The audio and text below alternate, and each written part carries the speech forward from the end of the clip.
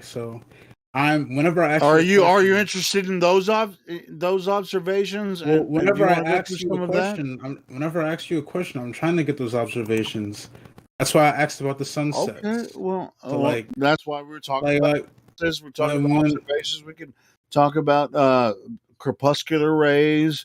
We can talk about all kinds of stuff.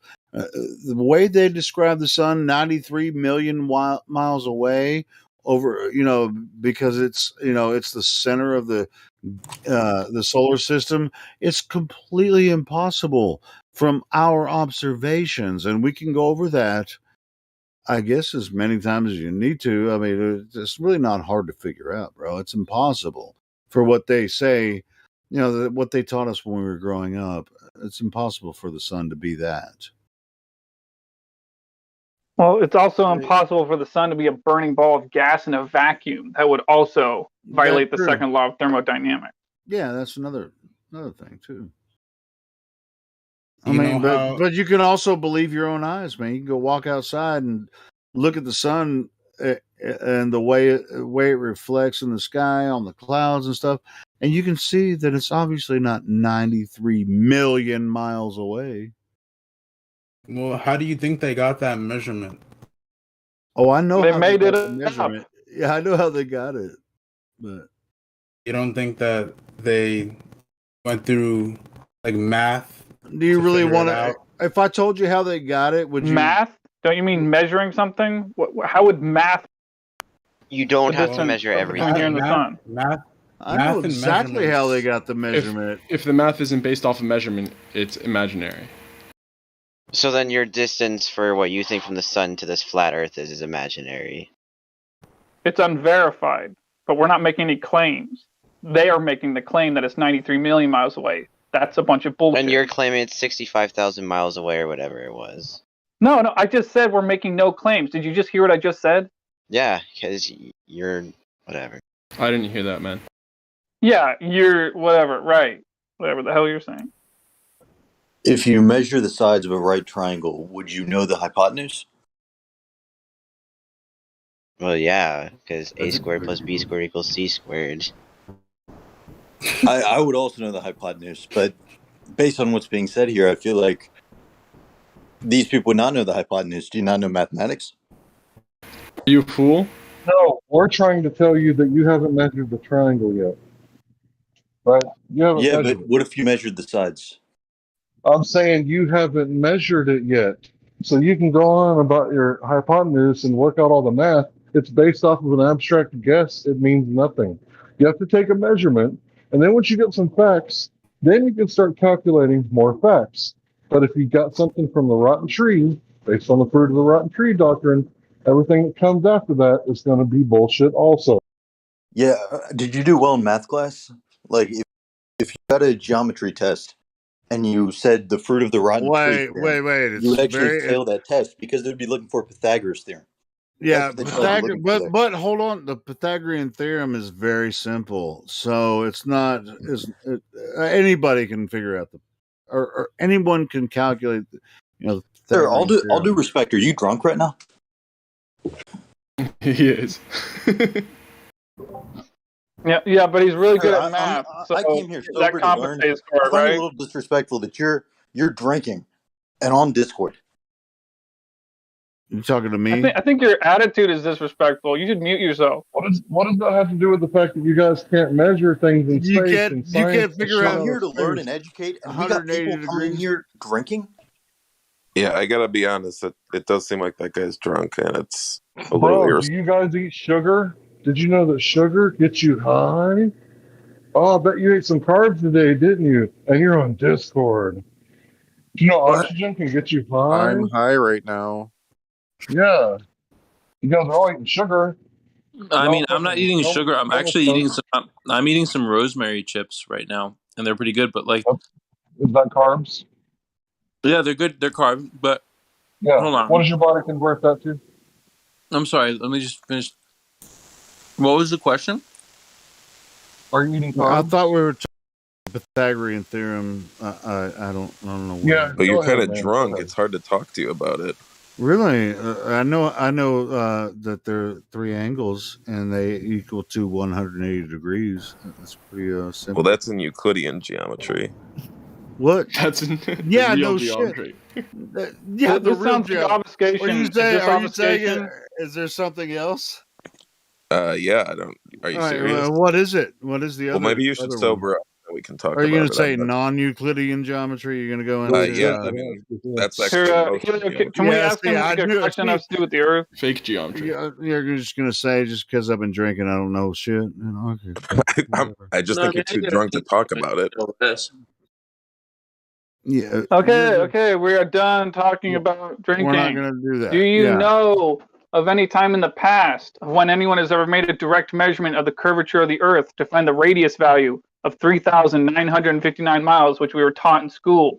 Do you know what measurement they ever made of an arc segment of the Earth to find that radius value? Yeah. It's that Egyptian guy, right? 3rd century BC. It's around that. Eratosthenes? Is that who you're talking about? The Greek guy?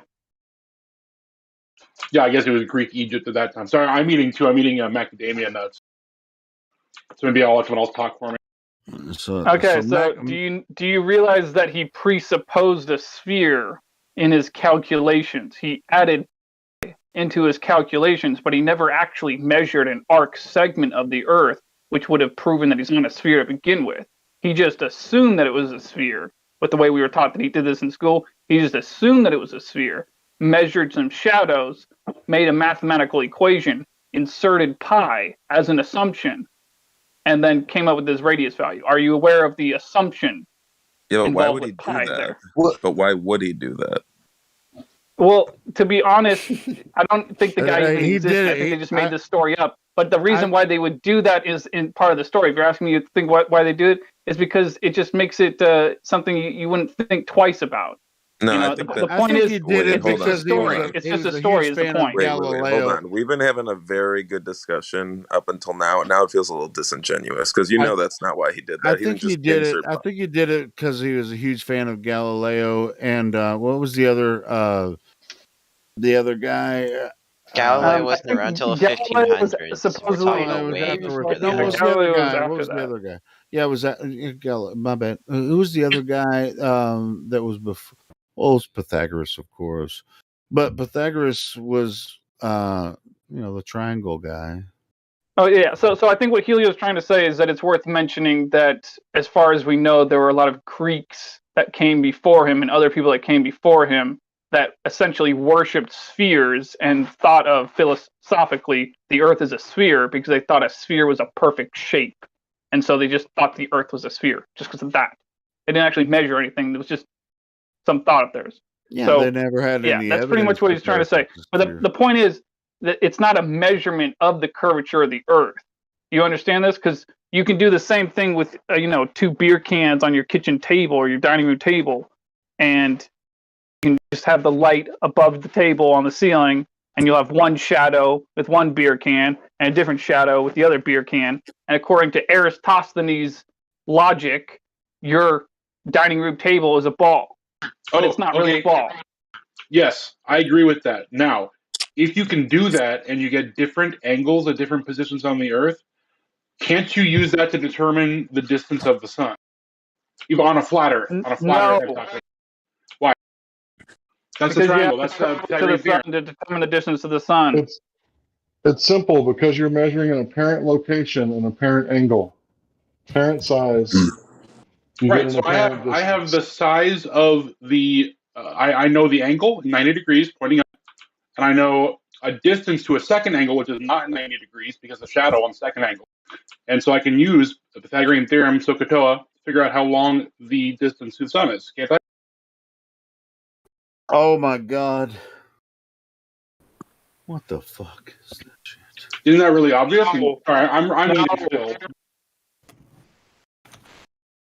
Well, wait, you just told us before when I was telling you that there are other geometries besides Euclidean that there weren't. So clearly you agree with Euclidean geometry. But now you are denying its application, which again, now it feels a little disingenuous. We've all sat here for a very long time. No, I know you're now it trying to feels take like the you're just piss out lying of to me, us. and it's not going to work. I'm not trying to do that. I'm I've talking been here to this listening asshole patiently that's for just talking, not you, the other guy that's just talking Well, right because now. you've been drunk this whole time, and it's kind of I upsetting. don't give a well. Doesn't matter what. Does you it hurt your fucking say feelings? about Does me? it make you want to cry? I'm going to remember Yeah, no, I this. mean, I'm tearing quite up here aware of because what's this guy is going drunk on. out of his mind. No, I'm not. Yeah, you're fucking annoying, dude. Like, I'm a little so he's sad that drunk for and you're 45 annoying. minutes I've been I listening to am this not guy. drunk out of my mind, and you're trying to take the piss out of me, and it doesn't make any sense. Well, You're how drunk are embarrassing you? yourself because Bro, you're you don't embarrassing understand what yourself we're for being saying, and drunk you're in a trying How to drunk are you? you're trying to obfuscate the point by just pointing out that I've been drinking some. Being an asshole. So Can you anyway, guys yes, I provide do any proof of understand the difference curvature? between Euclidean and non-Euclidean geometry and trigonometry, all this shit. Yes, I do understand that.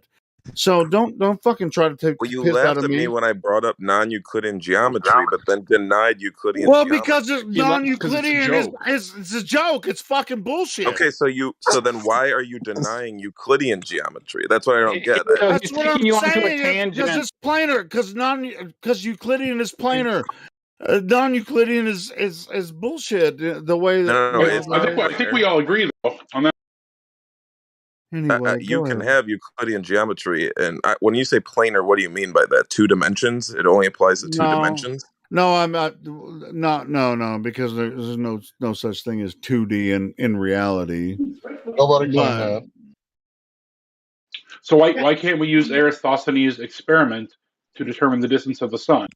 It's not an experiment. Based on what we did. You have to have a dependent, independent, and control variables. Yes, good. My independent variable is the location of my 2 sticks. The dependent variable will be the angle that the shadows cast. Oh God. Okay, so how did you manipulate the angle of shadows cast? I put 1 where it is noon, and I do this exactly at noon. No, you don't manipulate the dependent variable. You manipulate the independent variable. No, the locations are independent. Sorry, the locations are independent. Okay, can we get it straight? Okay, so this is observed phenomenon. Well, he claimed it's an experiment. Let's go through it. Yeah, someone may have actually done this. This is not conjectural. So you could do this. What's the naturally observed phenomenon? The naturally observed phenomenon is the angle of the shadows, particularly of the second stick, not the first. Okay, so this is your effect. Okay, so what is the cause of this? So I have 2 sticks that are 100 miles apart, and at the same time on Earth, I say, what is the angle of the 2 sticks, right? What causes the shadows? The sun, and the closer it is, the more high the angle will be, right? The angle will change based on the distance of the sun. How do you manipulate the sun? No. That's the response I manipulate the stick. You have to manipulate the independent variable. He just told you he's manipulating independent variables. No, you guys, is the independent variable the sun in that experiment? No. So what he said was that the location of the well and the stick will change the shadow, right? Yep. What does that have to do with the shape of the Earth? No, it doesn't. I'm trying to say on a flat Earth, we should be able to tell the distance of the sun based on the angles of 2 sticks, It's right? apparent location. Do you understand? Its apparent location is not where it's actually at. So when you're looking at the sun, it's like looking at a fish in the water. It's not actually where you're looking at it at. So even if it is straight above your head, you don't know the size of Venus. Compare it to. So imagine somebody robs a convenience store, right? What are they going to measure it to? Well, if there's no 6 foot to 5 foot tape on the side of the door, then they're going to look at the 2 liter and they're going to say, okay, 5 2 liters. We know that makes this many inches. I get him, you don't have none of that. You don't have none of that. Listen, you don't have none of that to compare the sun to. Bro, just listen to what I'm saying. Because my 2 sticks are exactly 100 miles apart. No, they're not. What does that have to do with the price of rice in China? Because I get different angles. If I get different hold on. angles, We've been in here for an hour talking about experimental Dude, be design. quiet. He's setting talking. up an experiment for you, and then you're Bro, telling him be that's not an quiet. appropriate experiment without explaining why. One guy What is does it have to do with the this shape guy of the is so Earth? drunk out of his mind, he can't calm down for a second and Okay, let him speak. who's that? Who's He talking? keeps saying, I mean, yeah, he's being a dipshit. He's saying, you know. Hey, piss drinker, what's your name today, bro? Hang on. So I could If you're just 100 bang you miles and get this shit apart, over with. does that mean you're Hey, I don't know what the fuck that faggot's name is. Get him the fuck out of here. Get out of here, bro. I don't want your fucking punk ass around here. Please. Yeah. If you're 100 miles apart, does that assume a sphere? Is that what you're saying with that? What? Yeah, so we're going back to it. I think it's CG, right? So I think it was that guy. Piss drinker? All right, so I don't know what his name is. CG. TNIM. Who's TNIM down at the very bottom? He's the Sorry, one that was CG. Yeah, it's TNIM. I missed. TNIM. You get muted for now until I verify your identity. Hey, guys, I've been listening and I've been fascinated by the conversation, but I'm gay and I didn't really like the use of the What word. does that have to do with anything? Good for you. It's good for you, man. Please don't bring your emotions to us in here. Okay. Thank you. Well, I just don't like. You let your emotions get to you. We don't. That's not our problem. Dexter, like you were cool yesterday, man. Yeah, am I not cool now that you? Yeah, know it's Friday night. I just don't like. Friday night butt hurt, man. Everybody's getting butt hurt tonight. I just don't like people calling people faggots. You know. Just, well, fuck them. I wasn't talking to you, man. Did anybody do that? I muted them. It doesn't matter. We're going back to what we were talking about, right? So you measured some shadows from a stick and a whale, right? And what you noticed that the shadow changed. Yeah, a whale. Why a whale? WEL. Oh, okay, yeah. Yeah, so you notice the shadow change when you change location. So what you proved is that when you change the location of the shadow of the sticks, right, and the shadow, try again. These guys got me fucked up. You notice that when you change the location of the pillar, right, it changed the angle, right? So there's your cause and effect relationship. Yeah, the shape of the Earth and then you wasn't can involved determine in the experiment. You can determine the. Hold on, please. Let's not misconstrue what I'm saying. I'm saying on Earth, you can use the stick experiment then to determine the distance of the sun. That is the only thing I'm saying. I'm not talking about globe Earth. How? Because you do two sticks 100 miles apart. Presumably, they have different angles of shadow. Is that right? All right, so that's what Aristophanes. That was the basis. But we're doing a different experiment than him. He's changing This it. is a new experiment. He's changing it somehow, and he's saying that I don't know. He's like making it different. No, here's what happened. Here's all right. Well, let's go through this. So what Aristophanes thought, he could see the bottom of the well at high noon, right? And so that the sun was directly above his head. He could see the bottom of the well, and then he thought, "Hey, if I could, have a friend put a stick in the ground and measure the angle of the shadow, that's several hundred miles away from me, then we could determine the shape of Earth if it's a globe." For some reason, he wanted it to be a globe. I don't know why, but because if you could do the same test, and if the sun was much closer, it would work the same way. And I'm pretty sure I heard Neil deGrasse Tyson say the same damn thing. Yes, and I agree. Okay, and that is the basis of my proposed experimentation.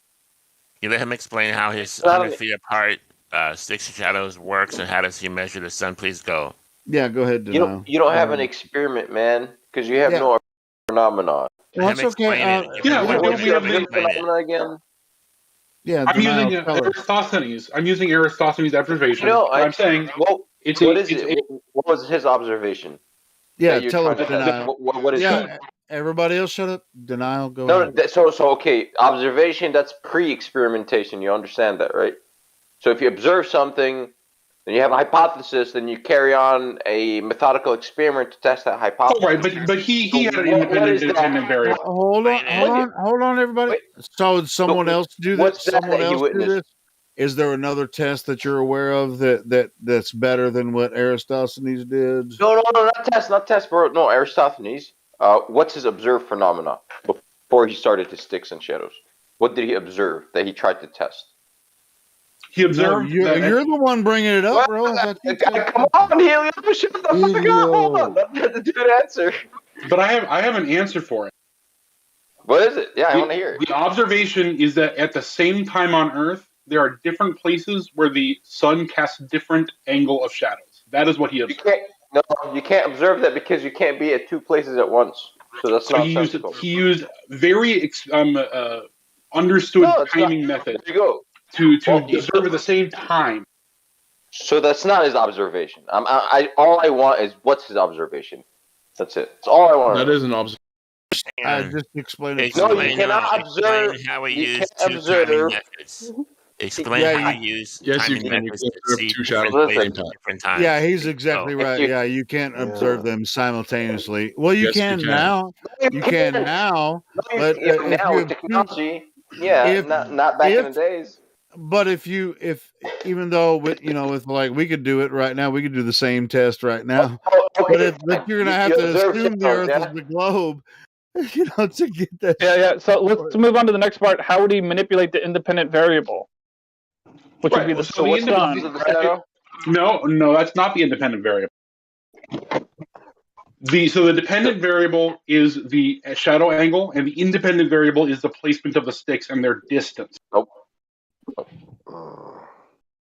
We all on the same page on that? What about the camel he used?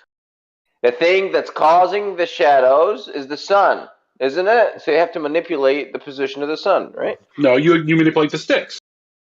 Well, you could also manipulate the position of the sun. You'll get the same exact results. Yeah, but you one of them's possible, one of them's a fantasy? Yes. Isn't it 50-50?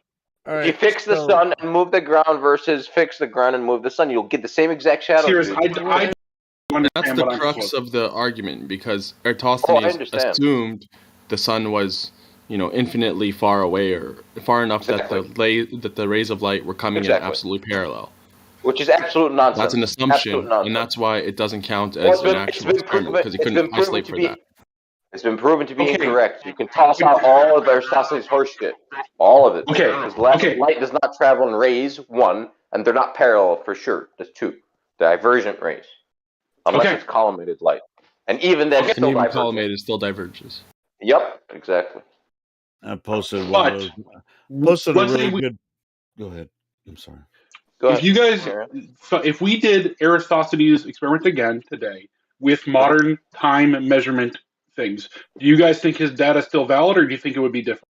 It would still be valid if you made the same assumption. No, I don't want to talk about his assumption. I want to talk about the assumption is important, because he's it would assuming only be the valid parallel. if They're you not. make the same assumption. It would only be valid. Hold on. Helio, you said moments ago that the reason that he got the divergent angles was because the Earth was flat and the sun was closer than he thought. No, right? He assumed that the light was parallel. Let's not talk about global. I don't contradict myself on this one. I've been quite concise on this for quite a while, so I don't see how. Okay, so on the flat Earth, you guys agree that the stick angles would still be different. That his test would still produce different angles. No, the shadows would be the same. They are not different. The sticks would be the same. The only thing that's different is that the rays of light would be coming in divergent. The shadows also will be the same. If as an Aristophanes, or I haven't finished. If the surface is curved or flat, and you put sticks, the shadows are the same. Depending on the light. So parallel light on a curved Earth is equal to parallel light. Divergent parallel light does not exist. Bro, collimated I think light that's does not exist. Crypto, I think you're in a swimming pool, bro. You're in a swimming pool, man. Oh, Your mic. Yeah. That's why you're being drowned out. I'll even join back. No, you're I good, can hear man. you now. I hear you. You're good right now, man. I think you already left. Yeah, I think just way too many people talking at once. Yeah, well, I mean, yeah, let's kind of control the talking over and stuff. Yo, now you sound worse. Do you guys want me to continue? All right then. Yeah, sure, but don't say that I'm Wait, saying something. Don't say that I was saying something different than I've ever said on this because I've definite or different. Different. I've been saying the same thing for many years. Crypto, yeah, welcome. Okay, well, then can I ask what you guys, if I took a stick and put it at... Sorry, hello. I was just about to talk. I just wanted to ask you, what do you think that Eratosthenes proves? I'm saying he could prove something either way. If the Earth is flat, he could still prove the distance of the sun using his experiment. Okay. So how would you go about doing that? That's what I've been trying to get through. What I would do is I would take one stick and put it at noon in Central Park, or on the equator would be easier even. And then I would take one stick, however many miles away it takes, to get a different angle, maybe 100 miles, right? And because the sun is closer to the flat Earth than he thought, there should be an angle on the second stick, even though the first stick does not. This also is how like time zones work, right? Well, there's going to be an angle in some parts and dark in other parts. There's going to be an angle either way, so like right.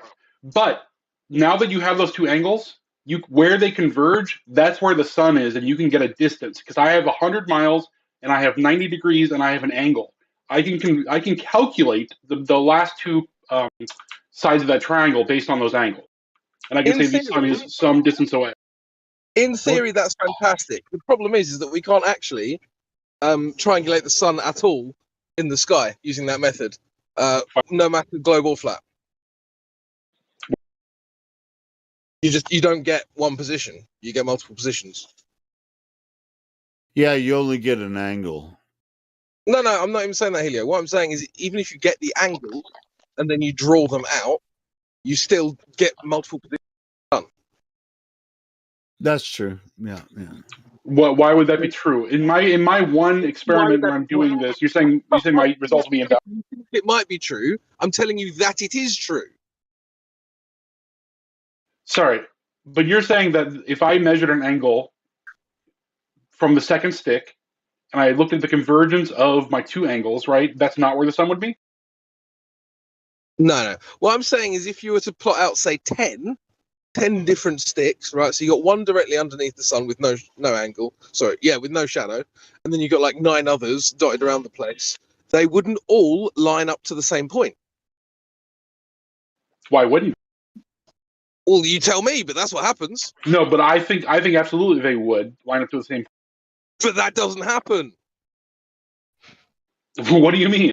Like if let's make it 3 sticks. Let's make it 3 sticks. So I got my original 2 sticks, and I got one in the middle. I'm not telling you some fantasy shit. I'm telling you what happens in real life when people try and do this. At 100 miles distance. If you want. Yeah. Okay, look, but so explain to me what happened if I had 3 sticks. I had the first stick, no shadow. The second stick has a 10% shadow. What would the middle stick have? The one directly between 50 miles from me. You'd have to get the data, and then we could look at it. What I'm saying, I propose to you that it would be the exact half of the 2 angles. When people have tried this in the past, that's been the result. I don't know why. Does anyone here know why? No. I have like a theory. All right. My guess would be the more acute the angle that you're looking at the sun, the more atmosphere you're going through, and the more density is causing the light that's entering your eye or causing that shadow to in such a way that it's giving the appearance that the sun's in a different position.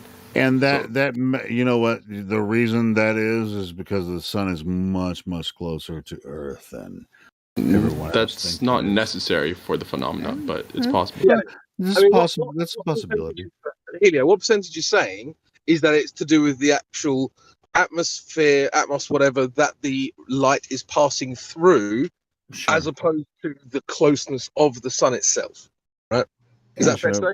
because it's not in a certain position. I would never even claim that the sun is in a place. Be like the globers say, is it a place? Okay, can the I apparent summarize position what you're saying to see if never I understand? equals the actual position, but the more atmosphere that it's going through horizontally, the more gas it's going through horizontally will cause the apparent position to be more off from the actual position. Okay, can I clarify one thing and I just ask to make sure I understand what you're just saying? Let's say you guys had 5 people standing out in fields very far apart. If they all pointed where they see the sun, their pointing would not line up. Is that what you're saying? Exactly. Well, hey, say you have 5 people on a beach that's 6 miles long, and they're spread apart, like a mile apart each, and they watch the sunset. That you see that line of sun reflection while they're watching the sunset on the West Coast. But don't they all look the same direction? They're looking west, and that sunset line, that bright light is going to their feet at the shore. Single one of them, they're all looking at the same thing. Yo, what's up, man? Hello. Someone out there saying Cyrus. Hey, shout out, Cyrus. What up? I don't know. I heard someone saying my name, so it's good. Okay, well, thank you guys for seeing me through that. I disagree about the apparent position of the sun, but I understand why you guys say it. Yeah. So how about this? I'll let someone else take the. I got something cool for you. Hey, I'll tell you what, though. In your model, the sun doesn't have an actual position ever, right? If you want to claim that the sun has an actual position, then you would have a problem with the Selenilian eclipse. That is true. And after having this long conversation with us, you should go out and like tomorrow or from this point forward, go outside and look at the sun that monkey wrench there, bro, and see what's going on. And did you or Aristophanes account for negative refraction that's in the ionosphere due to the plasma? You talking to me? Oh yeah, whoever wants to do the fucking Aristophanes shit. Did you guys account for negative refraction? Someone has to catch it. Oh, fuck yeah. You guys got refraction. Now we have negative refraction, bitches. So it's like, all right. How about negative refraction, guys? How about negative ionosphere? Because that's fake as heck. Well, the ionosphere is plasma, and plasma displays negative refraction. So did you guys account for that? If it exists. Well, it does. It does. Really? Oh, yeah, negative refraction. Oh, yeah. No, the ionosphere. Well, okay, that's a different discussion. Well, that's their claim, so let's Can you test let's that? use it. Sure, ionosphere, plasma, well then it displays negative refraction. You account for it because the sun is beyond that. It's like so it is being negatively refracted as it approaches as it hits the ionosphere. This should all be very easy to test, though, right? Like, have you guys tested this? Because this seems really simple. All right, give us an easy test for the ionosphere. Sorry, for the apparent sun position due to the ionosphere. Oh, is that right? Just for the ionosphere existing. How would you test that? I want to talk about what you guys are claiming. I'm not claiming shit. No, this is a global claim. The sun doesn't have an actual position. Right, that's the claim I want to talk.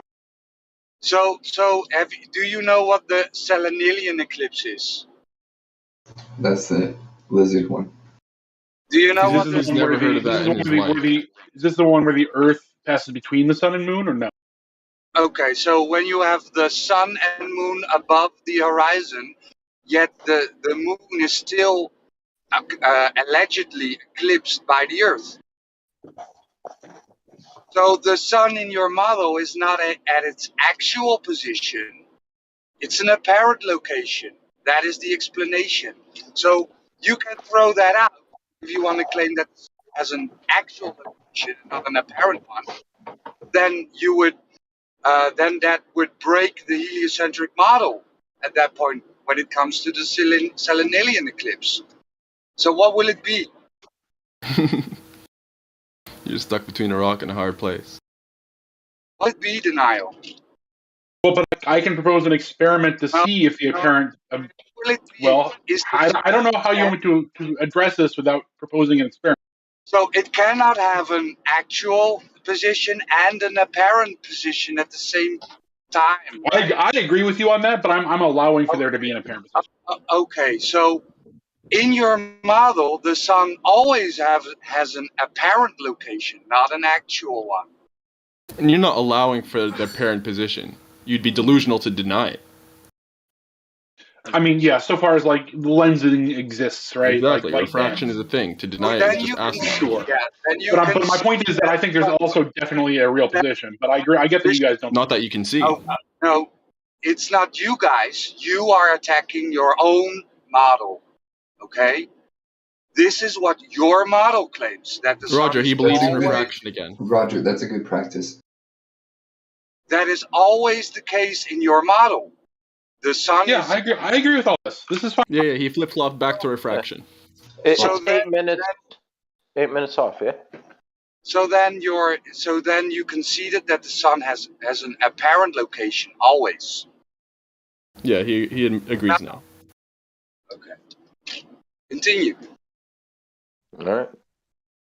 Yeah, I mean, if you've ever heard any of us deny that refraction exists, light refraction exists, then come in here and say it, because we, it comes off, and none of us claim that it doesn't exist. But it will never. For it, light refraction will never make the Earth look flat.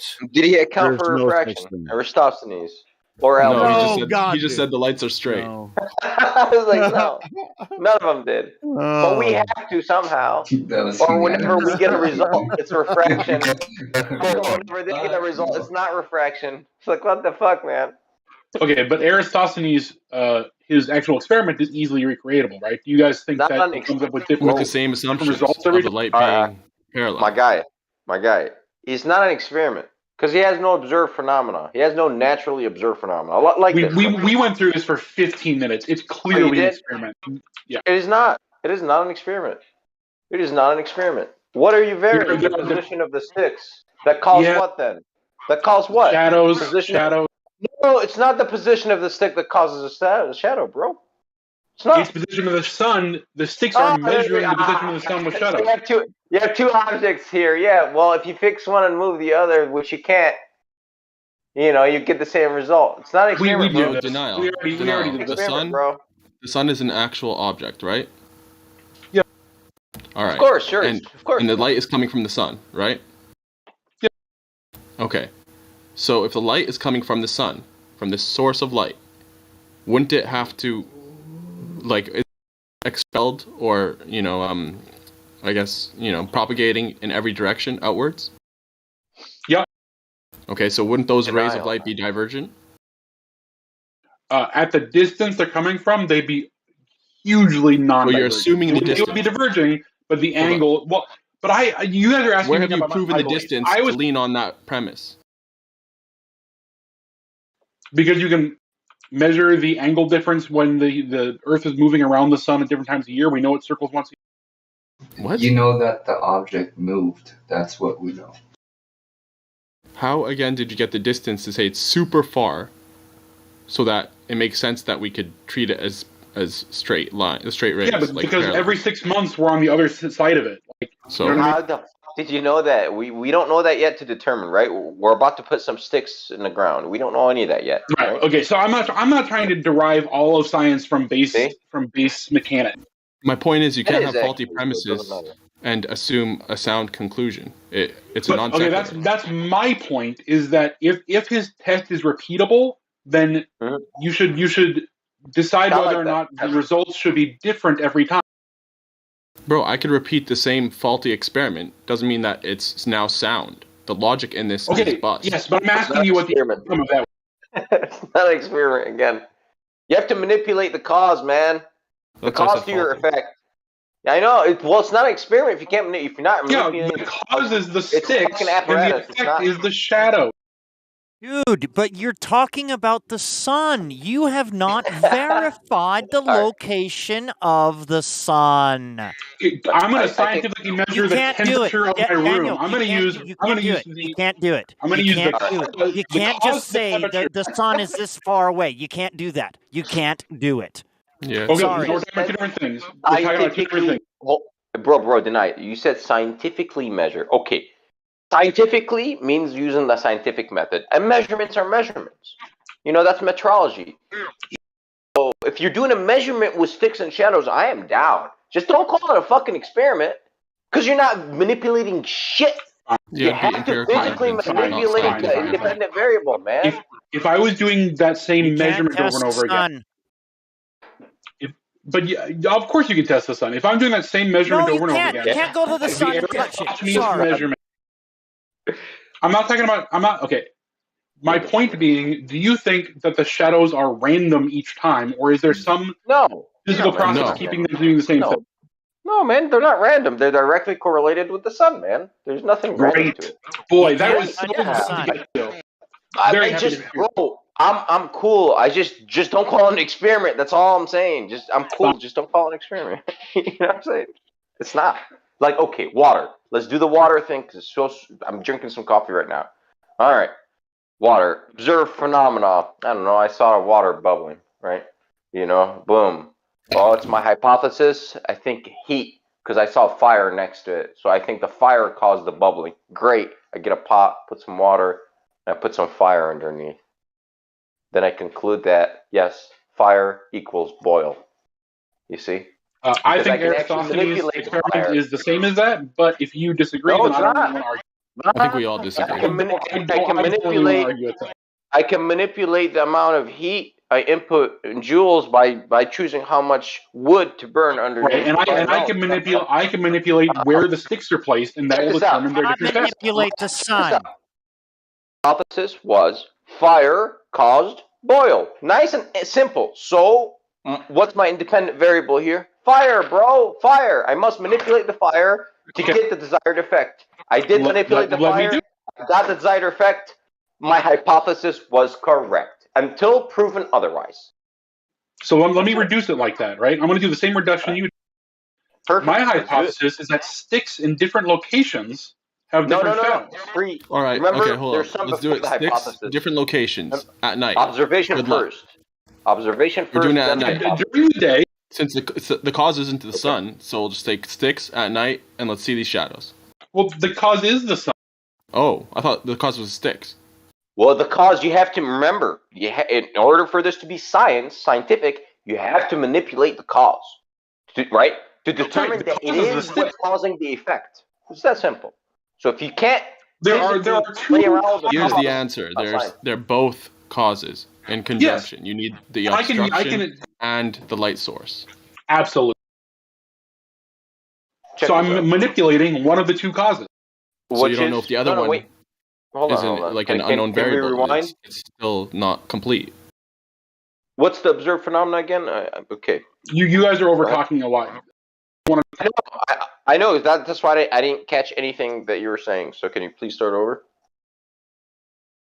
Okay. There are two causes of the shadow. The first is the sun. The second is the stick. I can manipulate one of those two causes. Mm-hmm. But you're still assuming something about the other cause, right? No, I'm not assuming anything. It's observable that the sun is what is causing the shadow, right? That's observable. Yeah, it's also observable the lights are divergent, right? What light source do you know of that has parallel light coming from it? Yes, and that could affect the results of my experiment if the Earth is flat, right? No, regardless, it'll affect it, right? Sure. Okay. So the experiment is inconclusive.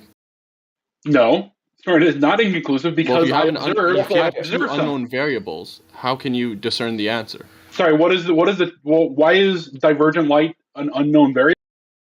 Because you don't know whether the light is coming in parallel or divergent, right? For it to be a curve, I'm measuring that. I'm measuring the light.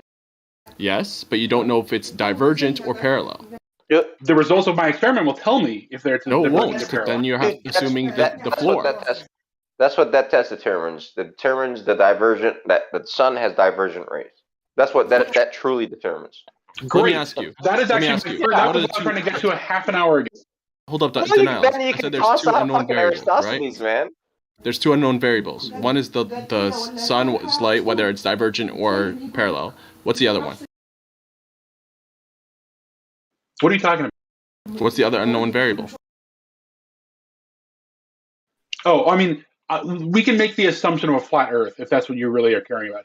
Yeah, that's the whole reason we're doing this, right? To see whether the Earth is curving or flat, right? That's the unknown variable. So you can't have two unknown variables in your equation, correct? Divergent rays of the sun are not an unknown variable. You can account for them. And in fact, I can measure them directly with this experiment. So the lights are divergent now. All light sources are divergent. Okay, but the light, when it's touching down, when it's hitting us, is it divergent? When it's hitting the sticks, is it divergent or parallel? It's divergent. He just said it. You can see it. All right, then if it's divergent and we see the shadows we see, then it necessitates a flat Earth, right? I am granting you the flat Earth for this experiment. I'm not granting anything. Just go do it. And I mean, the problem is it's inconclusive. That's the problem. Why? So Why is it inconclusive? Because okay. Well, according to Aristophanes, remember his assumptions that we're going through. No, stop, please. My new experiment, which is a flat Earth experiment. Why is that? It's a new one. All right, go ahead. Run us through your flat Earth experiment. So yours is not just Aristophanes? Are you doing something different? No, he's on something else. Yes, it's completely different because I am using entirely new assumptions. My assumption is the Earth is flat. Okay, Chinese did that, or I mean, the Chinese did the Aristophanes and they got flat Earth. So I mean, people. Right. So now I am using his same stick experiment, but for measuring a totally different thing than he was trying to measure. I am not assuming parallel rays. I'm assuming divergent rays. Okay, go ahead. But you're okay. So regardless of our assumptions, the measurement to the shadow is going to be the same, regardless. It's irrelevant. It's of course depending on time of year and position on Earth. Of course, no shit. Right? But I think it's recreatable, right? Yeah, sure. Go ahead, run us through your experiment. What does it? So you just change your assumptions around, but the results are the same. That's Hold up, Cyrus. Let him run us through his new experiment. I'm curious. I have one question too. Are you familiar with the original Aristophanes test of denial? So denial. Yeah. How he came up with the test? Yeah. We need to slow this down. Everybody's getting excited. We want to. I know. Let's just establish the datum, and then we can go from there. Go ahead. All right. Roger. Okay, so denial. If I showed you this PDF of a Chinese Aristophanes that measured the Earth as flat, then the Earth is flat, right? If the assumption is the Earth is flat and that the reason for that is divergent rays from the sun, then yes, that's what they will find. Let's start from the original assumption, though. Leo, 1 second. So I've just posted the study in the live stream voice text. So I cannot go through a PDF right now while we're doing this. Obviously. Okay. So if you have other assumptions and you measure the Earth as flat, right, with the sticks and shadows, then the Earth is flat, right? What? If you have other assumptions, divergent sun rays, and you use the sticks and shadows with a small and local sun, then the Earth is flat, right? Yeah. Okay. Well, welcome to Flat Earth then. Okay. Yes, I'm on board. Here's my experiment, though. Look at Adam Unsalted's gift, right? Yes, we know. Yeah, we know. Yeah, that's I'm why looking we at say. it. Yeah. That's why we say that Aristophanes is bunk. Even Neil deGrasse Tyson will tell you it will work on a flat Earth if you take different assumptions. Aristophanes did not prove that the Earth is a ball. He assumed it in the first place. Yes. So let's get past Aristophanes. I would love to stop talking about Aristophanes. Roger, he's on a completely different experiment. He's trying to use this as a foothold for a new thing. So let's let him say his thing and hear him out. The new one. He's talking over Roger, so it's kind of hard, man. It's okay. So he conceded that it also works on a flat Earth. Absolutely. So, thank you. Yep. Okay. So the new experiment. What's the new one? Because I just wanted to make sure he understood the first one, and now you do. He did. He's trying to use it as like a gotcha for the second one. So let's just hear Not, it. not a gotcha. Not a gotcha. Let's go. Okay, look at the end of Adam Unsalted's GIF, right at the end where it's a flat Earth, right? One of the poles has no shadow. The other one has a 45-degree-ish shadow, right? If we know the distance between those two sticks and we time the observation correctly, we should be able to then determine the position of the apparent sun. And I get that because of lensing effects, it may not be the true position, but it'll be pretty close. Yeah, you're going to have to account for the negative refraction in ionosphere. And once you do that, then I'm with you. I'm game. Yeah. Negative refraction. Fuck yeah, hell yeah, helium. Well, I'm stealing that shit from India. I heard it today from India. I looked that shit up too. Yeah. I looked it up too. Negative, see, we're all on the same page, man. Okay, so you claim sun, negative refraction. Gotcha. Okay, so your thing is basically what you said like 30 minutes ago, where you can triangulate the sun. That's flat. Sure. Right? Yes. Okay. So, did you know that the late Rob Skiba put out this video showing something called atmospheric magnification? Yes, I know that's a real phenomenon. Okay, and because a lot of the times people make this argument, they say, from the two positions, the sun, if it's a flat Earth and stuff like that, the sun should be, a different angular size, right? So we have atmospheric magnification. We know that it can, as it's moving, from one stick to the other, that the angular size could stay the same. Possibly, right? Yes, but remember that I'm completely ceding the ground that in this concept, the Earth is flat. Absolutely. My point though is that for this atmospheric magnification to happen, it's because of this, this effect of having a lot of air mass, a lot of density in the sky that the light is going through, right? In the air that the light's going through. And that's what's causing this additive or maybe even exponential effect. Okay, so that should be easy to get around. I'll tell you how. Instead of one of the two sticks being no shadow at noon, you make it so that one of the sticks is at relative like 11 a.m. and one is at 1 p.m. Basically, you put that distance around the Earth apart so that it's the same angle in just opposite directions, and therefore the lensing effect should be similar. It depends.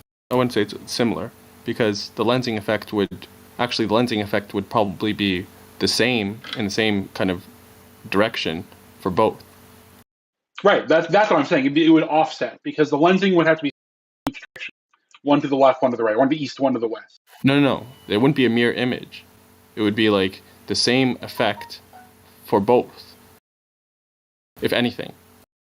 So you're saying it would? You were saying if okay, let's get back to the Aristophanes and let's say you're saying basically have the sun in the center with the sticks equal distances apart from the sun, right? And you're saying the distances of those shadows would not be the same.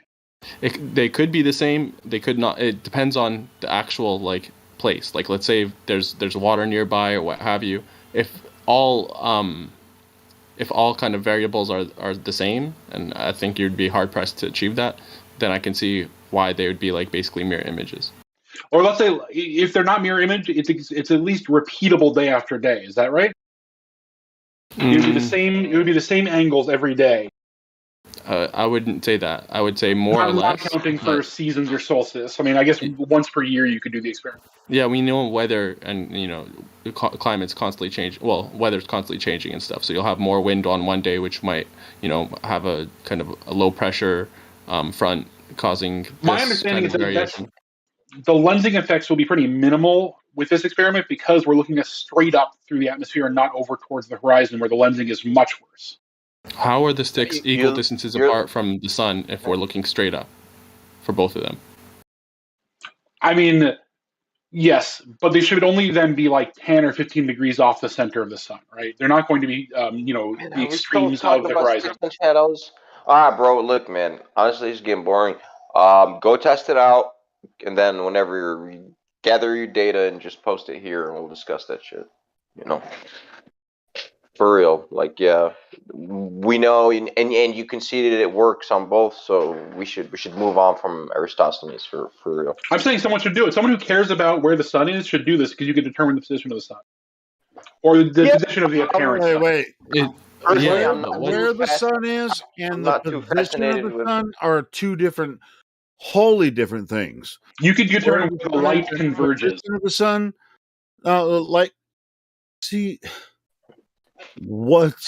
then you're gonna get into what the sun is, and then we're gonna have another discussion. But hold on, we all agree that light converges. We've been talking about divergence this whole time.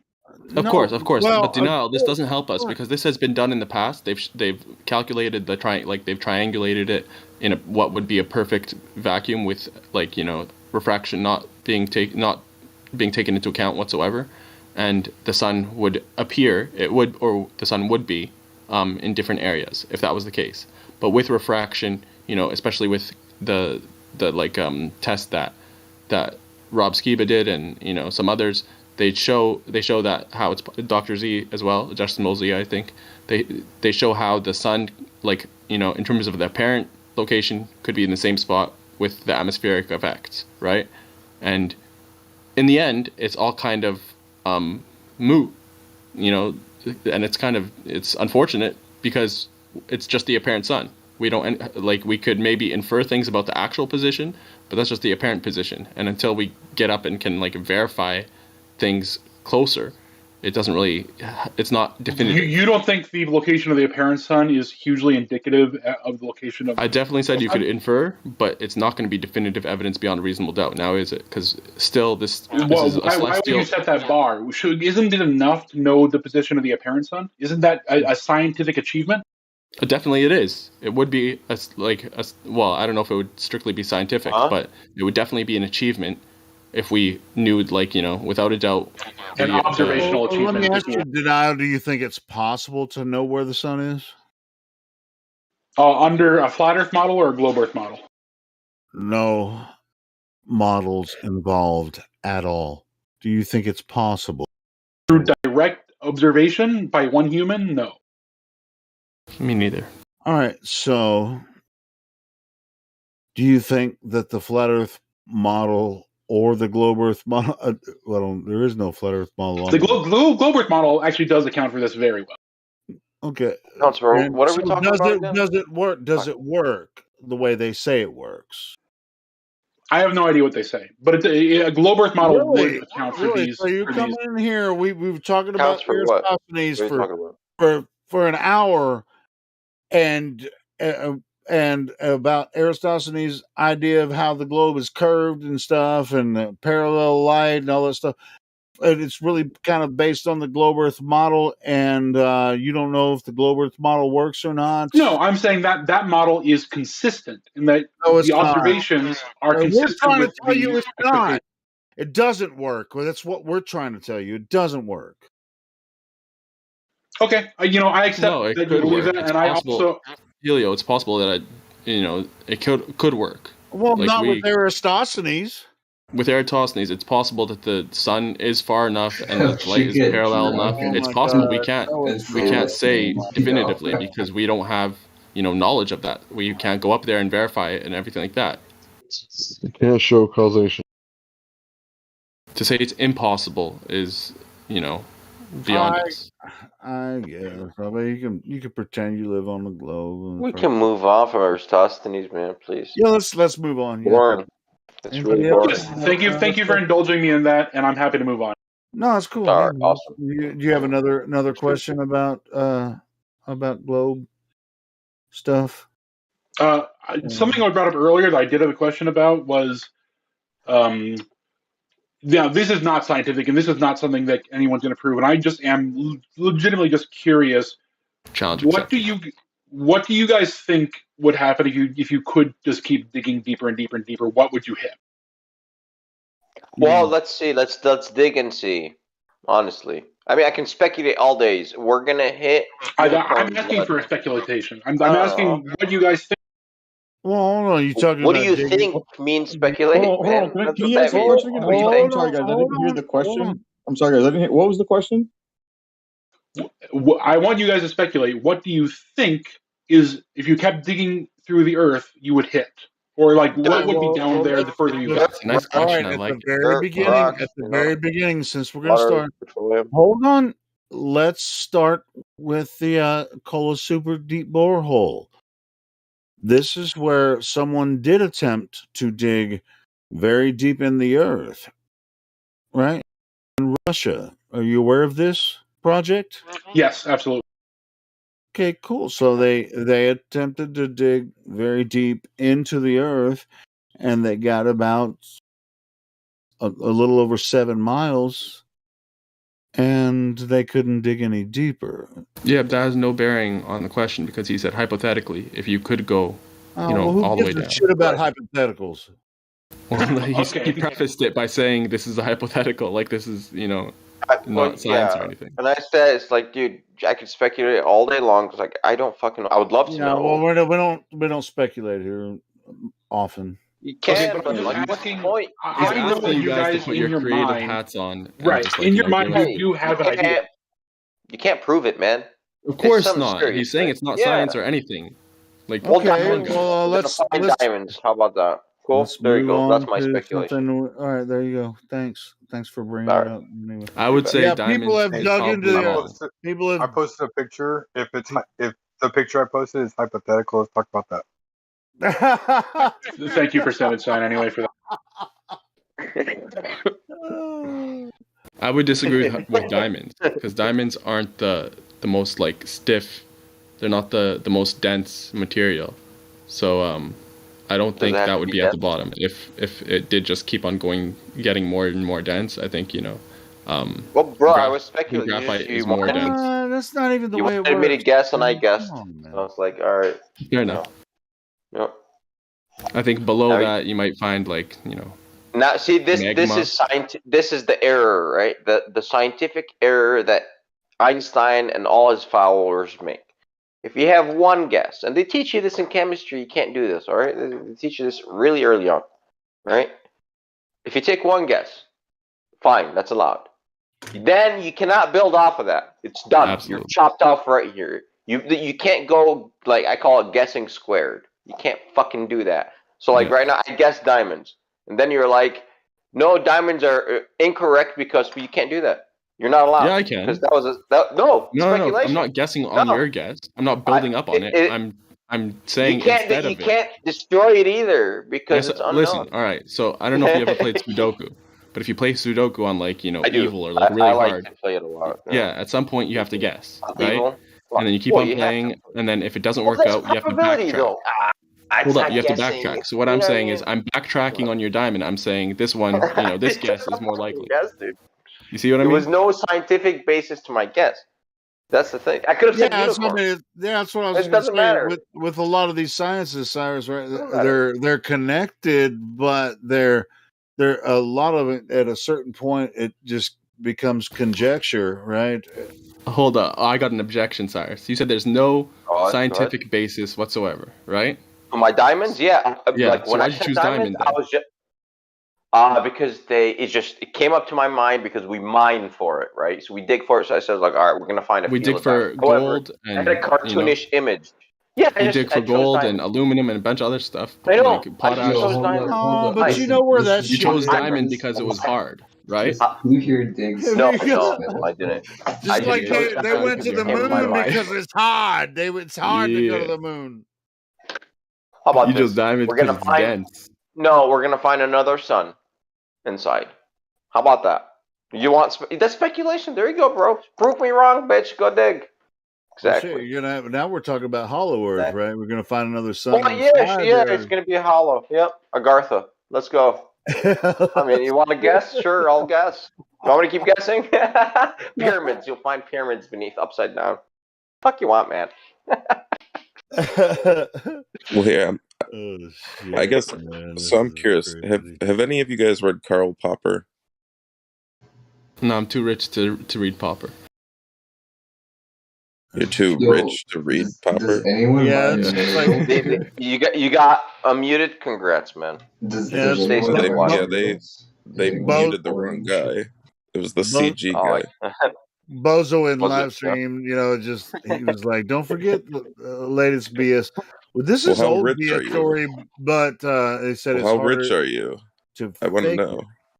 I mean, you can't change your voice. They're just Yo, talking. who's trying to buy a gold mine? Who's trying to buy a gold mine, Corey, here in Chile? It's harder to fake it. Oh, who's in Chile? Come on, man. Who? Wait, I'm sorry. What's the Borax? If it's not a diamond mine, I don't want it. Anyone in a diamond, gold, silver buying position for a quarry? I have a couple up for sale.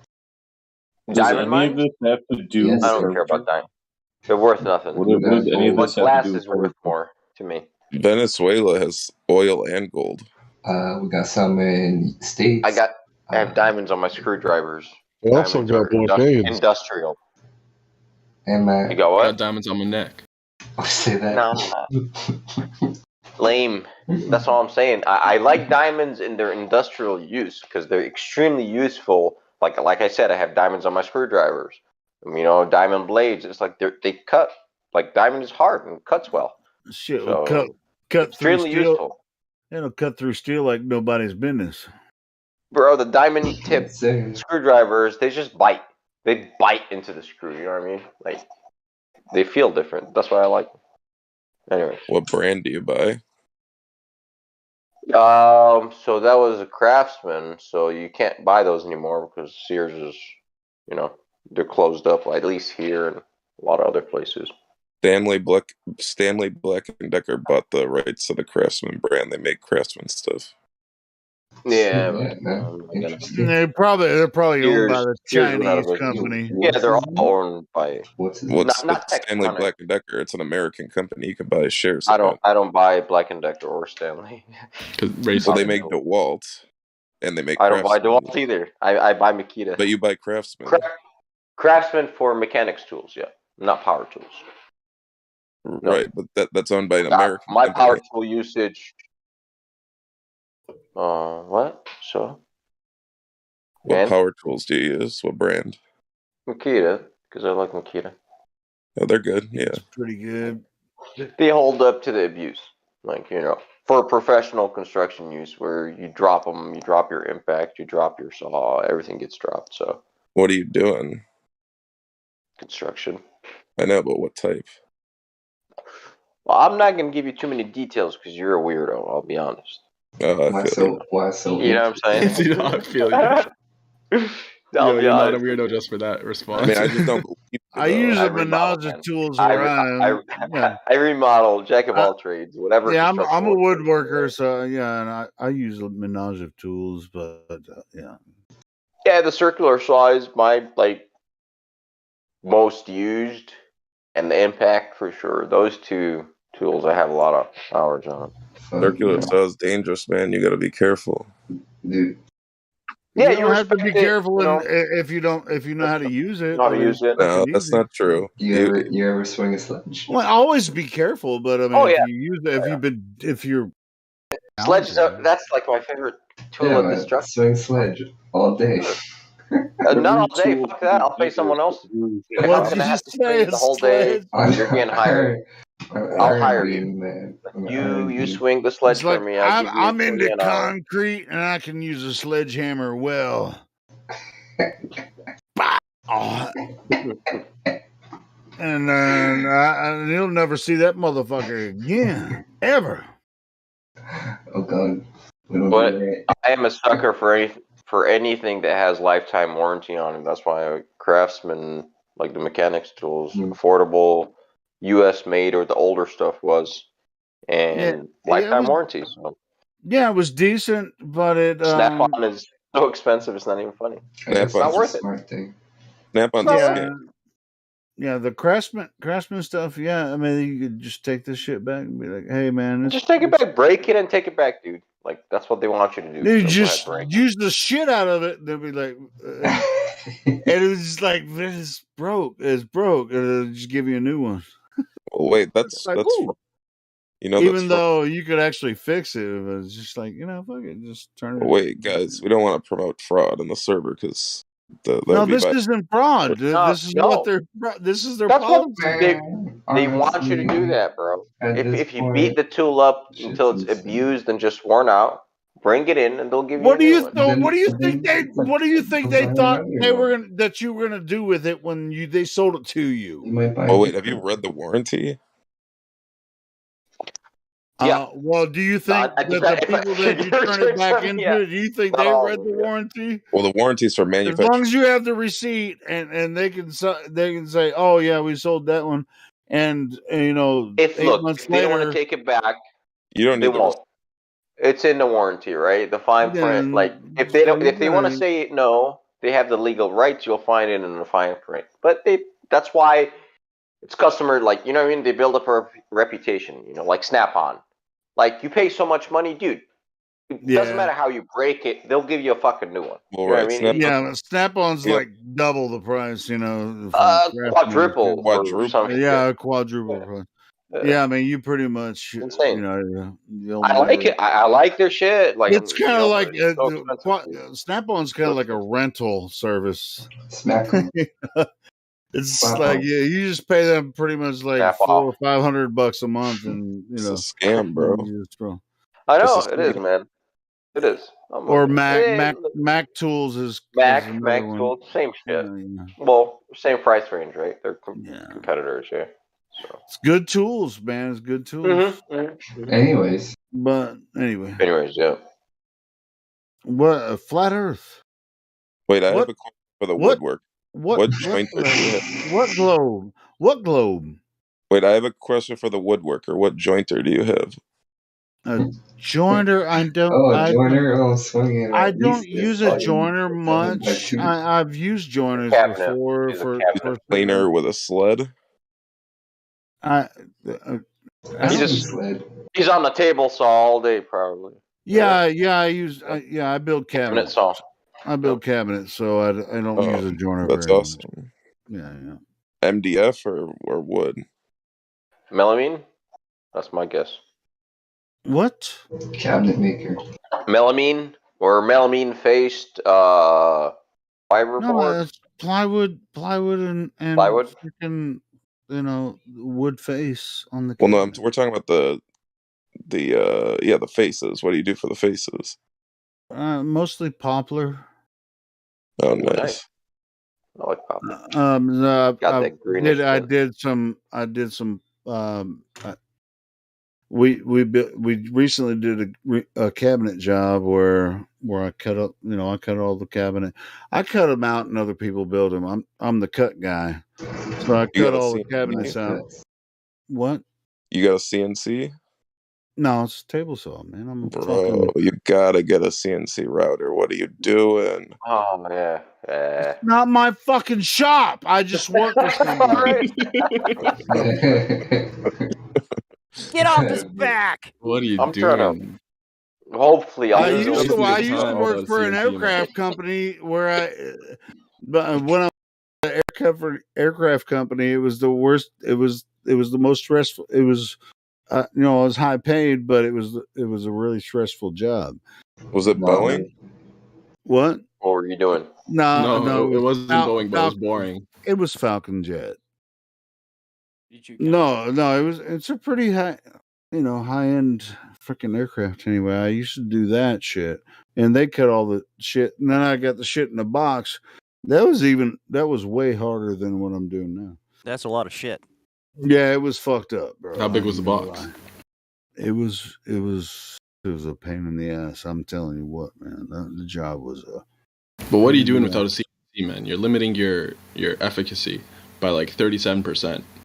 Yeah, money though, bro. Look.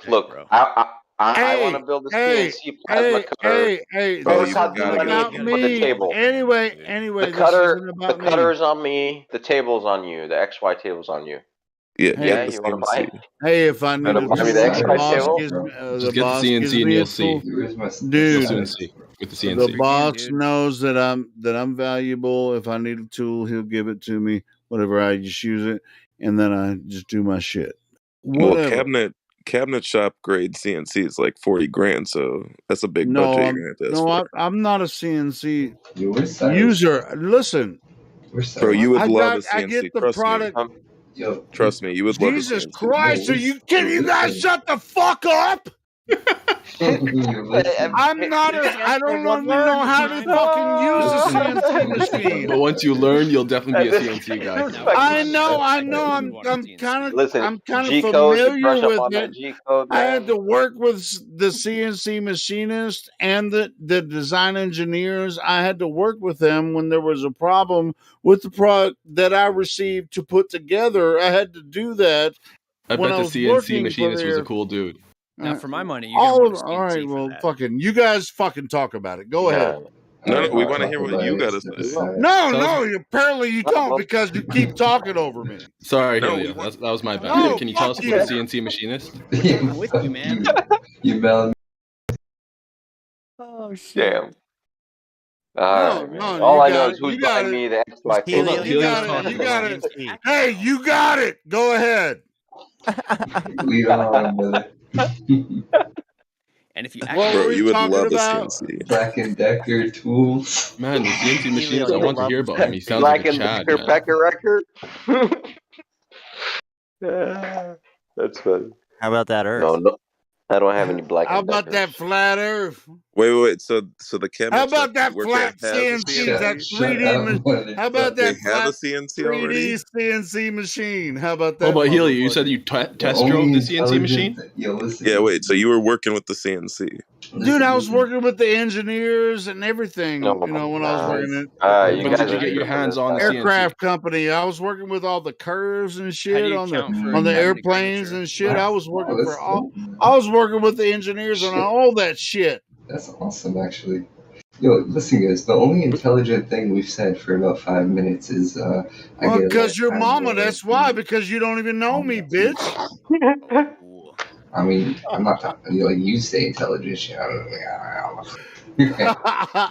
said nothing. I'm just messing with you, but yeah, man. I used to work for an aircraft company. I had to fucking deal with these engineers about their bullshit fucking designs. Account for curvature. Some of these engineers. I'm not gonna get into it. I don't want to call their bullshit out, but dude, sometimes they thought they knew how to build shit, but they didn't.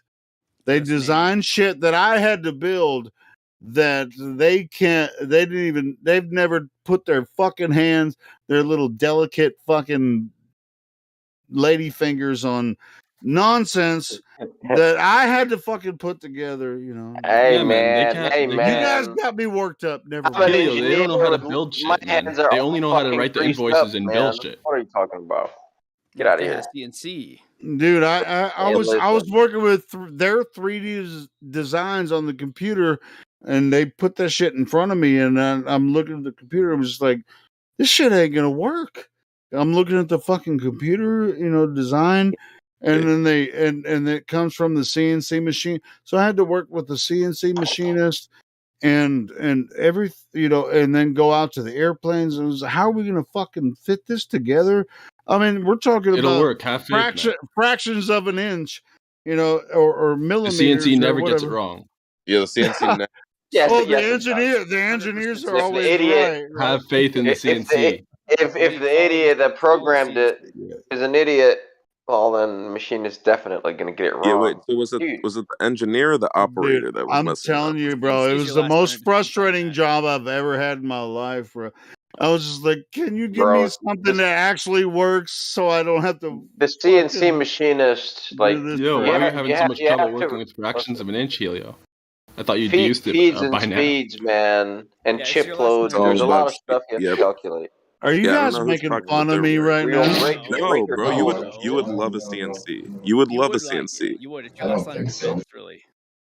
I can't really. Dude, I used to go talk to the CNC machinist. I'd talk to the engineers. I'd talk to the programmer. We heard that shit like 3 times already. Man. The machinist is probably your mama. How about these guys are triggering you, man? I might have talked to your mama about 45 times. Well, did they talk back? No, Yo, I've they never were met like, a CNC yeah. machinist. Can you just tell me Most about of the him? time when I told them how they fucked it up, they were like, yeah, I fucked it up. That shows that they're humble, right? Yeah, that's right. Because when I try to put it together, I'm the one that has to put it together. And when I talk to them, they're like, "Yeah, I fucked it up." They sound like some pretty good dudes. It's like, Yeah, but that CNC machinist sounds here's like what a here's cool what dude. happens. Like coworkers, Here's so what that's what I happens when I try to put it together, and they're like, "Yeah, oh, okay, I see. Can you fix it?" How about this? Do we have any new members in the That's house? your job to design it. Okay, serious question. Like, you fucked it What up in does engineering. CNC mean? Computer know. numerically controlled. Oh, there you go. Who's Okay. that piss drinker? Yep. Wow. What's up, bro? You gain some respect. Okay. All right. What do you do, piss drinker? You're on the CNC. What do you do? I'm an actuary. And I'm done. You're a what? I'm an actuary. I don't know what that is. It's statistics for insurance. Insurance? They're the ones that like deny your insurance. No, that's an underwriter. This guy's spreading fake news, bro. All right, like what's the difference between an underwriter and an actuary? You woodwork or something like that, or bro, underwriting's pretty fucking cool. Gotta be honest. I Those would are the love bad to learn how days, to do though. insurance Let's get one in personally, here. and I also want to learn how to underwrite house and mortgage insurance later. Yo, have you been in the bathroom for like 2 hours? all you guys are here. sound like you're in the bathroom, man. I live here. Whatever. You live here. Live in your bathroom? Mike is fucked. I am so sorry for you. It's the echo. Life's You're tough, man. yeah. And there's not enough room on the couch.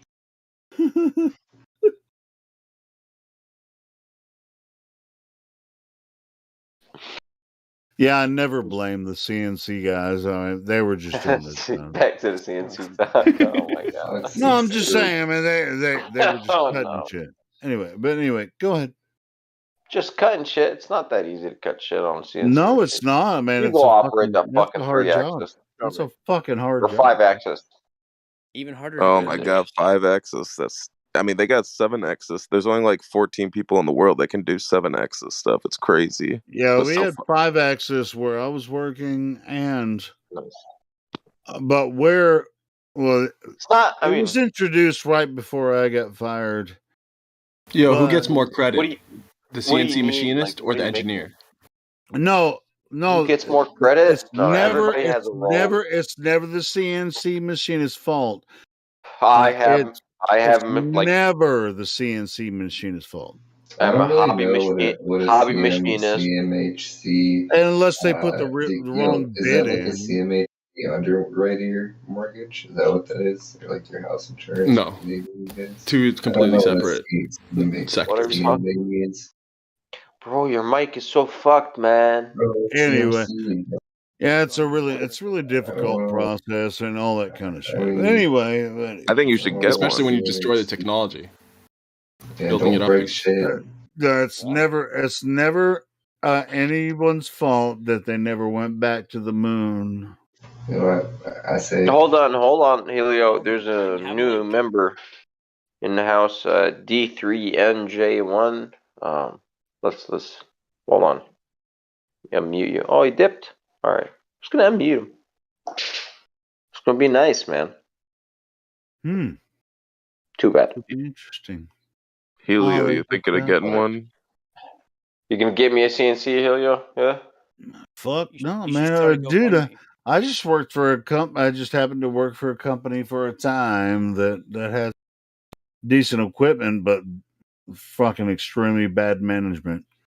You're telling me you're on the always is, brother. As it always is. Management kills everything. Helio, you're on the table saw all day. Yeah. Fuck. You know, I understand about burning out in that industry. Hey, but I'm fucking good at it. I know. I bet. I hate the table saw. It's my least favorite tool. But I have a good table saw. I mean, it's not the best, but it's pretty good. Is it a saw stop?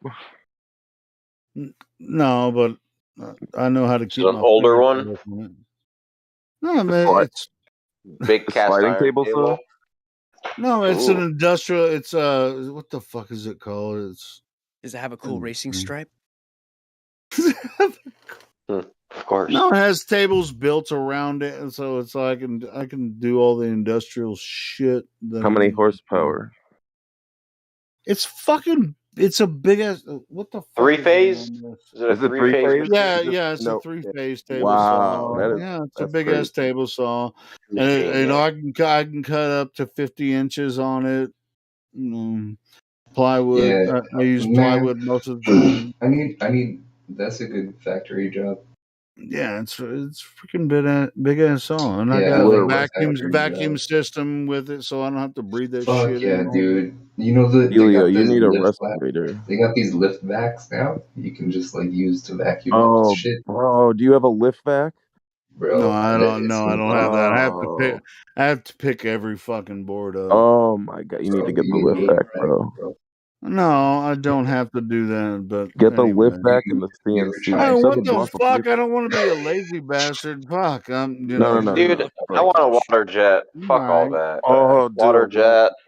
Just Who's Helio, minding you my need water to get a jet? water jet. You Nah, need to get man. a water Hey, jet, bro. man. To be honest, you know when I you know with the people that I work, if it's a very small shop that I work in, when I cut this shit out, fucking build these cabinets, put them in people's houses. They take pictures of it. They're like, hell yeah, this is badass. Can you ship them to Canada, bro? Well, By truck? I don't sell the fucking cabinets. I just build them. But can you? Is it like I just build them for someone that already. This is this recruiting people. You ever think about opening up your own workshop? Yep, Yeah, I was bro. about to tell him that. Like, dude, why don't you Custom just cabinet work on the side? yep, I've done make all the dough? jobs, but no. You need to get the Cut out the CNC if you middleman, open up man. your own shop. To So be this is honest, how it to be works, honest, Helio. You're gonna need a water jet if you. oh Bro, wait, I wait. got you. You ditch Discord. You buy yourself a table saw for your own house, and you just start making cabinets. Post them on Facebook. Post them up for sale. However, you gotta ditch Discord, so you free up your time. And You get Bro, just if you get spend the that many water jet, hours, and you put down the bottle, and you just boom, there you go. Because you have all the skills and knowledge. So why don't you do it? Just make just one set. That's a lot of fucking money. And just sell it for what I mean. bro, if you I'd get like the to make water that. jet, you can do the granite countertops also. Yeah, if I buy it, if I ever buy one, boom, I'll cut it on for you. There you go, man. There's a granite shop right down the street from where I'm working, and Put them out of business. there's just like friggin' just piles of granite scraps sitting around. Holy cow. Send me some of that, bro. What's the address? And I'm like, what? What's the address? fuck? Can we I'm get the like, dude, address? can I have some of that? Just make some Serious? fucking cutting boards out of that shit. Oh my God. Helio, you gotta hook us up. Yeah, what's the address? I know. I'm just like every time I drive by, I was like, "That's trash." Yo, what state is And it? I'm like, "What Give us cross streets or something. the Intersection. What's the intersection? I ain't gonna say it. Well, it's probably somewhere you won't want to drive to, but it's really like what state? well far away from you. But dude, it's just like there's this whole shop. It's like right down the street from where I work. They build granite countertops and shit, and they have scraps just piled up outside all day. What a waste. It's in Arkansas. Oh, nice, man. I'm never gonna be there anytime soon. Yeah. I got a good friend in Harrison, Arkansas. Yeah, I know a guy in Arkansas. Nah, Harrison's I think on the eastern side. Is Harrison nice? Are you nice? Do you know the name? Is your friend's name Harrison too? Is your name? Anyone named Harrison is We'll not talk about nice. CNCs. Fucking get me out of Or I can get a good granite tabletop. Cyrus, what the fuck? What's up, man? I like CNCs, man. It's actually something cool, something I real like. I am in the market for granite countertops to purchase. Do you know of a place? No, but I mean, I know a place that makes them. They're right down the street from where I Not for work. free. But I'll buy the they granite won't. here. You buy me the water jet. The granite is on me. I want the water jet.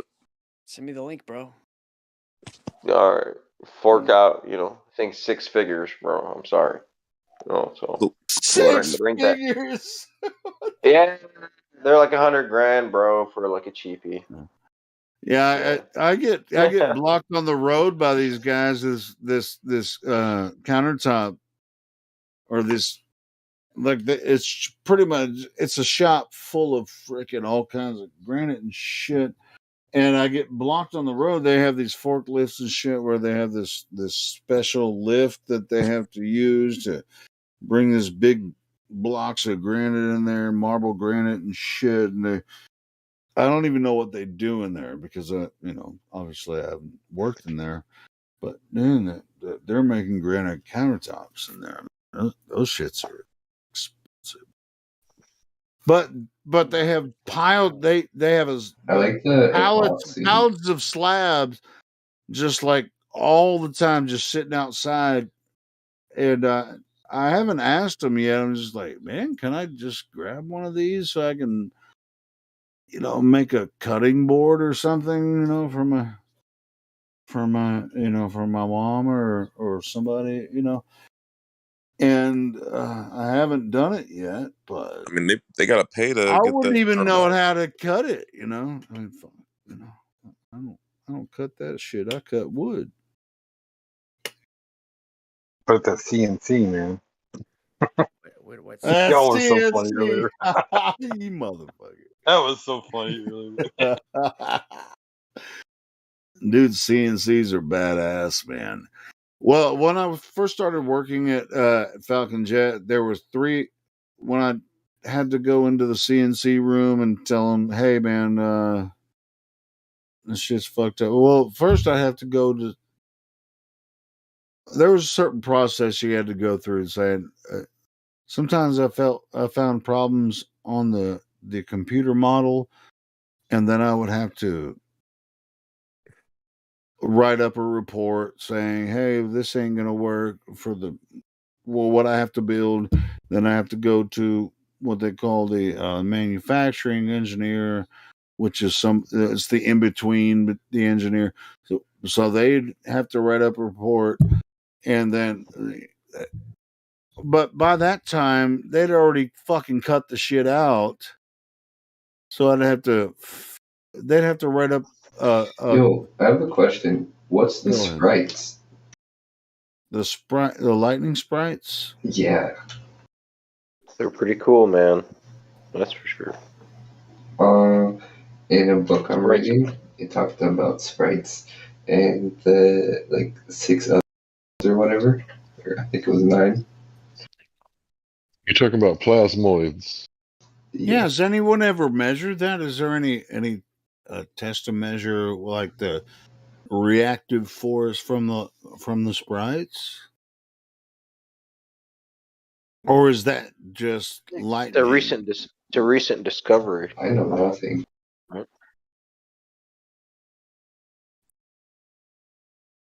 According to the Electric Universe people over there at the Thunderbolts Project, they think that it's a rediscovery and that some of the cave paintings are depicting some of these events that happen in the sky with the plasmoids and thunderstorms and things like that. But yeah, I don't believe everything Electric Universe says, but it's an interesting concept. The I cave believe art, pretty everything, cool. but wait, hold on to that concept. So he's saying the cave paintings are the sprites that they painted long ago, right? Give you a YouTube channel to look up, right? Yeah, what you said is correct. It's called the Thunderbolts Project. It's probably a few months back. And there's also another project where you put clouds in a bottle, and there's multiple lightning strikes close to the earth, and it makes glass. And they kind of make these fractal patterns in the sky consistently, and you can replicate it in a little cloud in a bottle thing. which they did. And if you look at it from different sides, it kind of, if you look at it from different angles, it makes different shapes that correspond to the paintings, like on the caves in multiple like locations before. And some paintings have cool info. Like that's all I know on it though. And I don't believe everything. Yeah, moving on. Sorry I interrupted. Very cool, man. I haven't like checked out any of their videos recently, or like the past year. The Thunderbolts project, which I should. That's where I was before, like Flat Earth. I was an anti-Einsteiner, electric universe dude. Is that what it's called? But ball Earth, obviously, What? There's not a whole lot of people are going to tell you. There's a bunch of different cosmologies. Electric universe is just one, right? How many heliocentric models did they have before now what, an acentric model? Right?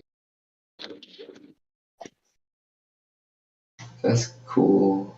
Wait, Hank, what do you mean by acentric? Wow. So the sun is at the center of the universe. According to what they say, there is no center. There's no up, no down, no left or right, no right, no wrong. You're just cosmic space mold on a spinning monkey Oh, ball. so Right? that's kind of like an atheist or an anti. Yeah. Wow. Yeah. Okay. Yeah, I get that. Yeah. Kind of get that vibe. Okay, cool. So you've been looking into the electric universe guys too, and I just heard that part of it. How does that? Well, he started talking about plasmoids, so I thought I would send him to the place where he can. No, I'm reading it now. Thank you. That's exactly what I'm talking about. You're welcome, buddy. Dude, Hank, you just put me in another realm here. I think this eccentric model idea might be something I'm really looking into. I mean, but the energy is coming from somewhere, isn't it? Yeah, so there's like 9 different quote unquote realms. You know the dark, treacherous elves in one, apparently. There's cold. Yeah, but it travels laterally. But it's in a 3D. It's 3D. Yeah, it travels laterally and it's 3D in a circle too. Yeah. And it's like it's an Odinic myths, basically. So Alfheim, the world of light and beautiful elves, was kind of at the top. It's like, how the fuck am I wrong or right about this when every new thing I come across? And Midgard Earth is like the human beings in the middle. And Jotunheim, the world, which was the giants. Or the Earths, or the giants, like the bodies. Yeah. It's a really strange occurrence. It's just weird. See, I think there's over, almost 40 cosmologies? There's so many.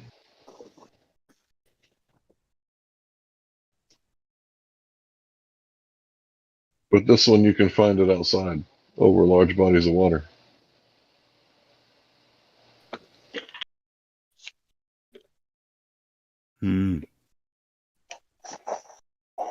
It's really interesting. So how it can be so complex as well. Yeah, I don't think individual person, the consciousness of man.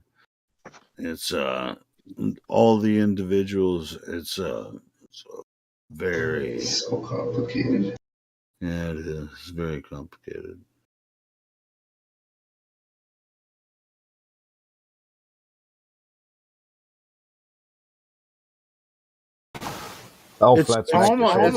It's almost like somebody created this place. You know what Adam kind of describes how like the diagram is with the universe or the different worlds, like the 9 things.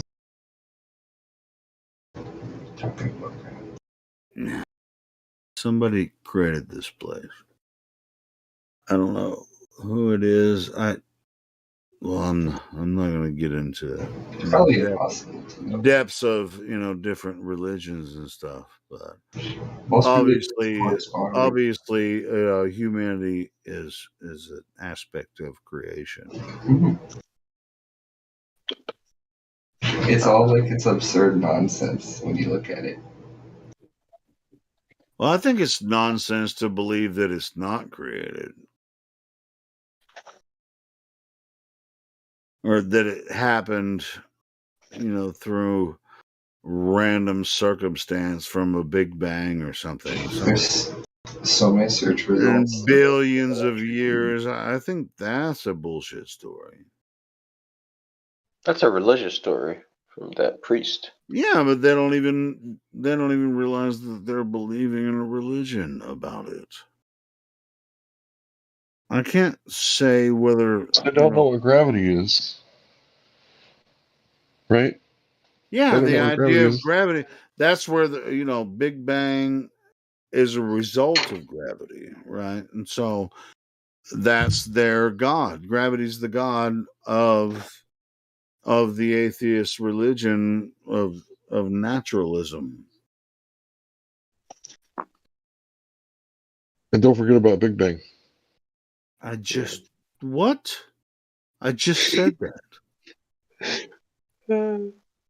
What? Big Bang is the god of no reverence when you say his name, Big Bang. Big Bang. Don't forget about Big Bang. Oh, we got to make a meme about that one, Hank. Big Bang. Do most people here not believe in evolution? Just a question, not trying to start shit. What's evolution? Define evolution, because I don't know what that means. Then we'll go from there. That the species of animals on Earth has changed over time through derivation. Derivation? Forced, or just like derived? Is that what that means? Yeah. So derivation reduces. It's like the opposite. It refines. It refines. Well, that's derivation. Integration is the other way around. You integrate, right? You make. Oh, bigger. I don't mean mathematical. I mean like by lineage. So one animal derives from another, and one species is derived from another. So I don't mean it in the literal derivation versus. Oh, okay. I don't know. I don't believe in that. Sounds like that's never been observed. Like dogs turn into cats. Shit, never saw that. Never seen that. No. So I can't believe in that because there's no scientific basis or no one has ever actually witnessed that. So it's like, no, I can't believe in that. No.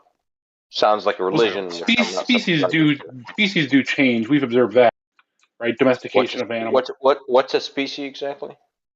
Like what's it is a animal, plant, or other life that cannot interbreed with other different species. That boundary of breeding, that's a species. Okay, the boundary of behavior change. How did they? So and then how did they breed? Is that what they're saying? Is that what you're saying? You're claiming that they did breed with each other?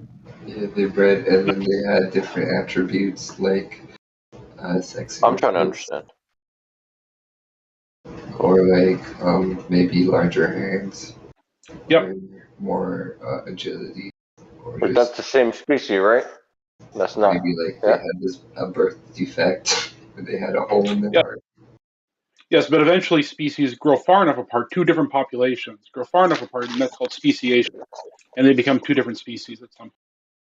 Can you give me an example of they can no longer interbreed after that happens, yeah? Yeah, I mean this is the famous Darwin's finches. So this is hugely observed. Give us an example. What turns into what, please? Tell us what that is. Give us an example, a real example. So when Darwin visited the Galapagos Islands in 18 whatever, he observed there was one population of finches on one island at that time. Then later, when he came back, or actually, it might have been someone else coming back. I forget the exact story of this, how long it took. There were several populations of finches with different characteristics adapting to the different islands that they landed on and colonized. So some of them had stouter beaks to break heavier seeds on only certain islands, and some were more insect eating. So they had speciated and they could no longer interbreed. They tried this. They did an experiment to see if they could interbreed, and they no longer could, even though they were very closely related, only by a few hundred years. Yeah. You're talking about birds? Oh, hold on. I want him to very closely this. related. I want him to finish this. He did, so that I can respond. No, he hasn't finished it yet. Go ahead. That's one example of speciation that was observed. Wait, and we did observe. What did they turn into? I'm sorry, I didn't hear what they turned into. Yeah, that's what I'm saying. I mean, somebody interrupted it before. I mean, just let him get on his flow and do what he was going to do. They just got fat beaks, right? But they didn't. Yeah, I mean, they became different populations of different islands, and they stopped breeding just because of the islands, right? Because like they couldn't, they was too far. And so but then they grew different features to adapt to each individual island, which had different conditions. And a couple hundred years later, they could no longer interbreed; they had become different species. All right, and so this is something that Darwin, Charles Darwin studied when he visited this island, right? Yeah, in his 300-year lifespan. Yeah, I have to look at the timing of it. Someone else. Couple of islands he visited, and he noticed this difference, and he recorded it. This is what you're explaining, correct? I'd have to look up the chronology of it, but basically what I've said is correct. I just don't know who discovered it first and how long. Yeah, it was Charles Darwin. Well, as far as we know, it was Charles Darwin. Yeah, it was right after he discovered the fountain of youth, so he lived for like 300 years to see this happen. Well, that's bullshit too. But anyway, so and that finches proves that we came from monkeys. How long before you get a blonde-haired, blue-eyed boy? Hold on. Let's not take the total piss out of him yet. A blonde-haired, blue-eyed boy. I was trying to just. I was almost there. I want a blonde-winged, blue-beaked finch. Can mine have laser feet? All right, fuck it. Have at it. Because a bird loses his beak does not mean evolution. Oh, I'm sorry. A bird. I'm gonna go smoke a cigarette. You guys have at this fucking evolution bullshit. Wait, before you smoke the monkey I posted. So, is evolution a scientific theory? I know you guys have a very specific definition of theory, and so I don't want to fall into the trap where I say yes, and then you guys ask me, well, what was the dependent variable? So I'm going to say evolution is an observation. I'm going to say it's an observation. Yeah, so the answer is no. The answer we is never no. observed evolution. So have you ever No, I'm saying they have to observe. I got you, bro. Have you ever looked into epigenetics? Yes, I am actually a geneticist. Oh, what is that? What is that shit? You are. So tell me about this genetic expression, because I'm not a geneticist. Sure. So for a long time, we've been observing that like 95% of our DNA doesn't seem to do anything. It doesn't code for proteins, which is what we expect it to do, right? So there's been tons of studies about what this empty space in our DNA was, introns, right? Exons are what code, introns are what doesn't. Epigenetics is a recent field of study that says those seemingly meaningless parts are actually very important because what they do is they affect how the DNA wraps and how it wraps in relation to environmental stimulation. So some genes may get less expressed under some conditions, and this is very beneficial because you could have, say, someone who has going to winter climates and is living in the north. They will gain, even on a genetic level, they will gain the ability to hold up under harsher weather through epigenetics. A lot like the monks who live in the Himalayan mountains have a different cardiovascular system than those who don't, correct? So this is, well, now that's a long-term one, so that may actually be true evolution, but epigenetics is basically like short-term adaptations through genes. It's not right, because evolution. I'm one of the people that can handle the cold How's weather. it true like evolution if the monks can still have viable offspring? Bro, can you not just dive in mid-sentence? Yeah, so like you said, there's some people you expose them to cold, and then they get like extra resilient, like more than absolutely most people.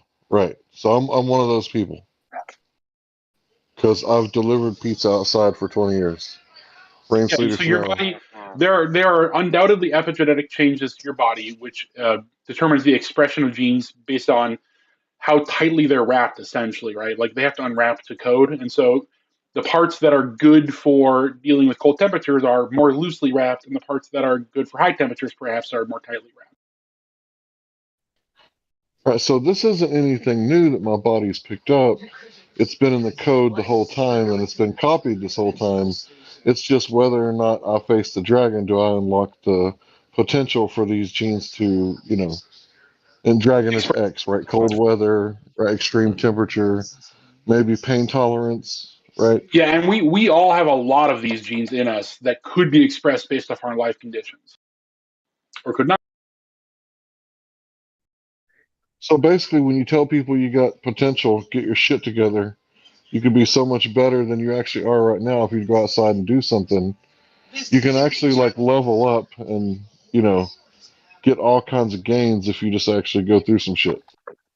Yeah, and we actually are. If you take like 23andMe, they will tell you like, "Hey, you have a get better or worse propensity for this type of thing," and usually what they mean is like epigenetic, familial opportunities. It's not like you're a great runner, but you have potential to be a great runner because those genes are there waiting to get activated.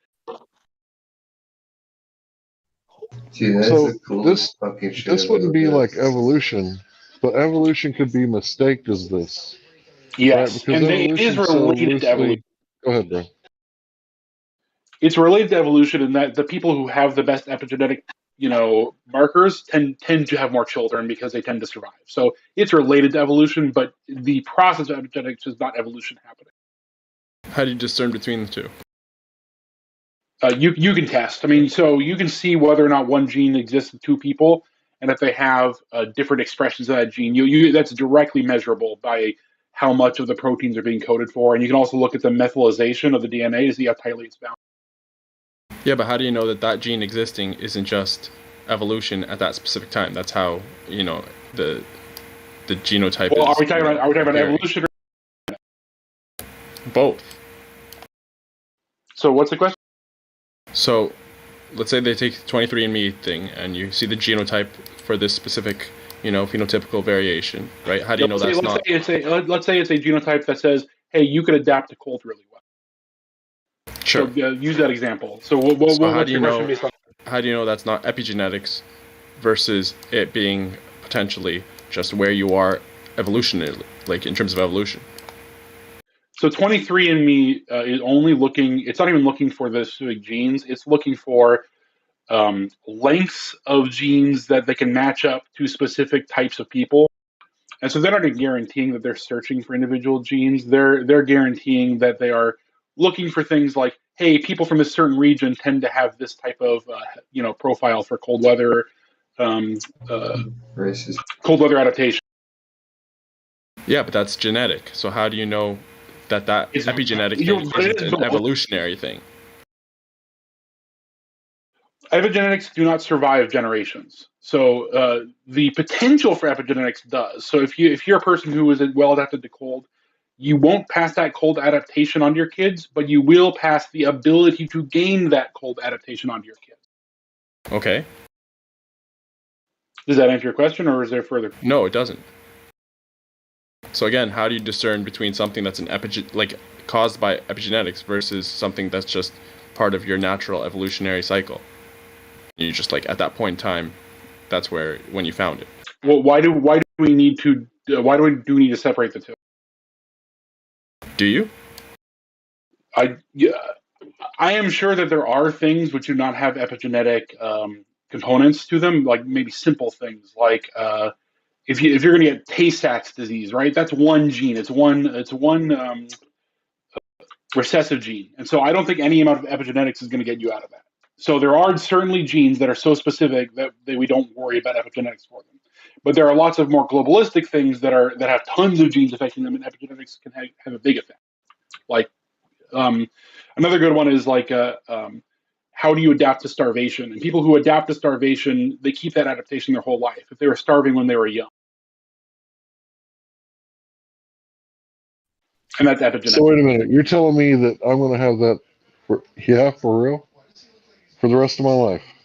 So what does it cause? It will fade over time, probably, but not certain. What's it called? It's an epigenetic adaptation. Okay.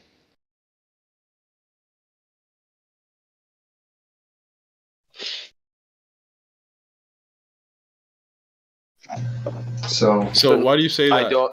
I don't believe in evolution. I don't believe I came from rock soup and all that shit. No, it's a nice story. Neither, man. But why do you say, like, really in terms of epigenetics, that in the animal's lifetime or the creature's lifetime, they won't see like any kind of effects from it, any adaptation, but it'll only be in the offspring? No, opposite. I said it would be in that creature's life. No, I'm saying, okay, that's fair. But you're saying that wait. So it'll be in the creature's life, and it'll pass down to the offspring. As a potential. It will get passed down to the offspring as a potential. I understand. To be activated, okay. Yeah. Okay. There is actually even one more crazier scenario that sort of gets at what you're saying, which is sometimes parents' epigenetics directly affect their children, but that's in sort of very specific cases, and it's usually mitochondrial, because mitochondria does not pass down the same way as other genes. It doesn't get meaning from the mother, right? Yeah, the mother line. So specifically that starvation one, the adaptation for low food, that's a mitochondrial change, and that will go to the next generation.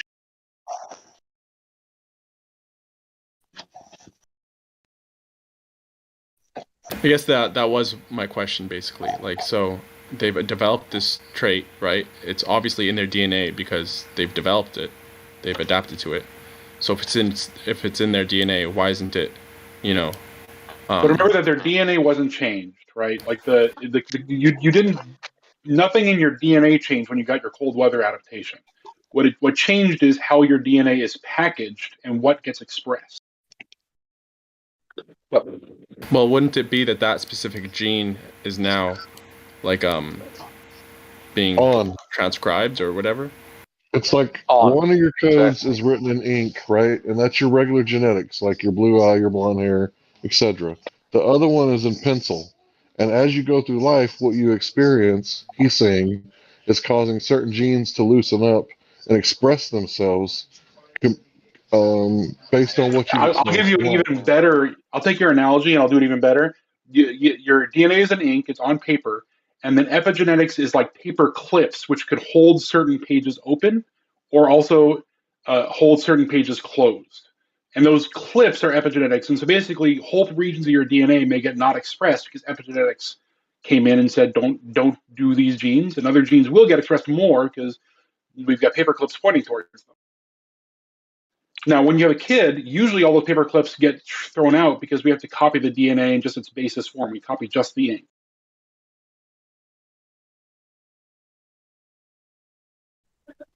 So basically, we should have as much experience as possible, and the whole idea of school thing should be done outside now that we know about epigenetics. I mean, wouldn't you agree? I mean, there are certainly epigenetics for learning as well, though, and I can't say that a structured internal environment or inside environment is better or worse for your epigenetics for the types of productivity that we do as a job. I mean, like I sit in front of a computer all day. certainly my childhood doing the same thing has helped me acclimate to it. God, I would hate that. I tried sitting in front of a computer every day. It nearly fucking killed me. I think epigenetics is pretty cool. Left off. I like that. It is cool. I mean, I suggest everyone go read up on it because it'll probably answer a lot of questions people have. So, like, yeah, with evolution, it does. To me, at least. It sounds like epigenetics is just adaptation.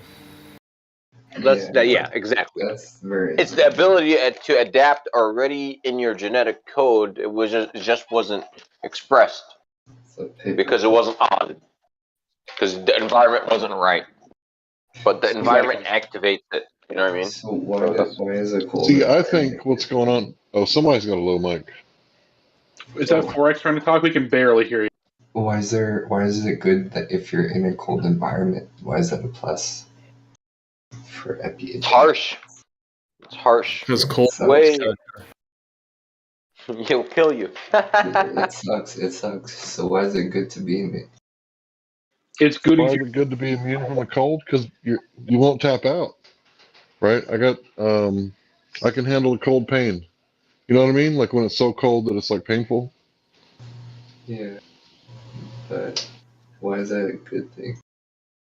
Because you can. Because you can. Your chances of survival goes up for your species, for your offspring. You know what I mean? Not for your species. I'm sorry, for your offspring. I'm gonna try to smash harder and get her pregnant. Got you. Yeah. Got you.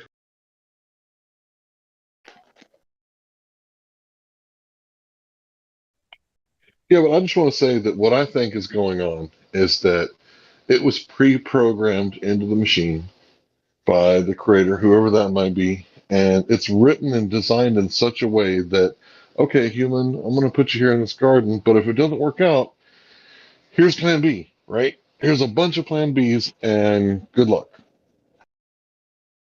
Good luck. Yeah, it's more like fuck you and rot. Bon chance. Yeah, I mean that's pretty much it. Although we can view actual DNA changes as well in the fairly short term, so we know that exists as well as far as like again the finches. It's only proteins though, right? That's all anything is. Anything that you think you're born with is literally just DNA encoding proteins. Sometimes those proteins create other chemicals that are not proteins using folding, but everything in your DNA is just code for proteins.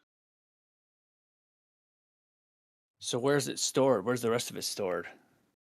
Because doesn't DNA only like encode a small percentage of the proteins? Nope. Every protein in your body is from your DNA.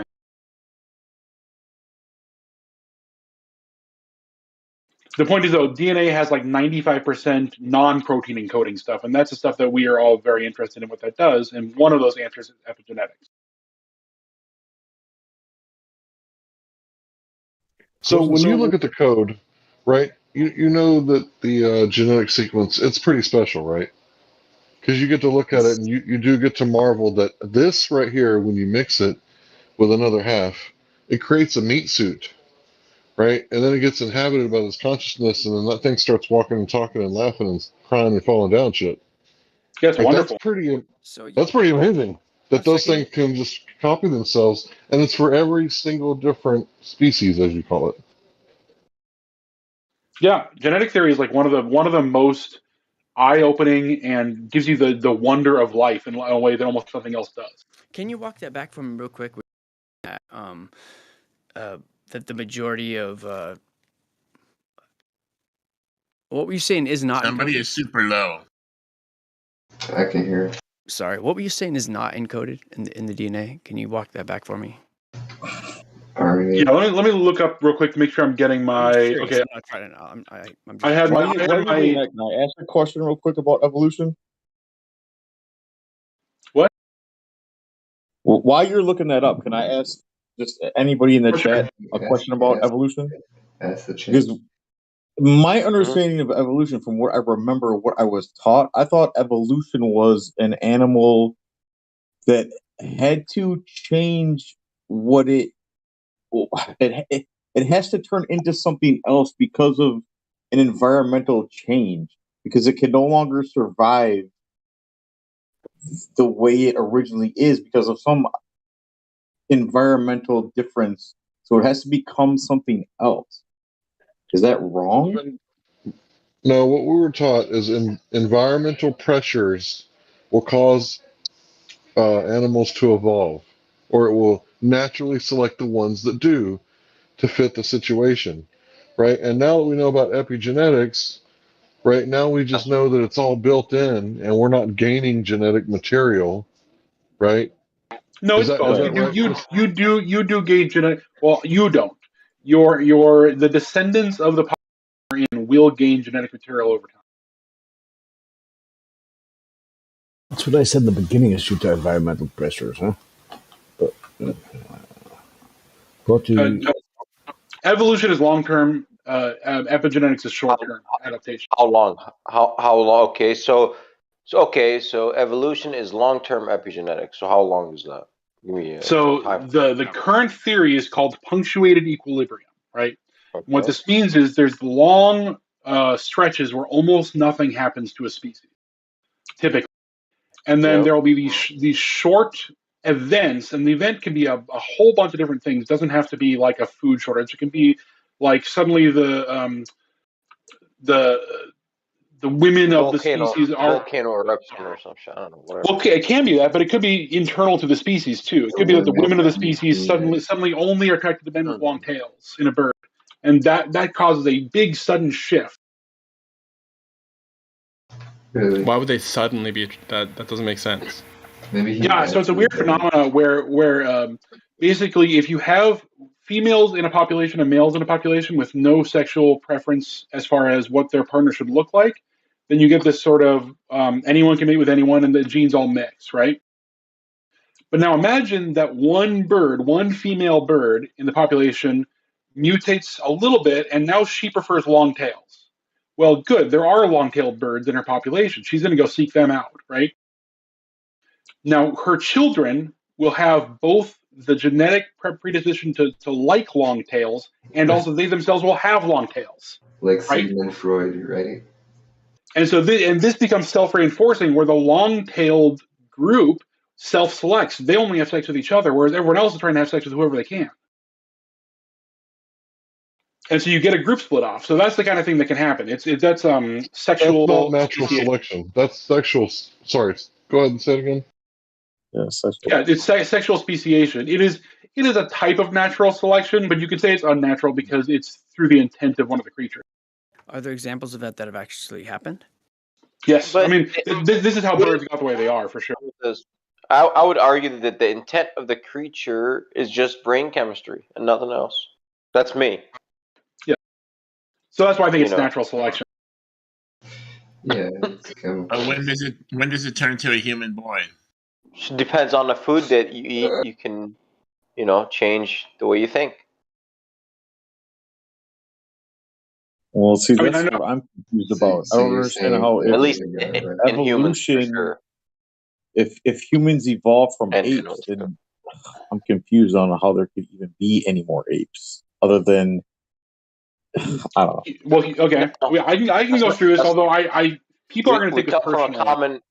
We come from a common ancestor. Is this theory? Yeah. It's not actually. We never came from apes. We came from the father of the ape. Which no longer, of course, exists. So go fuck yourself. Of course, that father of the ape would look more like an ape to us than he. Yeah, whatever. Which we don't have him. So. But if I could just add something here, this is a little bit fallacious to assume that because your son is going to be taller than you, he's a different species. So you guys are saying, well, this bird has a longer tail, so therefore it's like an adaptation and a change. Whereas you have people that are taller and shorter, different cranial structures. They're all part of the same race. It's just a different expression. Well, yeah. Can they breed?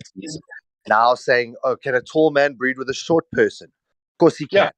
Does it mean that all his offspring will be tall? No. Does it mean all his offspring will be short? No. And the propensity for what your parents liked cannot be passed on in the way that you assume that, oh, this one that likes the long tail is going to pass that on to its children. So its children will now also prefer long tails. If your dad ever liked something and you didn't like what your dad did, or you wouldn't be as interested as your dad is in a topic, you've just disproven that point.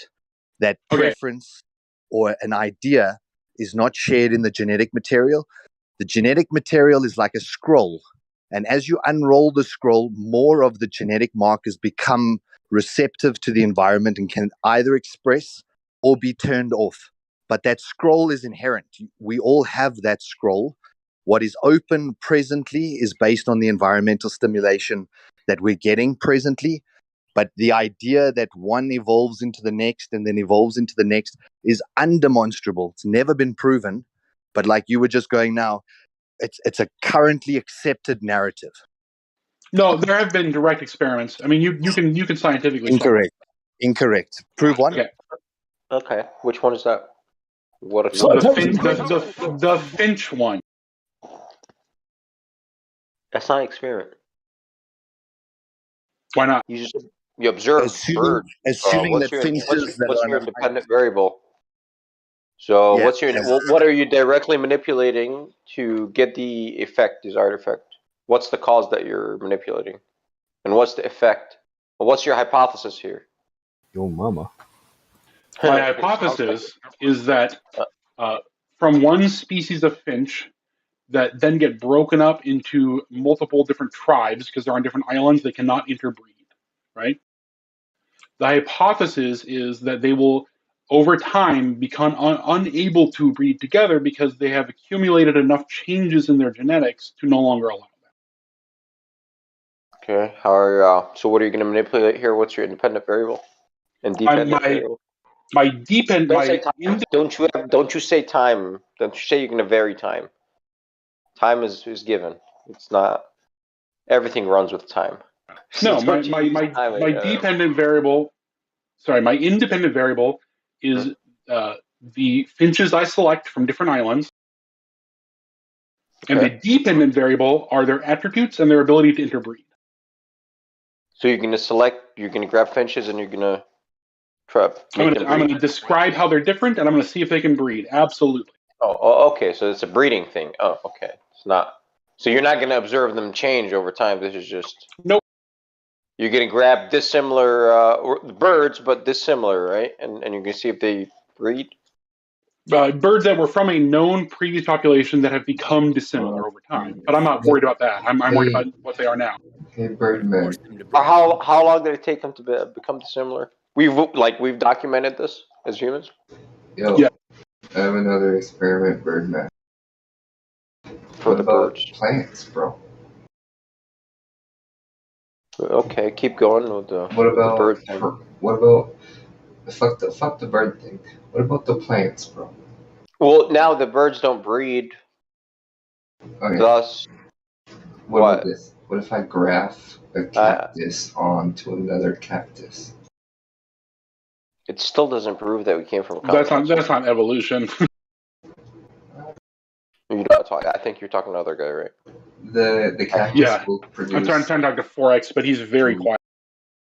I know. I mean, you can kind of change plants if you breed them, certainly.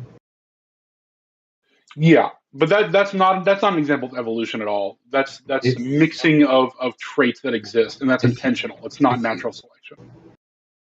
Oh, yeah, evolution would be natural over a course of events, right? If it was natural selection is what exactly? Is that the natural events or environment? This is tricky wicked because there's so many things that are natural selection.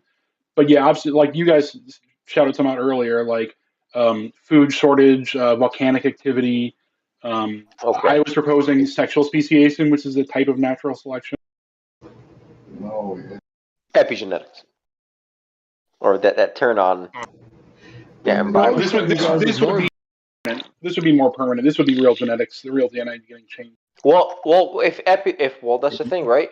So your genetic potential, if it gets turned on, now it's permanent. Now it's on, and and maybe if it gets turned on in your kids and your kids, now it stays on forever. Who knows? Yeah, that actually can happen, right? Like adaptations that started with then that's epigenetics epigenetic. become more ingrained. Then it's already in your codes, already in the information. You haven't gained anything. It got turned on. That's true of all evolution. Duration. Thus, now it remains on permanently. Maybe, I don't know. That sounds cool. Yeah, that's how evolution works, though. Is that like there's a certain trait in the population that gets selected for in one way or the other, right? Like for stronger beaks, for instance. And so like that already existed, but now we're selecting for it. So maybe when that that happens, happens, is it extinct? Is the other thing extinct, or is there no extinction in what you're saying? Does the extinction of a species in nature not exist then?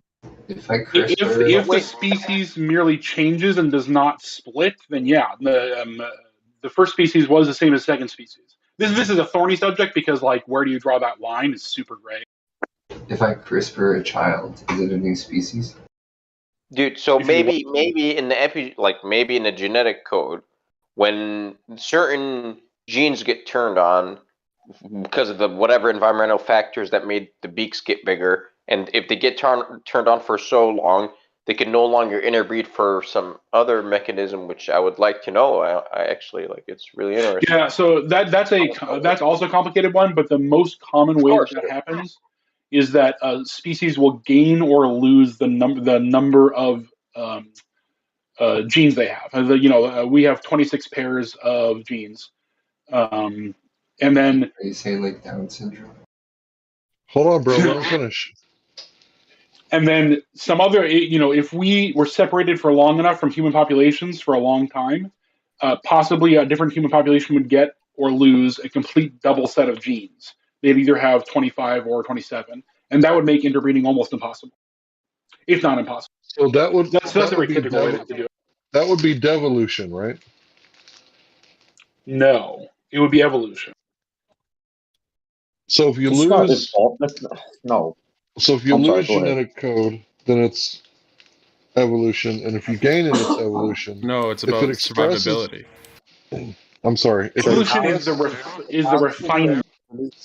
Down syndrome is then evolution because you've either gained or lost a chromosomal pair. Is that what you're trying to imply? It's a mutation. No, we're talking evolution here. We're talking about gaining genetics or losing genetics.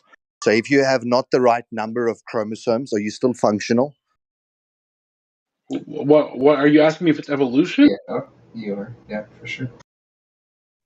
That's why I said, are you still functional as a considered modern man if you either gain or lose chromosomes? Yeah, that's right. Yes. Is Down syndrome evolution? Can Downs? I don't know Down syndrome that well. Can they still interbreed normally with humans? Yes. Yes. Okay, then no, it's not a different species. It's just a variance within one species. I asked if it's different species. I said, is it the evolution that you're claiming that we must have done by either gaining or losing chromosomal pairs to become more intelligent, better human beings? Everyone here knows that Down syndrome. Oh, sorry. I was very specifically asking a different question. The different question was, what is the change in species that no longer allows them to interbreed over time? That's what I was answering. I'm not saying that gaining or losing chromosomes is itself evolution. I'm just saying that that's a gating mechanism through which you can no longer interbreed. And that is an important step in determining species. It is not actually an important determining effect for evolution because evolution doesn't care about species. We as humans really care about species because that's the most important thing to us, to sort things. So would you say evolution would be assuming a parasite, like an amoeba assumes a parasite? Would that be evolution? So evolution discriminates? If you guys could ask very clear, concise questions, I will answer them. But I did. I wasn't bad with you, right? With the epigenetics and shit. That's great.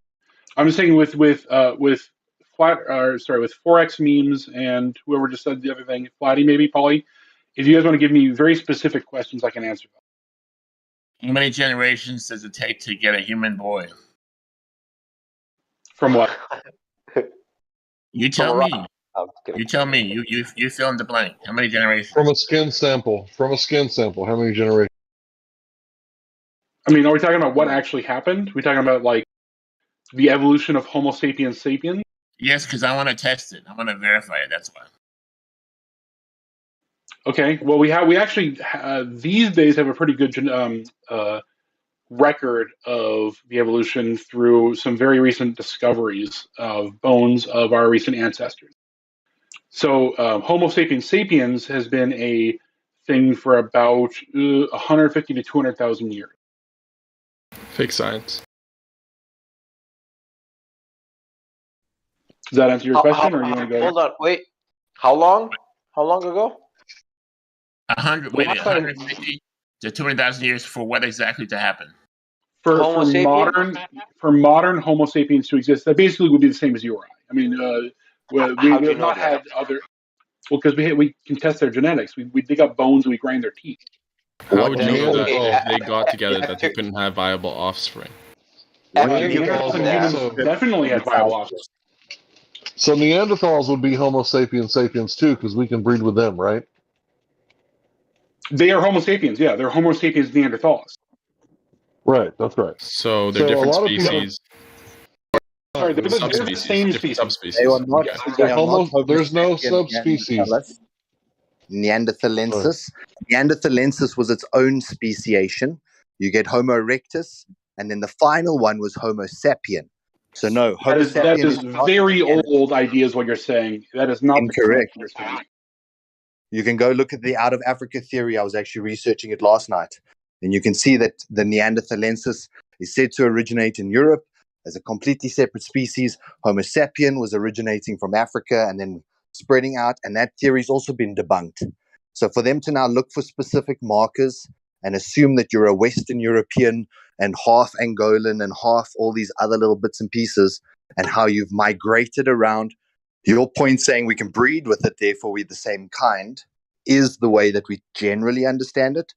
They've also shown that the first Neanderthalensis skull found was actually just a human skull that was deformed, had rickets and various other deformations or abnormalities to the skeleton. Yeah, that was a misnomer. We're talking about Talensis man or whatever that was.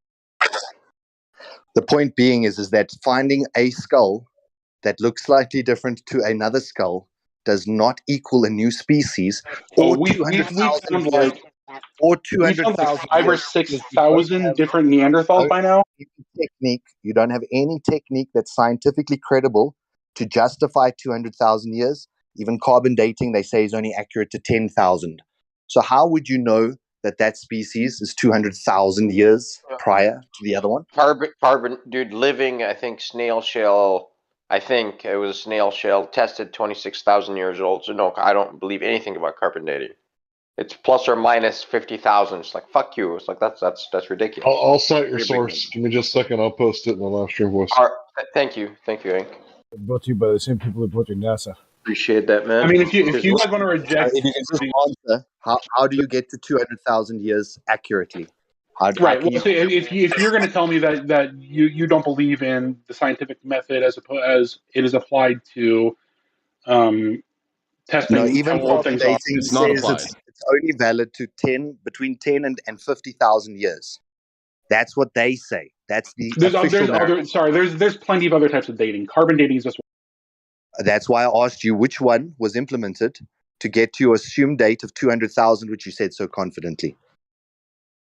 I did not say 200,000 so confident. Like I said, 150 to 200,000 is the generally accepted range. Yeah, see, plus or minus 50. See, yeah, that's a lot. I don't mind. I don't mind. Plus or minus 50,000. Whoa, man.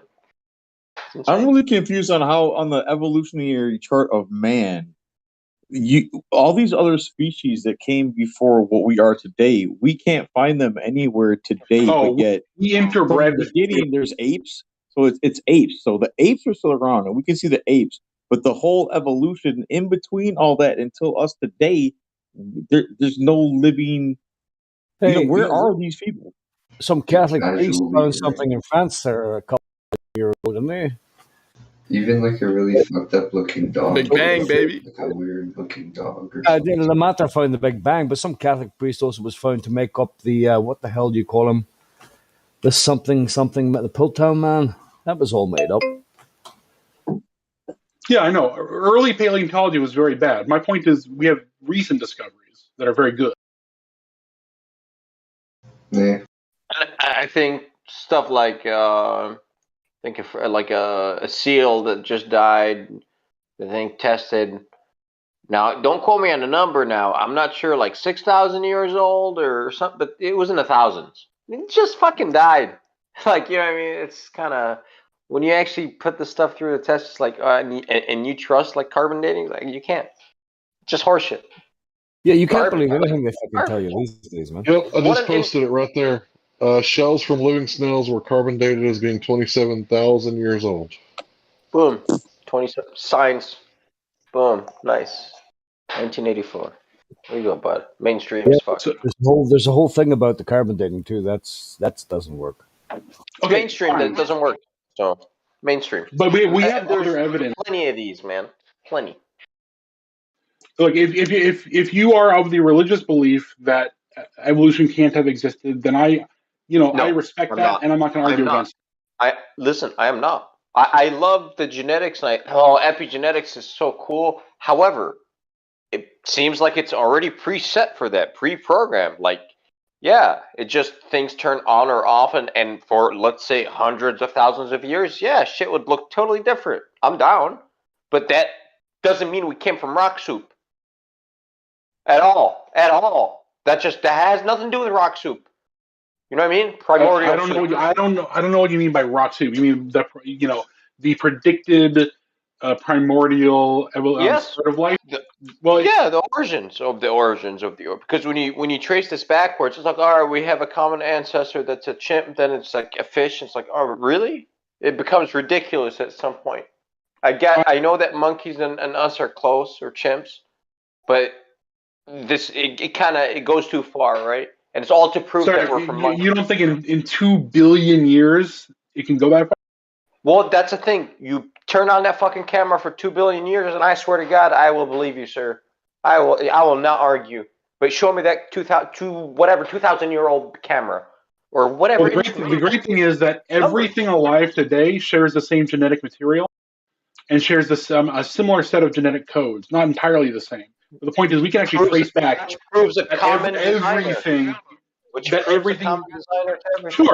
Sure. Yeah. But it also proves everything is related. That everything on Earth is related to each other if you go back far enough. So a common engineer, and like I like to build stuff, and I understand that I leave my thumbprint behind and everything, like literally, because it's touching my hand. So my DNA is always on the stuff that I make. So if you find the DNA of everything to be similar, it's all made by the same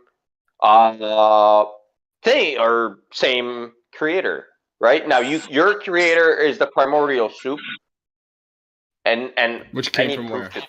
Sorry, by the way, no one agrees on the primordial soup thing. That is one test they did where they said, "Hey, it could have been like this," but no one knows. No stuff. Fallacious test, yeah. Experiment. You're talking about what's his name? Forgot. Yeah, he shot electricity in a big glass. But the glass was reactive.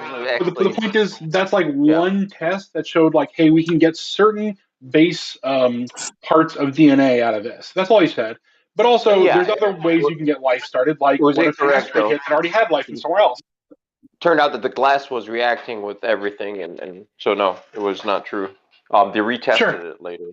Yeah. Sure. Yeah. No one thinks that that's actually what happened. That guy, he was just proving the principles that you can create organic matter out of non-organic matter. Not life, but organic matter, carbon-based.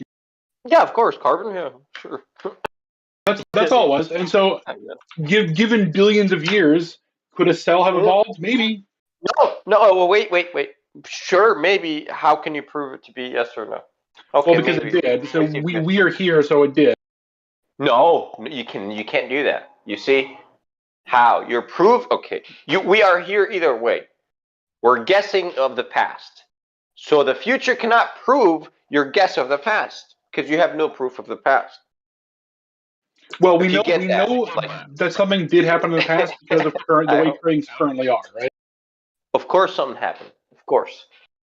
How we can not describe what it is? It's enough to know that it did. Bro, you know that code is supernatural. you know that code is magnificently designed. It is so beautifully designed, the code that creates humans. I accept that people believe that, and I'm not going to argue against it. It's just like if I spring a leak, I get platelets, right? If I have like some sort of infection, like some kind of kung flu, then I get like T cells that have helper T cells. And guess what the helper T cells do? They help the T cells. They signal, And it's like, oh, that's pretty cool. You gotta kill this Is thing. mind if I finish, bro? I'm just saying, like, it's a beautiful code, and to think about it just like springing up out of the rocks because of lucky wind and lucky time. No, But see, man, that's the part that I don't get. Why people say it that way? Like, it would be a huge miracle if this worked out, and it did. It's wonderful, and human body is wonderful through evolution. Are you aware of thermodynamics? So does it have to be something divine then? Because there is a problem here, and it's not now. It's not with epigenetic. No. It's when you introduce like the simple organisms into this. This is where it's like, fuck, you are actually breaking thermodynamics because Darwin was unaware of thermodynamics, and there's a problem here. Check this out. Simple analogy. I'll buy paint. I need to paint my house, right? My house is falling apart. It needs to get painted. I'll grab the paint. I'll grab the paint brushes and the rollers and then the tray and everything, masking tape, and I'll put them all in a pile. How long do I have to wait until my house is on its own? 1 billion years. That's see, because that's entropy, right? Which it's not truly decay, but you can understand it as things decaying over time, which information loss. Information gain, or as like for when pressure goes from high to low, that's just nature. Heat dissipates from high to low. If you want to make it go, wait. If you want to make heat go the other way around the slope, you can.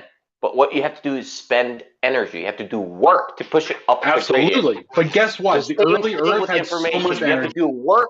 You have to do work to push information up the gradient to make it more complex, more orderly. There is no I agree with you 100%. So who put in the energy to the system to make it more complex? I will believe in evolution. Sun worship. Clap, everybody. Yes, sun worship. I mean, it's literally the source of energy in our solar system. Who created the sun? What in the sun? What in the sun? If you say UV, I'll give you a pass. But what are you talking about? That's coming from the sun. Mostly heat. Heat does what? Makes information more complex. Okay, so let me lay out what I'm getting at. I studied heat. Organization can come from disorganization. Can still prove curvature. Just go throw that out there. Yeah, fine. We moved on past carbon dating because I accepted that it wasn't that accurate, and it doesn't really matter to the argument we're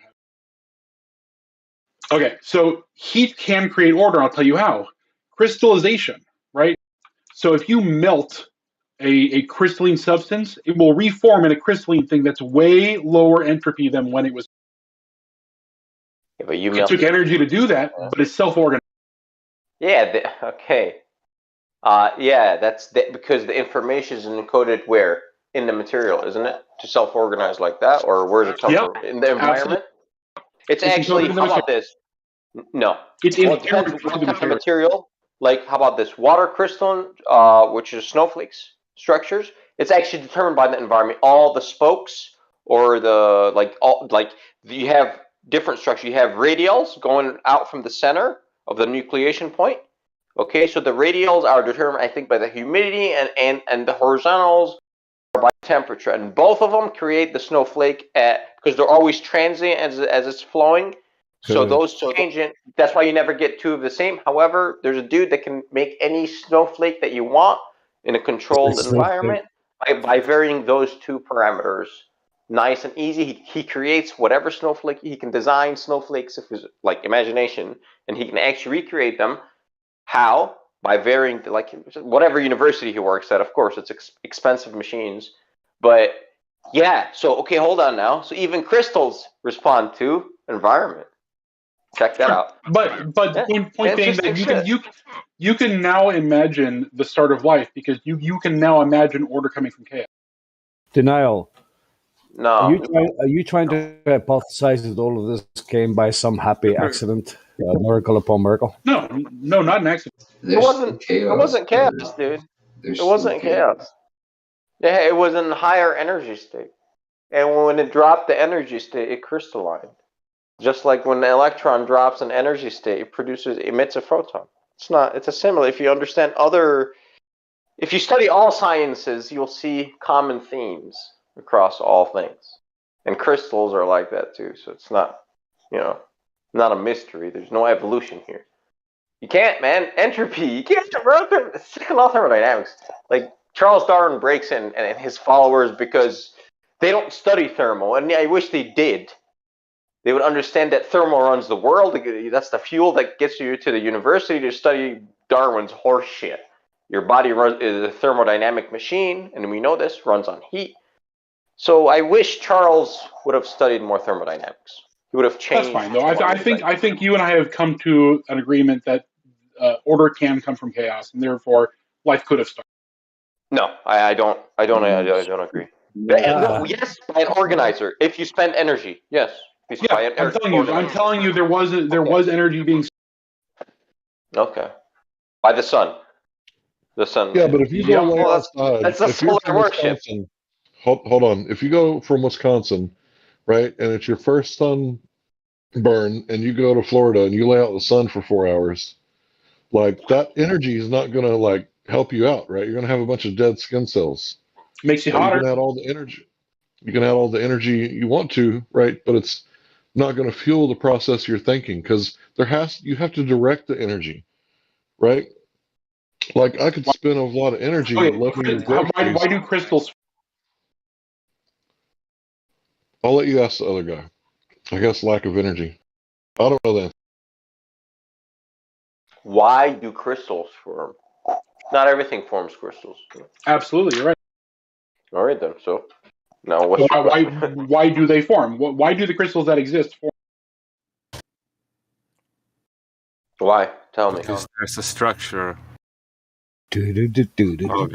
Because a change in phase, a change in energy state, can be accompanied by an increase in order. Okay. Right? Like you take energy out of water and it becomes ice. But the ice is far more structured than the water ever was. Okay. Right, but this is not going to add functional sequence specified complexity. It's a much lower form of complexity. Right, crystals are... Well, we're starting by the start of life, right? So it has to be low. It has to be. Wait. There's balances. You lost something though. Have to be.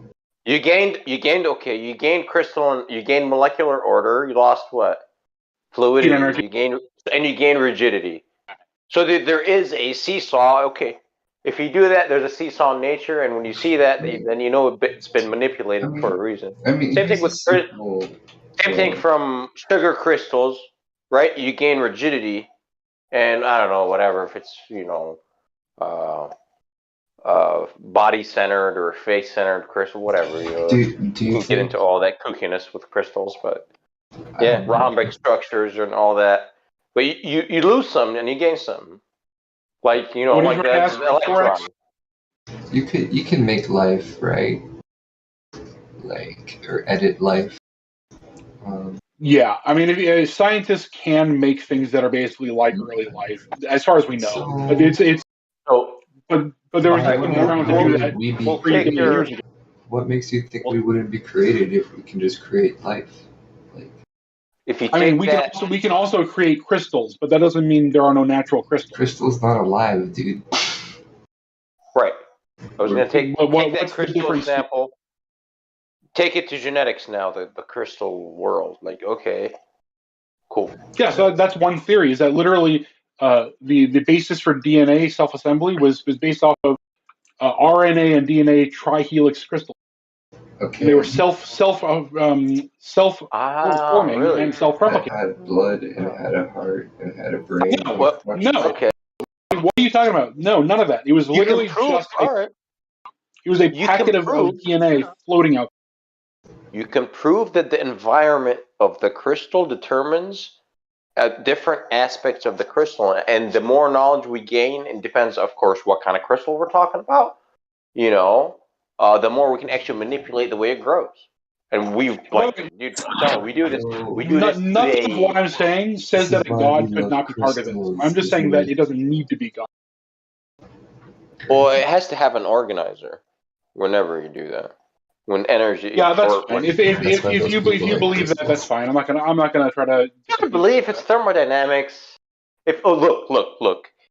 Your hot coffee will cool over time, no problem. Now your hot house, like if you wanna, energy or heat will flow from hot to cold. It will conduct that way, right? That's how it goes from the gradient from hot to cold. If you want to go from cold to hot, which means refrigerate, you have to spend energy. That's why the sun was there. Your AC.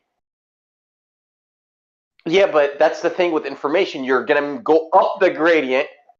Like you get refrigeration, you don't get heating. Like it's not. It's the other way around. Okay, we have to get off this because I think a philosophical disagreement, not a scientific one. It's not philosophical. It's thermodynamics. But yeah, yours is philosophical. That's fine. I understand. I'm practical. I studied machinery. You studied Darwin. Fuck, of course we have differences, man. You know, but it's cool with me. You say potato, I say potato. Did anyone else have any questions that we got stepped on about evolution?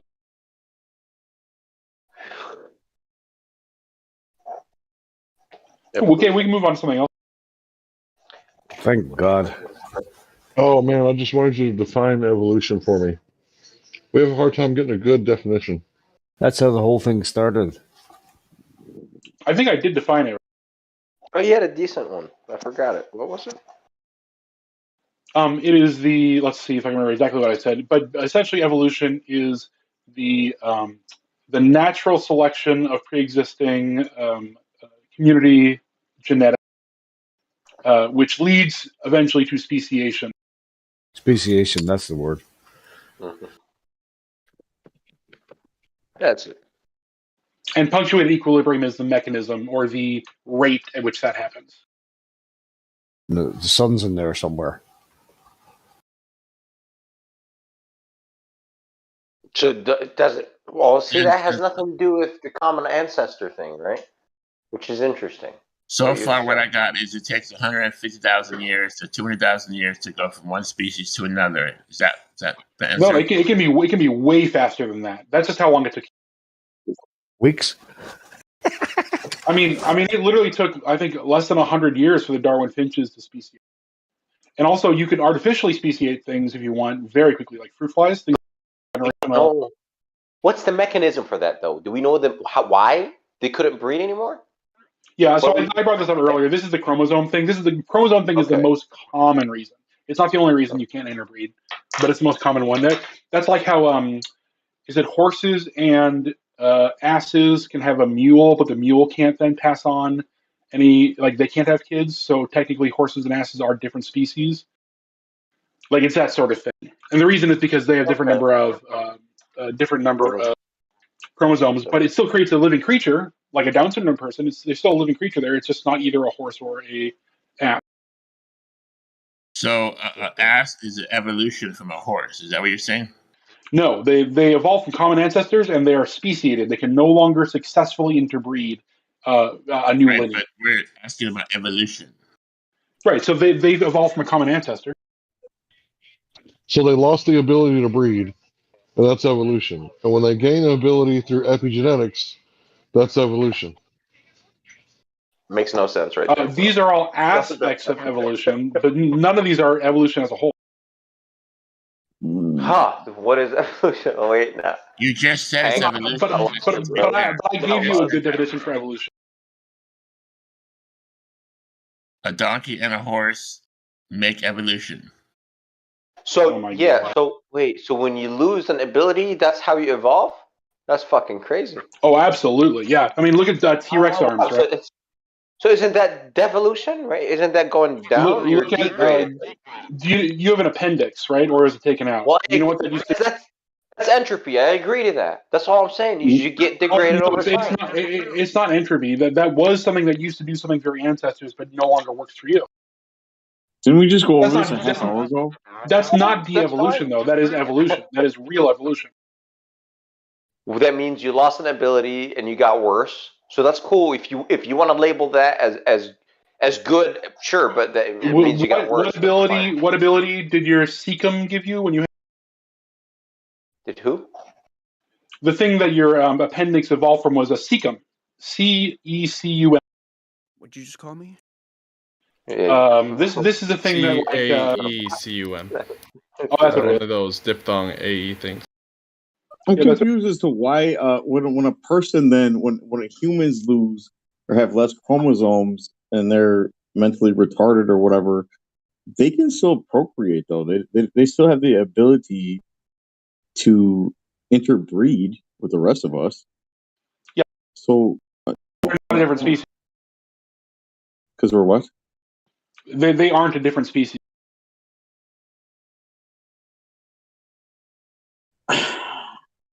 We're talking about horses and asses, right? And I just can't, man, I'm so lost because it's like you're saying getting better is evolution and getting worse is also evolution, and it's making no sense. I never said better or worse anywhere.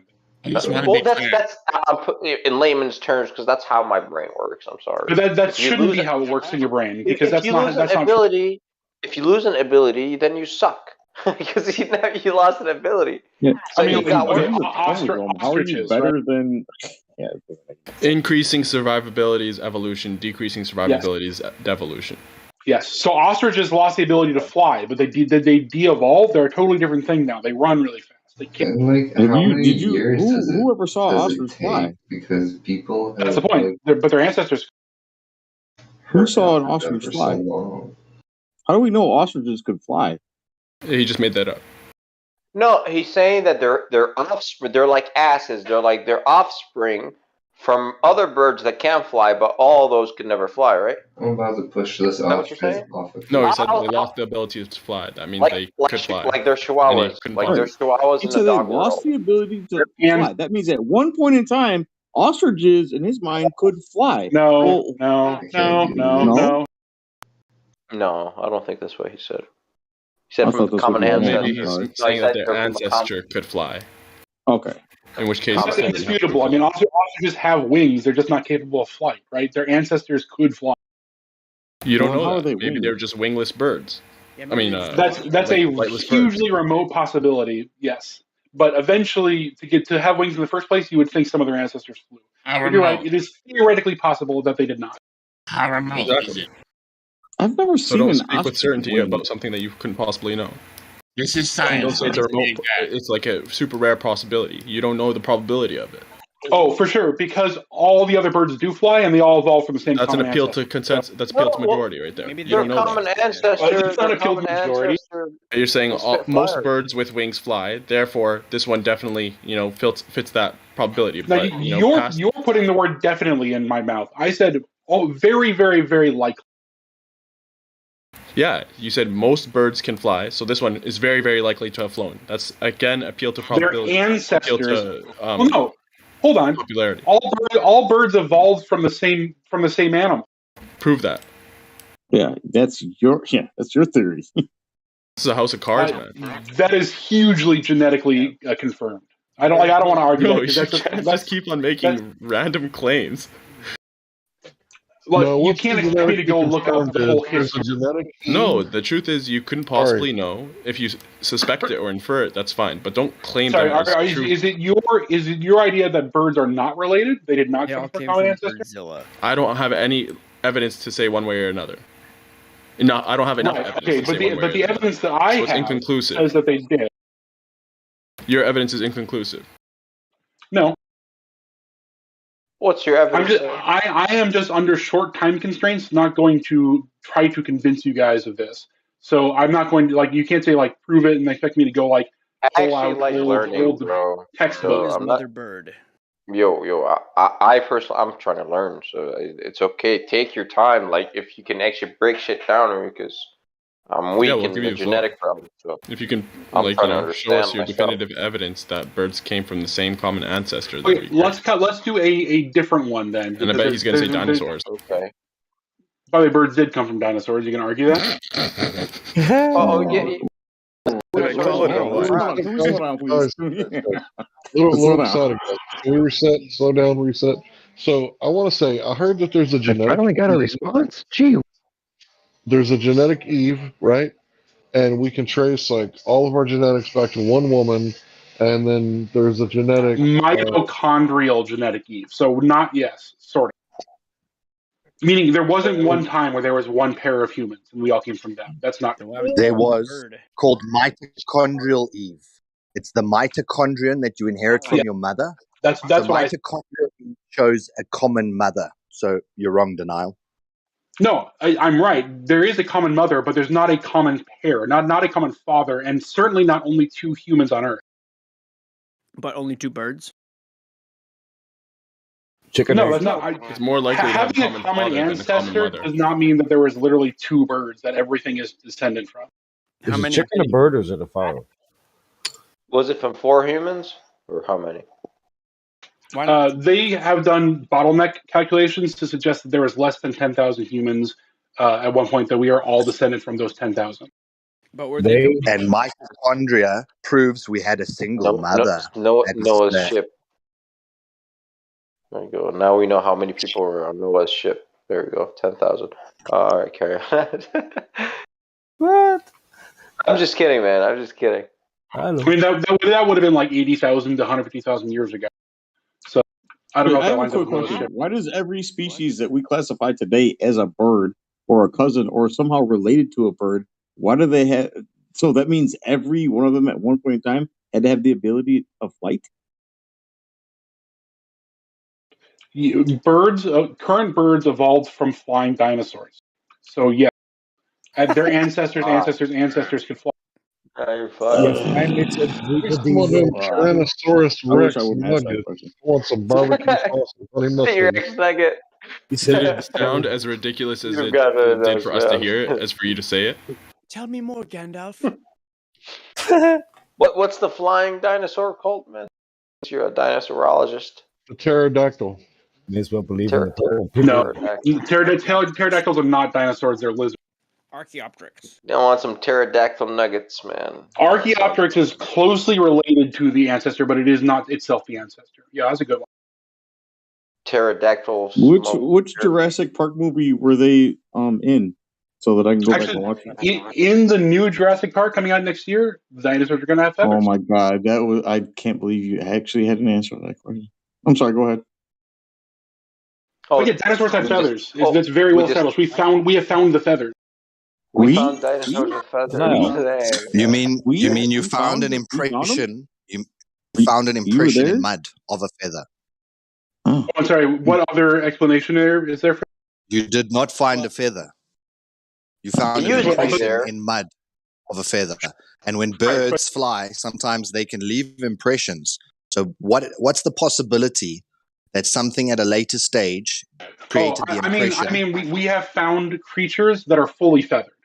Dinosaurs that are fully feathered. They have feathers all down their wings. Like ostriches. Yeah, and also proven to be false when they find that multiple bone sets are used to often create new funding for paleontologists who now want to go and do $2 billion research on how many birds had wings, and then they need to just plant one or two interesting pieces of quote-unquote evidence to justify the entire expedition.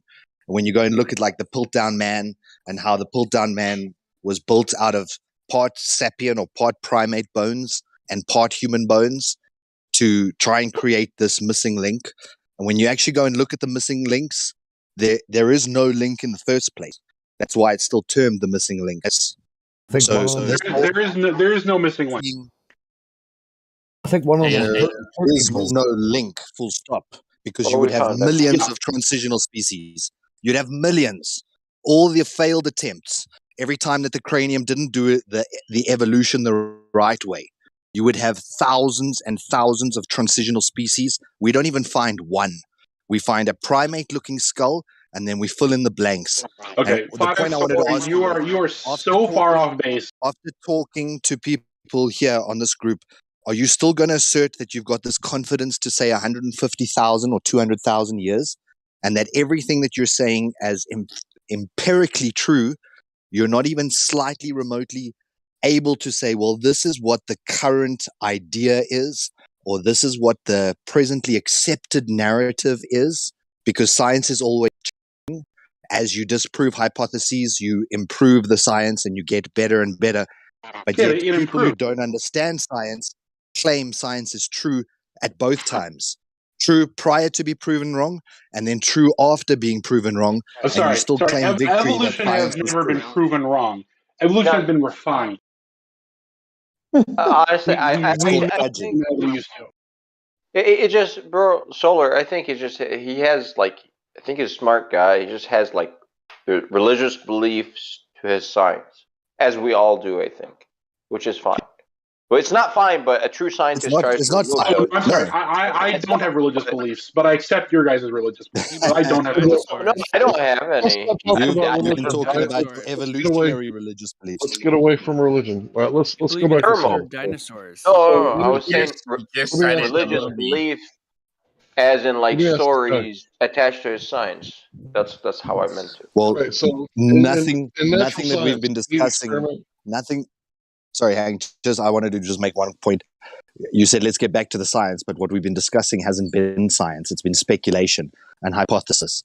And when we asked Denial, is there any proof of these transitional species or any proof of this stuff? And he said, yes, hundreds. And when we ask him for one, it goes back to, well, the hypothesis is. That's not proof. That's not true at all. I gave you several specific examples. Incorrect. The hypothesis, the present understanding is that. That's not proof. But go ahead, Hank. Sorry. So, I defer to you. I think we should stay on the subject of proof. I do like to go over science so that we can differentiate between belief and science, because he's still under the belief that his is like all derived from like science, and it's nothing method.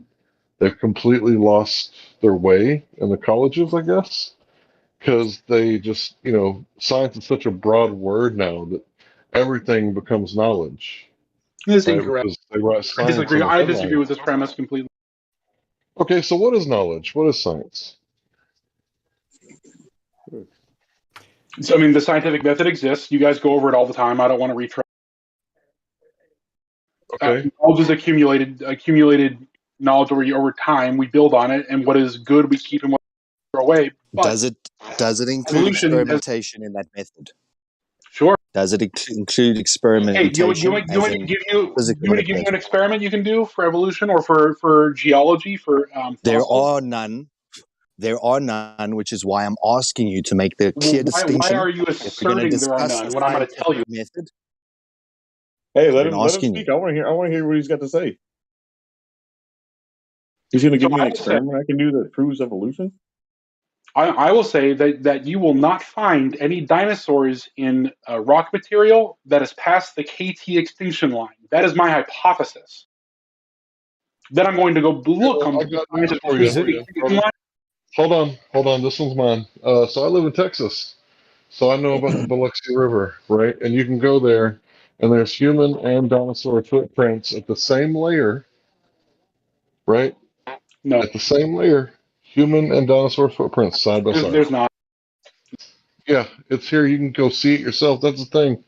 In Texas, we'll let you look at it. Okay, show You can me. go there. Biloxi, Post a picture. You go. Biloxi River, dinosaur footprints. I'll pull it up for it's you. not even in contention, Denial. It's not even in contention. Type man with dinosaurs, and it's the first image that pops up on Google. You can see the human footprints alongside what appears to be like a brontosaurus or a brachiosaurus, one of the large, long-neck dinosaurs. We used to have big chickens, man. And it's in the same layer. And then remember, you've got fossil fuels. And aren't fossil fuels well below the layer that you just said you won't find any fossils below?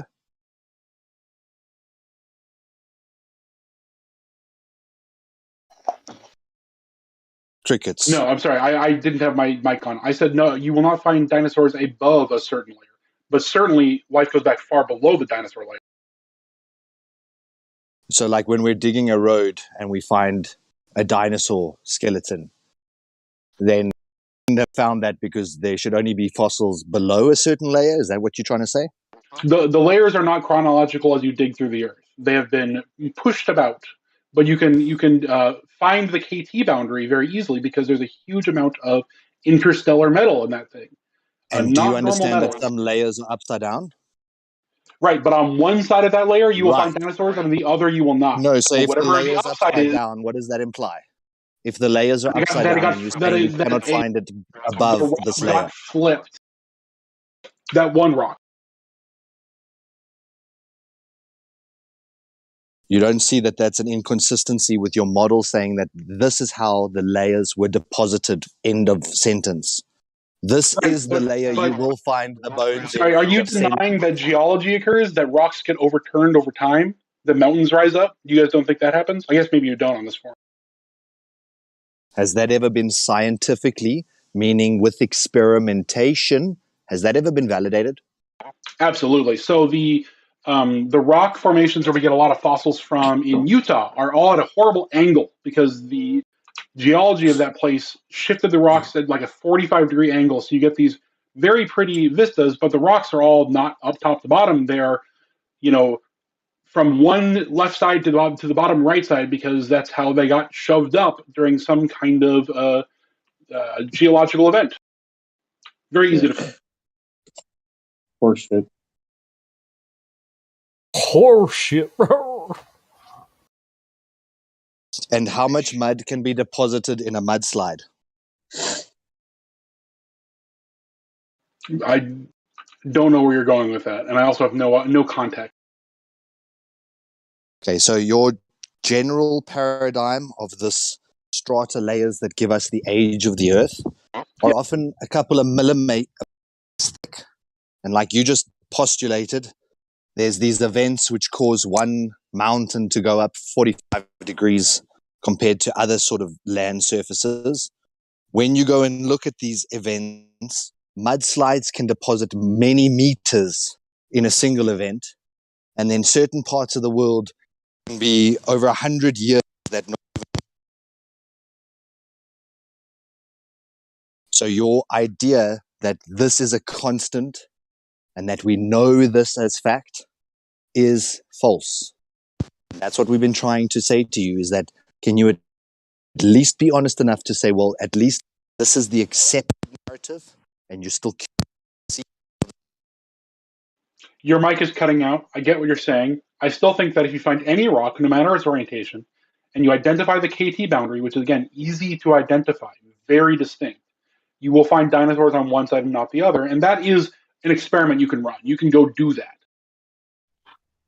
Okay, well, I'm going to make a claim that there's no human fossils in the pre-human fossil record. You can go check that out. There's no transitional fossil. Right, but I'm giving you an independent time frame, the KT boundary, which is, the meteor impact or whatever it was. They killed the dinosaurs. That's the boundary, and it's very easy to see. It's very easy to test. How do you know that it was done by an impact? I think that is by far the most likely thing because what we find in that layer are isotopes of elements that we would not normally find on Earth, but we would normally find in a, what are those called? Not a meteor, the bigger one. Asteroids. Comet impact? Comet, yeah. Hit there? Oh, comet. So we would expect these. You went full particular... fiction, huh? Well, you don't think the comet impacts? I guess, again, I'm in a flat Earth. Right, but how do we know that they hit the Earth? Because we only see them in the sky. So, I mean, how can we verify? Well, meteors hit the Earth, right? Yeah, they dug and they didn't find any iron that they were looking for because they thought it was a ball of iron, and they just dug and dug and dug and didn't find anything. Well, people have meteors. Like, Isn't there a meteor? A lot of meteors have been found. In the black cube in Mecca, isn't there like a bit of an asteroid in there or something, a comet or? I mean, why do you believe these things, man? I just believe everything. Well, how many of these dinosaurs existed when this happened then? How many dinosaurs roamed the Earth when they all of a sudden became wiped out by this meteor? They're not a fucking spinning ball, bro. So I gotta believe. You would think people all over the world, every time they'd go to dig a well or do anything, people would be digging up dinosaur bones left and right. I've never found a dinosaur bone. If you live in a certain I've place found in the Earth where the dinosaur layers are close to the Earth, you would stumble upon dinosaur bones. They say, but that would be like the Red Rocks. That'd be like the Badlands. That'd be like some Canadian rock formations, where that specific piece of Earth has come to the surface in those places. Very easy to get. Things probably can and do fall down from above sometimes. God knows what's above, right? It falls down and all that there. But why do you believe everything that everyone tells you that because they're wearing a white coat and it's in the fucking history documents? And why do you believe that that's true? Like feathers and dinosaurs and shit like that there. When we know that we're not living on what they're fucking telling us. They say sometimes you can have dinosaur bones in your mouth while you sleep. Well, that's a bad. Everybody knows dinosaurs are just a lie to cover up giants. There could be giants too. We believe in all that. There's possibilities. Never close your mind to anything. Obviously, things could fall down from up there. Who knows? There could be giants. Giants could have roamed the world. We don't know. But in Glen Rose, Texas, that footprint, it was of an 8-foot tall person, estimated 8 feet tall. When you look at things scientifically, none of it adds up. But there's just, unfortunately, people, Denial, like yourself, and I'm not trying to bring you down, that just believe everything that you're told or read in a book. Because the mainstream and tell you the narrative is this way, but it's not so. None of it makes sense, bro. I didn't get my evolutionary insights and knowledge from the mainstream, right? Like I studied. Well, you kind of did though, because every time you try to bring up something, you always say "we found" or "we discovered this" or "we," but you're not included in that "we." You didn't find anything. Oh no, I did. I'm a scientist. I have been in archaeological digs, so put that right out. A very sophisticated way of yes, I agree with you, but and then you always bring up the sun. Like I only put the sun in one context, which is where did the energy come from to start life, and it's very obviously the sun. So that's the only context I cared about the sun. All right, so yeah, okay. Well, I'm just it's just kind of amazing to me that you do what you do. So chicken egg. Mm-hmm. What about where did reproduction come from? Where did two sexes come from the one species? That's actually a fascinating question, and we believe it has evolved multiple times. Well, give us your fucking hypothesis then. Generally, single-cell organisms can do a thing where they trade genetic information, right? It's not the same as our breeding, but it is a predecessor to it, where they will trade out some information from one to the other. Well, we exploit this all the time. Think of it in human terms. Right, but it evolves, so I have to give you the base, right? I have to tell you how it started. So you can evolve the conversation, yeah? So how do you expect to learn how it started if we don't start at the beginning? Single-cell organism. Well, that's where I start. What do you think? What do you think? That's not the beginning. Where the single cell come from. Once upon a time? Well, before that, single cells asexually divided, right? They did not have two parents. At a certain point, they started switching information with each other, genetic information, and that led to this idea of a pair of a species pairing off and having children. Like that's how that started. Do you know the whole thing? Where did the first one start? It was asexual. How did it really start? Too shall pass. It's not going to last forever. Oh my god. It was asexual at first, and then the first two species of but for asexual reproduction, you still need an organism. Where'd that organism come from? Okay, but this was a very specific question I was asked about how did we evolve the idea of procreation, and that's what I was answering. I wasn't. We already did the where did life come from conversation for about 40 minutes. We really shouldn't do it again. Oh yeah, you said the sun. Where'd the sun come from? I mean, do you guys want I'm not an expert in the sun, but I do know the theory of how it accreted. In your mind, yes. Accreted from what? from the remnants of a previous solar system, which was itself derived from the Big Bang. And who saw that? Where'd that come from? Why do you have to see something to measure it and to determine it? Where did it come How from? do you do it? No, don't take that red herring. We're right now working down through your infinite regress fallacy. I mean, go ahead, catch me in it. I've said logically consistent things so far. Yeah, so where'd the Big Bang, like, you're saying what, energy from the previous solar explosion or whatever caused this one, right? That caused our solar system. The reason we know that is because certain isotopes and certain metals, like iron, had to have come from a previous sun. All right, so where the previous sun iron is not naturally occurring. It only is created in okay, late cool. stage. Where the previous sun come from? I mean, we're going back to the Big Bang, and before that, it's a mystery. That's all you have to say. You don't know. No. People have ideas. No one. Can I ask you? Ideas are fine, but don't make them like as truth claims or whatever. That's where what irks me. I mean, but the source of our sun is a thing that you can How get can the sun tons of form evidence without about. natural law? With the laws has to have been there. How can anything start without the laws? Who created the laws? Exactly. Yeah, I mean, lots of theories about that too. But there being many It's not different theories. universes. Who created the laws? I'm not Why are you asking me for an ultimate answer? I'm giving you a. Did chaos create the laws? Did the laws come from So we don't chaos? discuss theories. Would you bet your life on it? Okay, I will give you my theory, and then you can discuss it. But there is no one answer to this. But the theory is that there are multiple versions of universes, and the ones where the laws made sense and worked out are the ones that we could live in, and the ones where they didn't, Who created the laws? Why who? Why who? What created the laws? We have laws. No one can bend them or break them. Who created them?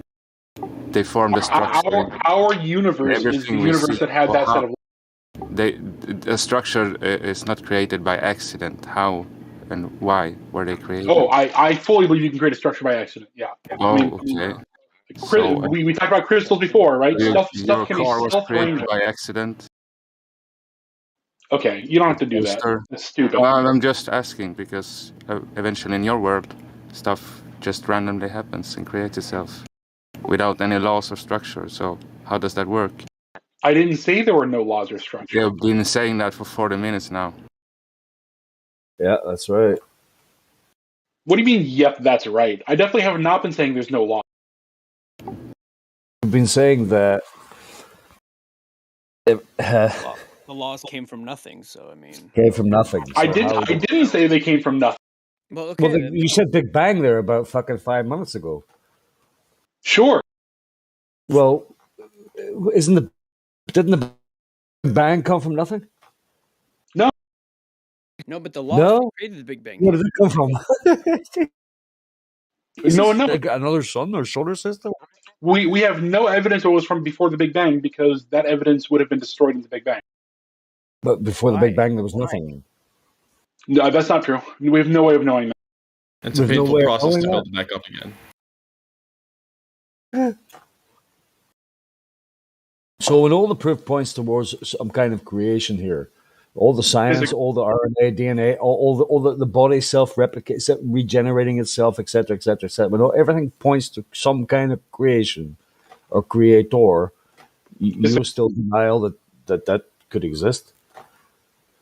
Yeah, order from chaos exists. I mean, it just empirically does. And so I don't see why everything could have been order from chaos given millions of years. Okay. Trillions of years. Why? Millions and trillions of years. So many years. Everything is so big. Where does order from chaos in and of itself exist? Just other example. We have discussed this so many times now. How crystal okay, formation fine. is If it's been discussed, just remind me what you're referring to then. Give me just two keywords. Crystal growth. Crystal growth is order from chaos. Crystal is already in this realm. How do you know that wasn't by design? Finely tuned. and I finely don't balanced. know anything wasn't by design, by the way, and I'm not saying you guys are wrong. I'm just saying that you can have a perfectly coherent understanding of the universe without a designer, and that's what you guys are challenging me on. Incorrect. I'm not saying you guys are wrong. That's incorrect, though. Can you hear me? Yeah, lekker soos Yeah, een loud cracker. and clear. So if you look at the universe or this place that we dwell in, everything has an incredibly complicated fine tuning. That this plant feeds that animal and that animal feeds that animal. There's Now food it does. chains That's evolution. up and down. No. So the place that we dwell in is finely tuned. You try to, it's the current narrative that we've got a multiverse, and in the multiverse, there are so many other universes that didn't have the fine tuning. Then obviously we would then exist in the one where the fine tuning is so optimal, but there would be thousands and millions and quadrillions of other universes where the fine tuning was not as precise as this one, without That's very any evidence of a close to multiverse. Or That's a very close to universe where multiverse theory, but that is not quite right. there is Evolution no does not have proof anything to do of with multiverse. There is no proof of multiverse. There is only proof of this incredibly fine-tuned world that we live in. And crystals are a part of that finely tuned world that we live in. And crystals do layer themselves in an atomic structure based on the type of crystal, that they're either going to have 5 sides or 6 sides or 8 sides or 10 sides, based on the design that's already inherent in the crystal. What you're saying is I can take a computer screen and leave the keyboard there, put a bunch of shit on top of the keyboard, and eventually that computer will write the code to take the box off the keyboard and then achieve even greater things later on, just with another. Whereas your analogy is so far fetched. Like That's it's not well even put, man. That's a close. toilet analogy, bro. Or a tornado can go through a junkyard and then assemble an aeroplane on the other side, because order comes from chaos.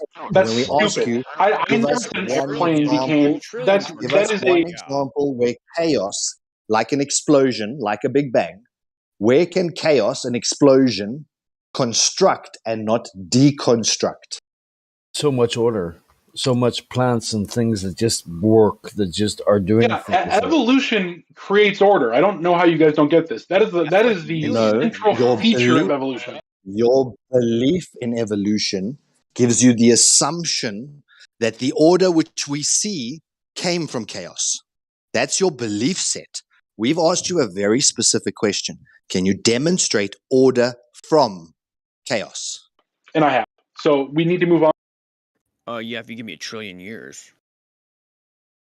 Yeah, we literally had a trillion years. So I'll be right back after a couple of trillion years. How do you know that?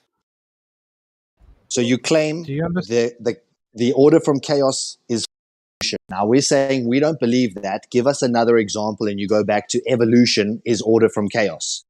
When we're asking you for another example of any type of order that comes from explosions. It is 3 a.m. It is 3 a.m. where I am. So I'm going to be done with this.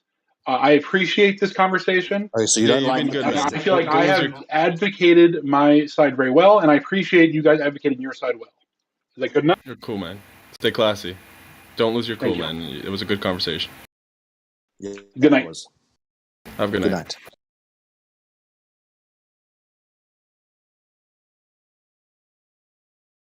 And off he goes into the chaos.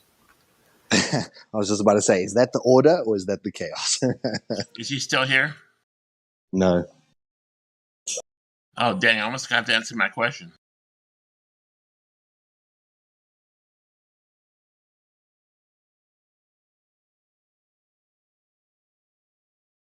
I think we were just trying to explain that. Who's next? I was trying to ask him how long does it take from one species to turn to another? No, I got a better question. 150,000 years to 200,000 years, and then he said it could be a few weeks. I When assembled does that my own happen? computer. Show me that happening, and he got nothing. I assembled my own computer. How long do I have to wait for the operating system to write itself? 3 years. I think he believes the answer, Hank. The answer, Hank, is blowing in the wind. Definitively. It's about It's definitive. 150,000 to 200,000 years. and it will. It's guaranteed. It's science. 6.3 million years, man. And how many? Proven. Definitely within 6 million, it will be 100%. written. Yes. Given how fast time flies, that's no time at all, bro. I can personally vouch for a Yeah. million of those years. Personally, I like that. Wait, time flies even though it doesn't have wings. That takes us into a whole nother realm. What's going on now? Well, at least we got them to admit that epigenetics is not really evolution. They just hijack it and pretend like millions of years.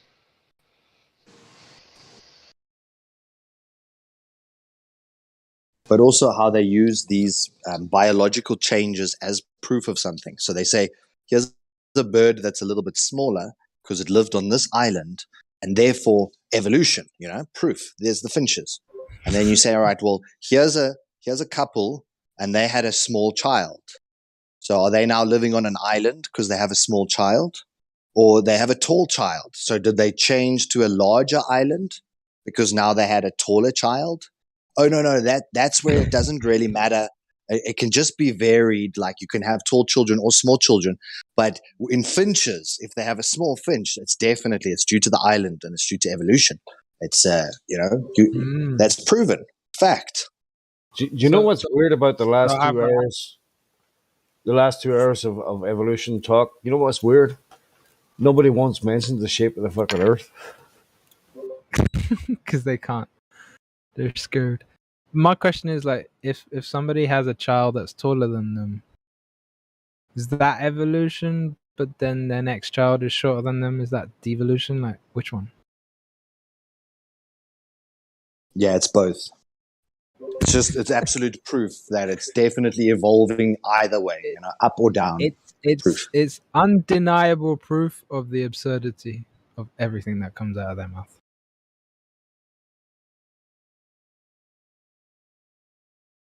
Is the flat Earth server devolving into like 2 hours of not talking about the flat Earth? What the fuck's going on, bro? That's kidding. I think we were trying to get some confirmation as to whether this guy's honest enough to actually discuss the next topic. And we were trying to get him to get to a point where you just say, okay, you guys raise a good point.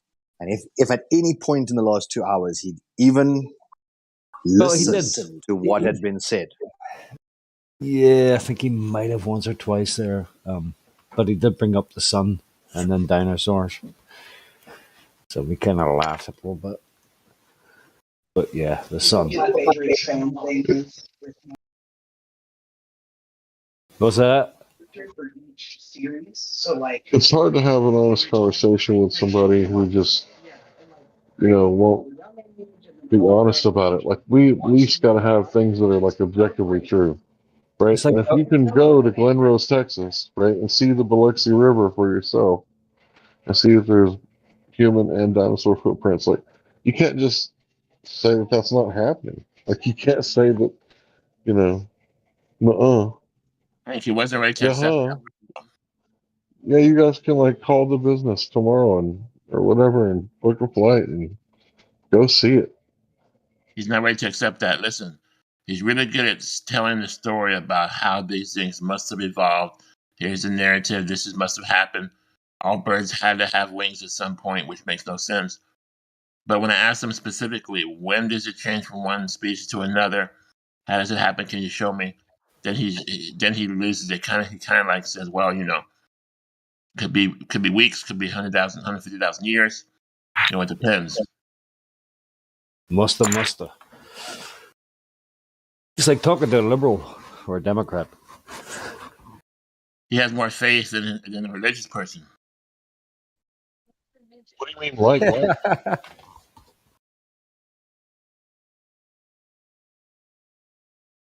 Yep. Identical. So that's really what the argument is at this point. It's like the subjective truthers.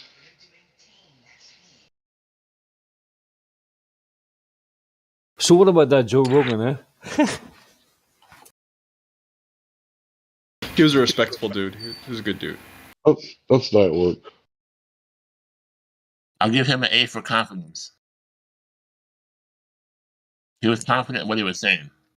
He was talking about the Jabba Jabba Doos, whatever. We can't talk about it on here. But then he was starting to get into the Democrats spying on anything. Anyway, yeah, they don't like that, so they need to shut him down.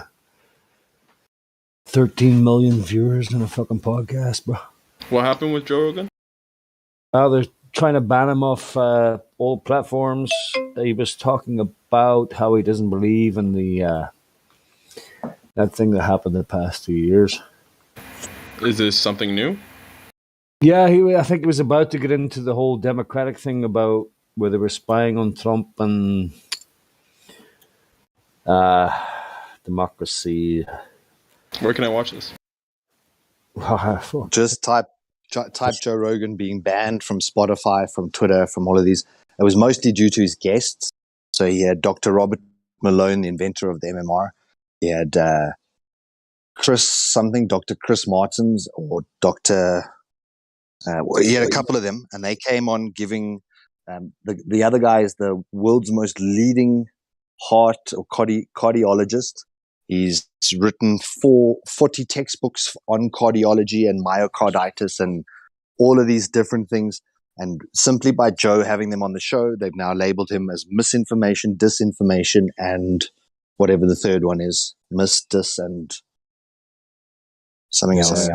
Crazy. I have a question. But they're basically trying to pull him off. Now, my real wonder through this whole thing is Joe Rogan starting to see it yet?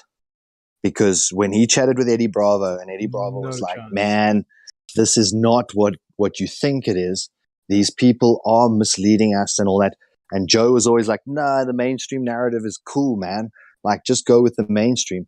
Now he's being bashed by the mainstream for simply having two guests on his show. I hope the light is turning on in Joe's head. It's a hope, but I would err on the side that this is a psyop. Because if they do ban him, he goes to alternative media, then he's now taken his nonsense that he perpetuates into all those people who think he's for the good side.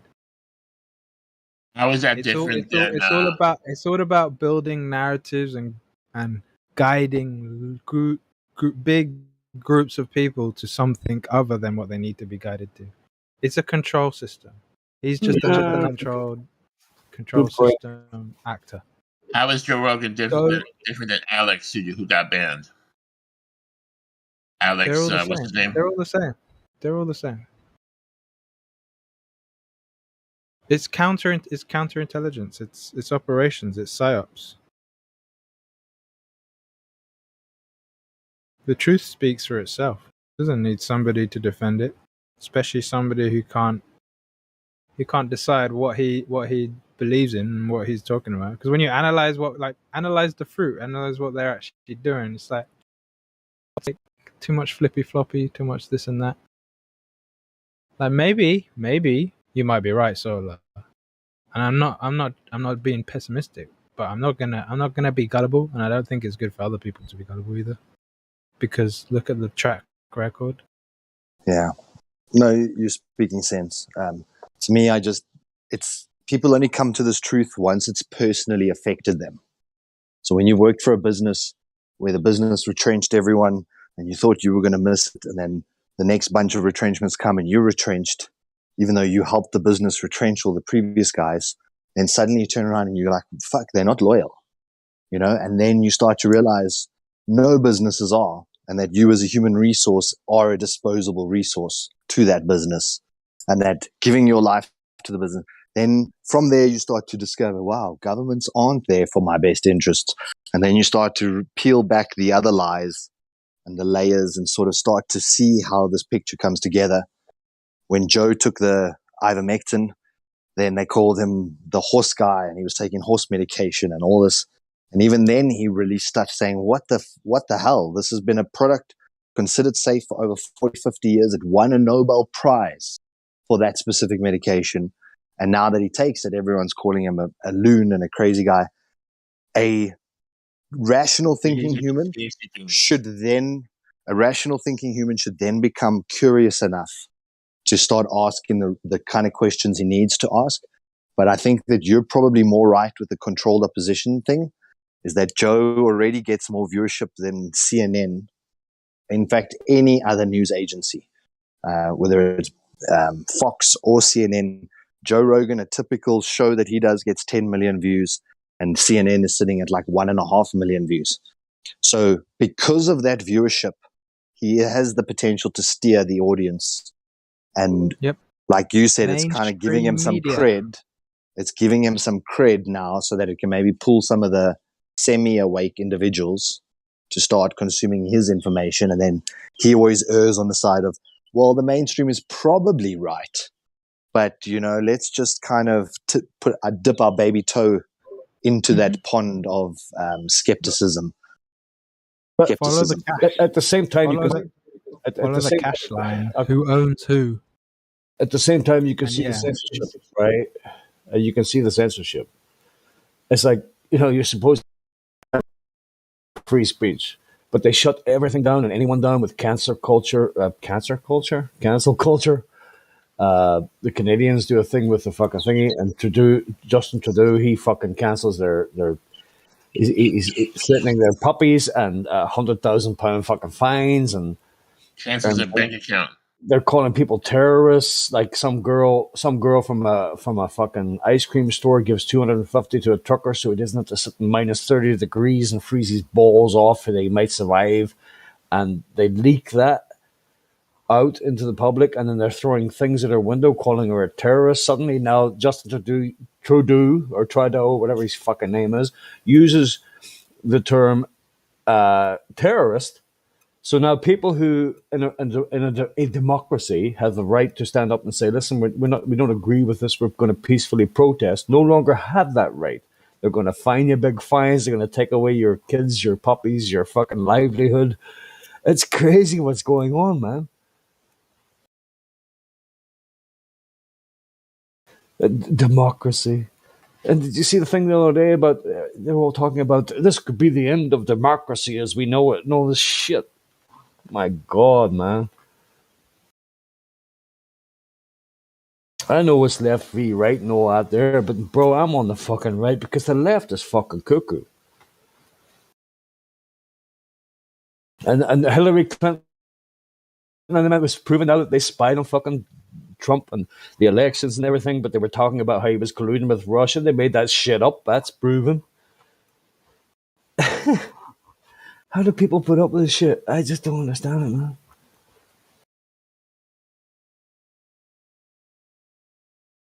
But also the short attention span of the public, because they don't even realize when they say that this stuff is misinformation, and then 6 months later it's released as fact, and here's all the evidence. Yeah, the public still will continue to repeat its misinformation. They accuse people of doing the very thing that they've fucking done, and then it's found out, and nothing happens. It's fucking incredible. And that's just this world, not all them other dimensions and big bangs that fucking exist. I like what Flat Earth Solar was saying about Eddie Bravo and Joe Rogan, because I saw the same thing go down over the last couple of years. Yeah, what happened to you? You big fucking moon denier landing. Now suddenly they landed on the moon. What the fuck, Joe? And then he's got a podcast. He's making millions of dollars. Say he's not coming around to something else. I don't know. Yes, gatekeeping, taking people away, millions of viewers. He's got more viewers than CNN or listeners. Fair enough, but a lot of the shit he says is true. With the whatever's happened the last 2 years that we can't speak about, and other things to come.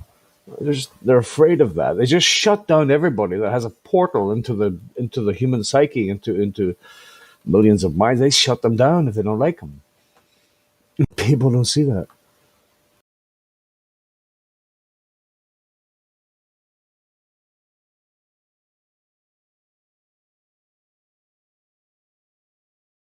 Maybe you guys just aren't aware, right? But he was an actor from the very beginning, right? And a shit comedian. Listen, I'm not saying he's fucking all that. Like, I'm not saying he's all that. I know he could be a fucking arsehole. I know he could be a gatekeeper extraordinaire. But the censorship that's going on right now is beyond fucking Nazism. They'll call you a Nazi while they're being the fucking Nazi. You know what I'm saying? It's not hard to work out. Yeah, but that's the whole point, right? If the censorship is already like that, and it's been like that for years, right? All it's doing is just increasing incrementally, maybe exponentially. 1 million feathers. We already know that's the case, so they can use that. They can use that to manipulate people, because then people can kind of get behind. Oh, there's censorship here. Then maybe this thing is a good thing. And then they use, like, because that's people's litmus test. People are so simple-minded, even the ones who think that they know something and don't believe most of the bullshit. They're so simple-minded that a little bit of, oh, he's on our side is all it takes for them to be like, oh, that's fine. So no, that's not fine. You have to dig deep into everything. Yeah, type into Google censorship Because is. it's not like anyone really needs Joe, like some whatever individual, to tell them, some flipping miniature toe, right? To tell them the stuff that they already knew. Like, did you need him to tell you that, like, you don't need to put poisons in your body? Did you need him to tell you that they No. didn't land on the moon? Did you, like, you don't need that. So I think objectively and with discernment, you have to dissect all of this stuff. And fundamentally, the easy approach is these days, if it's mainstream media, by reputation or by numbers, it should not be taken very seriously. It should, in fact, it should be either, in my opinion, because I like to be like that, it should be just dismissed offhand, or it should be scrutinized to the nth degree. But so, for example, Google, if you type into Google censorship is, it gives you the option censorship is good, censorship is vital, censorship is important, censorship prevents misinformation. They've already geared the whole thing that people will now in future be taught that censorship is valuable. And exactly like you're saying now, it's like, it's ludicrous. We will be getting our censorship from credible sources from here on out. Credible sources? Yes, like from the government or people in white fucking coats. That's it. Everything else is bullshit. I mean...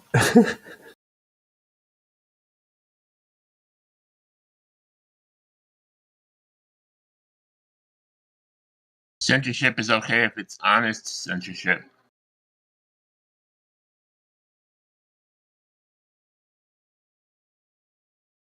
It's true. But that's the crux. Who gets to determine if it's honest or not? Our fact checkers.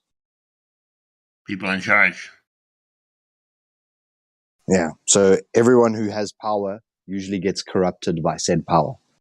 So this is the problem with any form of censorship. The whole purpose of a democracy is for open dialogue and freedom of speech, and to bring multiple new ideas to find a better way for the society to progress through constantly engaging new ideas, not through censoring and telling everyone there's only one idea and this is what it is and you have to accept it. So I'm against any form of censorship. I want to see the information.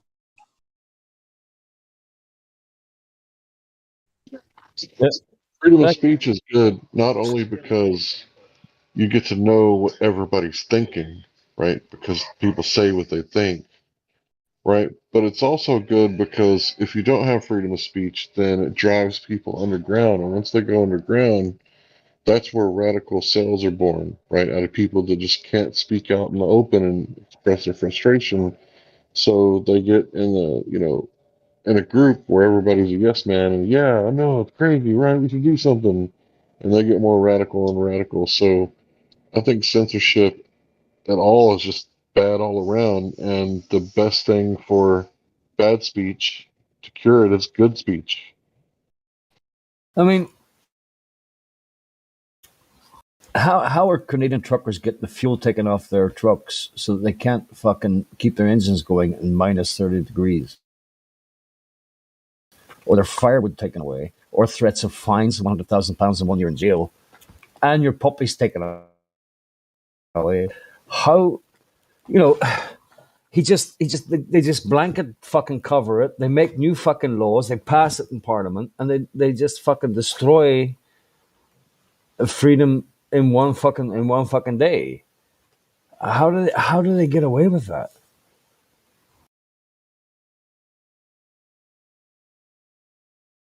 I don't know, man. Fucking, you know, There's enough to be serving the people. Yeah, we have a right to protest. That's what the democracy is about. No, you don't. We're gonna fucking jail you. We're gonna fucking fine you. We're gonna lock you up. And fuck off. Instead of him, all right, listen. I'll give you 2 weeks to fucking, or a week to clear the bridge. We'll not fine you. Get your trucks back home or whatever. You've made your point. Fair enough. But no, they just strong-handedly eradicate it, and people just go, yeah, well, that's all right. $10 million in PayPal and $8 million in that other thing, and they just, we're going to stop that. I mean, if that doesn't tell you that governments are fucking shit, then I don't know what else, I don't know what does.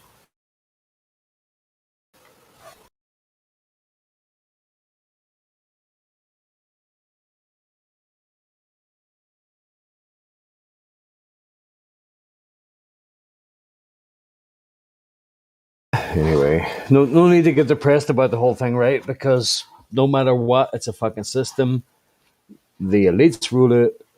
We're all living in a fucking spinning ball, and that's it. The theory of evolution is now fact. The Big Bang Theory is a fact. Everything's just fact, okay? So shut your face.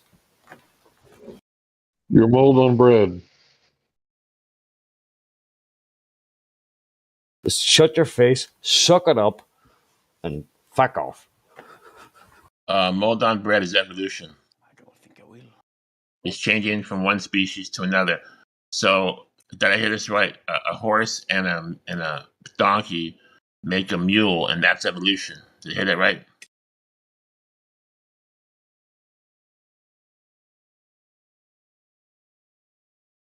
That's the first time I heard that a mule is evolution.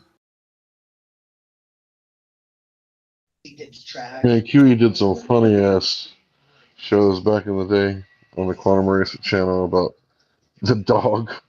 That this dog somehow they got. Anyway, man, there's some good stuff on this channel about evolution. Yeah, those little lap dogs are definitely proof of evolution.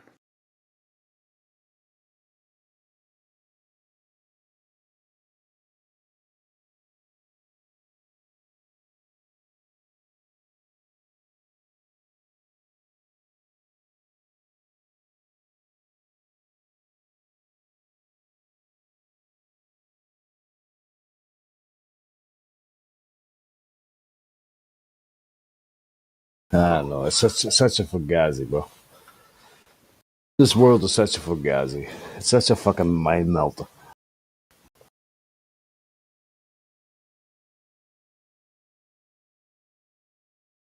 There it is, Mr. Fugazi. I call it mass The propaganda fugazi. mind control. Yep, well, that's what it's been since day dot.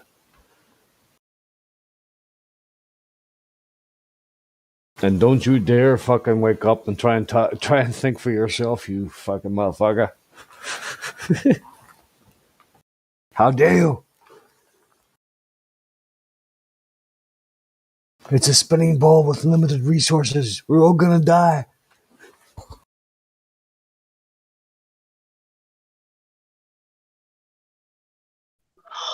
What do you guys think Bro, about we're gonna be Putin good invading workers. Ukraine? One day we'll get to go to Mars and eat Martian potatoes. You ever had rusty taters? What do you guys think about Putin invading Ukraine? I think it's not going to happen. I don't think it ever That's was. not my crane. I think they're kind of fake it to make a war, start a war. Or distract from something. Whose crane is it? Is it your crane? Is it yours? Who does it belong to?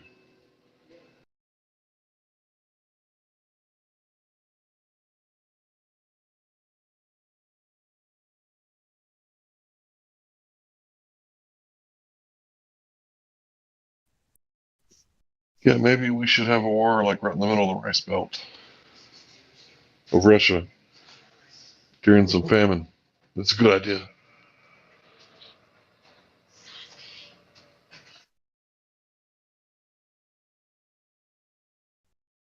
Everywhere you look, food supplies under attack.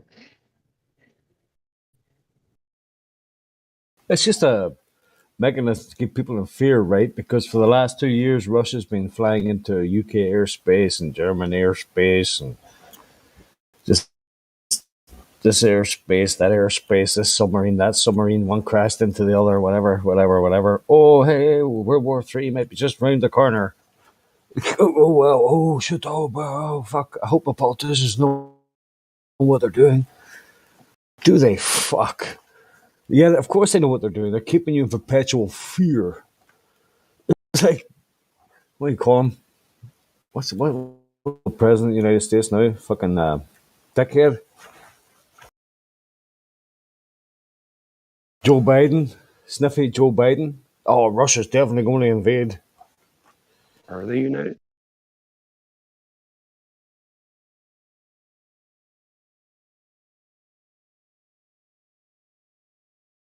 It's just a game. They're just like perpetually keeping people in a state of fear and shit. Why they're spending.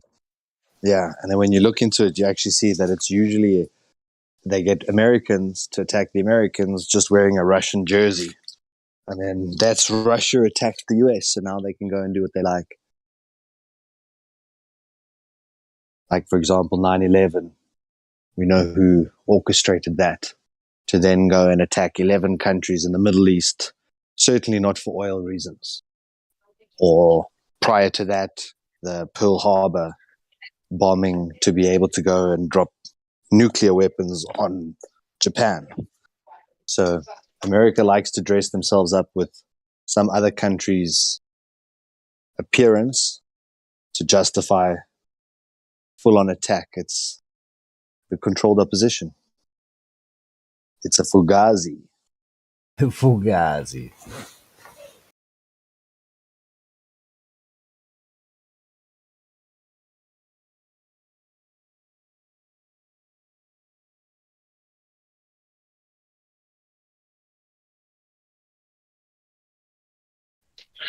It's the banks.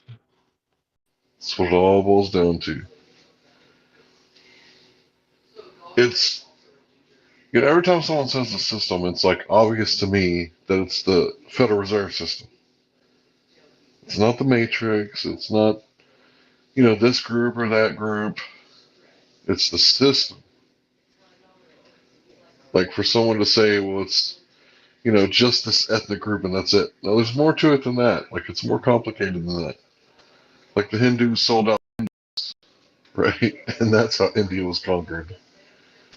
The Incas were divided by marriage, intermarriage with the Spanish. That's how they were conquered, right? So it's like this, group of people that control these banks. It's a cartel, right? The banks are a cartel.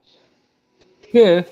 HSBC, Bank of America, all caught fucking laundering Mexican or South American drug cartel money.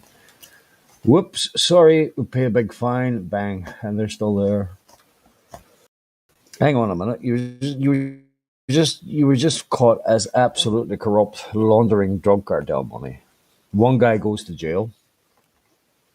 I don't know when this was, about 6 years, 7 years, 8 years ago. One guy goes to jail, and the banks keep going. That's great. I mean, it's kind of like the Fast and Furious scandal where Obama and Eric Holder got caught running guns into the drug cartels, and then some of those American guns got into the wrong hands, so to speak, and then American people were killed. And then they made like 8 more Fast and the Furious movies, so that you'll never forget that shit ever happened, right? The whole time, Eric Holder, was working with Obama and doing their little gun thing, You trying ever to see take that guns movie away. American Made with Tom Cruise or whatever, the guy that was running the drugs for the CIA or the guns into that's crazy. And then at the end, of course, he dies. He got whacked. Oh man, it's just so corrupt.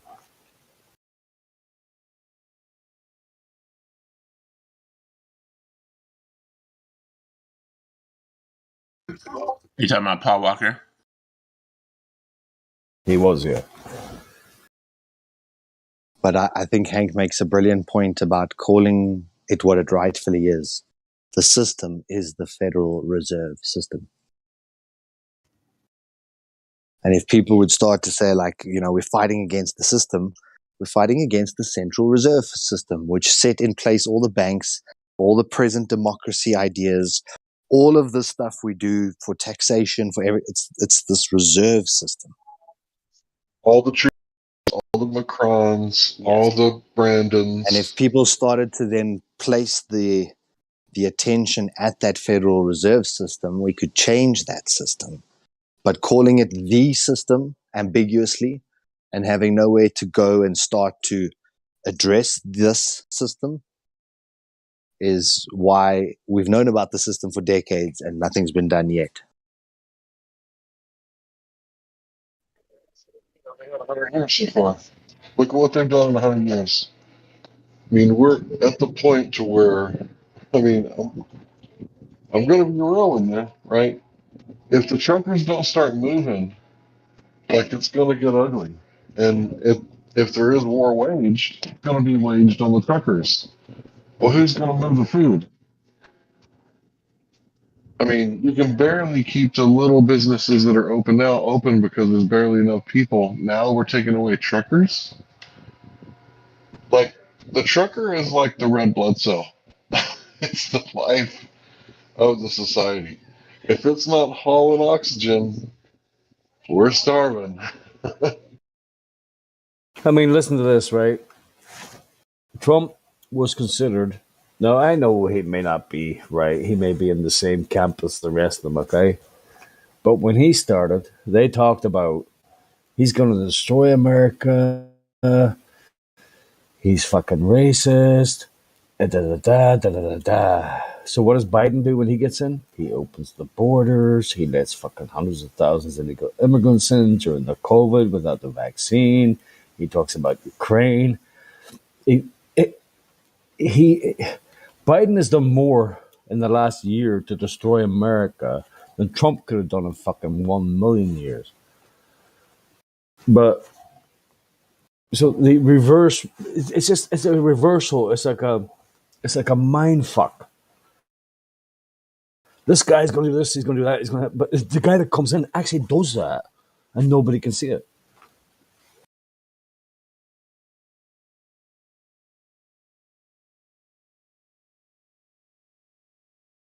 Even if everyone could see it, though, I don't know that would affect any change. It's like they own the institutions, so. Well, that's the thing, yeah. The only way to play the game is to not play the game.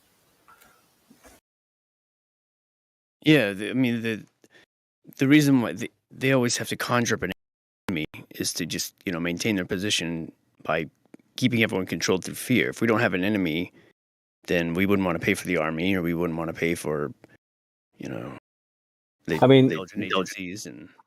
Yeah, why twirl your wheels about something that you can't change? What's the point? I think we can change it personally.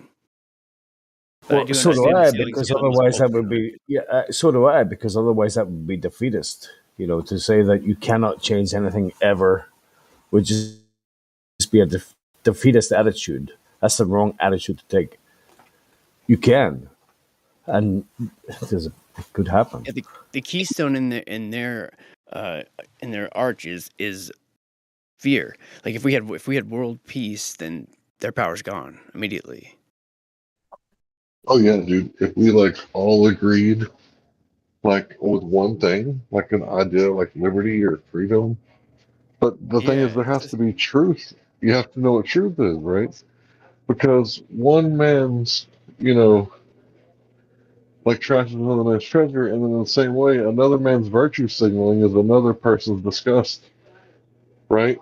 Like, they want us to be like, what do the left always say? They want us to be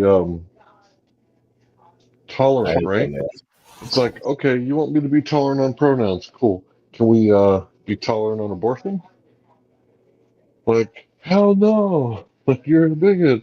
What are you talking about? So, like, you know, the pronouns are important, obviously, right? But not the life.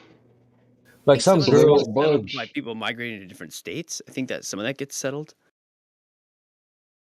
Like Like what the has less happened? united the Well, states are, the less they have to deal with each other.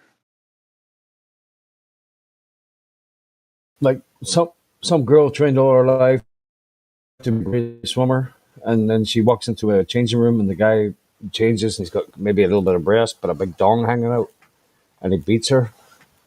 No, that's totally acceptable, bruh. Why? Because he identifies as a woman. What? That's just ridiculous. Well, that's the state of the world we are in today. Do people not see this? It's fucking insane. No, transgender rights are rights too. They're human rights too. Yeah, huh? Yeah, all right, yeah, huh? But you got a big schlong on you, and you beat all the women. You hold up the gold medal, and now suddenly you're a champ Olympic swimmer. You biologically, you're still a fucking man, right?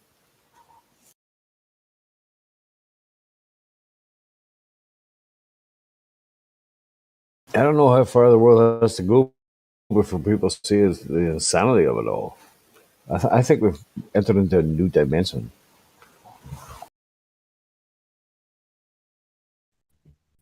I'm just saying that little group of people that can't look at truth objectively. Like there's rights and wrongs. And if you can't agree on that, then you can't agree on anything. And if we're not having the conversation, then what? What do we get? War? Like if we can't do business, what do we get? We get war. I mean, am I wrong? You know what? No, because if you look at history, even recent history, there's always going to be war. I wouldn't be surprised if World War III broke out tomorrow and they says, Paul, you're fucking in your 50s, grab that gun, go and fight the Russians and die in a trench somewhere in fucking eastern Ukraine. No, I don't know. I wouldn't. I wouldn't. I don't know how people would go. But let's just indoctrinate them and fucking brainwash them into believing that it's the right thing to do. I feel like I feel like that worked, but that was also pre-internet when most people had never met a Russian. Like now, you step into any gamer chat and you meet half a dozen, effortlessly, and they're just people. We're just the same thing. So I feel like that's a little harder to do now, just to get us to go to blind war.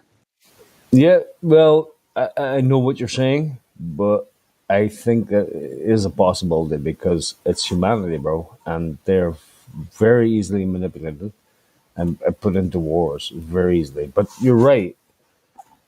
Flat Earth is the unifier. Flat Earth is the unifier. It's the one thing we all have in common. It is the red pill. Yeah. Hope it's a whole new can of worms. Yeah, it's the only way. It's the only thing we all have in common. And we've all been, victimized by it, by this lie. Well, not until we've indoctrinated them motherfucking globe-earthers into flat Earth, right? We have to whip them into shape, show them the way, tell them what they believe in is a fucking fugazi. It's coming. It'll hit a tipping point. It's somewhere. Nah, I believe that.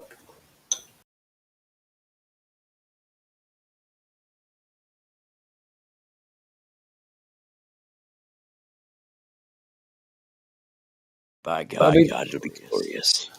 There's things I thought about 20 years ago that most people, mainstream people, and people, and friends, people, they're voicing it, and I'm like, what? Boy, I knew this fucking 20, 25 years ago. Now suddenly you're a flat earther, or realize the system is corrupt, or realize something needs to change. It gives me hope.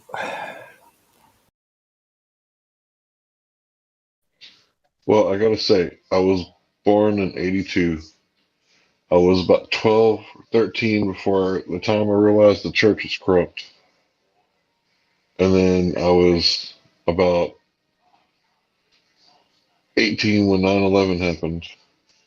And I knew that there was corruption. I knew, the whole marijuana thing. I knew it was corrupt because they're nonviolent criminals, right?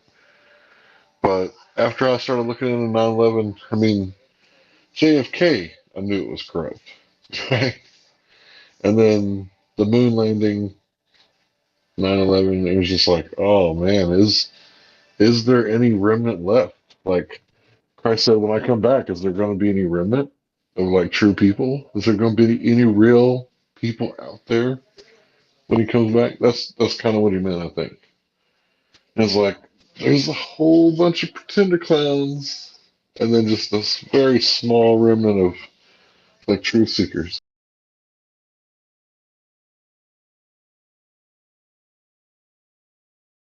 And a lot of people are distracted as well. They don't have a reason to really be suspicious yet. I mean, I believe they have plenty of reason, but they don't believe that yet. I would think when you go through the fire, you get tested, like a real good test. Like, that's how people are made, right? Like anybody in the room say, hey man, you been through some shit? Like, oh yeah, I've been through some shit. Everybody in here, right? And no one goes back.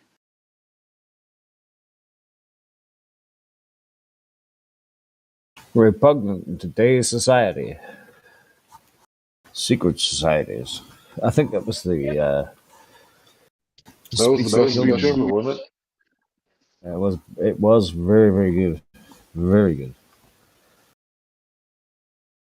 That's what killed him. People think it was something else. He was talking about introducing the greenbacks and all that there, but I think that's the speech that killed him. That was the one that went, right, we have to get rid of this motherfucker.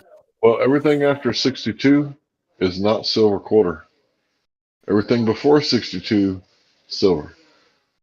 So they was doing stuff with the money. They was doing stuff with the Federal Reserve, taking the silver out of it. And he's talking about, the you-know-who's.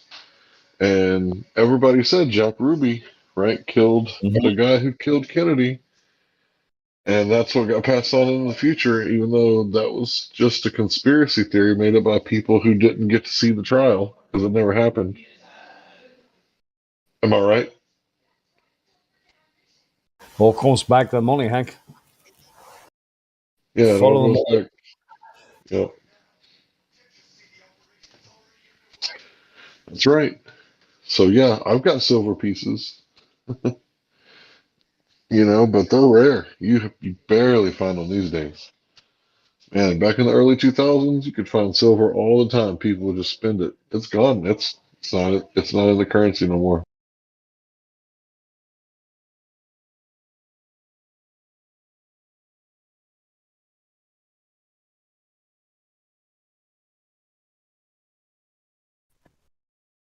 I haven't found any silver in a long time. Sorry, what was that? Say that again. There's no silver in currency, and It's almost, there might be cashless almost.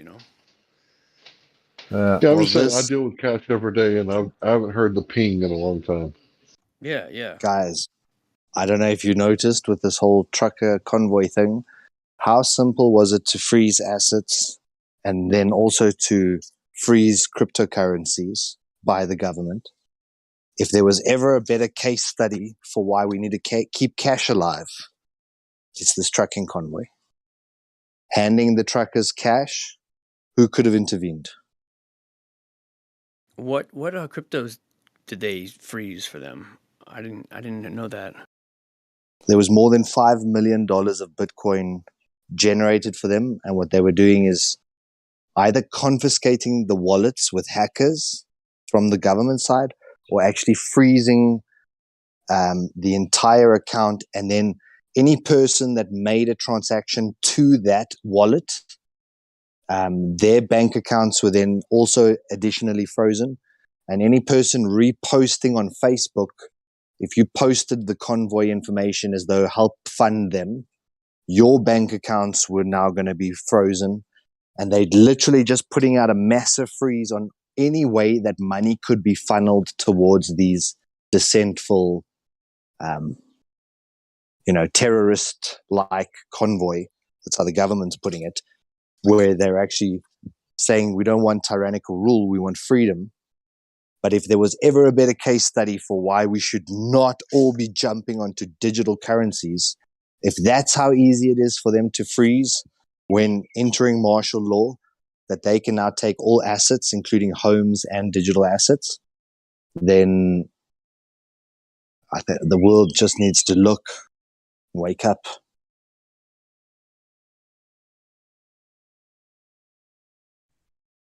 I think everybody's going to decide, are you in or out of the system?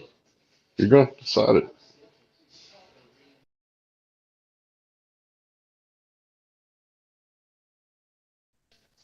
Here's the thing, man. Anything you create, you have the right to govern it. You make the laws over it. And anybody who participates or does business or wants to buy that which you create, they go by your rules. So they created this game, right? Some people call it monopoly. Some people call it capitalism, even though I think it's far from capitalism. But yeah, I think this is not the true, open market. This is not what capitalism is supposed to look like. This is some sort of like, the octopus thing. It's like some sort of tyrannical octopus who's got their tentacles and everything, and multiple hearts and multiple brains, and just you're either in or out. Are you going to play the Monopoly game? I think that's what it's coming down to, because I think they want to wage war on commerce and production. Doesn't this look like a communist thing, like the whole world over?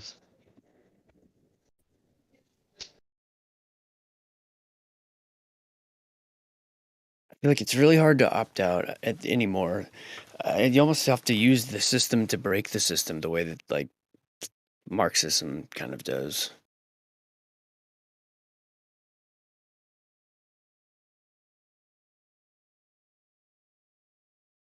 Those tactics, I mean.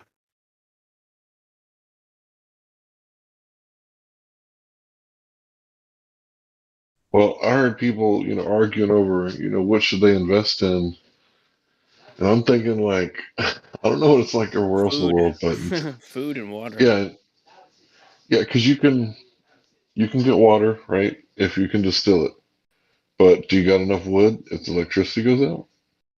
So,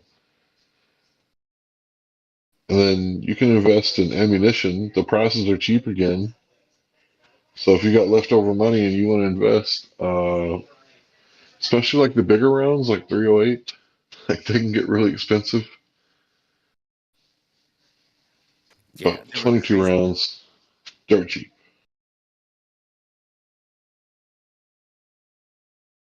Those blackout rounds are like $1.50 each. Prices are dropping. I think I saw 9mm at 50 cents a round. That's pretty good. I ain't seen those prices in a while. They might be still casing practice rounds, but hey, got to practice. I don't know It's a perishable skill. I don't know if the world's going to be brought to this black v white racist war thing they're talking about. I don't think it's going to be more fucking left v right. A class warfare, maybe? Yeah. No more of this fucking skin warfare, color your skin. More class, more black v white. Black v white. Liberal versus fucking, yeah, left v right. I think it's gonna be haves versus the have-nots. Because, like, if I asked anybody, like, "Hey, you want to go to Texas and disarm people?" Like, when? Like, right now? Like, yeah, like right now. Like, no. Sorry, what do you mean disarm? You Right? mean like take their guns away from them? No, thanks. Yeah. Right. So, how about we starve them into submission for a few years first, and then after they kill each other and they, used up all their ammo protecting each other, like, how about then? And I feel like that's why Okay, Bill Gates is out maybe. here buying up all that farmland. Yeah, he's wanting to starve you out, bro. Exactly. Telling you, you're moldy bread in these people's eyes. These relative truthers, like I call them, they're like, you're the mold, right? And I'm here to cure you. Telling you, there's this thing where it's like leftists don't have children, right? So how do they propagate themselves? They're members, right? Well, they want to brainwash your children. Mm-hmm. So they brainwash your children. They don't have any children of their own, right? Because they abort. Plus, they know that people tend to drift a little more conservative when they get a little older. My body, my right. Yeah, well, what about the right of a 3-month-old fucking fetus is growing in your body? It's not your body, bro.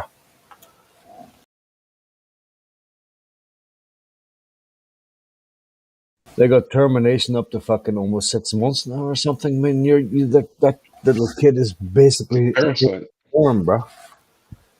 I would kill it. Parasite, bro. We don't need any more parasites on this earth.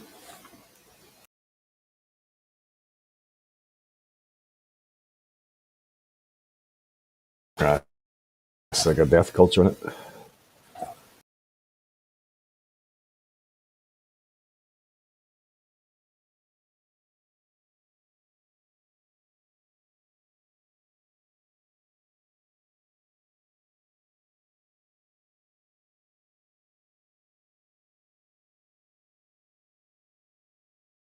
So they're all crying about my body, my right, right?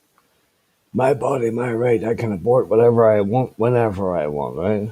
And then other people are like, no, we don't agree with that. But yeah, my body, my right. You can't put that shit into me if I don't want it. Yeah, but that's not your right. For the good of the community and everyone. Wait a minute, you just fucking double standard yourself here, bro.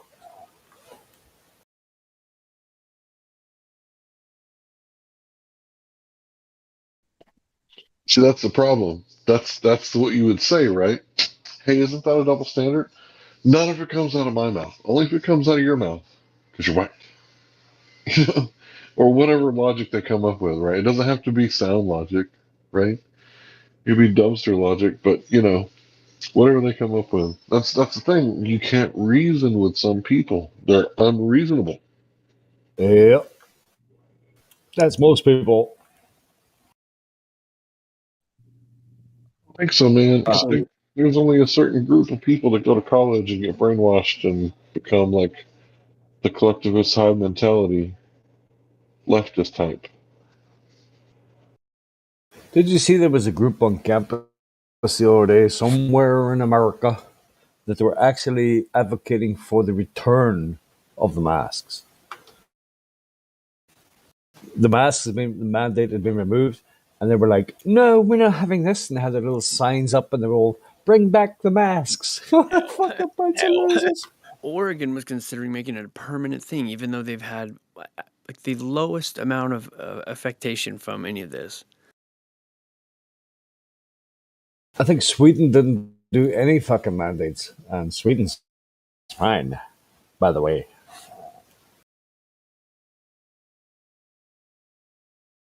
This whole thing has just been an exercise in control, nothing less, nothing more.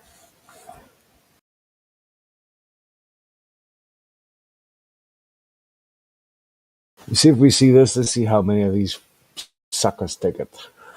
Oh fuck, nearly all of them. Great. Well, we can do anything now. We can tell them aliens invaded and Russia's about to invade Ukraine. They'll fucking believe it.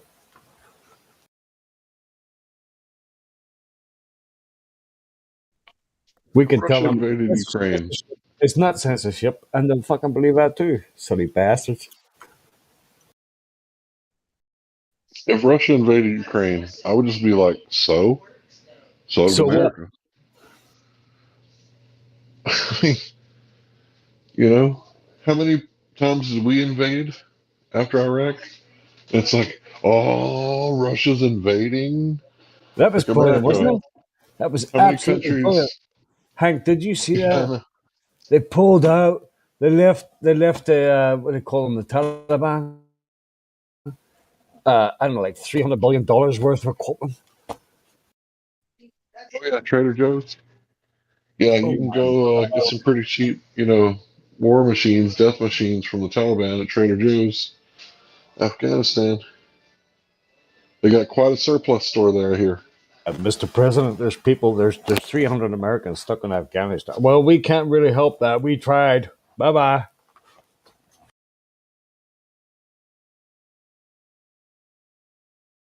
Shit. So 20 years later, and I think that, well, while they were doing that, they were also sending $3 billion to Pakistan for some fucking reason. As they pull out after 20 years of a fucking never-ending war, and leave them with loads and loads of equipment, and they took over with I think it was almost like evolution. It was like a couple of weeks. It's like the evolution, bro. Just we pulled out and we left them with like $1 billion worth of fucking equipment, and they just took over the government. The government, when America pulled out, within 2 or 3 weeks, the Taliban was in power. So, how good was that war for 20 years? It was never really a war like that, I don't think. Mm-hmm. Never really a war, just keep people in fear, right? But these guys, they fucking destroy another couple of towers if they had a chance from a cave in Afghanistan. In the poppy fields. Poppy. What's up, lads? That will put them to sleep. Where you going? What's up, bro? How's it Flat. going? Wait, do you guys think this is flat, right? And it's not round? Yeah. Well, we don't think it. We know it because you can measure it yourself. Damn, So you like don't have to believe that you it's a sound like ball. David You can Attenborough. measure Your it. voice is like actually deep ass. For Can you keep talking? millions of years, I fuck kangaroos. Keep talking. This is gonna be good. How's it round? I never said it was round. I said it's flat.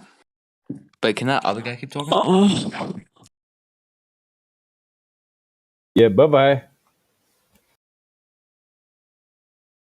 Actually, delete his account. Fucking delete that motherfucker. That's one troll bastard.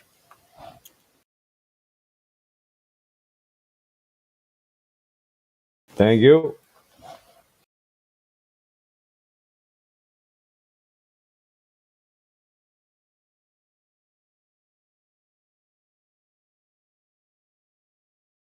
This is the problem with the world today. Everybody thinks everything's a joke. It is actually, but it's not that much of a joke. You have to be respectful about it.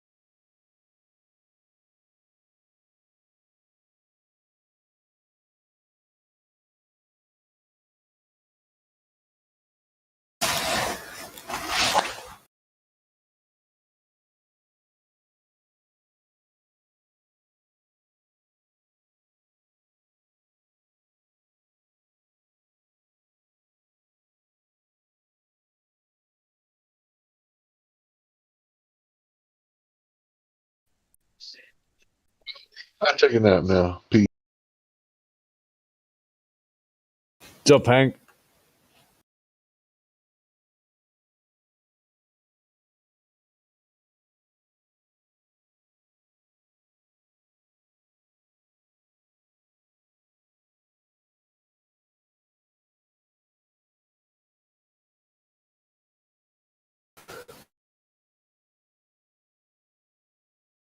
What it has to, right? There's no stopping this fucking roller coaster, snowball. Damn, there's no curve. Shit, they can't prove it. What's gonna happen when the mainstream is flat? And they'll be like, well, if it's not, if it is, well, okay. So what else can we believe? Evolution, dinosaurs, shit like that.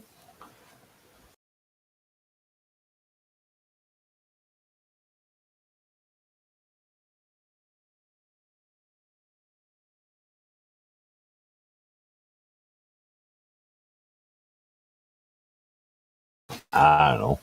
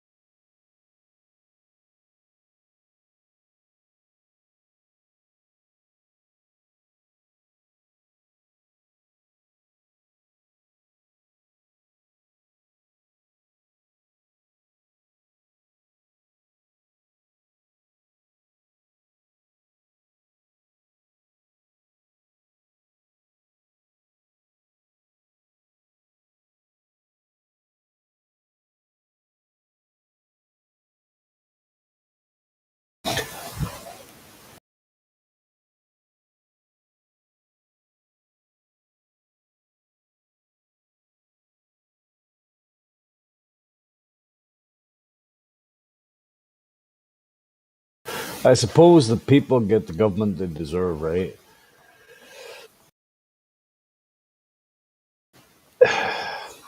It's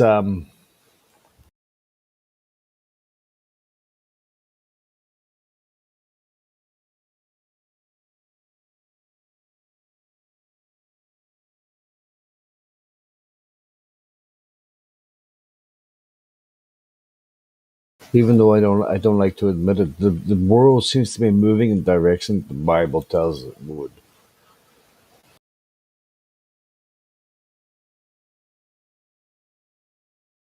It's going to a caste society controlled by hermaphrodites.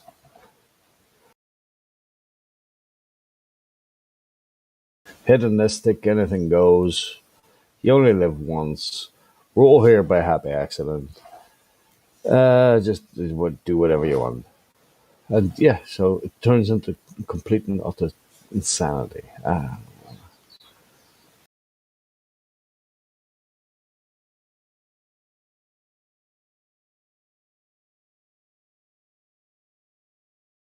I might have a little drink now and then, but I'm sure God will forgive me if I behave in the correct manner and never try to harm anybody.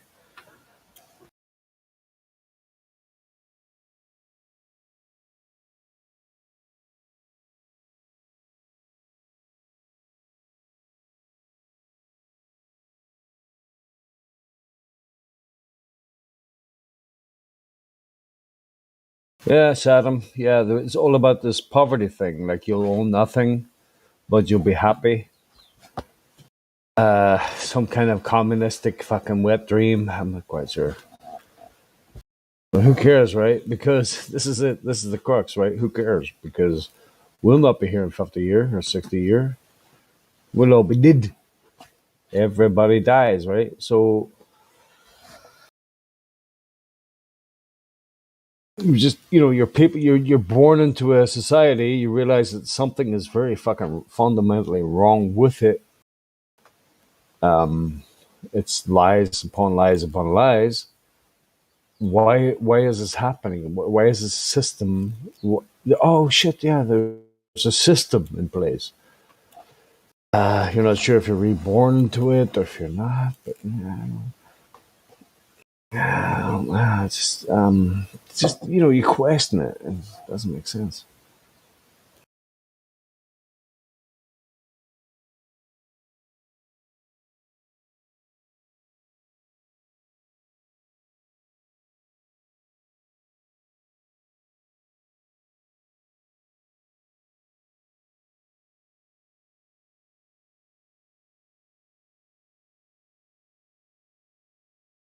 Okay. Oh, it's the Catholic Church, bro. Oh, it's them bastards.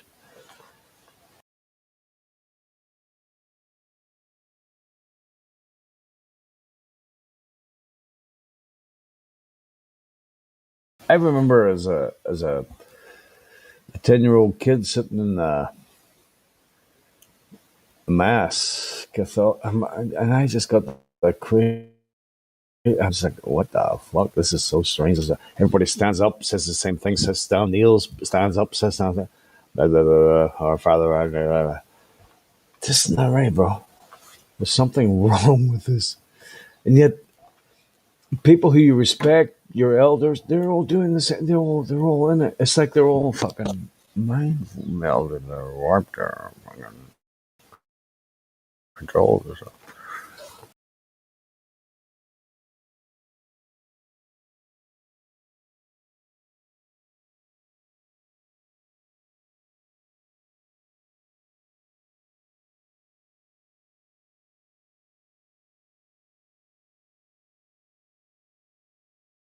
I thought it was the strangest thing. The strangest thing to be praying to a god, the same repeated sentences. Then I look at the government and I realized that you have to pay for the privilege of dying. They've got the grubby hands everywhere. Taxes, tax that, tax your food, tax your drink. Tax. Something's not right here, bro. Something's not right.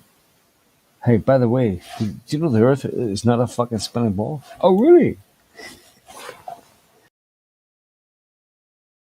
Tell me more.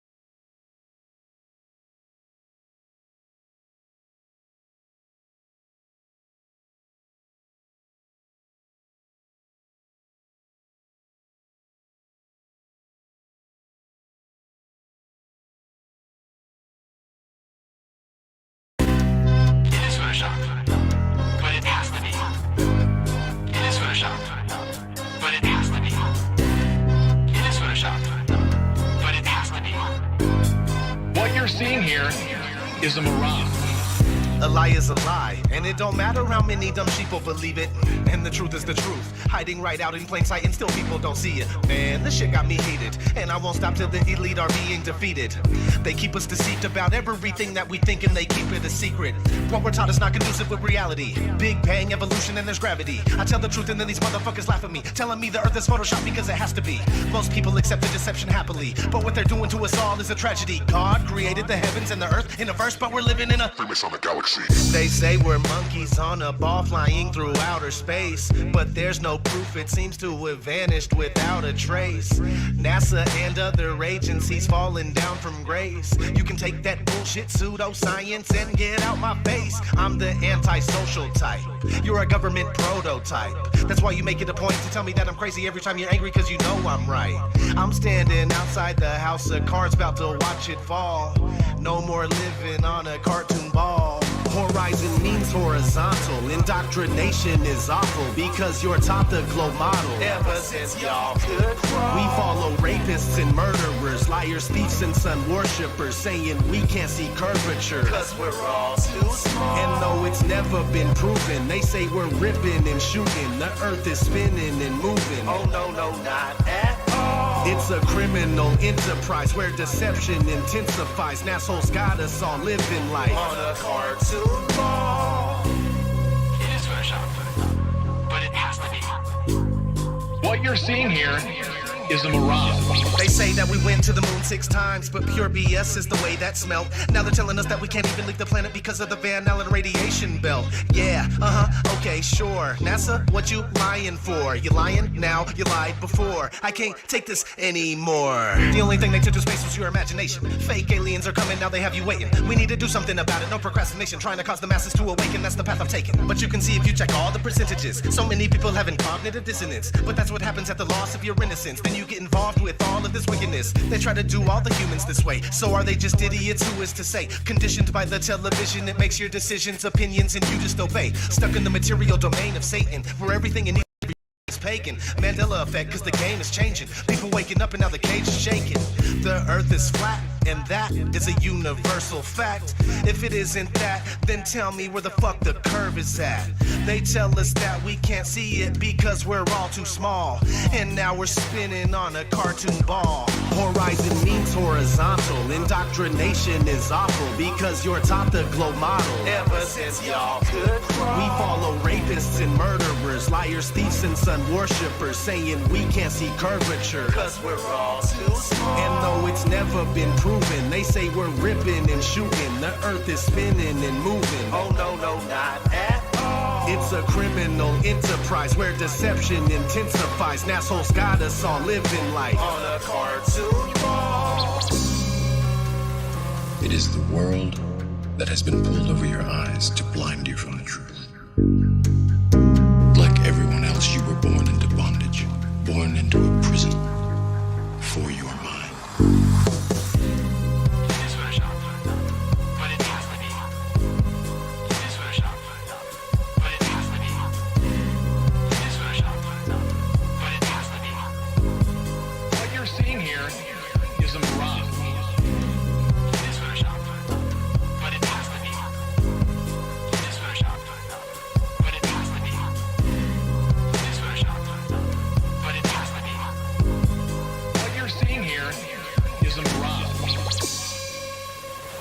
We accept the reality of the world with which we're presented.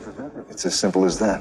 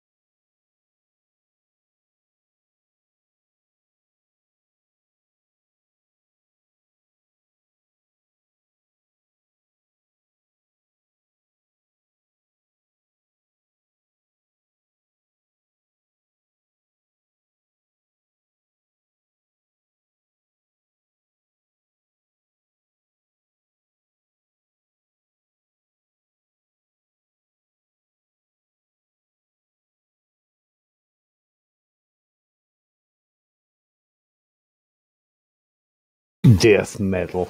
Are you fucking for real? Like, that's not even music, bro. It's like a noise. It's a noise from the chaos and the chaos realms. What the fuck you on about, bro? Do you ever hear of a karaoke night with death metal? Karaoke night, death metal. Yeah, you hear that often?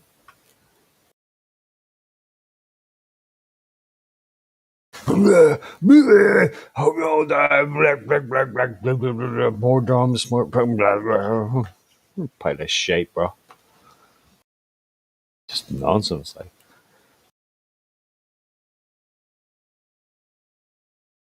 I'm just waiting for something to convince me that fucking death metal has a karaoke night. This is crazy.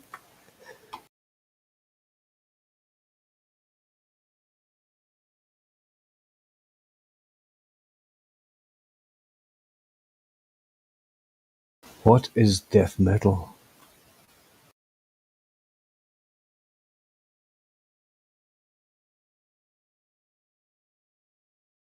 Where'd he go, by the way? What is his name?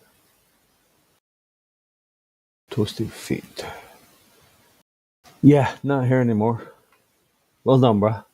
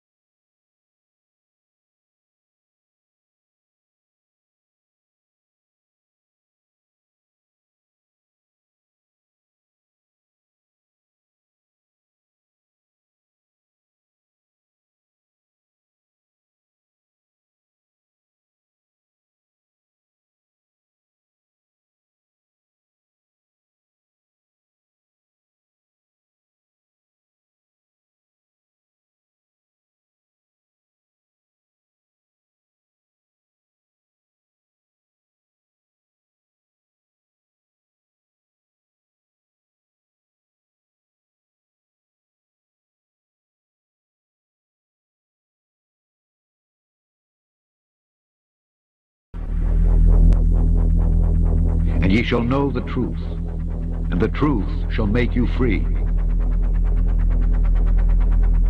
Welcome back to Smarter Every Day. Now, a lot of the pictures you see from the International Space Station come from the cupola on the inside here, right? So the cupola is on node 3, is that correct? Node 3. Node 3. All right, so this is astronaut Don Pettit. You may know this guy. You've done all the like city tracking. Yeah, I've done a lot of cities at night, and then the nighttime aurora and time-lapse sequences of Earth. Many of those that you see have been done in this module when I was at the helm of the He's camera. the junk. Let me just say it that way. You're the junk when it comes to space photography, right? Can you say that? Say I'm the junk? No, I can't say that because I get too embarrassed. I'm going to meet you on the other side, okay? So, seriously, he's the junk. Like, all the really cool Aurora stuff, Don's the guy that took it. Now this is a cover. Okay. So we call it a shutter, and it protects the windows from micrometeorites. Okay. The shutters are closed, the windows are protected. And also thermally insulates the windows from the radiation environment of space. So can you shut these things from the outside? No. You can open and close them from the inside. Oh, okay, wait. On the inside, you're throwing a lever or something. Yeah, you're turning a knob. And it's open. On the outside. On the outside. How do you do that and maintain a pressure seal between them? O-ring type seals. No, you don't. With a rotating shack. All our hatch seals are O-ring type seals. Yeah, but how... my brain's up here. Let's go inside. We can see it. Okay. Watch your head. All right. Oh. Oops, thunk. So you have a whole series of O-rings in here. And a shaft that you rotate. So, I mean, like on the space station, how many of these would you have? 7, because we have 7 windows. What happens if you get a leak on that? Then you have a leak. You just have a leak. And what you would do is... You lose air. Yeah, you would probably seal the whole cupola off. And then there's probably a plan, I don't know off the top of my head, but there's probably a plan for replacing the mechanism. Might require a spacewalk. So my question is, how can you operate a lid on the outside of the space station by manipulating something mechanical on the inside of the space station without losing air pressure? It's called real good engineering. Bye-bye.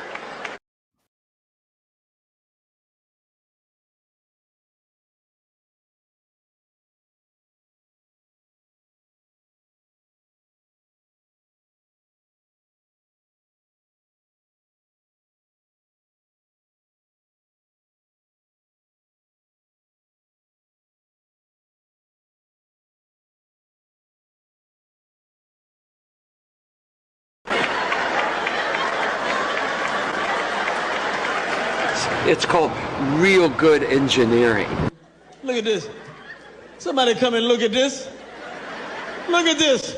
What happens if you get a leak on that? Then you have a leak. You just have a leak. Okay, one more. Then you have a leak. You just have a leak. And what you would do is... lose air. Yeah, you would probably seal the whole cupola off. And then there's probably a plan, I don't know off the top of my head, but there's probably a plan for replacing the mechanism. Might require a spacewalk. So here we have a astronaut who has flown in space 3 times, but yet he doesn't know the procedure. He doesn't know the plan off the top of his head.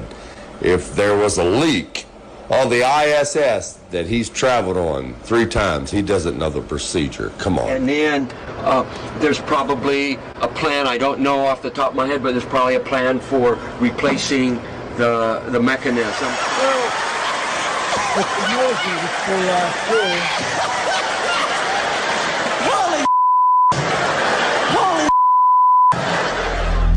The reason he don't know the plan is because it's all fake. He was caught by surprise with the question. Thanks for watching, and God bless.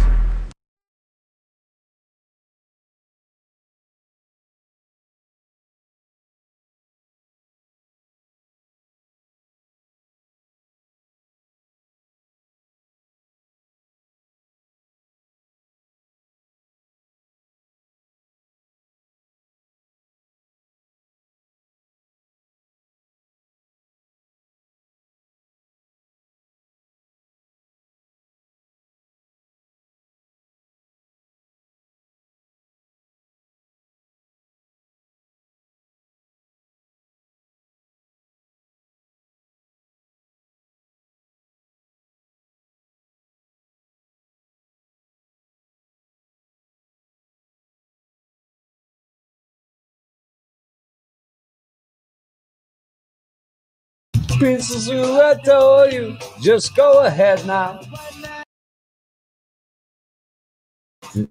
Go to that town. Want to sell you pockets?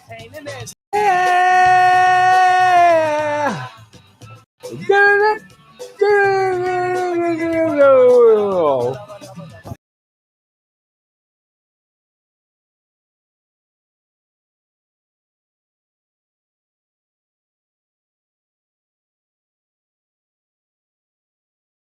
That now. These are real things on you. Marry me and no see have to see. Fantasy now. I'm always being a heart to be. Pieces. Then go ahead now. Just go ahead now. Just go ahead now. Want to talk for hours? Just go ahead now.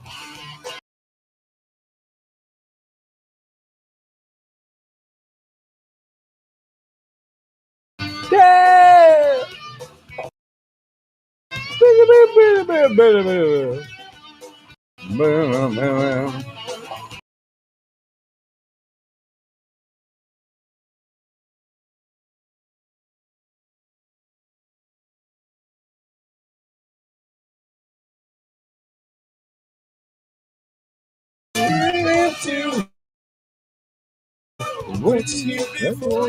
That's what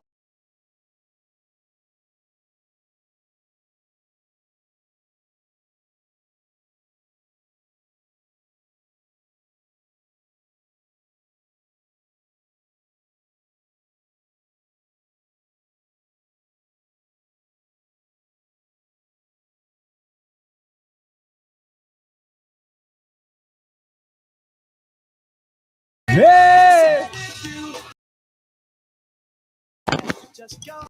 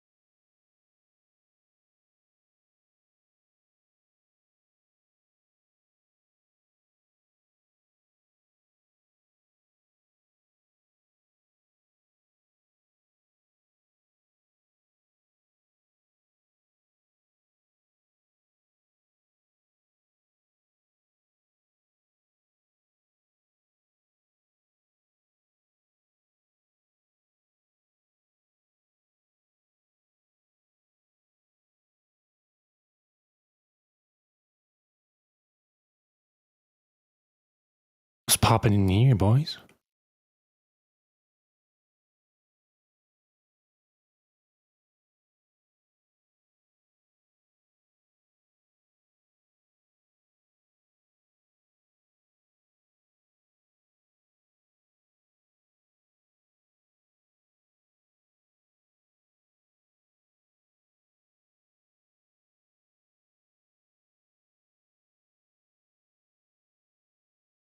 Is everybody asleep?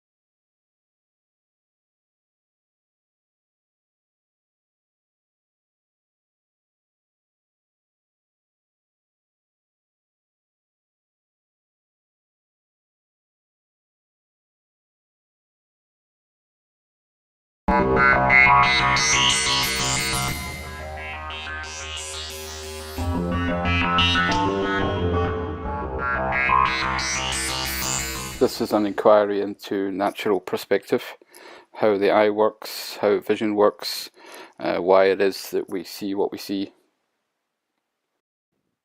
So does perspective only belong to the domain of art and geometry? I don't think so. Is it not more a direct and immediate consequence of the natural phenomenon of light and optics as we sense and experience it with the direct vision of our eyes? And is that not the same experience shared by everyone and a part of this reality? Yes, so what do I mean by reality? Well, quite simply, it's lived life. The reality is that we are sentient beings with memory. We can remember things. We can reason, founded upon our senses. We have active powers of causation, so we can do things or not do things as we choose. And we're in a mind-body experience of a real external world of substance. That it's a reality that we all share, I think. So, let's dive into this a little bit deeper. So we have tangibles and visibles, objects of touch and objects of sight. They are both objects of our reality, in my opinion. And as you can see from this picture, you know, both exist. The Grand Canyon is real, I'm real, and this picture is real.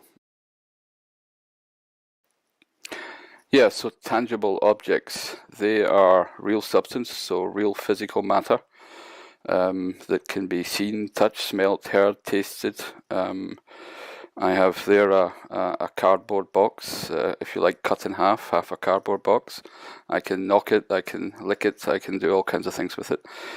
So that's a familiar experience in everyday life, that, you know, we can touch objects. It's also the world of construction and building. So the faces you see are perpendicular to each other. There's the edges. These are all 90 degrees. And this is what's used in construction. And that's the world that we know and we've learned. It's the geometry of touch. Now, visible objects are the direct and immediate objects of sight, the extended figure of lines and surfaces that are directly in our field of view, and that are differentiated by light and colour. Now, they're generally an unfamiliar experience in daily lived life. We think we see them, but we'll see shortly that we actually don't. And this is a world of light and vision. And this world seems to be different, and the geometry of it is different from the geometry of touch. It's coined the geometry of visibles by Thomas Reid. So this is a cardboard corner, so a corner of a cardboard box basically. It's been cut out. Well, you're looking at it from the outside now. It's only got 3 sides though, although each side is a perfect square. It's not a full box because I've only taken away, if you like, a corner of it. Yeah. Now, depending on where you are, this looks like a fairly normal object, and you can all see that it's, you know, 3-dimensional. It's perpendicular, each of the walls, they're all 90 degrees. It basically has, you know, these three faces. And I've drawn a triangle in between the lines, so just, and they're, you know, if you like, equidistant. Alright, it's an equilateral triangle. But now you're kind of looking at it in the normal perspective. And you can see that it, you know, changes its shape depending on the situation of the eye, in this case the camera. But if you do it yourself, you'll have the same visible sensations or experience. Depending also on, you know, how far away the object is, it becomes more curvilinear or more spherical if it's closer to you. In this case, if it's closer to the camera, and you can move it around and see that it's actually changing shape. Sometimes it changes back to what it really is, or what you think it really is. Yeah, so interesting effects with a corner of a box. If you look through a hole in the corner of that box, then you can actually see the spherical triangle if you attend to the periphery.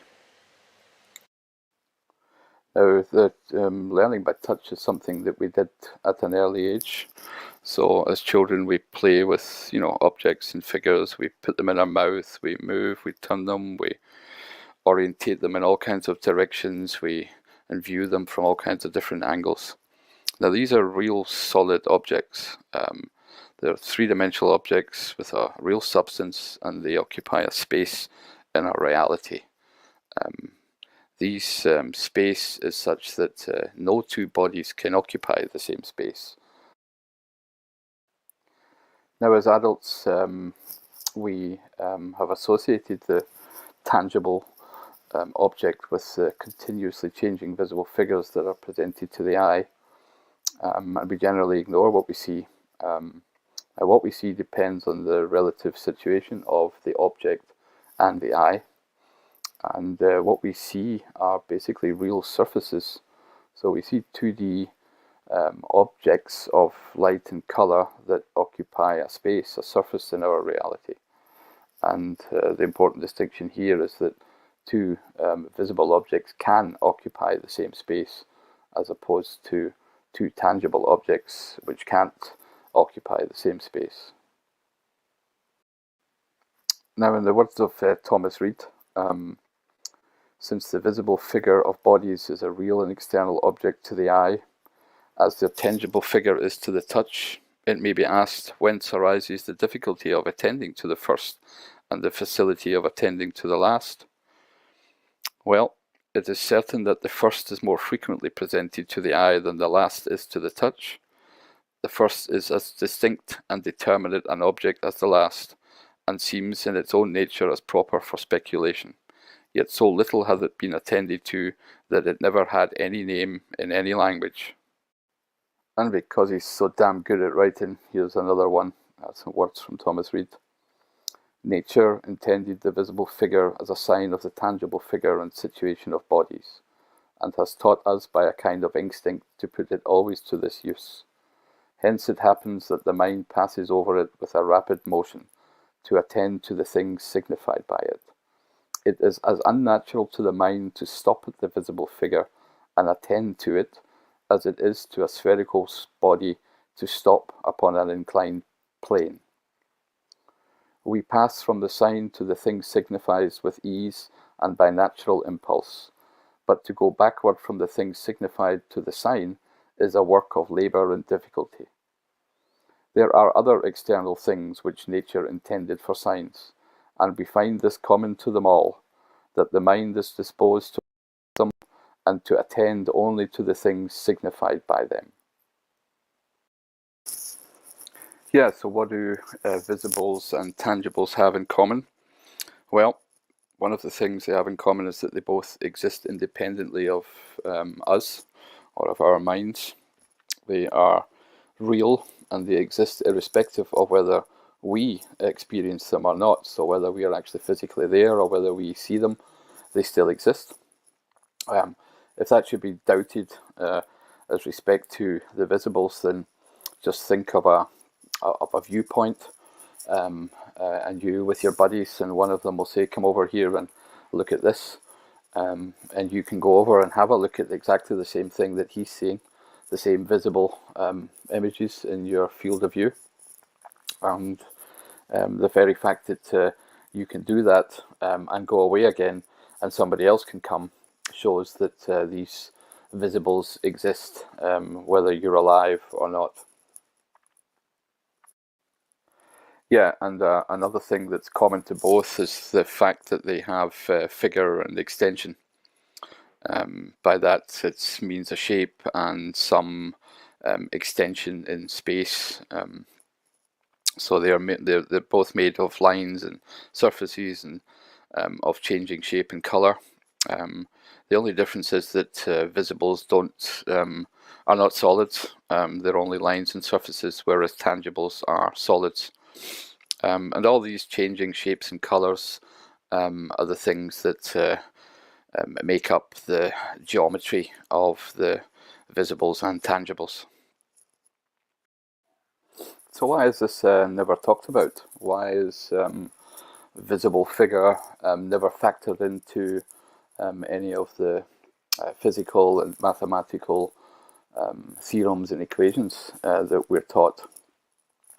In the words of Thomas Reid again, nothing shows more clearly our indisposition to attend to visible figure and visible extension than this, that although mathematical reasoning is no less applicable to them than to tangible figure and extension, yet they have entirely escaped the notice of mathematicians. While that figure and that extension, which are objects of touch, have been tortured 10,000 ways for 20 centuries, and a very noble system of science has been drawn out of them, not a single proposition do we find with regard to the figure and extension, which are the immediate objects of sight. Yeah, so what is the definitions, if you like, of geometry of touch and vision? Well, the geometry of touch measures the proportions and intervals of tangible figure and extension of objects and or parts of those objects with respect to each other. So we are measuring an object and looking at its individual parts, and we're measuring these individual parts. The geometry of vision, on the other hand, measures the proportions and intervals of visible figure and extension of those objects or the parts of those objects, and it's always with respect to the eye in a particular situation, i.e. in a particular position and looking in a specific direction. Yeah, so how does our direct natural vision work? Well, the question that I asked myself, and the question Thomas Reid asked himself, is does the eye register visible objects as if it were at the center of a sphere, looking outwards and viewing those visible figures and extension on the inner concave surface of a sphere? Yeah, so what facts do we have that can help us understand this question or find an answer to it? Okay, so fact number one is that light travels in straight lines. If that's doubted by anybody, then let them try and cast a curved shadow with a stick, and they'll soon see that it's futile to believe otherwise. Now, direct vision is caused basically by light hitting the eye from the object, and we are assuming that both the object and the eye are in the same medium. Now, refraction happens when light changes between one medium and another, and it happens at the boundaries of those mediums, i.e. if you're going from air to glass or air to water. But light travels in straight lines in the mediums before, during, and after those directional changes. Light is not continuously bending. It can be made to continuously refract in a curve, as seen by laser experiments through water. But that's the refractive angles set up such that the light beam remains in that curved path of water. So any light that does that or is lacking luminosity will never reach the eye and can never be seen, so basically plays no part in our direct vision. Basically speaking, the direct vision is like the last mile of your internet connection. A light goes straight into your eye, and it does that in a straight line. Good. The next fact is that the eye is globular. So it's globe-shaped. It's an oblate spheroid. Anybody can Google eyeball to prove that to yourself. You'll see lots of images. If you should really doubt it still, then look into the eyes of your partner or your dog or whatever, and you'll see those little globes.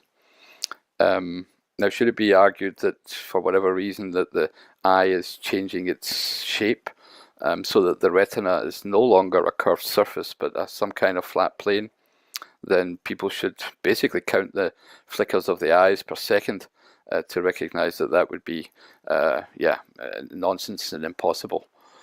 So your retina is a curved surface, and that's where light is impressing images onto. Yeah, so another fact is that the line of sight is also always straight. If you doubt this, then try and look round a corner. You'll find that you can't. Nobody can. Now the retina is on the inside concave surface, if you like, of the sphere, with the center of the eye at the center of the sphere. And the line of sight is basically the green line that extends out from the center outwards. Now if you're standing perfectly normal and relaxed and looking straight ahead, then that would be in the general direction that your nose and your knees are pointing in. Now we'll see later again that this line of sight, ties into the definition of eye level and what a horizon means, and then how perspective fits into that.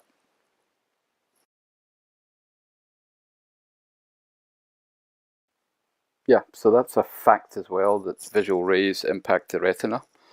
As you can see in this diagram, the retina is at the back part of the eye, and it's important to note that the visual rays basically enter the eye, converge, cross each other, and then fall on the retina on the back part, just the same way a pinhole camera or camera obscura would do.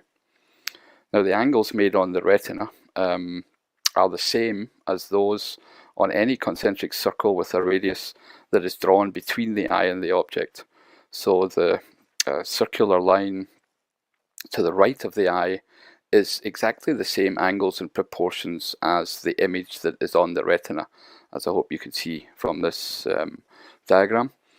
And the other important thing is that any rays or straight lines crossing that circumference would be perpendicular to that circumference or to the boundary surface, because the sphere or the circle is in fact equally curved.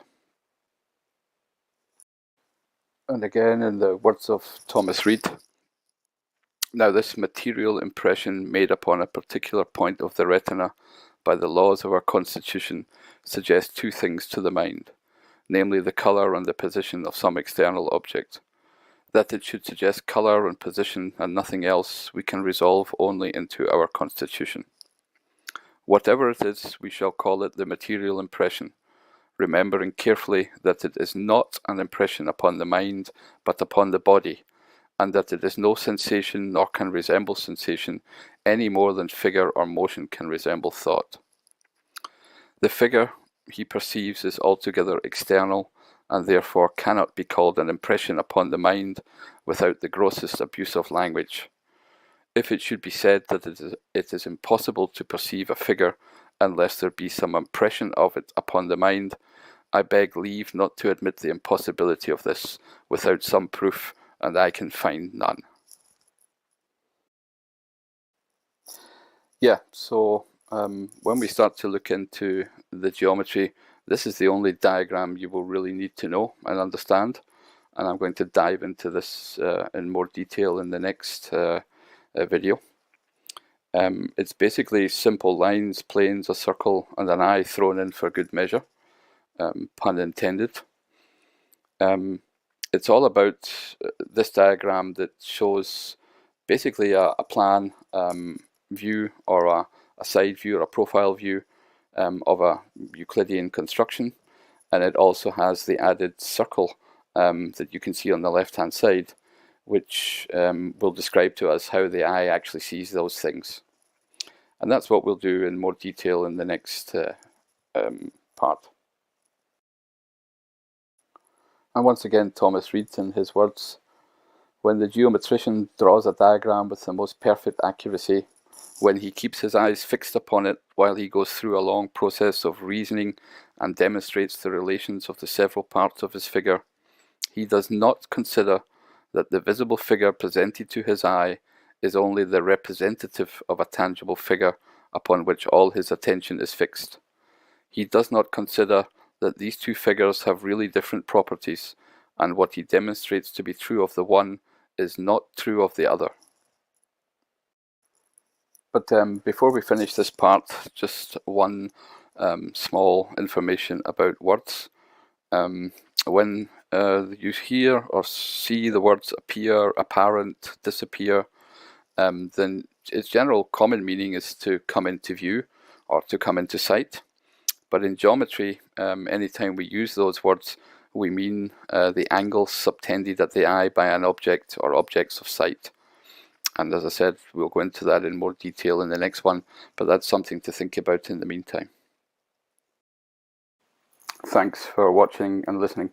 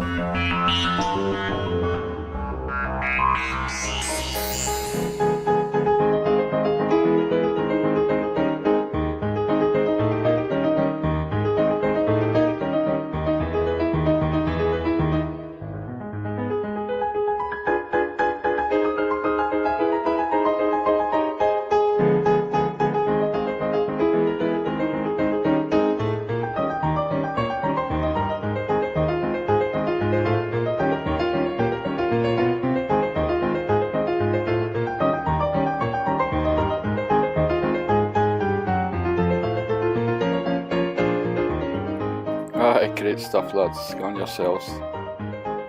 I will come back to you guys later.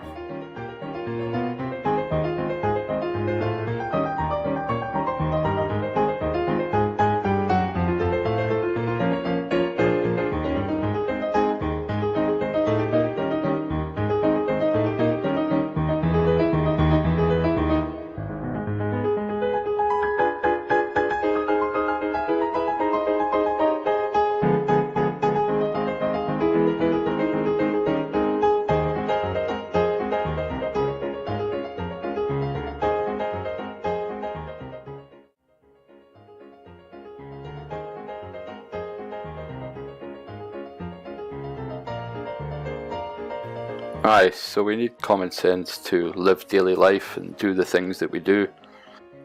If we didn't trust our common sense, we wouldn't last a day.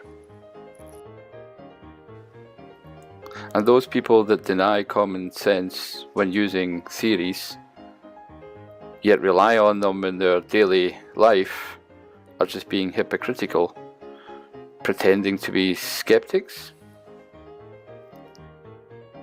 Yeah, and again, it's absurd to think that nature gave us senses that deceive us and other faculties to detect that cheat. That is just preposterous.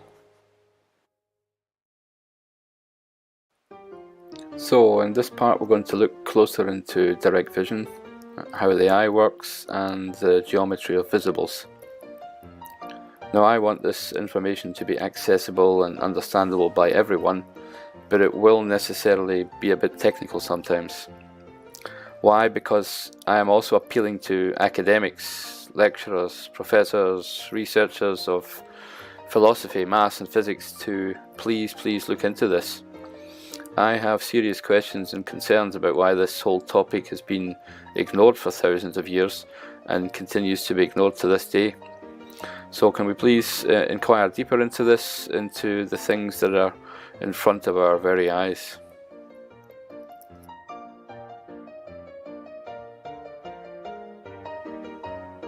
You can lead a horse to water, but a pencil must be lead, so I'll leave you all to think for yourselves and use common sense and reason to come to your own conclusions. Now, we looked at this the last time, that when a geometrician draws a diagram, that the visible figure presented to his eye is only the representative of a tangible figure upon which all his attention is fixed, and that he does not consider that these two figures have really different properties, and what he demonstrates to be true of the one is not true of the other. So here's an example of what we mean by that. Sit in a room, look at each individual corner, and just draw what you see on a piece of paper. You'll draw something like flattened Ys, one for each corner, and if you try and arrange them to make them fit, you'll find that it's not possible. So you can confirm that the walls in your room are perpendicular at 90 degrees to each other and level, and you can also confirm that the visibles that you see that are impressed upon your retina, that when you try to map that onto 2D planar paper, then you cannot make the angles work. There is no transformation that will take you from what you see in a globe eye ball to the paper. Now, if this sounds familiar to you, then it's probably because gnomonic, stereographic and perspective projections are at the very heart of the geometry involved in map making, navigation and astronomy. So the other thing we looked at the last time was appearance. So apparent, appear, disappear. Let's start with appear. That means to come into view. So the angle subtended at the eye is now discernible by the eye, i.e. it comes within the visual limits that we have. Now these visual limits are generally called visual acuity or the diffraction limit of angular resolution, which places a limitation on how many degrees of space that we can actually see. Apparently, Apparition, that common meaning would be seemingly, seeing visible objects occupying the same space, overlapping each other. And to disappear, to vanish from sight. The angle subtended at the eye being then so small that the interval is no longer discernible by the eye, and so the interval and any objects in that interval are no longer seen.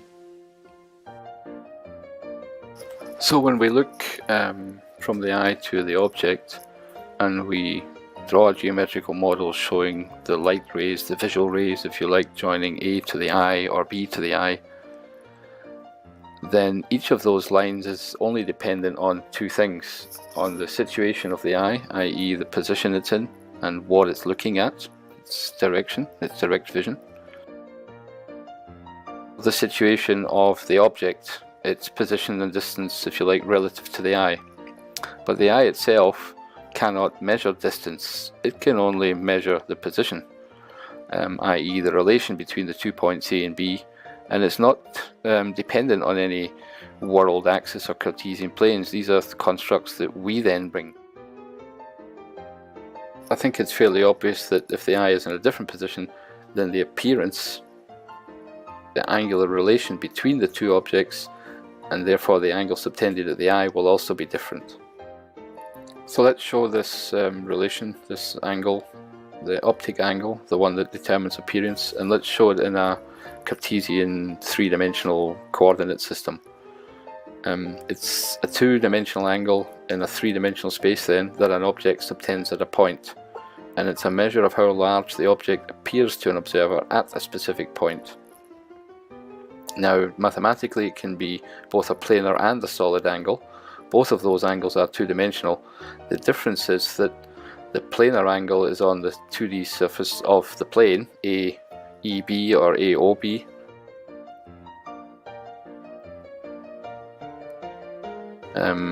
And the other one is a two-dimensional angle with a direction. So let's think of AB now as being an object of sight, so not two individual objects, but AB as an object in itself. Then AB has length but no other dimension, and it's basically a straight line. Now this diagram that I'm showing is a geometric one, so we actually don't see these visual rays going from the eye to the extremes of the object. So the line from the eye to A or the line from the eye to B. And we sometimes don't even see any line joining the two parts of the object A and B. For example, when we look at stars, and sometimes we have star constellation art to help us visualize these extensions. So we really only see the separation of the two objects, one directional visual extension which we call the length or the distance between them. Another topic that needs investigation is light. A lot of questions around that, a lot of competing theories, Newton, Goethe, wave, photon, duality, all those kind of things. We're not going to get into much detail here, other than to look at colour. So colour, figure and extension.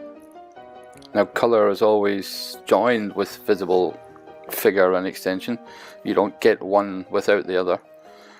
And colour is what makes figure and extension discernible to the eye. A visible line is an interval or a gap between two coloured surfaces, and an absence of colour would mean that no visible figure and extension would be seen at all.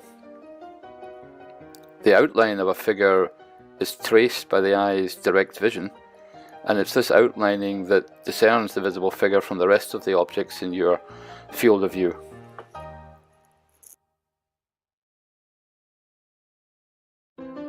And again, in the words of Thomas Reid, talking about colour and figure and extension always coming together, it seems to be suggested immediately by the material impression upon the organ of which we are not conscious. And why may not a material impression upon the retina suggest visible figure, just as well as the material impression made upon the hand when we grasp a ball suggests real figure? In the one case, one and the same material impression suggests both colour and visible figure, and in the other case, one and the same material impression suggests hardness, heat or cold, and real figure all at the same time. So let's look at another experiment that everybody can do to show the difference between mono and binocular vision, making two circles appear as one. So look through a tube with one eye or with two eyes. With the tube, we are restricting light from all angles to only be those light rays that enter the tube from the front. And when we use two tubes, then we can make two circles appear as one. And that is the circle of measure that we will be investigating in more depth. So put one tube to our eye, we can see a circle. Put another tube to our eye and we can bring them together and make two circles then appear as one. That means we can concentrate our geometric diagrams on one eye, and we're looking here at the cross section of an eye. We can see the retina on the left and the iris and the pupil aperture on the right, and in front of the eye we have drawn the arc segment of a larger circle that also has its center at the center of the eye. Now the proportions and angles of visible figure are the same on the back of the retina as they are on that arc that is in front of the eye, as you can see here from the green and the pink shaded areas. So what's actually happening when we see visible figures? Well, the light that enters the eye is impacting on the back of the retina and leaving an image. And the area of this image, illuminated by the light, bears a finite ratio to the overall surface area of the retina. And you can see that from the pink and the green circles. Now if I take a telescope and enlarge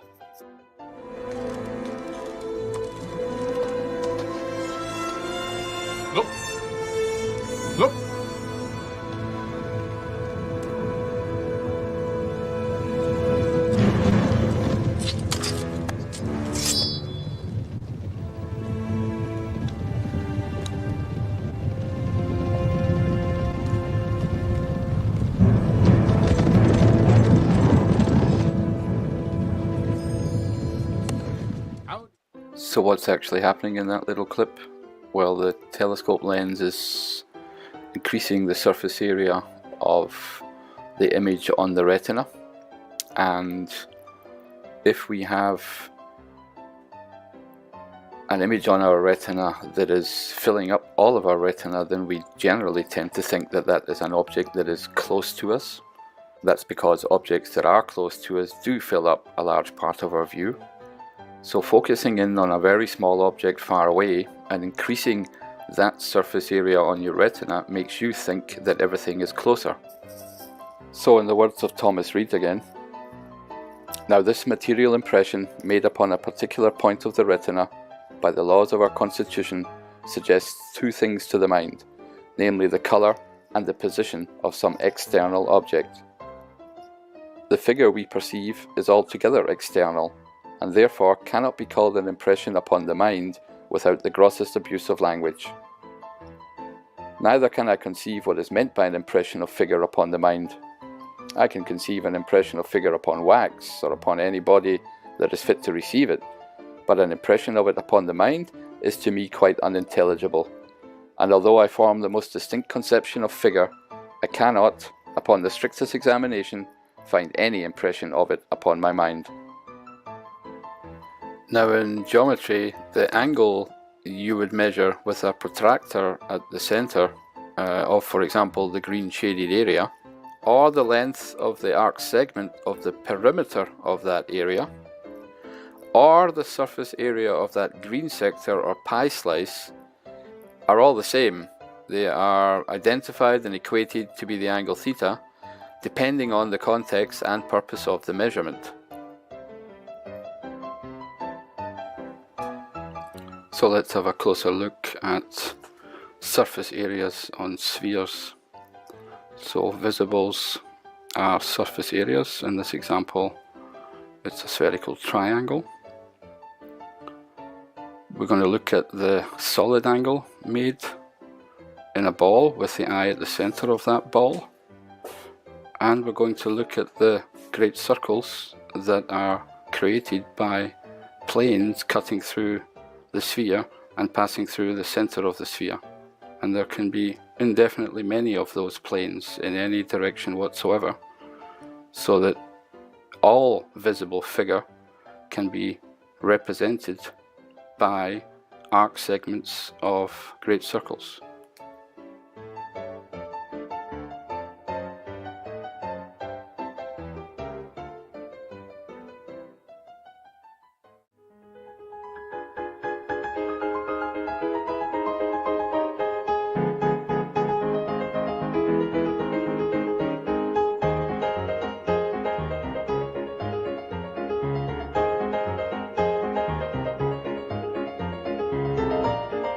So travelling in great circles in the inside of a cage looks difficult enough.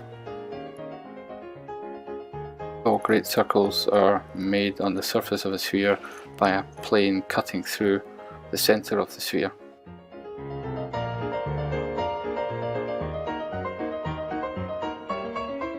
The great circles on our supposed globe would, for example, be the equator or the great circle joining the so-called North and South Pole. Yeah, and make no doubt about it, these people are travelling upside down and sideways. So let's have a look at the eyeball, the very watery eyeball. The eyeball is a globe or oblate spheroid or a spheroidal shape with a diameter of about 25 millimeters or about an inch. Eyeballs are mostly water. There is a jelly-like substance inside them called the vitreous humour, which is known to be about 98 to 99% water. Vitreous means like glass in appearance or in physical properties, and here we don't mean as hard or as fragile as glass, but as clear as glass. So light passes through the vitreous humour on its way to the retina, where an impression appears or occurs on that material, on the retina. Now, does that give a whole new meaning to the words eye level? I'll leave that as a question at the moment. I have an opinion on that. People looking further at the properties of water should also look at Matsumoto and his experiments on water encoding information when flash frozen played and being played music. So I've now put the eyeball inside a sphere, showing it here as a complete globe. The center of the sphere is the center of the eye. Now this would be a very small globe when it's inside its eye socket where it really belongs. The globe is another word I will be taking back into my own vocabulary. I've said this before, that the retinal surface upon which light makes a material impression is then at the back part of the eye where the retina sits. And the front part is where light enters the eye through the pupil aperture lens and where the line of sight is. Now exactly how the eye and mind create this final experience of seeing is mostly unanswered today, but the first thing that everybody should realise is that it's hardwired. It's an impression on the inner concave surface of a sphere that light makes on the retina together with water.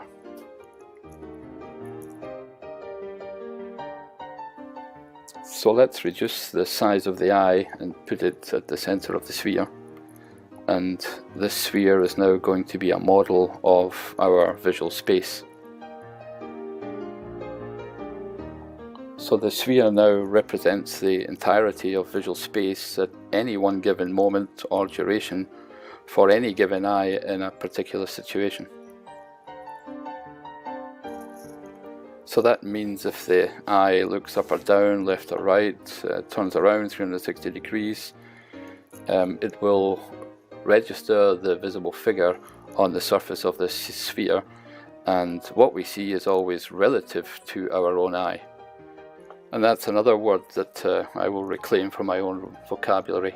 Of course, it depends on the observer, and everything is relative to me, Words like relativity and the observer influencing the outcome of an experiment are just words, plays on words that describe nature. And remember that if you're at the inside of a sphere, then you don't see the outward curviness, and you will perceive visible figure as being rectilinear. And if you were to follow a great circle, then you would see a straight line returning on itself.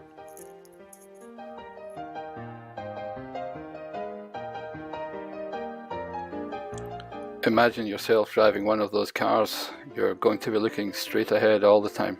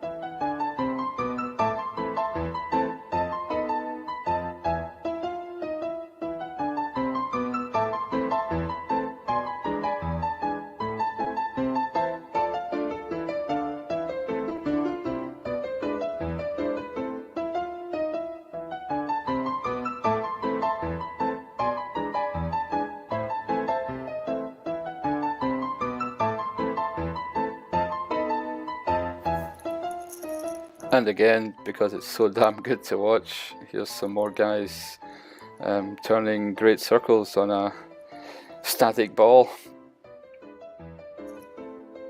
Yeah, and just imagine what it would be like scaling that ball up to something a lot bigger. And the centripetal and centrifugal forces that would apply to the people travelling at that speed on the surface of a sphere. I hope it's obvious that it's a fucking absurd suggestion to make, and yeah, let's please all look at this with more common sense.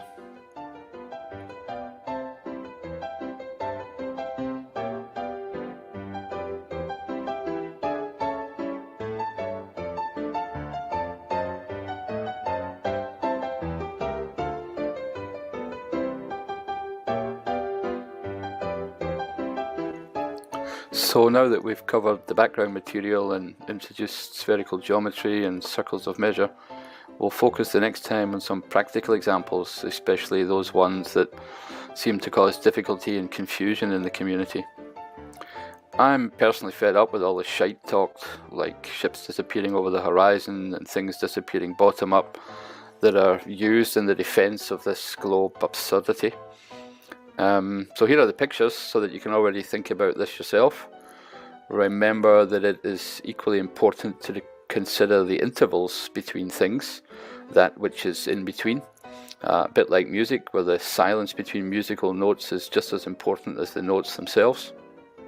And remember that if an interval is lost to sight, i.e. the degrees of space spanned by the interval, as measured by its angle, its arc segment length, or its surface area, that if this degree is less than the limits of visual space that we can see, which is about half a degree, then any objects in that interval, and that includes visible objects as well as tangible objects, will also disappear from sight. So thanks for listening, and till next time.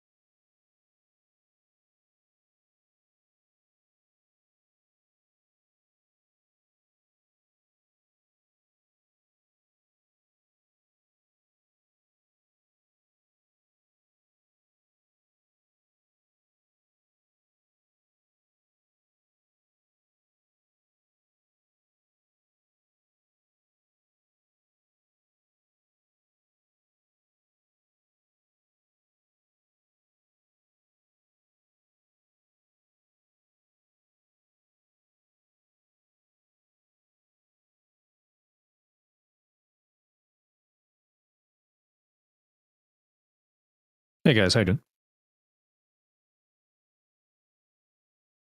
Hey, what's up?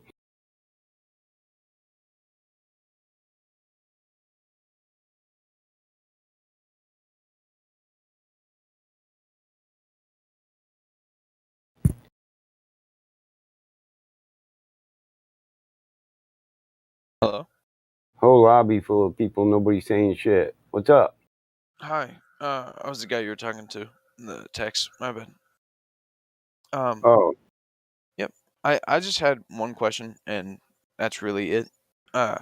So am I correct in saying that you guys learned to not believe that, or to not know that the Earth was round, or to not trust that the Earth was round?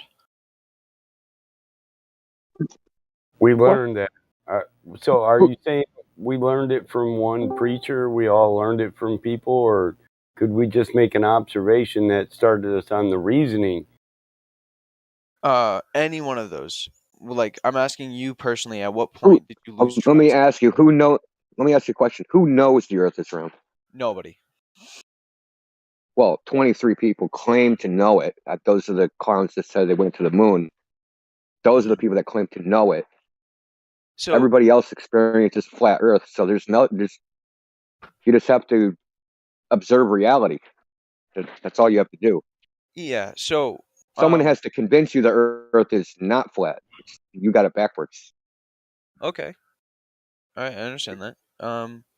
Is there anybody else who just where like it was different for them, where they made observations about that? What? Are you writing an article? Huh? No, not Paper? at all. I'm just curious. That's all. I'm a curious guy So I get a too. citation in your book. Give me the footnote. Okay. Listen, So I'll just talk for me personally. So I was researching where should I start? So I was in the process of researching. I was looking for a transformation of what's called a plane wave equation to a spherical wave equation.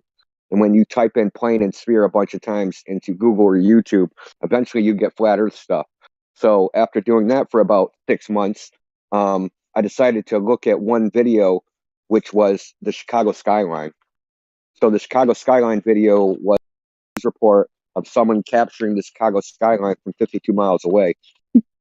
So, and the guy's explanation of this was, this is a mirage. okay, that's interesting. And mirages are double images, so I knew it wasn't a mirage because it wasn't a double image. All right. So, because think of what I'm researching electromagnetic radiation. This guy's saying something completely absurd. So that made me curious that this is an impossible view. If you just do the math, it's just an impossible view. You shouldn't be able to see Chicago. Okay. That's interesting. You Sorry, know, I have bad allergies. But we what's up? also see Wisconsin from Ludington, Michigan. So Chicago's not that rare, neither is Wisconsin. So you're saying I don't understand that. I'm sorry. We see Chicago in Michigan. The guy who seen the Chicago High Line was in Michigan. So we're looking across 60-some miles of the Lake Michigan.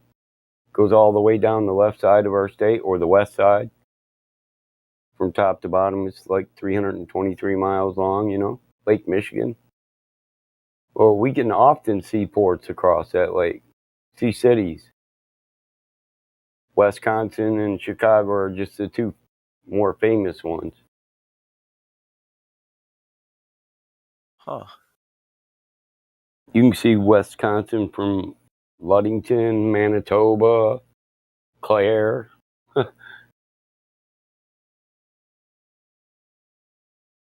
That doesn't work out good for a globe, not when it's got set numbers, set radius. You can figure out the rate of curve, the drop rate based on the radius. Okay. Yeah. So you're saying there was a video where you could see It was on the Chicago. news.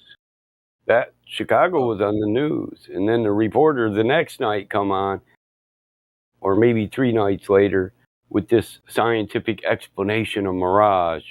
This is a mirage you're seeing here. Not that it's the actual city. Those of us in Michigan was like, was the dude smoking pot that night, or is he smoking pot tonight?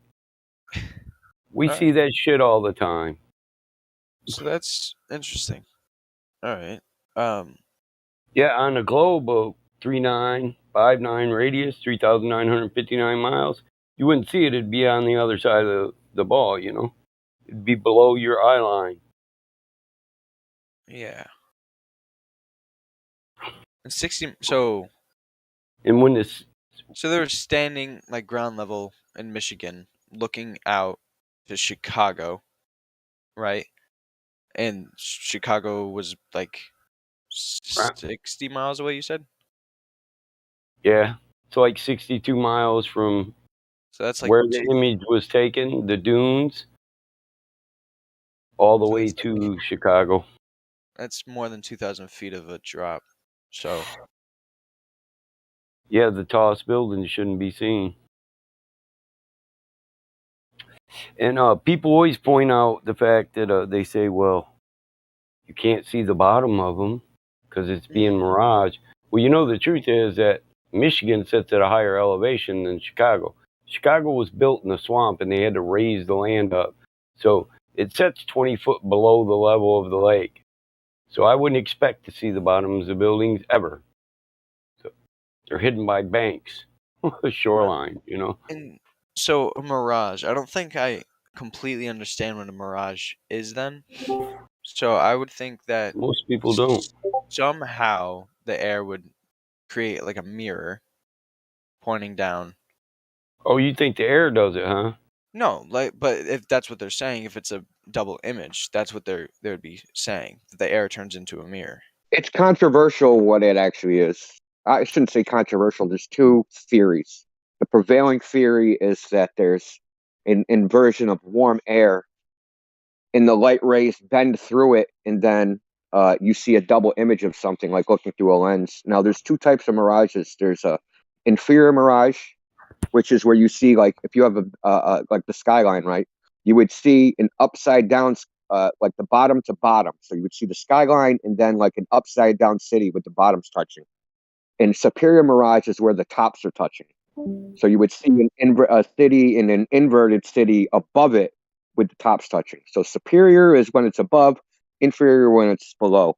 Now you can replicate this two different ways. So that's why there's a controversy. You can either replicate it using like a very small grazing angle and making it in making a double image as a reflection, as you just said, or you can make an extreme temperature gradient where the light rays are bent and you get a double image that way. So there's some controversy in the scientific literature of exactly what causes it. Either way, a mirage is definitely a double image. So was it a superior or an inferior mirage that was Neither. seen? Neither. Neither. Dude, hold on. I'll post images of it. Yeah, we got a Wikipedia article. We got a little wiki that was made by a couple of us. So, and this is one of the articles on it. So I'll post it real quick. And you said, by the way, we post things in Livestream voice text in case you didn't know. And you said that which one was more elevated, Michigan or Chicago? Chicago is below the level of the lake, like 8 feet or something. Okay.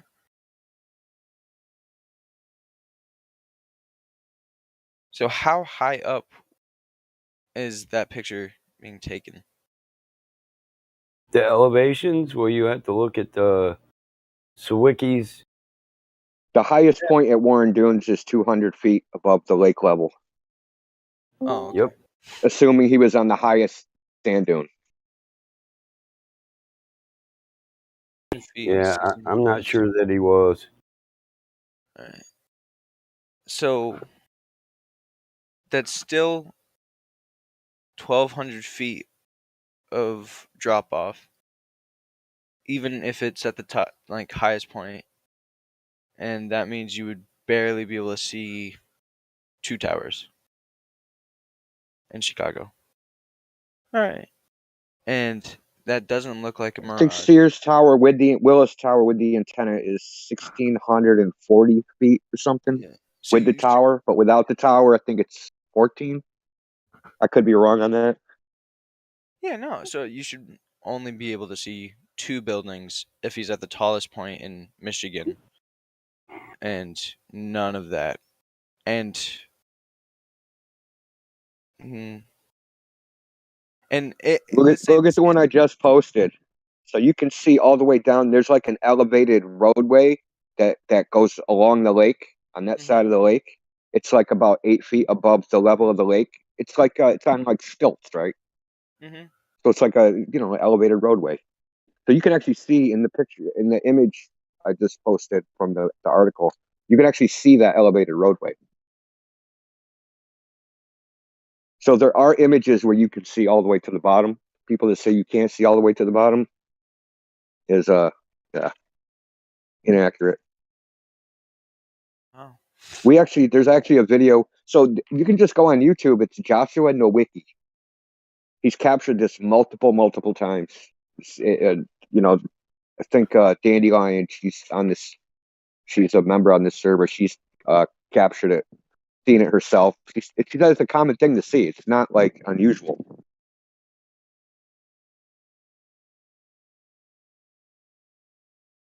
Of course, there's weather conditions where you can't see it. Obviously, that means there's weather conditions where you can't see the end of your road.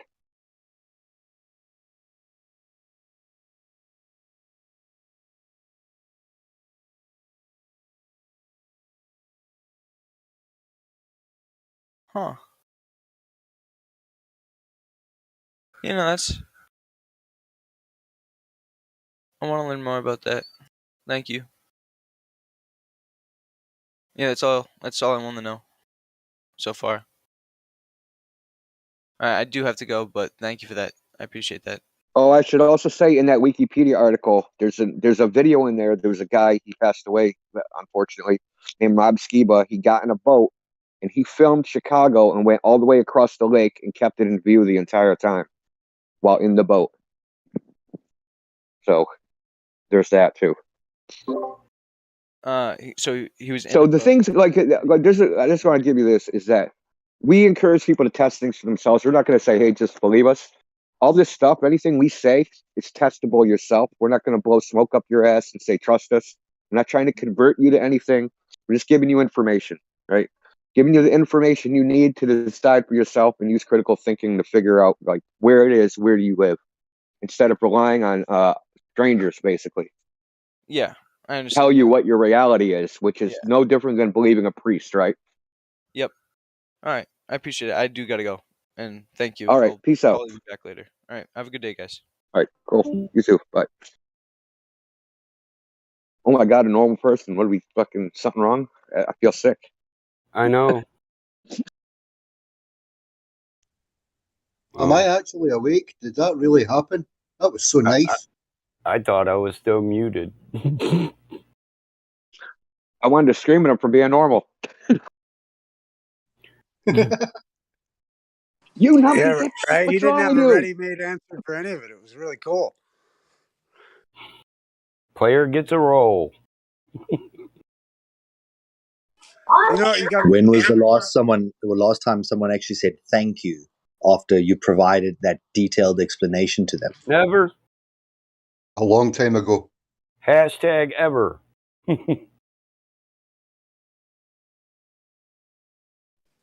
Yeah, you know, it got me thinking too. Like as I was waiting for his rebuttal, you know what I mean. I kept and I was thinking like, it's such a good thing about that, or like maybe as a correlation onto that argument. When you're like, what mirage is it? And you're like, there's neither, right? And then they come back at you, and it's like I started thinking like, I don't know if you guys just heard like the second high-profile guy from the Epstein case just killed himself in prison over in France. And I just thought of like Epstein. Like, do you believe Epstein? You know what I mean? Like, accept that answer. He hung himself from the freaking bottom bunk. Yeah, and I guess another guy did it too. Yeah, craziness. Just You hang now, yourself just in the got left bottom saying bunk, too. bro.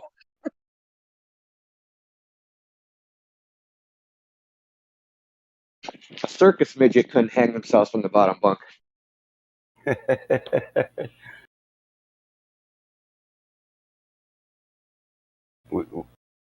Forgive me, brother. I'm a little busy over here. If you guys are talking to me, I can't hear shit on my I know. phone. I was waiting for the rebuttal too.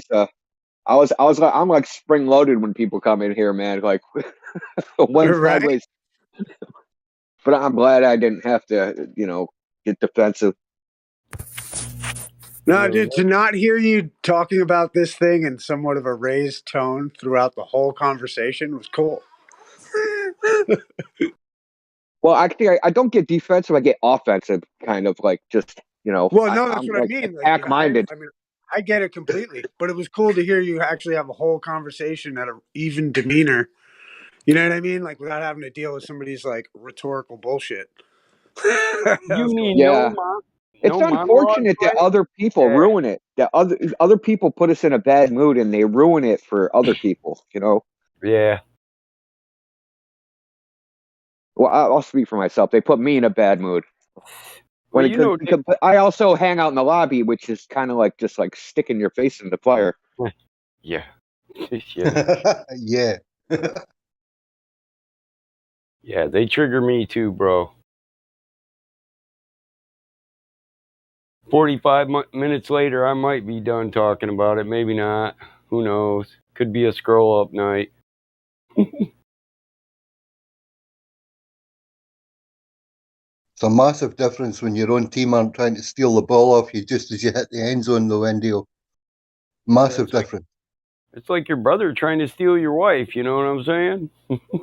Yeah. What the hell? They'll shoot Happens the here all basketball in the their own time. basket just to score. They don't. I scored. That is a good analogy. Absolutely. Drives me nuts. Especially when people drop in here out of nowhere and then just pick some random word of what's being said. I have no idea direction of anything's going and just like barge right in there. I was just talking with Jen about this last night. We're just going to mute people. She's on board with that. Of course, I've been doing that all along. But and I know Bottom Line you do too, and other people do. And you don't be afraid to do it. Muting flat earthers is an important skill to have, definitely, because they are not always our ally. No question about that. How do you like that snow? Oh, I love it. I love it. Me too. I love tons of snow. More came down. I love watching it fall. It's so peaceful. When you go out at night, it's totally silent. But the birds are starting to come back. I heard a chickadee this morning. Moonlight sprinkling, dancing all over. I mean, chickadees are here the whole time, but they're starting to sing. Yeah. The More. only time I don't mind when people rumpus me is if they keep it on the same point, maybe push the point a little higher. Of course, yes. And some people are able to do that. Absolutely. Yes. I mean, people shouldn't be afraid to talk if they know that, naturally what they're saying, forwards the point and doesn't get in the way of what somebody else is doing. Absolutely. Used to be good at doing that here. I don't know what happened. Yeah, you know what though, man? I think the arguments have become so well understood that it's cool that so many different heads can come in and I mean, think about it. You need to, one, recognize you might be talking to J-Trig. Two, recognize what the point of topic is. Three, be able to make it funny.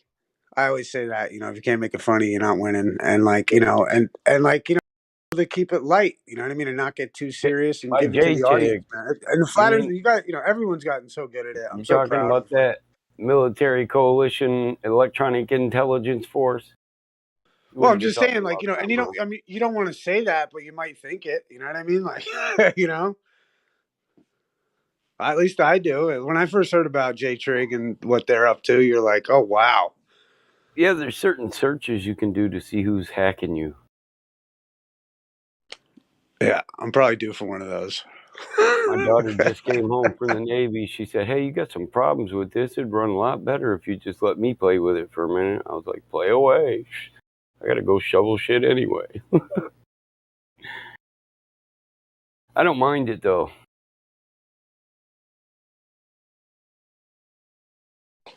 Yeah, it's kind of it's so weird, you know.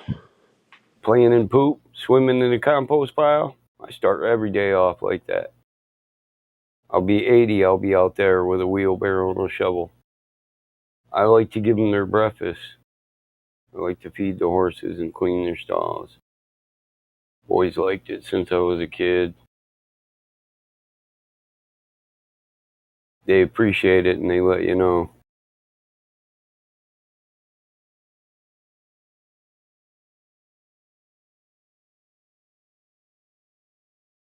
Who's ever seen the Legends of the Fall? Is that What's that Indian one movie? about? Or Legends of the Fall? I What was is thinking that? it was the one. Is that the one with the pioneers and they are going out west, or is that something else? No, it's about three brothers who go to war. One brother brought a girl home. Two of her other brothers fell in love with her. Sammy gets killed at war.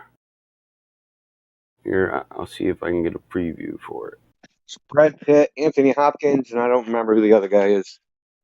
Yeah, I think I did see that actually. It's funny when you said it though. I thought of Last of the Mohicans. Oh no, that's Legends of the I could just Fall. see Battlemont out there riding through the. Is that what you're talking about? Yeah, Battlemont? Legends. Yeah, That's Legends of the Fall. homesteading and doing the land rush thing that doesn't happen in that movie. Maybe I'll look at what your link put in there. I think I might have seen it one long time ago. It's World War I era. Okay, then that's not the one I'm thinking of. I don't know what the other one I'm thinking of. Maybe I haven't seen it. I might like it though. This one's those three. That it's from 1994, bro. There's a preview above all that spam. No, I mean the movie is about the World War I era. I didn't. Oh yeah, I know it wasn't filmed in World War I. Oh, okay. Yeah, you're right. It's in color, Indio. That would be a silent movie. I think wouldn't even have sound. I watched it with my daughter. I Charlie like the part. Chaplin. I thought he was calling me bro, so you were more on top of it than I was. So At the end, the old man had a stroke. He said, "What's going on here?" And the crooked Irish guy was like, "What's going on here?" And he busted out and levels it. Yeah, pops them both. It's love, it's war, it's all that. It's a good movie. Not like one of these newer bullshit movies. Blowing shit up, selling dope, and stealing money.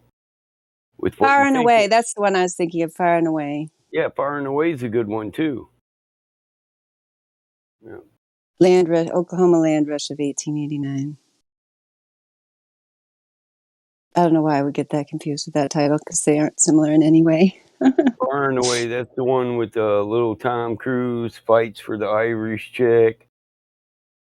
Yeah, that's the only unbelievable part. Yeah, they should have found a different actor. Shannon, why would you? How could you?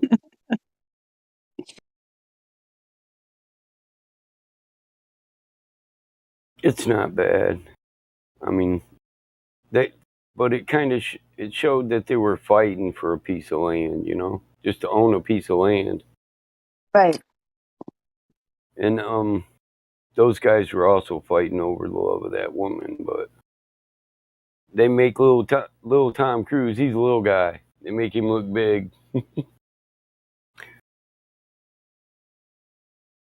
First time I seen him next to a 5-foot guy, I thought that guy wouldn't be no superhero in my hood.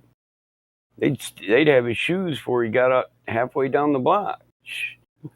Yeah, they started promoting those very feminized men like him and Richard Gere as being like, the so-called hot people. But that was, probably just part of their slow descent into what we're seeing today. Ain't that the truth? I think what they've done though is they've actually taken all the sensitivity that used to be in man. Men are sensitive, caring fucking people. But then they gave the people, Marlboro Man, the father that comes home and just drinks with the wife that's supposed to raise the kids kind of fucking outlook. And then they've kicked out the feminine side of what men are to the point where, the only logical, almost psychological conclusion is what we're dealing with today, where, Nobody knows what they are. That's absolutely right. Yeah, Issa, and then the men try to out women the women. We see that in ladies' night every night. Yeah, they're like, it's very funny. Yeah, I agree totally with what you said. Even for myself, as an artist, I can appreciate vice versa. Apparently, I don't know. There's the What's up? Marlboro Man, that he was gay, right? You know that. I'm not surprised. Again, it's about what they're selling, not the. I'm just saying they've sold they understood a while back ago. That psychology played such a major role in things, and when they hacked people's psychology, you know what I mean. People bit the fucking thing. That's why, I remember me and Kathy talking about this a while ago. What they did with the moon landing, technically, is they carterized the imagination of man by putting 69 million people in front of a TV set, which is a weapon, right? Patented weapon. And, and they complete and what's so interesting about flat earth is that it's this mind virus that is, as soon as it enters the system, it starts to undo all of the bullshit. And, because it pulls the rug out from the whole stage that they've set. And that's why, even on another level, that's why you've got to be so fucking delicate, because you're dealing with psychology. You don't know what people are capable of when threatened, right? That's why absolutely. that's why I've always been so soft with this, with all the flat earth shit, to a certain extent, or I try to be, because, you don't know the delicacy of who you're talking to. You see how they react. You see how they get dealt with triggered, that. and then on top of it all, number one, I always feel okay, flat earthers are supposed to be so advanced and shit because you're supposed to be sociologically prepared for the fact that everyone's been conditioned. Then on top of it, you should be fucking spiritually equipped to take any sling or arrow they throw. And if you're not, that's where I was always used to get mad with the flat earthers. Was I was like, dude, where's your Kundalini awakened fucking chakra spirit? Fucking where the fuck is your full where's armor? your self control, dude? You know what I got mean? the armor back, but you left that shit hanging in the closet. Right. Battle Mod. It's there's a time and a I place do. for all of it. There's a time and a place for all of it. I've always sought to, to either if I'm talking to a J trigger, I'm just basically talking to the community that's listening and bouncing those ideas off into the ether to the crowd. Whereas if you're talking to someone who's genuine, that's totally different. Yeah, if you wanted somebody to bounce off, I'll unban Cardmelian from Ladies' Night last night. Yeah, because he started insulting flat earthers. Yeah, and instead of doing what you just mentioned, somebody hard banned him. But he actually is, one of the type that we want to talk to. He's an adult, who has coherent sentences and so on. So, but yeah, I totally agree. We need to not take things personally. It took me a long time to learn that, but and it's a thing. We all are. It's not like any of us are going to be perfect, but yeah, we definitely need to work on that. I totally agree. Well, my thing was just look, these dudes. It's part of their playbook. So it's good for you for putting your foot in the bear trap and now getting emotional about it, dipshit. You know what I mean? Oh, wow, look at you. You're so advanced. You just fell right into their bear trap that they set for you that you should have seen coming if you were right. Yeah, because this one was, that flat earthers aren't educated, which is just ridiculous. I did point that out after the person was banned. That just shows that person is uneducated, in the true sense of the word, because they're incapable of, seeing the argument for what it is, and they are the ones who are looking for the education level. So all it does is expose something about that person. But if you get all defensive about it and be like, that's I look at it. And you're putting value on the education level, which is what their tactic was. Right. And, the thing is that, if someone came up to me and said, hey, brother, do you, here's, I guess, if someone said, what was his name? Million. Go ahead and unban him, Battle Mod. You want me to? Let me hear the first one. Let me see if I can tell you how to. Is it Cardmelian? Let me see if I can find him. He's in the hard bands. He's definitely in there. Let me see if I can spell it for you. Like I just want to point this out. It's like, it's like if someone comes in and they say like all flat I'm Earth. sorry. Let me just tell him real quick. See, Is because it I found it. Charmeleon, Shard, like like from shard. Yeah, Pokemon? like the Swiss chard. It's a Pokemon. Are you kidding Chard. Oh, me? I didn't know that was a Pokemon. I'm sorry. Charmeleon is a Chard Pokemon. Meleon. Okay, go ahead, Issa. Sorry.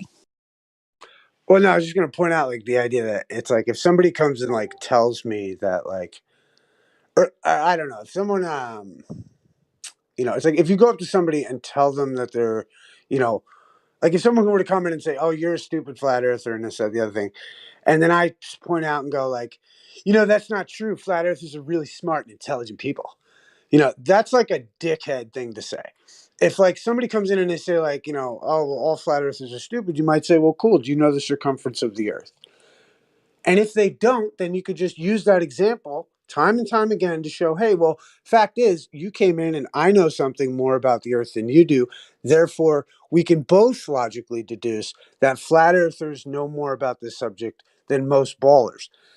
If you just tell someone that they're not right and they're wrong, because there's a lot of flat earthers that are very intelligent, nice people that are very caring and have successful family, like fucking get a boot on your face, because show them how they are ill-equipped for the conversation versus telling them will cover so much more ground.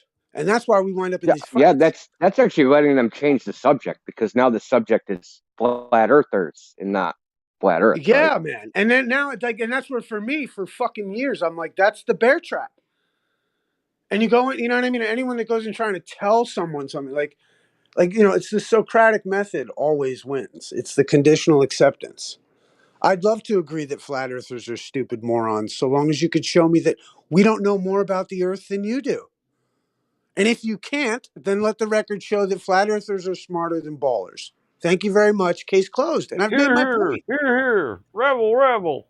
Rabble, rabble, right on. I always love to think of the concept that Barabbas, the one that they said was the criminal that they let go. Well, Barabbas in Hebrew means son of the father. So what really is going on? Rabble, Barabbas rabble. You know what signifies I mean? When they come with that rabble, being rabble. forgiven and not deserving it. He's an icon of that, right? He was released. He was a murderer. He was supposed to be put to death, and he didn't deserve to be freed. And Jesus was killed to his death, right? So that's the point: is that Jesus' death Right. Or gave do you you life, know? even though you don't deserve it. Are you familiar with the other side of that story, Bountifant? Which is interesting. I don't know if it belongs in the fucking religious journal or not at this point. But What, where he says, let his blood be on their hands, and then they accept that blood on their hands and think that means atonement? well, no, I was going to bring up the one where they Oh. inserted the pagan ritual of the death of the Messiah, and actually the story is that Christ wasn't crucified and that he carried on, and that the idea that to take on the whole eating, to give people the whole Roman worship thing and the gods and all everything with the angels. So it was like a takeover from Rome. And the real Christ was let loose, Barabbas, the fucking, and they condemned him and they still hate him. That's why the Jews don't like his name. That's why they don't like him. That's why they want you to forget it and fucking dismantle everything. So Barabbas is actually son of the Father in Hebrew, which is the Christ. The Christ made his case and was let loose because they couldn't condemn him. Barnabas. Barabbas. Yep, I'm hip to that one too.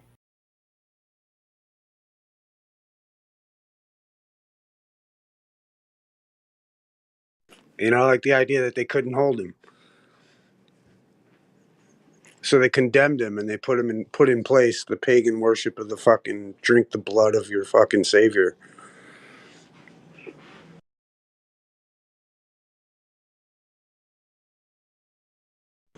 That's what always weirded me out about Christianity. You're gonna drink the blood and eat the dude. Okay, it's fucking weird. Pardon me.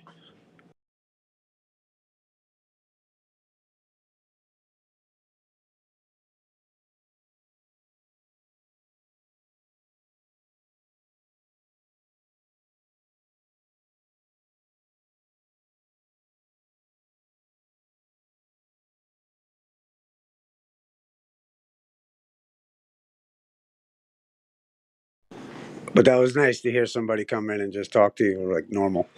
Right? Actually, I'm feeling like it's Freaky Friday, but on Saturday.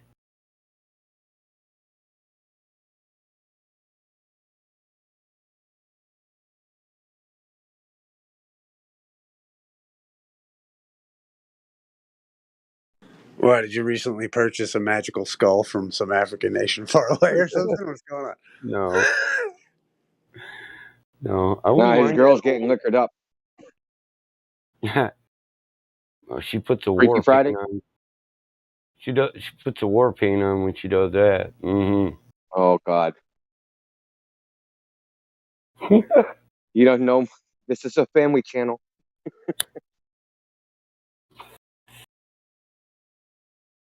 A dysfunctional family channel.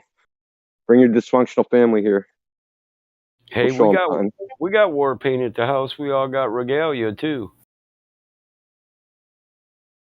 See me coming through the woods with the bow, you'd be like, "Damn, that's the whitest Indian I ever seen."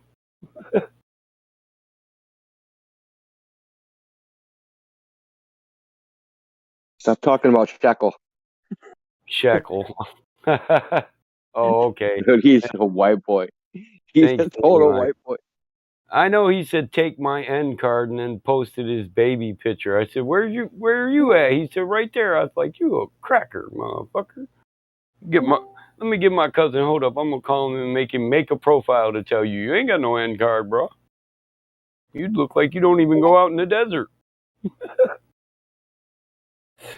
Least you could do is get a dark tan before saying that. I kept every one of those pictures too. They're on my other laptop. Made memes out of them.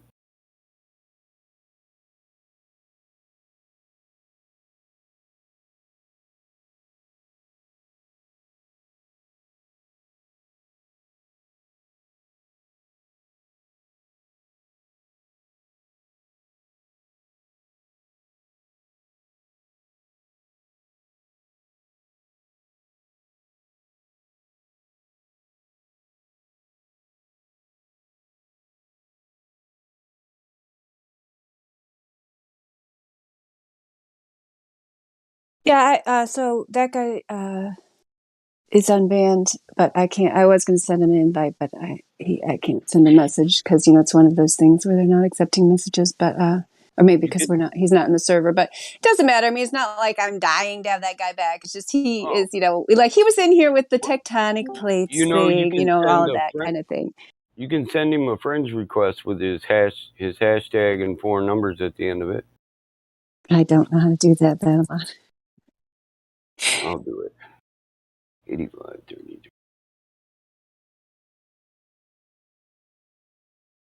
because we had a ton of people last night, but most of them were just kind of teen troll types. But even a couple of the teen trolls were like capable of conversation. But I think that guy, I prefer it when we have an adult to talk to. Nice to hear you all wake up. My favorite Hello, was Mary teen Mom. psychoanalyst. Hey, get me it. Oh yeah, that's right, India. Yeah, they had a lot of feelings, didn't they? Those teenagers.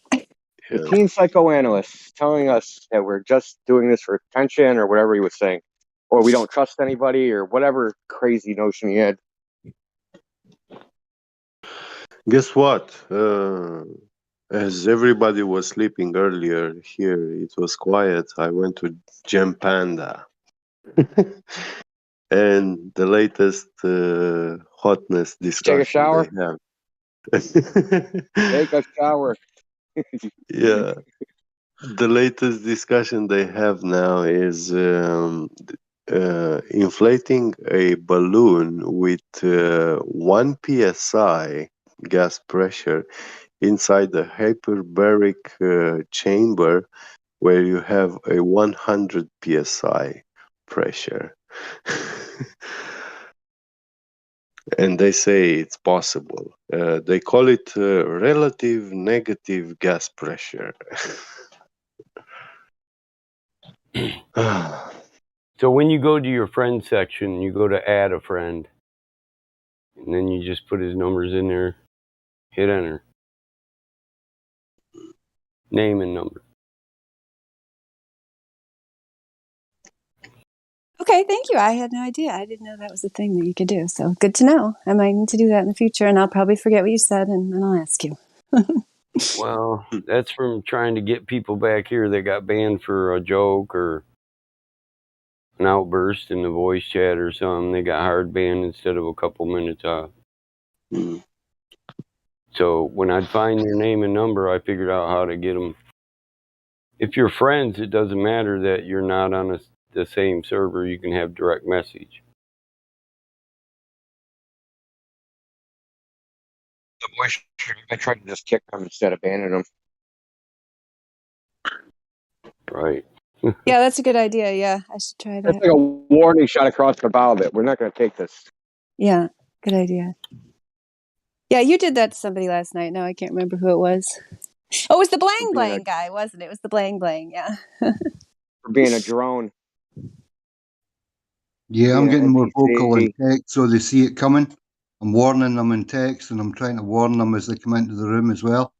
And also the mutes and the nonsense text.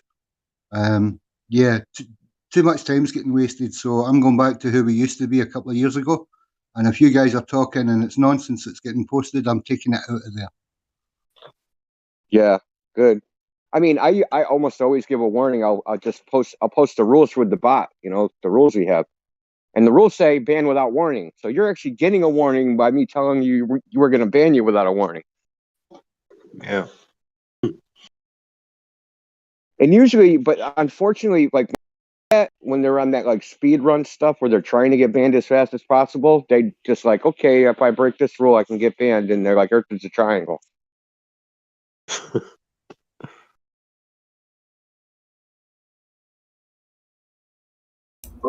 I think we can be a little bit more lenient these days with so little going on.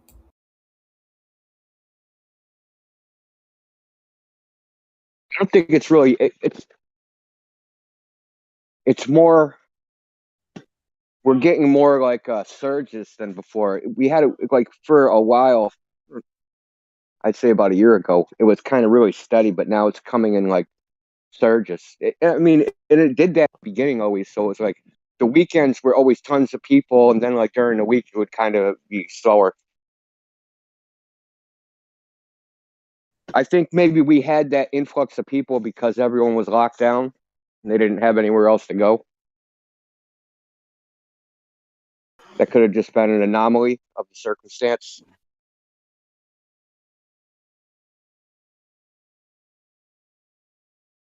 Yeah, that's true. There were a ton of people that came in after that, in that time frame for sure. Yeah, because we had a good 6 months where there was pretty much 30 people in this voice chat all day long. And then all of a sudden it dropped off, but it's still going up in numbers, but it's just like, it's more like a surge. But someone came in today in the lobby. They said they found this place. They listened to it on Spotify and ended up coming in here. All right. So all your effort paid off. That's great. Yeah, They just one randomly person found it for all there.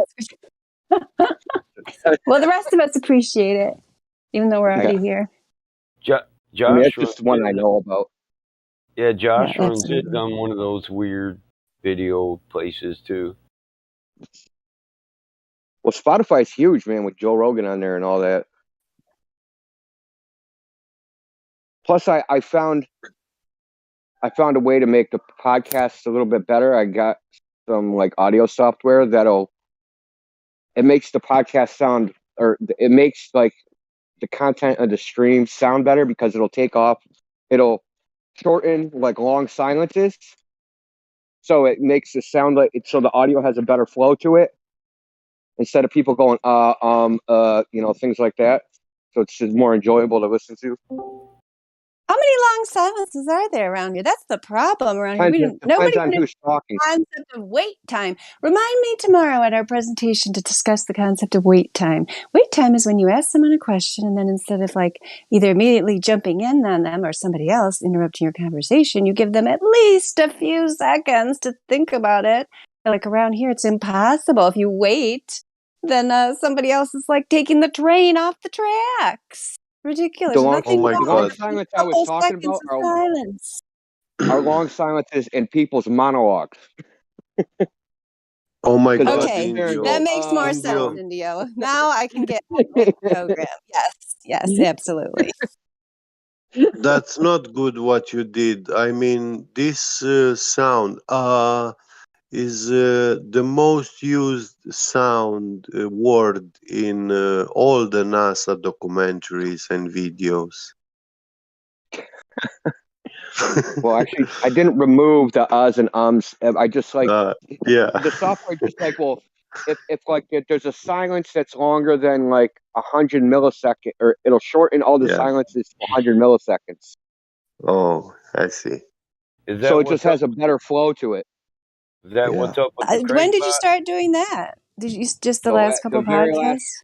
The very last podcast, and it Okay. sounds like way better. I'll have to listen to that one. It's on my podcast feed, but I don't think I've listened to it yet. I'll have to listen to it so I can hear the difference. That's great. Sounds It's like a good idea. Elijah. Yeah, it's Eliza Witzit and some German guy called I think it's like physics student finds out he's learning metaphysics or something like that.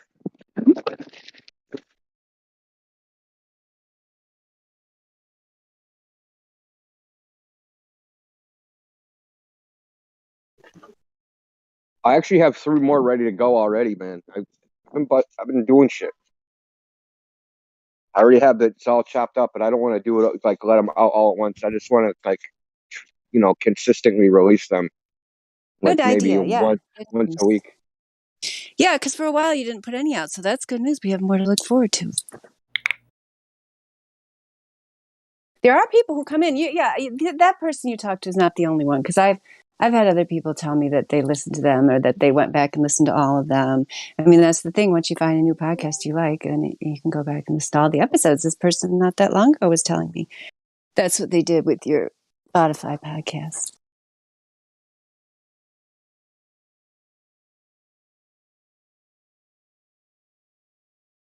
I'll see if I can find. I was trying to find the link to the latest episode, but then because I'm on my phone, when I searched Spotify Flat Earth, I got Flat Earth Society. Imagine that. Amazing. I'm actually working on like 3. I'm doing that. I'm working on the animation thing, and I'm working on that other video I talked to you about. So I'm like working on 3 things simultaneously, and I'm just like, when I start feeling burnt out on one, I just shift to another one. So it's actually working because I get burnt out easy. I have low That's a good attention idea. span. Switch around. Yes, I like that. Yeah, that's a good idea. I found the link. I'll put it in here.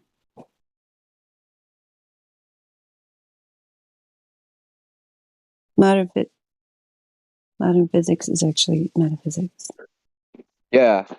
So Elijah and Witzit are just like going through quotes from like modern physics, just with a kid that said he was a student of physics. I don't know if he was actually in university, but he actually ended up, he was started with one position, and by the end he was like conceding that it's so funny because he ends up conceding. You were talking to him too. You were talking about the what do you call it, the inclinometer, where the so-called gravity vector is parallel. It's off by something like, he said 47 nanometers. Yeah, back in 1999, I used to have a cassette tape of this guy, physicist lost in space, Robert Harriman. I mean, I think that is a good way to get through to some of these science types, because especially if they're younger, like they haven't seen this like takeover of the astrophysics fairy tale of like, what used to be normal serious physics. So I think that is a good way to get through to people. Yeah, those guys were like quoting like Stephen Hawking right out of their books and stuff. 'Cause he tried to do like the hand wave dismissal, and then they're like, "Well, this is Stephen Hawking. He said this in his book. This isn't like, this isn't just like gibberish. It's like they're admitting it, that like they're choosing this some particular model as a matter of, as what's to put it, a matter of convenience or choice. You know what I mean? Just like just the choice of models. They're basically telling them like, you can't tell the difference between a geocentric and a heliocentric model. There is no difference mathematically in just arbitrarily picking one over the other, which is metaphysics, which is the whole point of that podcast. Which is, I'm totally like going I to listen said, to it. yeah. By the end of it, he's actually like starting.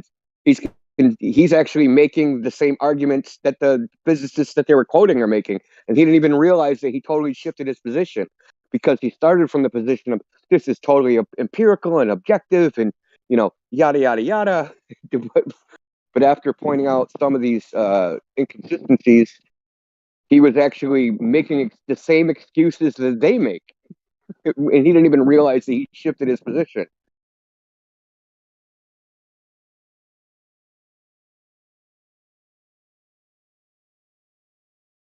Yeah, I mean that's good that they at least sounds like they at least could get through to them, because some of these younger people, I got maybe it is part of it, maybe is just youth, like they are incapable of thinking outside the box because this box has been slowly constructed around them since birth. But that these people think that they're fans of science, right? They think they're supporters of science, and they are literally supporters of this pseudoscientific superstition. And it'd be good. I will listen to that, because I'd like to know if there's some other approach that will work better as trying to get through to these people, because they are fans of the rational mind. In theory, that's what they think they're doing, even though they're doing the opposite. So it's got to be, not everyone can be got through to, but there's got to be more effective ways of getting through to them for sure. Yeah, like the kid last night, the pop psychologist, he was like, I think the Earth's a globe because I trust people. I mean, what is that? That was his opening. Yeah, which guy was that? I remember that. That was funny. Yeah, that was his best proof of the globe. Yeah, that was the 4 capital letters guy that was toward the top. Yeah, absolutely. That he's That was gullible. funny. I think the Earth is a globe because I'm gullible and I trust people.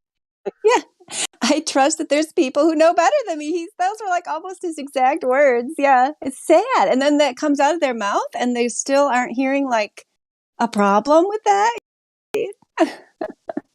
Yeah. How could the Pope be wrong? He has a direct phone line to God. Yeah, exactly. I trust the Pope. There's no difference between that and in their position. Absolutely. Yeah, they're accepting it on blind faith. And, some of them are just not embarrassed about it. The more indoctrinated ones, I guess, the ones who are like literally afraid, because they have so much given over their heart, mind, and soul to these characters. Proud conformists. Exactly. Give me my little place in the hierarchy. I'll fit in perfectly. Yeah, and they will. That's the sad thing. They'll never rise to any greatness, obviously, but yeah, they can get a nice middle of the road job, have a decent income, and so on by just maintaining the status quo. And some people, that's all they want. Yeah, it's the opposite of natural born leader, natural born follower. Exactly.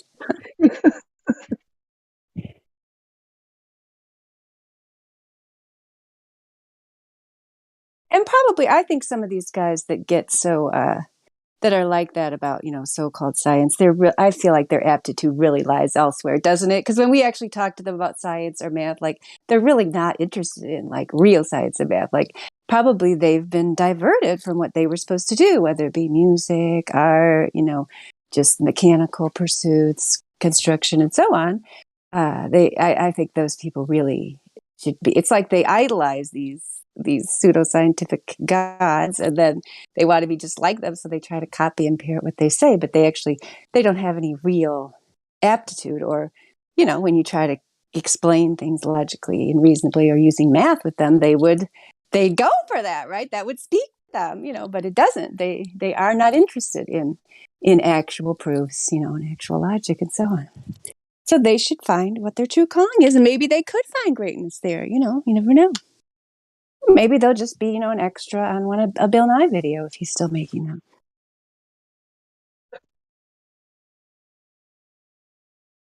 Well, these are the guys that come in here and make this the pseudoscientific sociological, psychological arguments. Why would they lie? Can't fake all the paperwork, and 72 space agencies can't all be lying. Like these silly arguments. It's probably just because they can't understand the math and science and rigorous thinking, critical thinking, or logic. So they've outsourced that part, right? I can't understand that. I'll just outsource it to these people. Enough that over here in my subjectivist utopia saying we're all brains in a jar and you can't prove anything. But science proves everything at the same time, simultaneously. Have no problems making contradictions. Yeah, that's to give a preview. I should share the event tomorrow, although I'm not finding the share thing. Oh, there it is. That's a preview of my part of the Avoid Logical Fallacies presentation. I like the way you fixed that up. I like the image you put in there and the title. Yeah, it's pretty cool, huh? Yep, you're going the wrong way. Turn around. Yeah, so tomorrow, whatever time it shows there on the screen for you, it's 2:00 for me. Indio, myself, Brad, Redford, Drace, and Karma are going to give a presentation, and then there'll be a place for question and answers, I think, at the end, and so on, just about how to avoid logical fallacies. But my part's going to be about how it's never too late to retrain your brain, to think logically, which I don't know if you were here, Indio, but one of those little teen trolls last night, it was Dexter. He did take me up on wanting to see the free logic course that I post the link to all the time that hardly anyone ever actually even notices or comments on. But nonetheless, my thing is mostly on how to start from birth. You could say, training children to think logically, although for the first 7 years, you don't have to do formal training. You just have to allow a child to, grow naturally with their natural curiosity of exploring the natural world and so on, and not interfere and, send them off on a fantasy program with the globe and so on. But anyway, but part of what I want to say is that you can still do that no matter what age you are. I mean, even some people think, oh, it's too late now, but no, you can always go back. You've already experienced those stages, even though we have certain developmental stages, and it's preferable, obviously, easier if you're actually, meeting their needs where they are at their developmental stage. But, we know millions, billions of people have had that process co-opted. So people like these, adult children that we see come in here, they just have to kind of go back and kind of start over. But a lot of them are not going to be willing to do that, because they think they're adults already. They think they know what's going on, and so they are very resistant to any kind of retraining or kind of, rethinking or, discarding the fantasy globe. And just even for us, imagining that maybe that's not true since it has no objective scientific evidence. So anyway, I just wanted to emphasize to people, it's not too late if you actually want to learn how to use your mind properly, which I don't think a lot of people do, because it must be serving them well, the status quo, right? Well, they seem to be just fine with it the way it is. Lots of video games available, lots of entertainment, lots of music, lots of porn, whatever it is. They don't, why would they want to change? I mean, let's continue down the road of degeneracy, and they think it's working well, but they're secretly miserable, right? We all know that. Yep. Let's stay in the house. Let's order some weed. All right. Now that we've got that on the way, let's order some Dominoes because we're going to need that. All righty. Now let's make sure our Netflix subscription is paid up. They don't. Yeah, just in the field. He's seen this in anything. the field. Yeah. I'm that person. I'm sorry, but it's not right. Entertainment is fine. Like, I think all of us need, diversion to unwind and stuff like that, right? But then, there's got to be more to life than just diversion. You got to have something to divert from to make it more satisfying. Oh, guys, I want to say a funny thing. I just read. Hello, Elijah. I just read the most complex word in the English language. Do you guys know which word is that? The most complex word. Something frisket expialidocious. Is a three-letter word actually. Lie? No, and it has the most complex definition in the English language. Run. No. Ran. No. Ask. No. Would you like me to give it? Lie. Oh, can you ask the question again? I'm sorry. I want to guess. I wasn't paying attention. I'm sorry. Yeah. What is the most complex word in English language? It has also the longest definition. And it has No. 3 letters? Yeah. Oh, well, gosh, since you said that right after I was talking about porn, I'm going to assume it's sex. But am I right? That was a good guess. Tell me that was a good guess, Skippy. No, it's not. Oh, he said it It's wasn't very a good far guess. from it. Okay, well, tell us the answer then so we can get out of this embarrassing moment. So the answer is set. I was so close. Do I not get the prize? Oh, that was mad close though.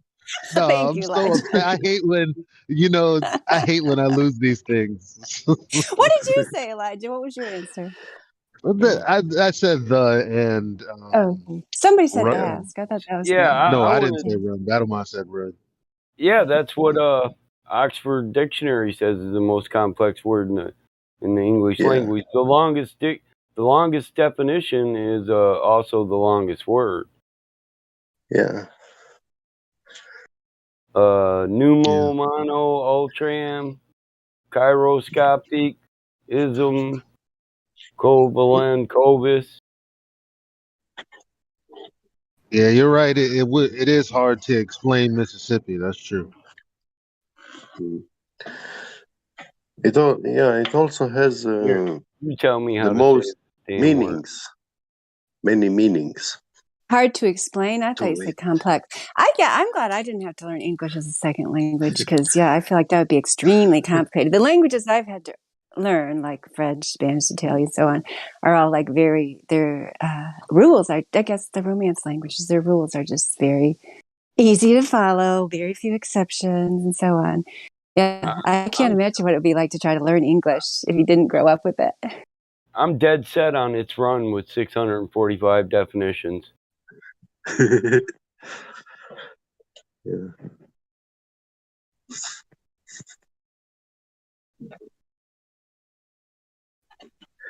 So.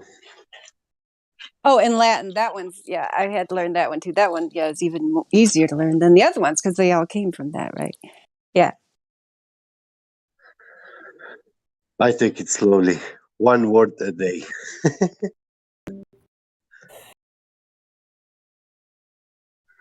What's the word of the day? For me, is set.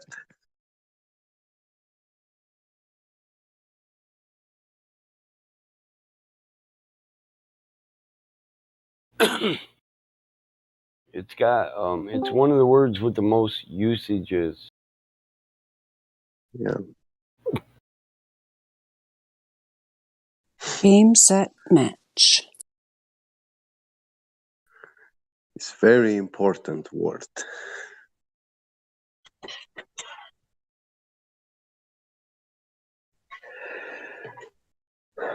I didn't want to stop anything.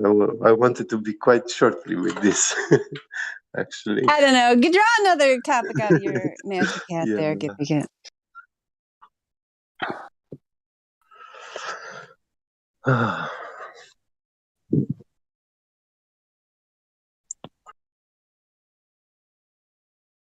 I had to distract my mind with something because I've been in Japan.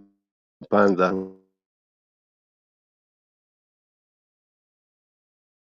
understand. Yeah, I would not want to go there. If you paid me, maybe I would go there. I'm trying to think my rate would have to be $100 an hour, maybe? That might be too low. Toasty Feet's here. Hi, Toasty Feet.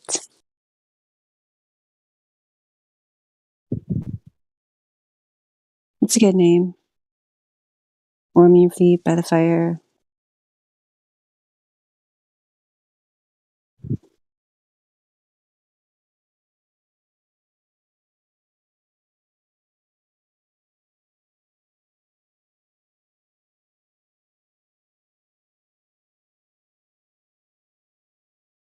Yes, you can't talk. Well, if you ever have a question about the flat earth, Toasty Feet, or if you just want to unmute and say hello, tell us how you found the server and so on. We just like to find out more about new people, but if you can't talk right now, that's perfectly fine.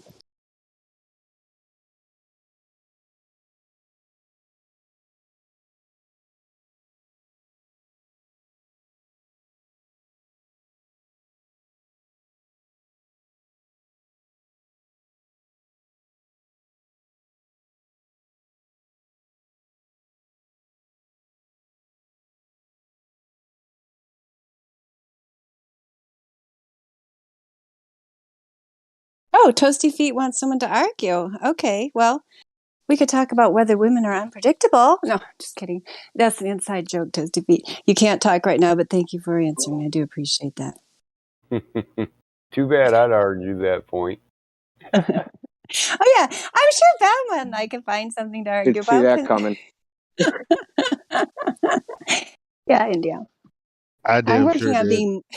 Oh, the other thing with today. It's just like counting cards, bro. What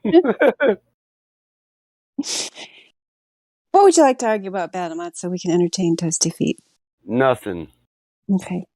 Toasty Feet needs to take them big socks off and put thinner socks on.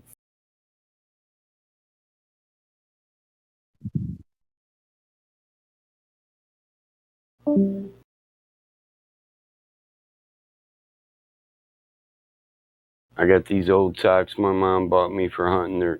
You plug them in, they got 9-volt batteries.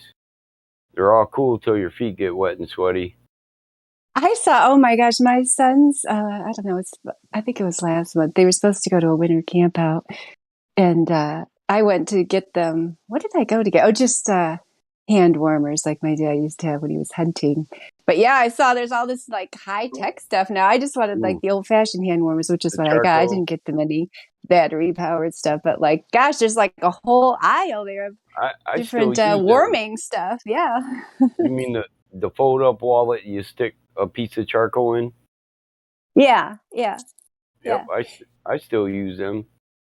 Then their thing ended up getting canceled. Well, they still did it, but they did it indoors because it was like below zero, and I guess the guy didn't want to be responsible for children getting frostbite. Anywho, Right?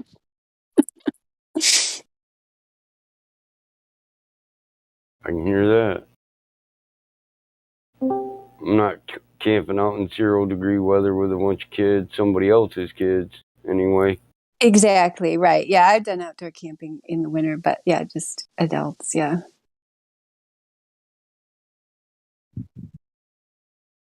Yeah, because that was the direct. Yeah, go ahead, Indio. No, I was just going to say, so I'm in the process of making like a presentation video on optics, light, vision, image formation,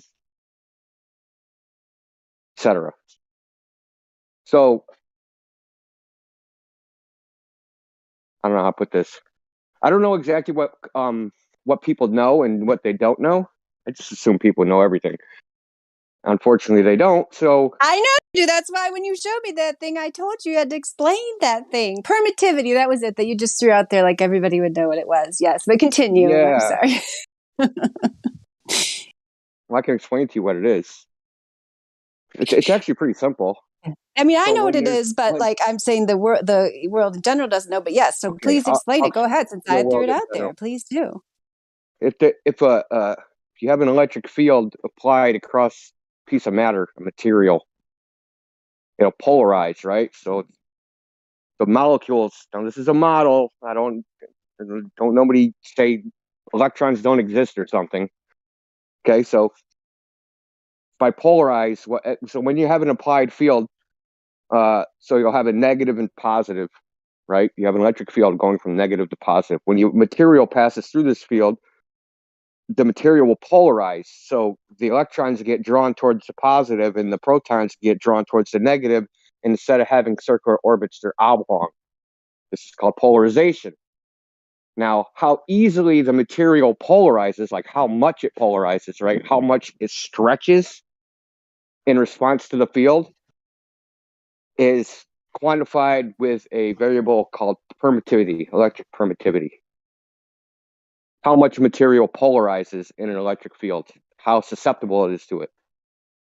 Now, magnetic permeability is the same thing, but with magnetism. It's like how much material will magnetize in response to a magnetic field.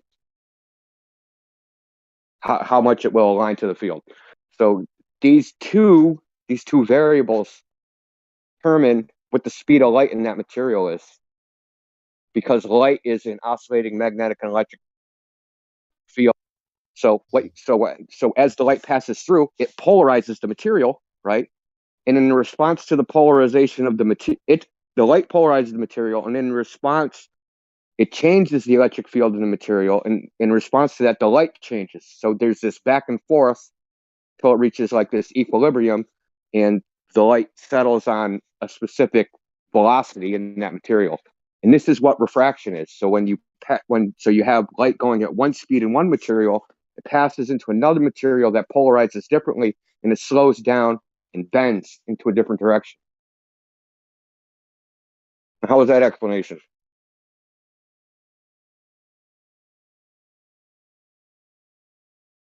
Or did I cut out? That was a good explanation. No, you did not cut out. That's a very good explanation.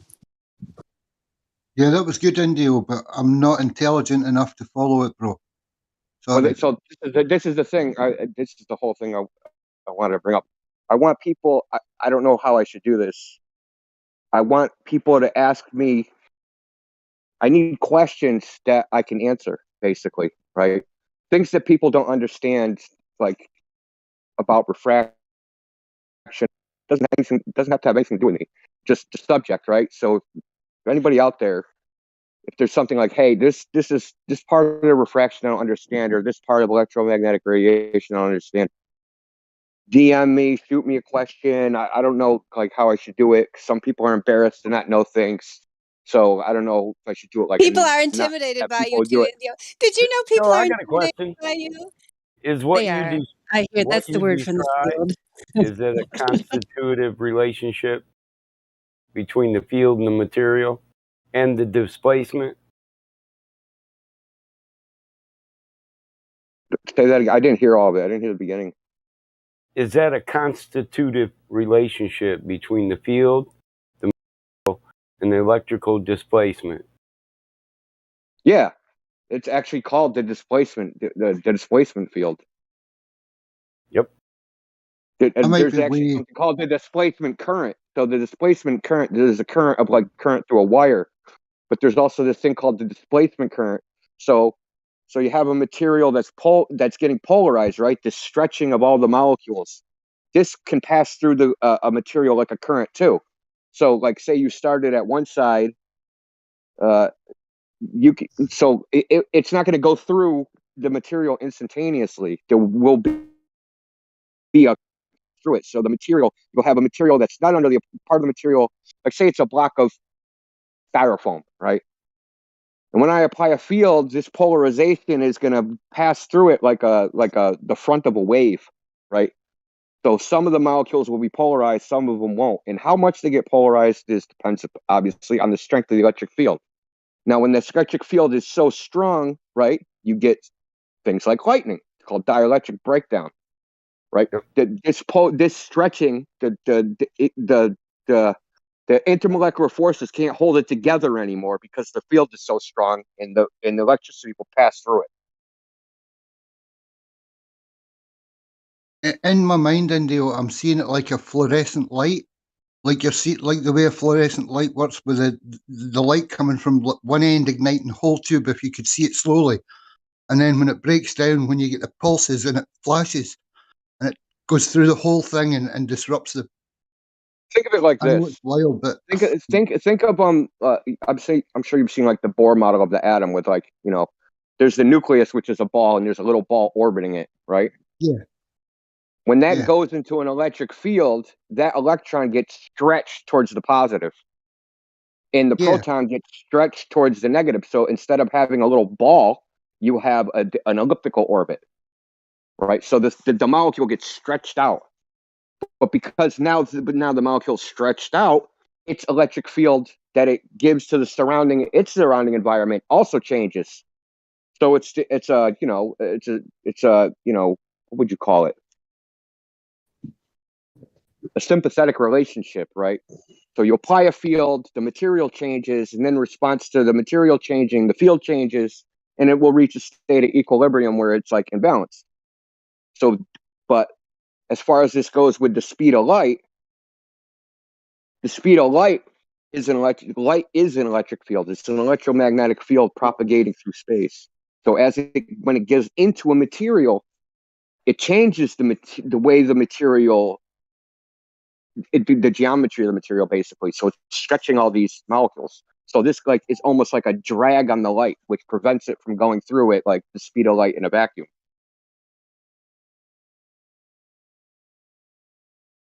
yeah. I get that now. So I'm going to More. make a video about it that explains all this graphically, because it's, in my mind, it's easy to visualize because I've been dealing with this for so long. But graphically, it's super easy to understand. Like it really is. It's just like some of these concepts are very hard to describe just with words. It just is. I mean, that's the main challenge of Discord, is trying to convey ideas with your voice, when, you know, traditionally people talk concepts with chalkboards and, you know, overhead projectors.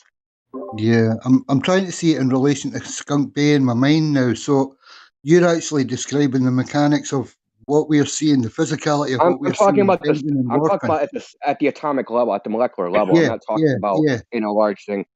In yeah. the Not the skunk, macro, the that would micro be effect on the macro. Yeah, in the yeah. skunk bay thing. You got to think of that as like there's pockets or bubbles of gas that the light is going through.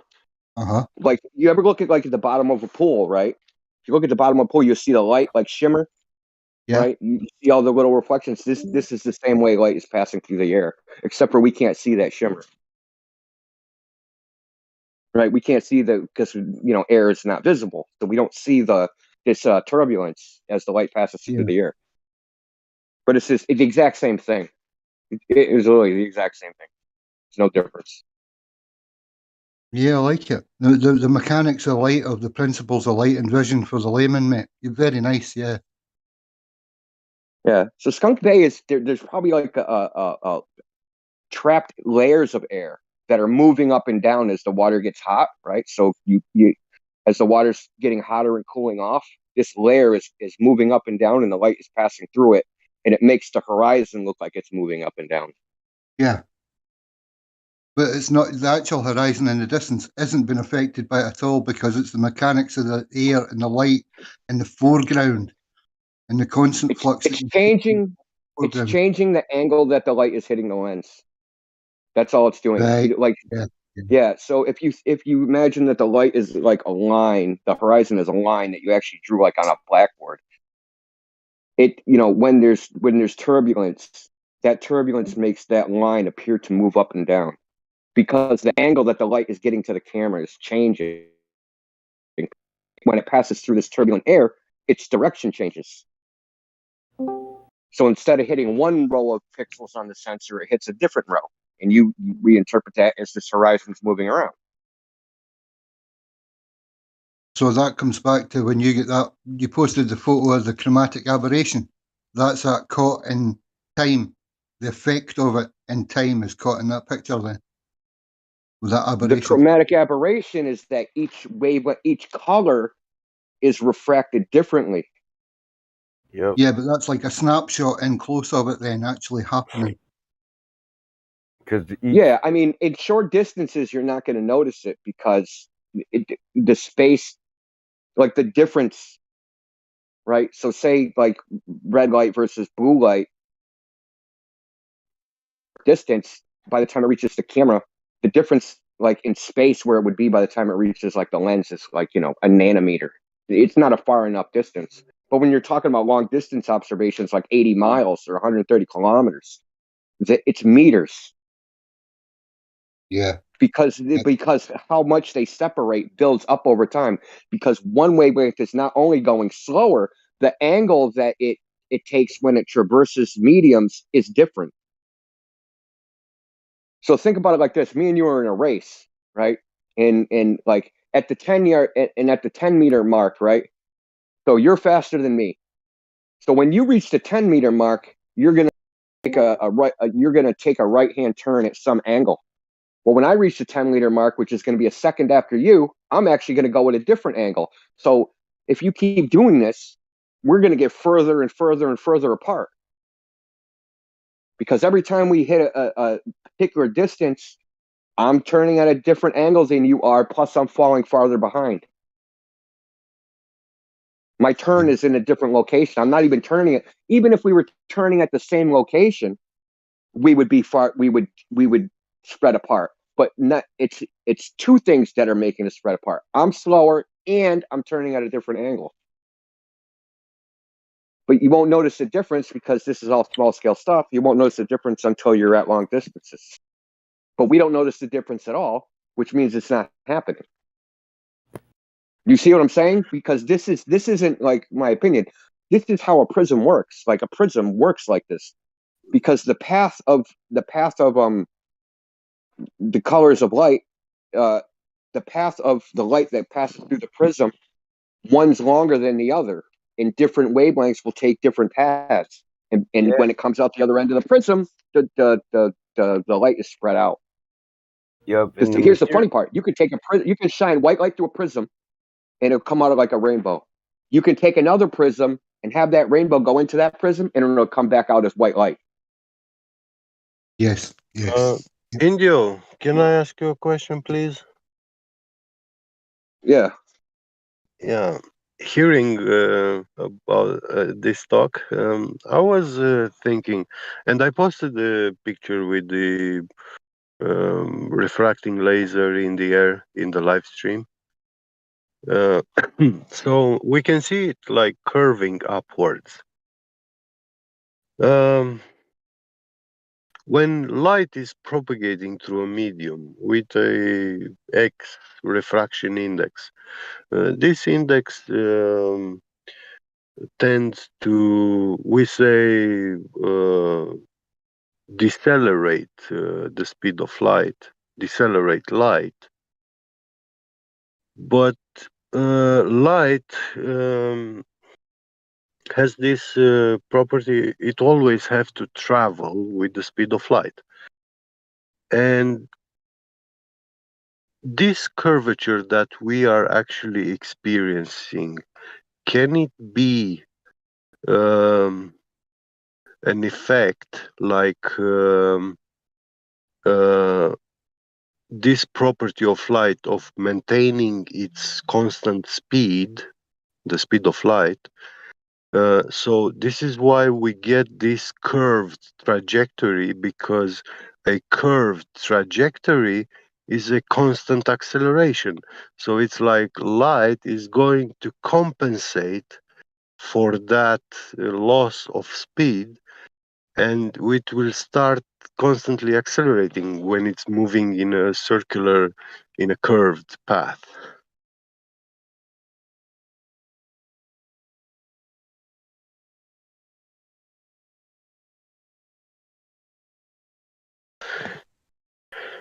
Yeah, maybe I am not very well explaining what I'm trying to ask, but I hope I think you he had to understand. drop out. He'll probably be back. Oh. Yeah. Looks like he's not here. Maybe he got a phone call or something.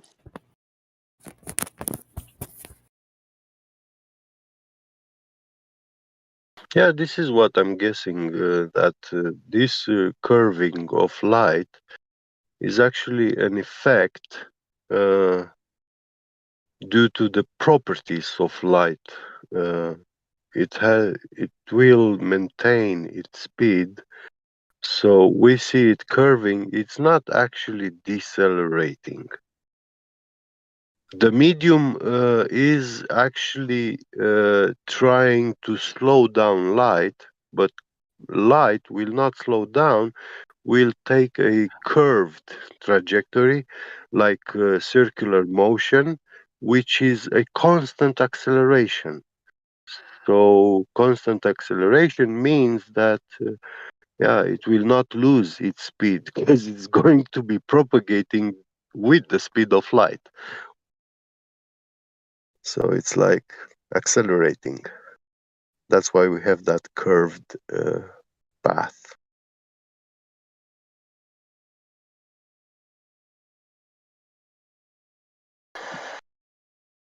Yeah, I hope I catch him back soon to ask him.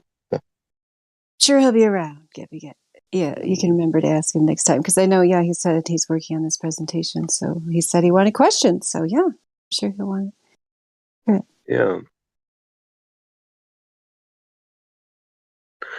Well, I have to run a little bit shopping. Be right back, guys. Thank you, Mary Mom. All right, catch you later. Good to see you, Get.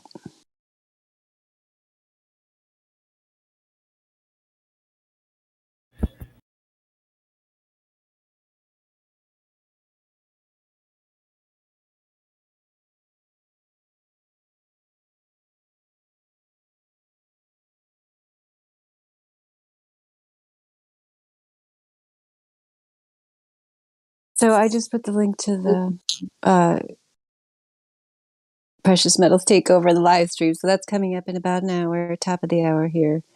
And Glapflob's going to attend. Great.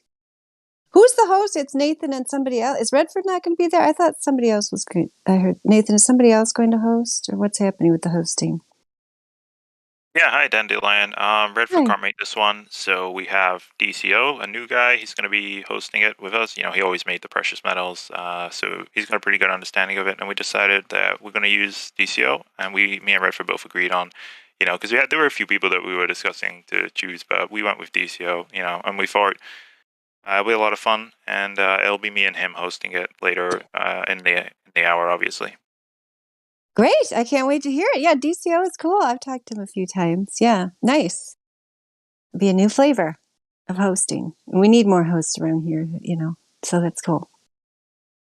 Yeah, I think mainly it was because she's got the what's it called? I forgot the name of Brad's show tomorrow, right? And she just she had a lot of stuff coming up. So yeah, well, it's nice to have DCO as a reserve. You know, always calling him in. So cool stuff. Good.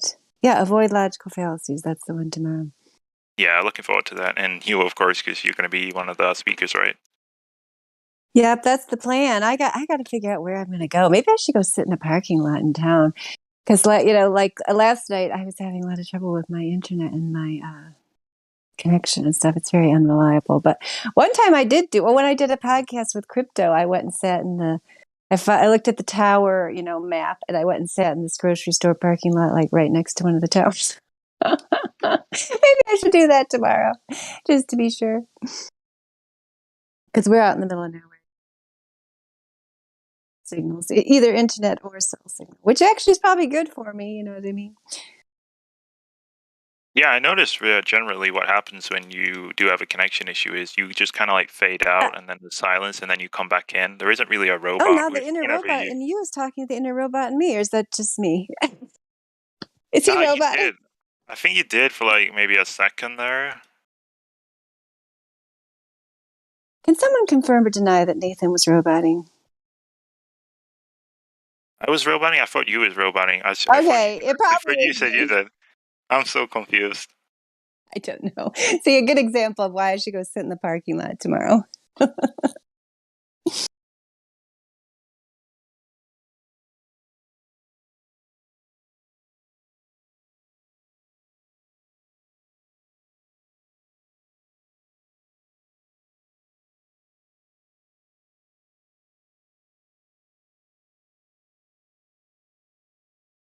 Oh, Glapflobe says it was me. Thank you, Glapflobe. Yeah, it was only for like 1 second, but it did that same, like I said, it just fades out and then you come back in. Whereas most people, they robot and their voice goes like high pitch, low pitch, that kind of thing. It never really happens with you. You just generally fade out and then come back in. It's a little unique of your. I always know it's you that's roboting when that happens. Because I could sit there, I can't see it now, but if I'm on the computer, I could sit there and that little thing, I'll have like 3 bars and then it'll go to like red, and then it'll go back to 3 bars. So I try to like, okay, it's got the 3 bars of green. And then I know I talk way too fast anyway. So that's one of the reasons. There's my excuse. I got it. Yeah. When I talk too fast. I'm trying to get there before the red bar. Awesome stuff. Yeah, connection is pretty useful. Pretty good in the live stream. For me, I always have the 3 bars, but sometimes I've noticed in the VC check-in, it goes yellow, and then sometimes it's even red. Like it appears red and yellow, but when I'm speaking, people say it's fine and that's not a problem. So maybe it's just some visual error. I don't know. I don't know either. Is there a place on the phone to look at that? Because I only see it on the computer for some reason. I'm not sure because I'm mostly on the computer. I don't really have. Well, I think I have it installed on my phone, but I don't use my phone for too much other than texting and calling people. Yeah, Gladflow, I just wanted to say I appreciated what you said last night, so I'm glad I did shut you down when we were putting a bow on the contentious conversation, the Battle of the Sexes there, where you said, that a lot of, men are not trained on how to talk to women. And then it's understandable because a lot of women don't act like, a traditional woman would act. So then if if you're trying to like do what would have been done in the old days of making space in the conversation, trying to encourage her to speak. And sometimes, that doesn't always work for both, because both sides are not really, it's become very combative, unfortunately, a lot of these discussions. So, but I appreciated what you were trying to say, because, I think there are a lot of the women that I've noticed on the Flat Earth server over the years are like, I guess you would say, more traditionally feminine, like kind of soft-spoken, like not really, willing to speak out unless. But if you'll notice, if you talk to them, they'll answer you, which I think is what, Jen has always envisioned for the ladies' night, was to get more, quieter ladies involved. Like I'm always trying to get KJ to talk, because, we do hear her.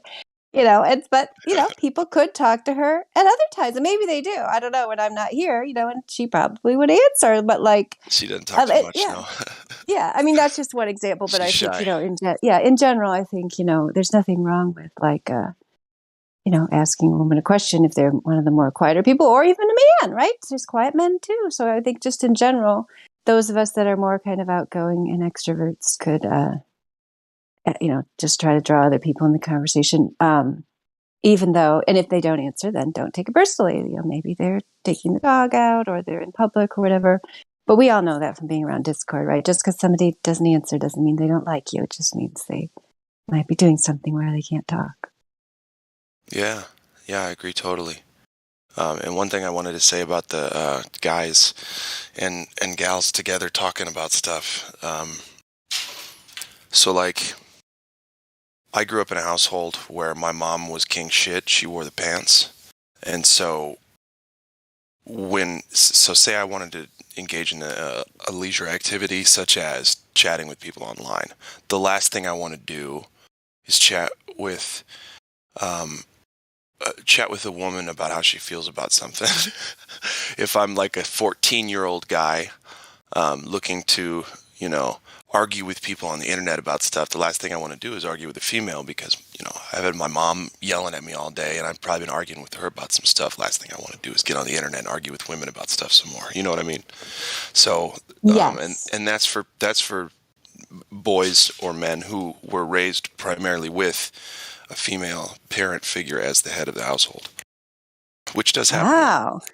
Yeah, because I don't like to get like too personal with the glow believers that come in. Like I have done it, but like I try to avoid it, because you don't really want to start quizzing them about their upbringing. But like I don't know, you can get around. Maybe you can find out like a roundabout way. But I hear what you're saying. Yeah, depending on how your situation, or like your relationship with women, or mother in particular. Yeah, a lot of people have mommy and daddy issues like that. I think that's normal. Yep. My son this morning, oh my gosh, when you guys know what Roblox is, and then there's this other game he plays, some kind of shipbuilding game, because he's really into ships. He's like obsessed with ships. Started with the Titanic, then like all the Great Lake ships, the Edmund Fitzgerald, and so on, Lusitania. Anyway, and the ships don't have to sink. All the ones I just named did sink, but he accepts that he likes ships that stay afloat as well. But anyway, he used to go in there when he was little and like be the one who the other people would make the ship, and then he'd go around and play whatever the game was that they set up. And then I just saw this morning, like he's in charge now. I didn't even know this because he never told me. I just happened to be sitting there watching the gold medal curling match. And he was playing this game, and like he's in charge of the ship. He built this amazing like Titanic / Lusitania model, on the computer, and he also does models, in real life, wooden and plastic models, and so on.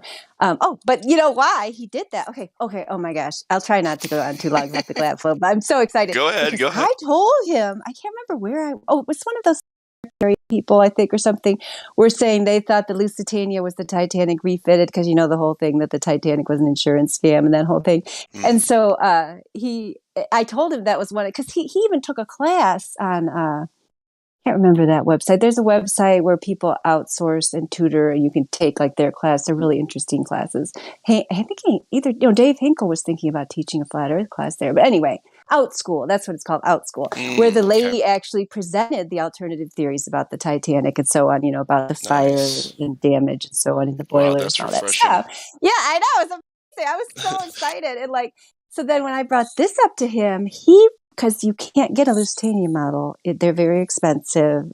They're like outrageous price. Or you can make your own, Lusitania model, which he's learning to do, but he doesn't have the proper tools and so on yet.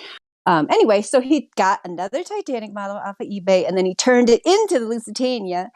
So then when he was building this model on the computer, he made a Titanic Lusitania hybrid. And then all these other people are like coming in and playing his game that he designed. I'm like, what? I didn't even know That's pretty cool. Turned around and you're like the master of the little ship game there. I'm so proud of him, Wow. So is this game online? Yeah, it's online. I can't remember what it's called. Yeah, it's some kind of shipbuilding. So wait a sec. He's building ships. He's building model ships, high detail in real life, and then also doing stuff with that on the computer? Yeah, exactly. Yeah, he builds the whole thing. It looks very cool. And then he builds like the inside rooms and all that. And then he designs the game, what the obstacles they have to do and the treasure they have to collect and all that stuff. Yeah, it's really cool. Yeah, because my uncle used to do that. And so I took him to a museum where my uncle's book on ships was.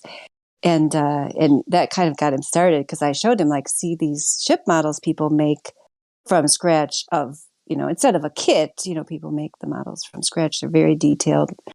Usually wooden, then they have all the little people in them and stuff. This one ship museum we went to had a whole bunch of those. So, yeah. I don't remember why we started talking about that. I think it was because you were saying, that these boys don't want to talk to their moms. Yeah, well, yeah. Not only to me. That was the point of the story. Is he told me all the details about the thing. So, exactly.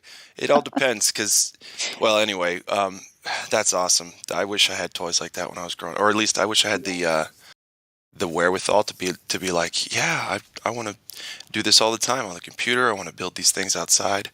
I was obsessed with sunken ships growing up too. I understand that it's so adventuresome. It's like seeing a sunken ship. This thing is under murky water, which is scary enough. But then, just to see how it deteriorates and how it looks underwater throughout the years, and what grows on it, and what's still left in there, and all kinds of stuff. So, yeah. You know what I did? I was in Jamaica, and we were snorkeling over this sunken ship, and it was a challenge, a local challenge to, if you could hold your breath, if you could go down and touch the top of the mast and grab a little bit of seaweed on it and then bring it back up and, prove that you went down and touched. It was like... That sounds very fun. It was fun. And it was like 100 feet down, I think, or something. So, if you went any further, it would start to really hurt. And then even further, you'd probably damage yourself. But, they said that it's fine to go down and just, grab a little seaweed off the thing. Maybe, if you have an underwater camera, get a shot of you holding on to it, but then your ears start to hurt. You go up, you know what I mean? But they said if you go any further past, like if you go down to like half the mast, which is a long way, it's like 130 feet. You start to like, if you need to let air out, because once, you know, as you go back up, you might get the bends. Only at like 130 feet. It's crazy. Anyway, so I have a little bit of a history with sunken ships, and I love him. I know what he's going through. You know the Was that in bends Jamaica? Yeah. based on Boyle's law. Yeah. We got you sunken ship museum here. That's cool. In Michigan? Yeah. Nice. Ships sink in the Great Lakes. Oh, sure. Lots of ships. We have several full-size posters that have the, X's on them, which, I got my son for his Christmas at some point that he's hung up around the house. Lake Superior one, it's Lake Michigan one. They all come from the Lake Superior Museum there up there in the UP. I wonder if saltwater and freshwater. I know they probably do different things to the ships. I'd like to see like a side-by-side difference of, like a ship that's been sunk for 10 years, what they look like, saltwater and then freshwater. Good idea. Yeah. I was just going to say to Sonny, I know Sonny, like one of the conspiracies is that, the Olympic was the Titanic, but there is, I wasn't misspeaking. Like I can't remember if it was that Tartaria book I've been reading that's another theory is that the Lusitania, I'm not saying it's correct. I'm just saying that was one of the theories that was thrown out there was the Lusitania. Yeah. So ships depends on how deep and how cold. Oh, right, yeah. And what the ship's made out of, right? Yeah, and salt water definitely is going to cause more erosion, whatever. But you might get those cool nodules. What am I thinking of? Like corals and nodules and stuff that grow. Right. Sponges, all kinds of weird stuff. I don't know why I said nodules.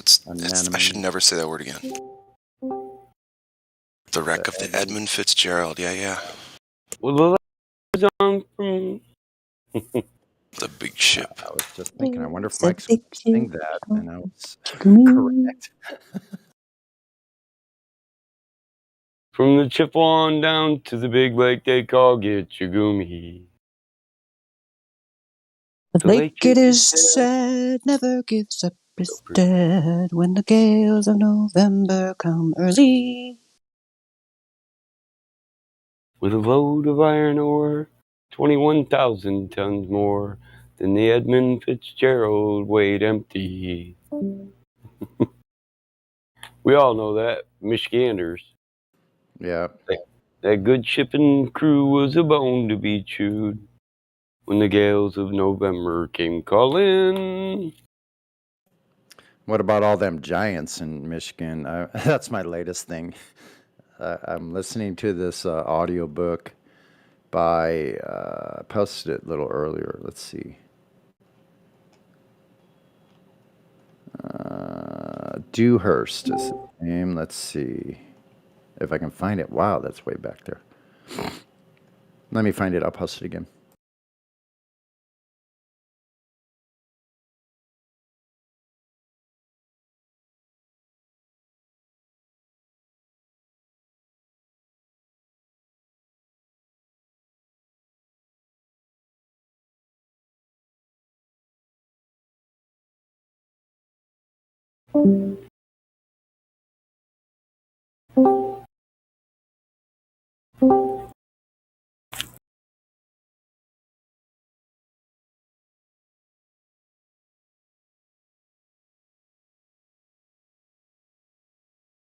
Someone remove my giant video.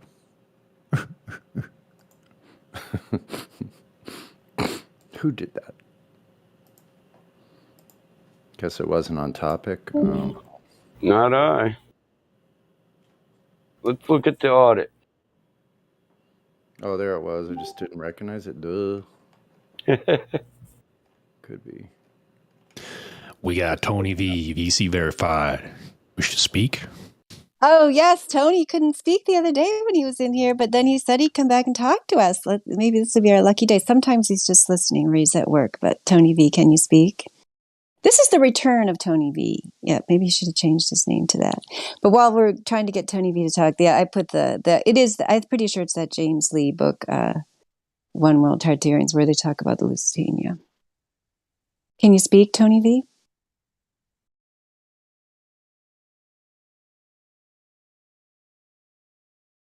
Tony, when you were trying to speak, I saw a green circle, but there wasn't any audio coming through, so there might be a problem on your end. Yeah, maybe go to I your just want to settings. say Dandelion rocks. Continue. Yeah, Dandelion's the best. I agree. I need that encouragement because I did not want to come to this ladies' night last night. In fact, I'm going to blame that on CB because he's the one that pinged me. But then I realized after I went to it that I was supposed to be there, and there were situations I was able to handle that I was meant to be there. Because all day I'm like, gosh, I don't want to go to this thing, but if you want me to go, show me a sign and I'll go there. And then the sign came through CB, and then I had to be there, and I stayed there for 9 hours. What is wrong with me? Wow. But anyway, point being, I don't regret it, Sonny. I don't regret it. Well, yeah, Dandelion, you did a really great job, I have to say, but I could sense that. Oh, I'm sorry. See, I thought about that. I'm like, is that coming across? I really don't want to be here. You're like, anyone else want to talk to him? Because I'm done. I'm sorry for the attitude, but I just wear my heart on my sleeve. So at least you're going to know where I'm at. I've never heard you sound like that. But that's okay, Sonny, yeah, I do apologize, but you know how it goes. No. We appreciate you, Dandelion, really. Thank you for helping us out. You're welcome. I'm glad I went, Dan, so I'm just Damsel being silly. Medic, oh my gosh, you're incredible. I mean, all of you are. She is. She's very good at staying very patient with people and explaining things in this very calm way, which I totally appreciate. Yeah, we're like the good cop, bad cop or something, I think. I don't know. But that's what I like about women and they use language in a different way than men mostly. Like they can make stinging comments in a calm voice. That's always my goal. That's always my goal. I sound calmer than I really am. Well, you do a good job. Yeah, that one guy. This is where I get to practice that. It is good practice. Yeah, I know what you mean. And then when you deal with these recalcitrant globe believers here, like people in your real life that maybe used to annoy you, don't really. Have you found that? They're just kind of like, oh yeah, weird customer service person on the phone. That's no big deal. I've dealt with easier much in real worse. life. Yeah, it does. It's because I've practiced it here, and it's just like, yeah, not a problem. That's true. After you've been through some of the Glovers here, that doesn't bother me at all. Yeah. I don't always want to go to the moon in a nanosecond, but when I do, I destroyed the technology 50 years ago. You're getting better at that, Glatt. Oh, awesome. I was doing that. Space station. Thank you. I practice, so doesn't come naturally, guys. That was good. Yeah, we got a backup to the soundboard there, live backup. What happens if you have a leak? They stop asking me to do interviews because I can't speak.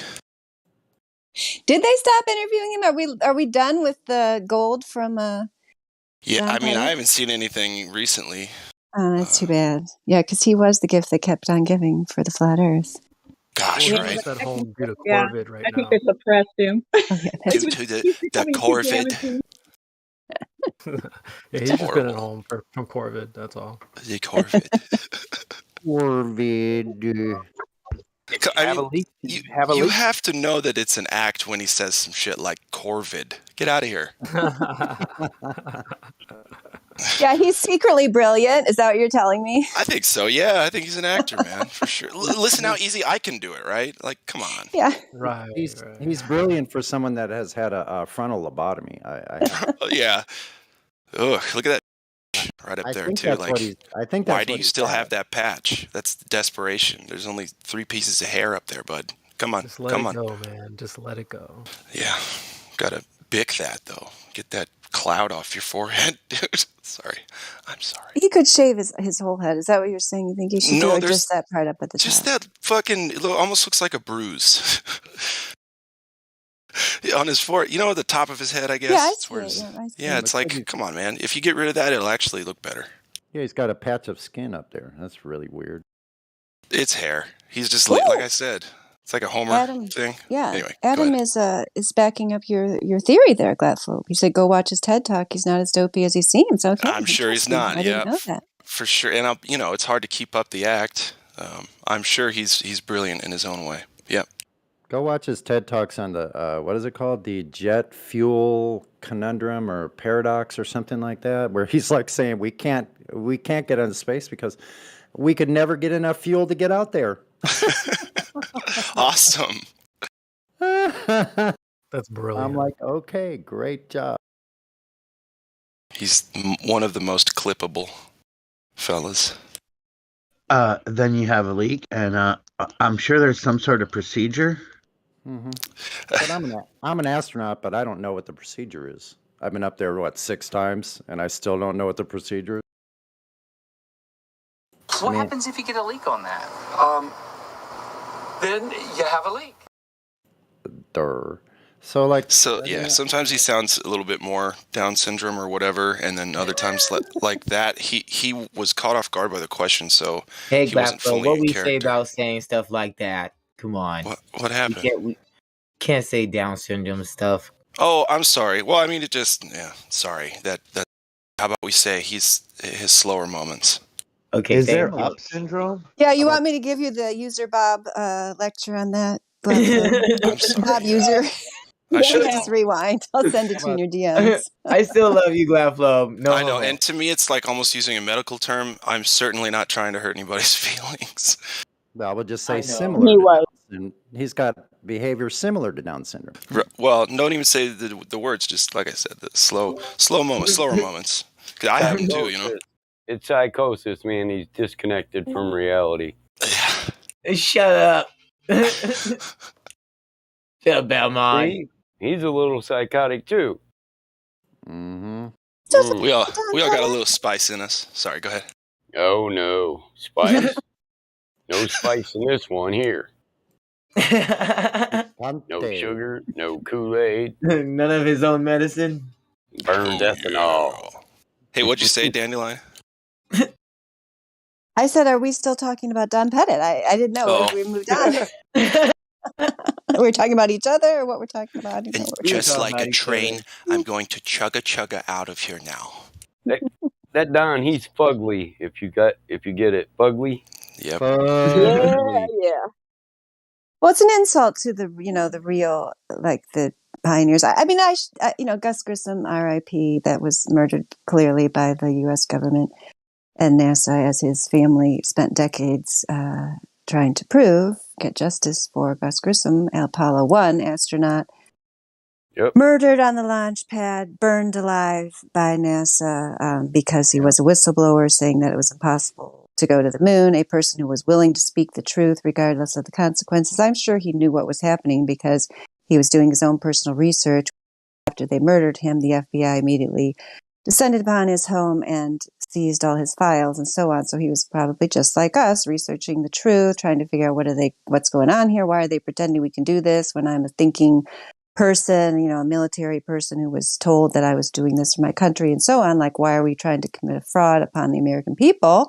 And so for that reason, he was murdered in cold blood along with 2 of his crewmates as the shuttle exploded on the launch pad during a test, which later his son, who went on for decades and decades trying to investigate what happened, because as usual in these situations, there's no justice unless the families actually pursue it themselves, because the so-called justice system is nothing of the kind. Anyway, he found out when he was finally allowed to examine the shuttle that it was latched from the outside, so they were trapped in there, couldn't get out, latched on the outside, completely, ridiculous, unsafe thing to do, and as well as they were using a pure oxygen environment when they shouldn't have done that. That's why it burst into flames. and the whistleblowers were murdered. I'm sure they had a film of that and people screaming when they're burned alive. I'm sure that's quite, compelling if you have your new astronauts in training. Maybe Don Pettit's seen the film. Hey, here's what's going to happen if you try to tell the American people what's really going on here.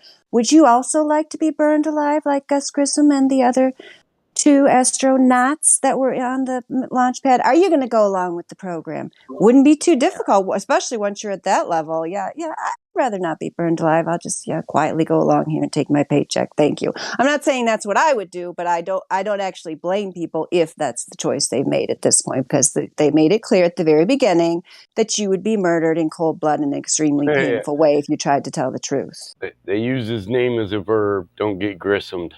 Yeah, wow. Yeah, So well, do you guys, have you guys, oh, sorry, Damsel, go ahead. oh, I was just going to say, if you've ever heard the radio contact during that episode, it is horrific. I would never listen to that. Nope. Horrific. I've heard it once. That's all I could tolerate. Oh, I haven't heard it. I didn't even know it was available. It is available, and it's terrible. They're screaming. Yeah. It's terrible. You guys, have you ever seen the other Apollo astronauts? There's 20 of them that died mysteriously. I think 8 of them died by car accident, and one of them was actually hit by a train in his car. The train was owned by NASA. You can't make this shit up. Yeah, it's like if you have a job like that and you've spoke out of turn once, right, about something, don't drive alone anywhere in the country. Don't fly. Don't check let your anyone brakes. near your car. Don't let anyone near your car at all. Right. No, inspect your car every time you get in it. Yeah, I'd be real scared. Uber to Because work. After they had heard that, if they had played that audio to those guys afterwards, I'm sure they were scared to do anything. It's horrid. I'd be checking those. And I wouldn't doubt if they had a video as well. I mean, they were practicing all their, definitely had the video equipment there at NASA, didn't they? They had it on there. We just never saw that part. That's right. good. I don't think I'd want to. Yeah, I mean, it's just sad that these people who come in here are so naive. And it's funny to me how, people will watch these stupid spy movies and all that are just left and right, showing people getting punished for speaking out and this and that, but they can't accept that this is what obviously happens in real life. They call that conspiracy. It's like, okay, guys, stay in your fantasy world if you want. How do you keep people quiet? Why would they lie? Impossible to maintain. Besides the fact that they're not maintaining the lie with any large number of people. It's a very small number of people that even claim to have gone to the Narnia fantasy world of outer space, which clearly doesn't exist. It's very easy to keep people quiet when you have all the guns and power and money and authority and the military, industrial complex, and the people have families, even easier. I mean, come on. Anybody who doesn't understand that, who calls somebody, cuckoo for saying that, it's like, you guys are sad people. I don't even know what to tell you. You should be more aware of reality. Don't reproduce, don't have children if you don't understand the reality of what this was going on in this world. I mean, but same token, there's no reason to be afraid if you're just a low-level person like us. I mean, they don't care what we say. I mean, we've been saying this for decades. Nobody cares what we say. So don't take it to the other extreme where, they're going to get me if I speak out on Discord. No, they couldn't care less because they know they got everybody's mind, in that program. And, we can say whatever we want. So it's only if you actually are in a position of, actual authority or power that they care. Well, Grissom was well respected by the public, so yeah, he had to be shut up. Well, I think the worst part is that the public didn't see. That was pretty blatant. I mean, you could go one way or the other, but I don't want to think that my fellow man is that gullible. Well, they did a good job of advertising on the TV of how it wasn't anybody's fault and just an accident, so a good story. Yeah, but you again. had a latch on the. Why would you ever have a latch on the outside But of most something? people never figured that out. They never think about what would pilots have. How do you design aircraft, or even a submarine? Even has, indoor. The stuff is inside, so you can get out. Well, I'm saying, yeah. If I were to build something like that, as stupid as that, one of the main things that I would have built in is escape mechanisms. In case something goes wrong. I need to get out right fucking now. And I'm sure there were. So why would you put a latch on the outs? There's never a need for that. What's in there that you don't want to let out? Like what? I mean, now they have the emergency escape, like ropes or handle or whatever inside your trunk. So is that the Grissom escape method? Oh, that's fucked up, dude. But That was the emergency whistleblower lock. right. That's exactly what it was. Well, don't worry. Like Dandelion said, no one's gonna get wiped out like that. Especially not us. Not us. Like I said, they just paint us as kooks already, so it's easy to get people to dismiss us. That's not a problem. It's people like him who had a reputation and a long history, and people who would back him up, even because it probably the crew members were willing to kind of go along with it too. So they had to die too. Yeah, there's one of them was from Grand Rapids. I'm sad that I can't remember his name, from Michigan. They have a whole thing about him at the museum, Grand Rapids, Michigan. Oh man, we have a huge air and space museum here, and I know one of the guys that helps. He's probably just sits on the board now, but anyway, and the last time I went there was after I had found out that the Earth is flat. And I was just looking at all this crazy, like, history and important ass shit that happened in 3-4 generations of people. And I was standing there just looking around being like, this sucks to have to take that all away from them, but there's nothing else I can do. Nothing else. Because when I was a kid, man, that place was fucking awesome. Big old, just adventuresome, imaginary playground kind of deal that, like, oh, maybe space and you got to take that all away from people, and that's tough. That's tough for a lot of people to accept. Yeah, I went to Cape Canaveral and, of course, the Air and Space Museum in Washington, D.C. before I was a flat earther, and I was all like, oh, this is so cool. Man, I can't imagine. And it's like, well, yeah, you can't imagine. Exactly. But it's hard to take it away because people are so emotionally attached. Roger Chaffee, that's his name. I found it. Oh, and then somebody else old dude put a link, but now it's not there. I swear, old dude, somebody just put a link to the Apollo 1 story. Now it's gone. Where did that go? Oh, hey, old dude's gonna put it back, I guess. Good, because I wanted to look at that. Because this one that I linked probably isn't accurate, to all the details we were just talking about. It's also in Edward Hendry's book, The Greatest Lie on Earth, Proof That Earth is Not a Spinning Globe. I think that's where I first read about it, which is also, there's a PDF of that somewhere. I've got a plaintruth.info pulled up with the deaths. Can I read some of these? I won't. Oh, please do. Yeah. Jamie's awesome. Yeah. Go ahead. So Apollo is another name for Satan or Lucifer, and it's funny that it means. I'm adding this part myself. Funny that it means deceive or something, like to deceive. Anyway, deaths of wait a minute. Isn't it odd that NASA would name its first exploration of another celestial body after the great deceiver of men himself, Satan? Interesting. So, deaths of key people involved with the Apollo program in a television program about the hoax theory. Fox Entertainment Group listed the deaths of 10 astronauts and 2 civilians related to the manned spaceflight program having possibly been killed as part of a cover-up. Ted Freeman, T-38 crash, 1964. Elliot C. and Charles Bassett, T-38 accident, 66. Virgil Gus Grissom, supposedly an outspoken critic of the space program. Apollo 1 fired January 67. Ed White and Roger Chaffee, January 67. Ed Givens, car accident, 67. C.C. T-38 accident, 67. X-15 pilot Mike Adams, the only X-15 pilot killed in November 67. During the X-15 flight test, Robert Lawrence, scheduled to be an Air Force man orbiting. Who said shut the fuck up? You're just joking. I think it's a hot mic. Hot mic. I just muted him. Robert Lawrence, scheduled to be an Air Force manned orbiting laboratory pilot who died in a jet crash in December 67, shortly after reporting for duty to that later canceled program. NASA worker Thomas Barron, train crash, 1967, shortly after making accusations before Congress about the cause of the Apollo 1 fire, after which he was fired. And that train was owned by NASA, apparently. A fucking train crash? I mean, car crash. Come on, maybe people are stupid getting in crashes in their cars, he but was in his a car. train. I heard he was in his car and it stopped on the tracks. No problem, no big deal. Just the public's like, yeah, that happens. So Paul, here, almost done.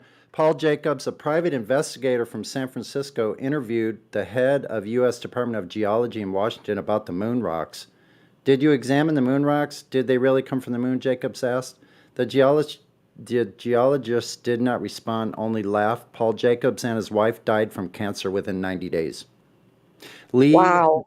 Lee Galvani claims to have almost convinced James Irwin of Apollo 15 astronaut, whom Galvani referred to as an informant, to confess about a cover-up having occurred. Irwin was supposedly going to contact Casing about it. However, he died of a heart attack in 91 before any such telephone call occurred. Spacecraft testing and flying high-performance jet aircraft can be dangerous, and all but one of the astronauts' deaths, Irwin, were directly related to their rather hazardous job. Two of the astronauts, Mike Adams and Robert Lawrence, had no connection with the civilian manned space program. Astronaut James Irwin had suffered several heart attacks in the years prior to his death. There is no independent confirmation of Galvani's claim that Irwin was about to come forward. Moreover, if there was a cover-up that Apollo 11 and subsequent landings were fake, the cover-up would logically have occurred in 1969 and subsequent years, yet all the deaths listed above have occurred in 1967 or earlier. End. Weird, dude. And that's a lot of deaths not in space, right? It's like we never lost one out into space, even though it's a completely unknown medium. They all died on Earth. Yeah, it's kind of hard to imagine, especially all them dying in jet accidents. Even for Air Force pilots, that's still a pretty rare thing, though it's a high-risk job. It still doesn't happen to that small of a group that often. Seems kind of hanky. Well, devil's advocate only to maybe help the public save a little face is when they're testing new aircraft, you never know what's going to happen, I guess. You know what I mean? Like that's something they would say. Oh, it's a new aircraft. You never know. But they have to take the aircraft they were testing and utilizing way high up in the air. I think that was the point. To see how fast you can go, you got to go higher, right? That's what they say. Less friction, faster speed. Mm-hmm.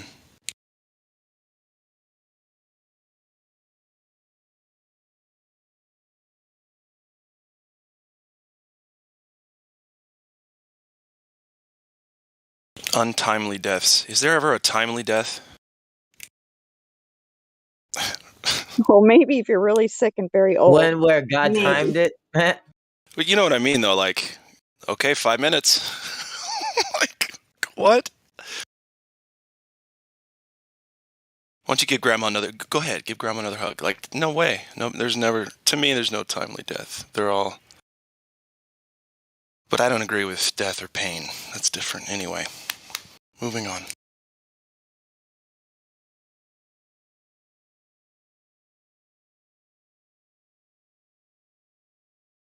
That's a lot of astronauts, and a lot of them you'd have to dig deep to find out. You said ass, and you said dig deep in one sentence. Okay. Of course I do. And thank you for letting me know. You're welcome. Please allow me to stop you there. I'm just saying, he used it all in one sentence. We're not going down that rabbit hole, son. Oh, you said hole. And I'm like quick like a rabbit, so. There's all those pictures of the astronauts doing the Satan symbols, like connecting their fingers into a big like hexagon or something, and nobody cares about that. The diamond pyramid / diamond thing. Yeah. Yeah, so weird.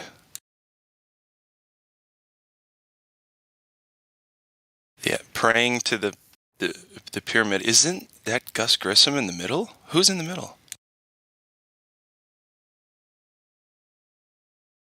Praying that they wouldn't die in that thing. I Maybe that's what they were trying to say. We have to pray for this thing to make it. Because they put themselves inside it. It almost looks like they're mocking the whole ceremony. Excuse me. At least in the middle and to the right. Yeah, it Almost looks like like a mock. they're like these fuckers do this dumb shit.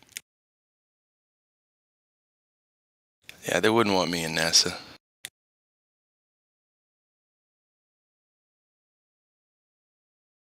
They'd never hire you anyway. Oh no.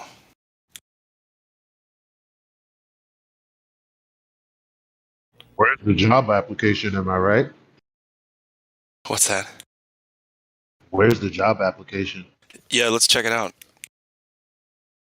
Well, I'm sure it includes a security clearance, which they go and talk to all your family and friends, unbeknownst to you. Yeah, it has a height requirement. So when the numpties come in here and they say, "Oh, my dad was an astronaut," ask him how tall he was. A couple of them have blown it. Can't be any taller than 5'11", I think. I was gonna 5'10", say, or man, 5'11". I go, "How tall is your dad?" He's like 6'1". Great job. I'm glad you looked all that information up before you lied to us here on the internet. Oh, what a bad lie to have to perpetuate your whole life too. That'd be one that I wouldn't pull out, like, to impress my kids. Yeah, I was an astronaut. No big deal. They really spend their time telling us what space is and what things are if the Earth is a sphere. And then we ask them, okay, granted, if the Earth were a sphere, all of that stuff might be accurate. However, it doesn't measure to be a sphere. So what do you think about that? Well, what do you think about how impossible it is for the government to carry out such a lie for so? I mean, come on, man. If it doesn't measure to be a sphere, why are we talking about anything else? Right. Yep, exactly. So they want to go run off on these other parts of their fairy tale, avoiding the initial base premise of their entire paradigm, the Earth being a ball. The rest is just window dressing, you know, destroying the rest of the arguments. All the rest of them is just fun, you know. Yeah. Because you don't need any of them, really. Curvature, bring it.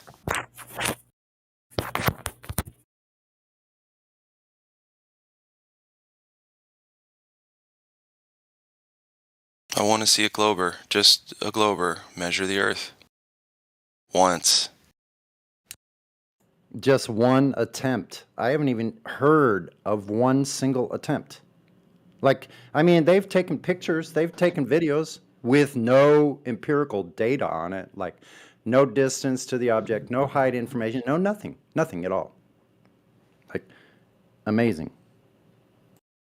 I'll show you a glober, but you have to believe it.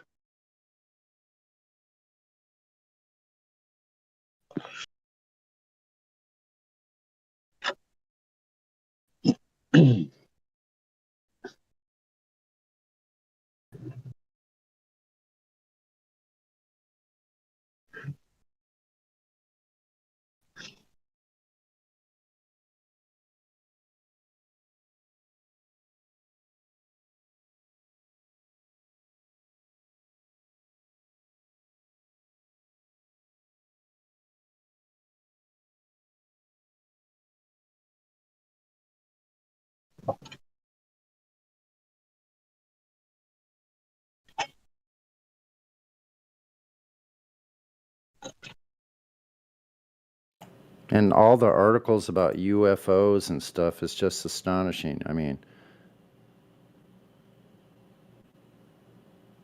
If you research UFOs right now, it's blowing up like crazy. mm-hmm. It looks like UFOs are more real than the globe. It looks like they're more important than anybody here on Earth, apparently, because they Yeah. don't give shit about us.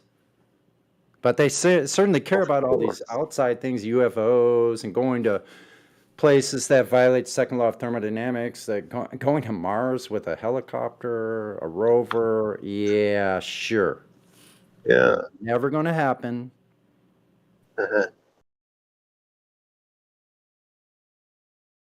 You know, you got starving children, this, that, and the other, and then you got the Vatican made out of pure gold. Just like, come on, guys. Yeah, they've been helping so much, haven't they? I know, it's like, To whoa. end Gold? poverty, to end hunger. No, I think we forget.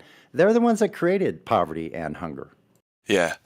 Yeah. Well, and what an insult. They understand very clearly that poverty starts in the mind. Yep. Yeah. So they're very efficient at breaking people's cognitive skills. And their spirit.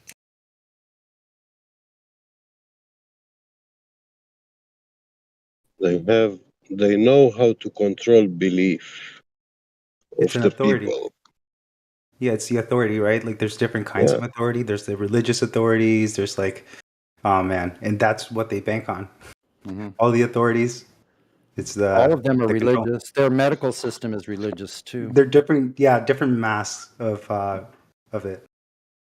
So some people still believe some people are totally like on with flat Earth, but they still believe the medical religion.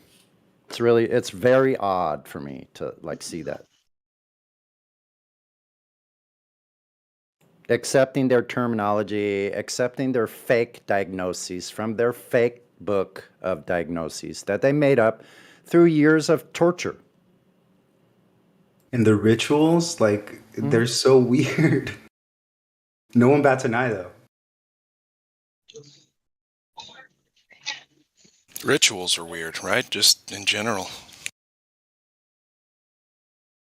Well, it's the repetitive. Like I grew up Catholic, the repetitive church things, and you're supposed to repeat it and remember it, and everyone's supposed to say it at the same time.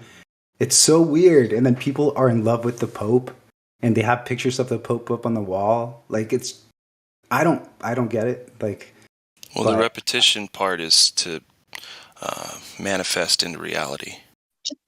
It's lesser magic. James in New York about 5-6 years ago.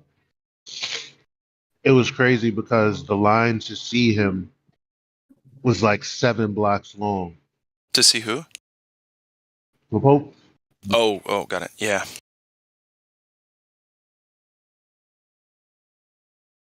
Seven blocks long. Man, if I want to see an old guy walking around, I can just go to my old job. Yeah, people seem to like they don't mind old people. Look, they went to see him. Bernie Sanders is old. Mm-hmm. Thousands of people, tens of thousands of people saw him.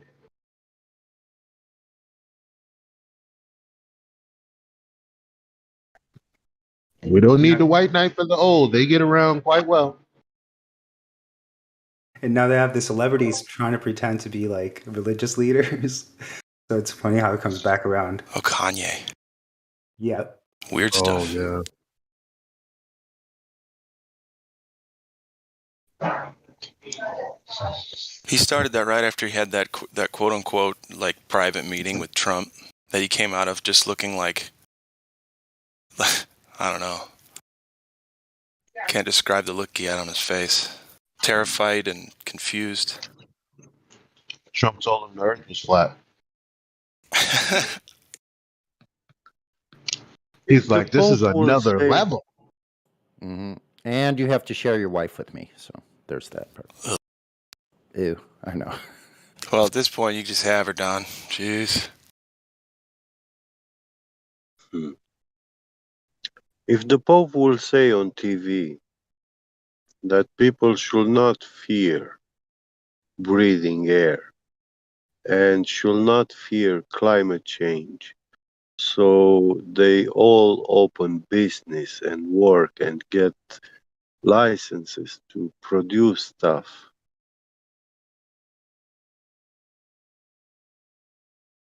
will that happen?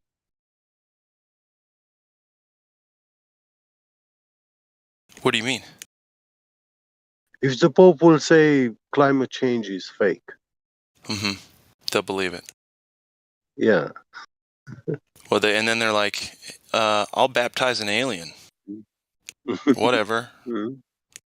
Anything goes now. Yeah. So, yeah, bring the aliens down. We'll make sure that they know about our Lord and personal Savior, the Son. I mean, Jesus. We have to sanctify them. Yeah. And here's the thing: everyone believes in aliens. It's funny, dude. You'd think that people are against conspiracy theories, but every like normie, I guess you would say, that you ask about aliens, they all say, "Oh yeah, yeah, most likely." I know they can't wait to agree with you on the aliens.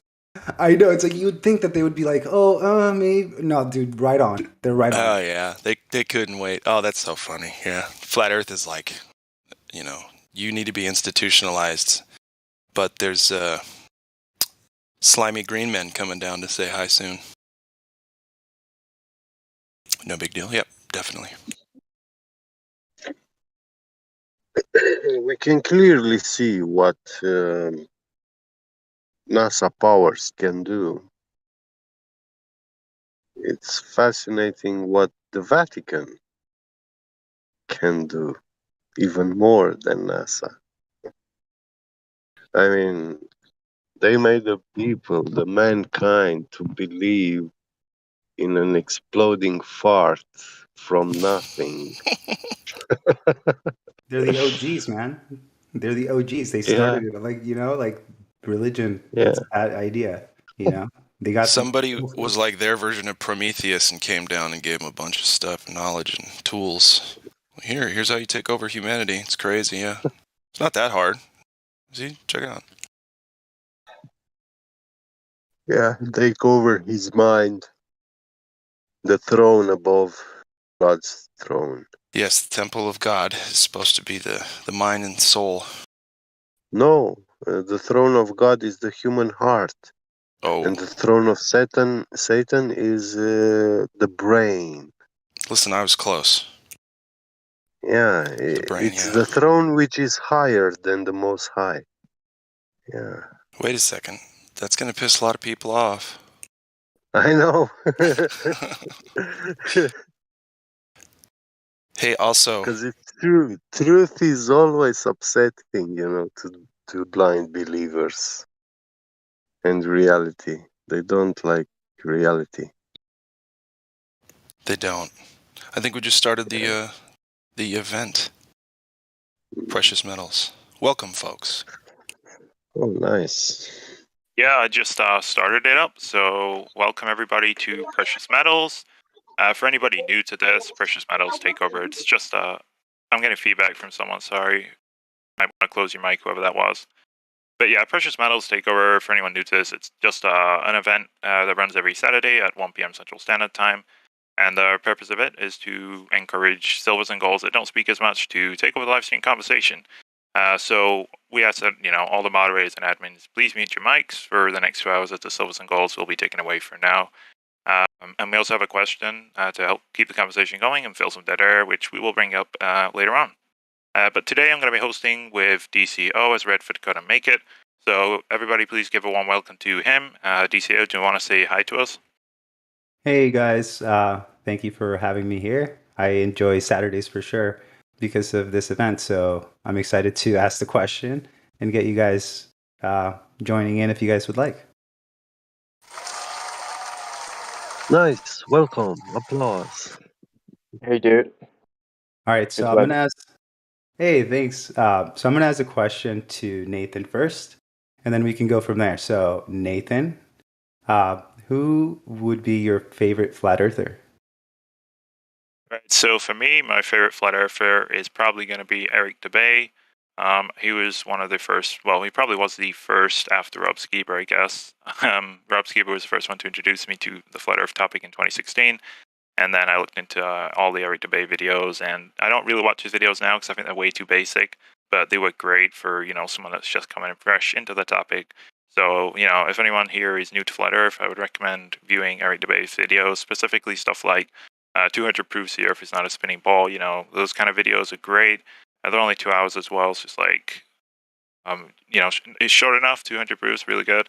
But he does other short videos on individual topics that you might want to look into, right? So I would recommend Eric DeBay. He's my favorite flat earther just because He was the first, and he had a lot of easy content to understand.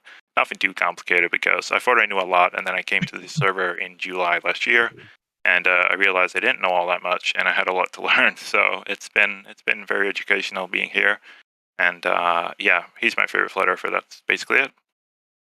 Well, here's the thing. I love Eric Dubay because I have learned a lot too. And I agree for the most part with everything you've said. I just feel like sometimes he can be a hater. So if we just like you said, like focus on the good things, he has a lot of good things to say, but I feel like he sometimes does hate a little bit.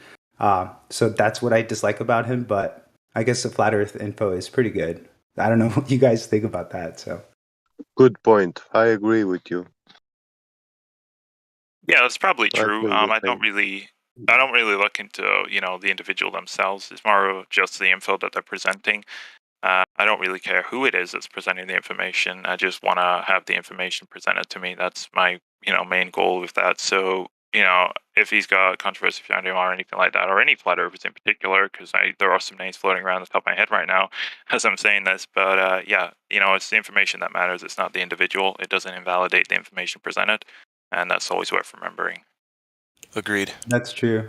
And I guess I'll jump in telling you for me, and it's a person that's not even around anymore. It's Red Pill Philosophy. So when I first woke up at the beginning, I watched a bunch of videos, and this guy would just be out at the park talking freely about just kind of making fun of NASA and just talking to the chat. And from there, then I went into. So I guess he would be my favorite because technically he's the one that really made me get into it, even though he's not really around on YouTube anymore. And then I went on to Nathan Oakley, but second favorite, I guess, would be Chocolate Saiyan because he's so chill, and he's always kind of has such a good memory, and he's always on point. So I guess that would be my two favorites. I don't think I've heard of that guy before. Did you say it was Red Pill Philosophy? Yeah, You'd recognize the mustache. Yeah, the mustache. At the beginning let's of really everything. not do the 24/7 this critic thing. We don't like to do that. Not saying you guys said anything bad. We just don't like to sit in the BC and go, this guy's good, this guy's better. I like this guy more. Oh. I think it's part of their precious metals question. Yeah, cool, but still. Yeah, I mean, it wasn't really meant to be more of a critique, but more of a the positives and the influence that they had on people. That was basically what I got from it. All right, I'm gonna ask Glat. Glat, come on, tell us. Well, there's some. I don't know if I can have a favorite. It's like asking me my favorite band. So who got you might started? have to circle back. You might have to circle back. Started? Huh? Who got you started? Who got me started? The first person, I guess. Well, back in the Morgile days, then some Mark Sargent. Whatever crew was first the Morgile, like the Glowbusters crew before they formed, like 2015 through 16-ish, there was just a lot of cats coming out with random videos about all kinds of stuff. And so, but the big names were, of course, Eric Dubay. Dubay's information is top-notch. I've converted a lot of people. Well, I've just informed a lot of people about that. And, if you watch the first 5 minutes, that's really all you need. If that isn't enough for you, or it is, Dubay's a good place to start that way. QE's got so much good information. It's ridiculous. It's so streamlined. It's like, come on, guys. I don't know. Yeah, Chocolate's dope. He's awesome. I don't know. Like, I could go down the line. I don't have a favorite, so I guess that's my answer. Everybody puts in a lot of key work, and there's a lot of essential people out there. ODD, of course, in the beginning too. He's been around forever. Yeah, I could go on. Skiba, of course, right? Big ups. He was there with Mark Sargent in the beginning, with my research. Yeah, that's my answer.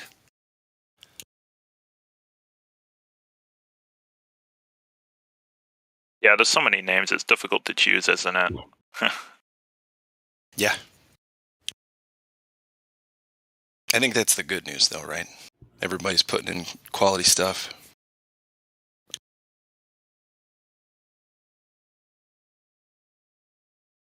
Well, for the most part, I mean, if you depends how long ago it was that you got into the subject. It's if you started a while back, it's mostly the same people, right? Right. If you think about it, and recently it's been kind of fractured, and it's been such a long time since the original information came out that it's even hard to think about who else, right? Um, like, yeah, we have QE, of course. He has a lot of information. We have this server. We have so many different places now where we can look up information that it's pretty great. But I don't know. It's hard to think about like what the next step would be. Like if we just, you know what I mean? I guess that's where the conversation is leading now because we've we reached the conclusion of who, for the most part, everyone's gonna answer the same. Um, so yeah, I don't know if anyone else would want to answer with someone that we haven't talked about, maybe someone new. I am willing also to answer. Get.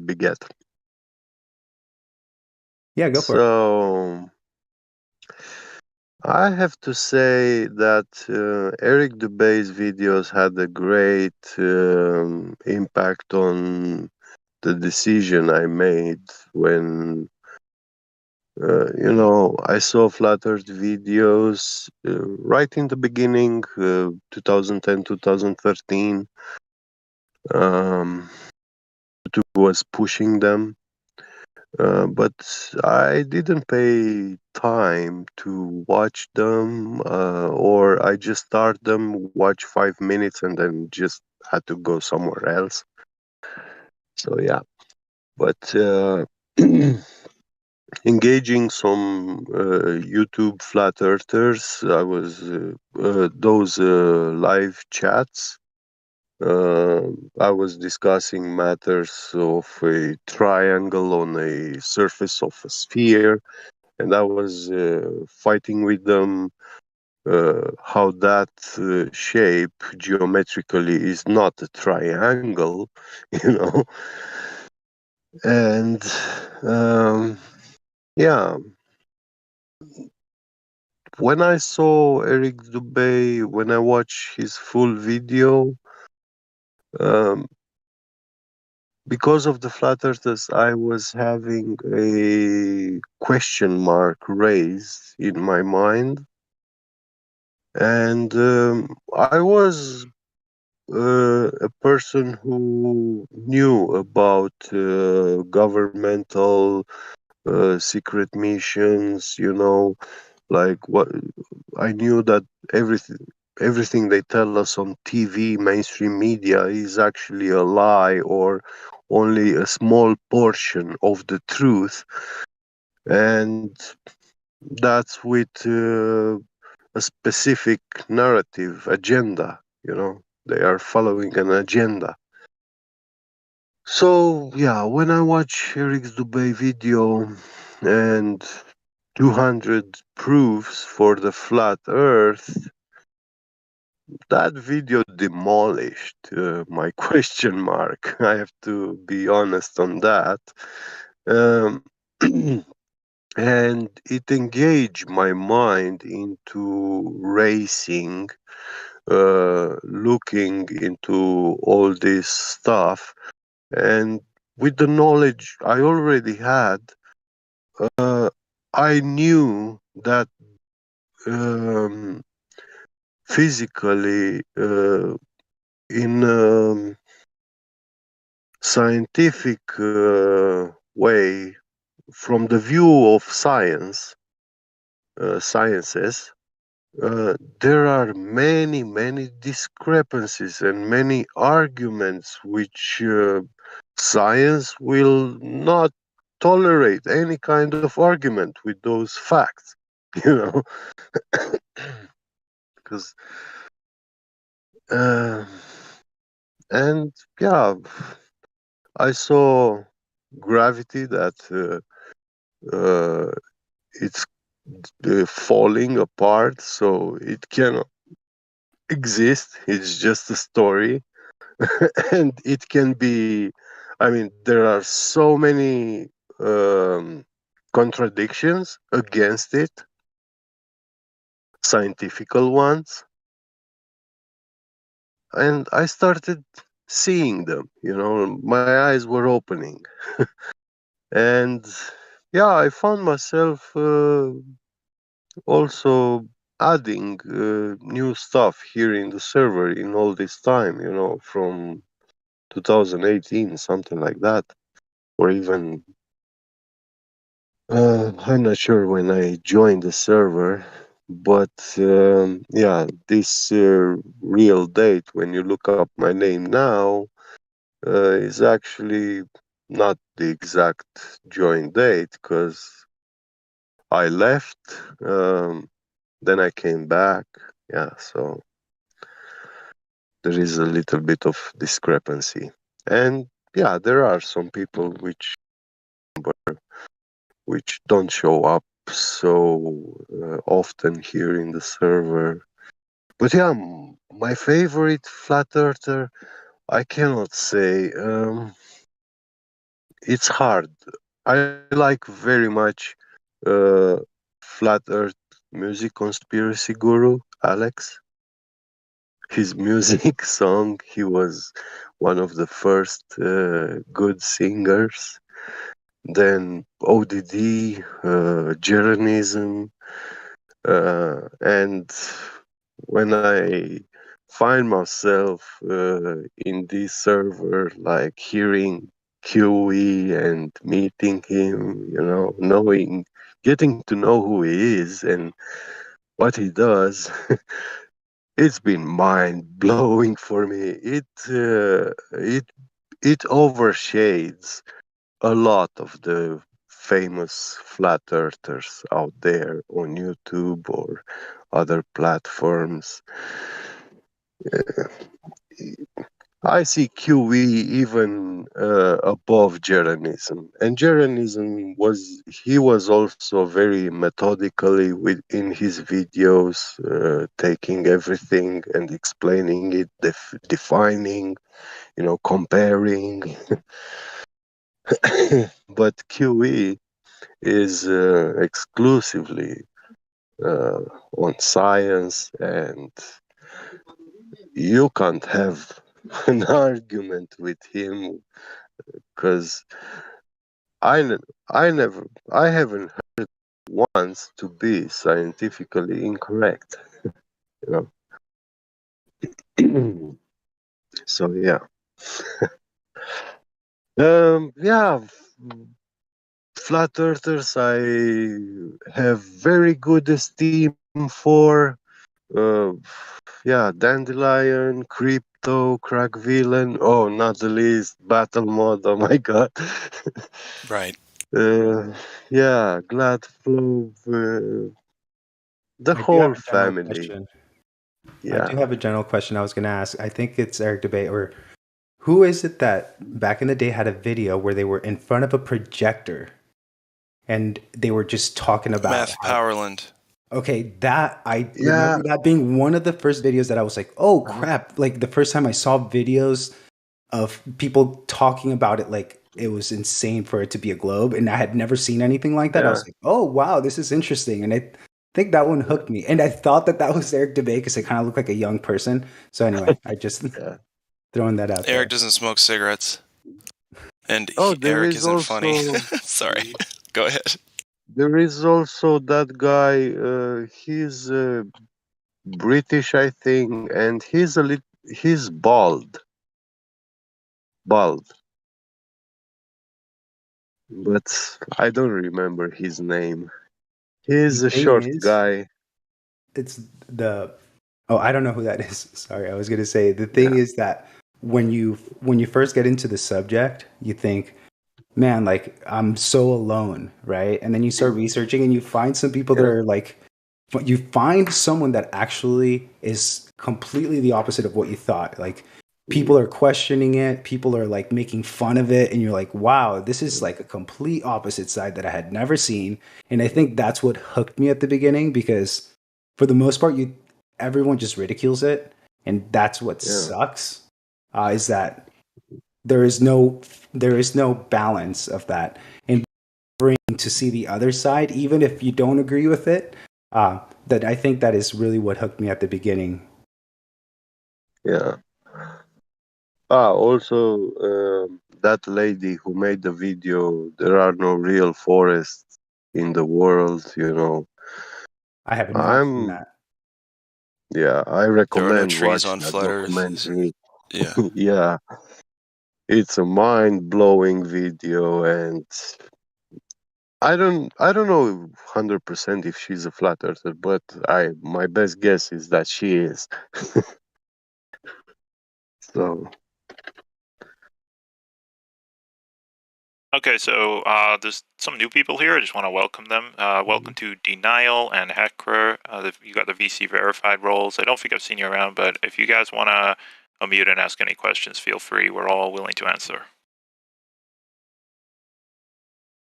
Oh, and I think Forge Master 69. Yeah, you just joined. You don't have any roles, but if you want to speak, please join the VC check-in one, and somebody will follow you up there.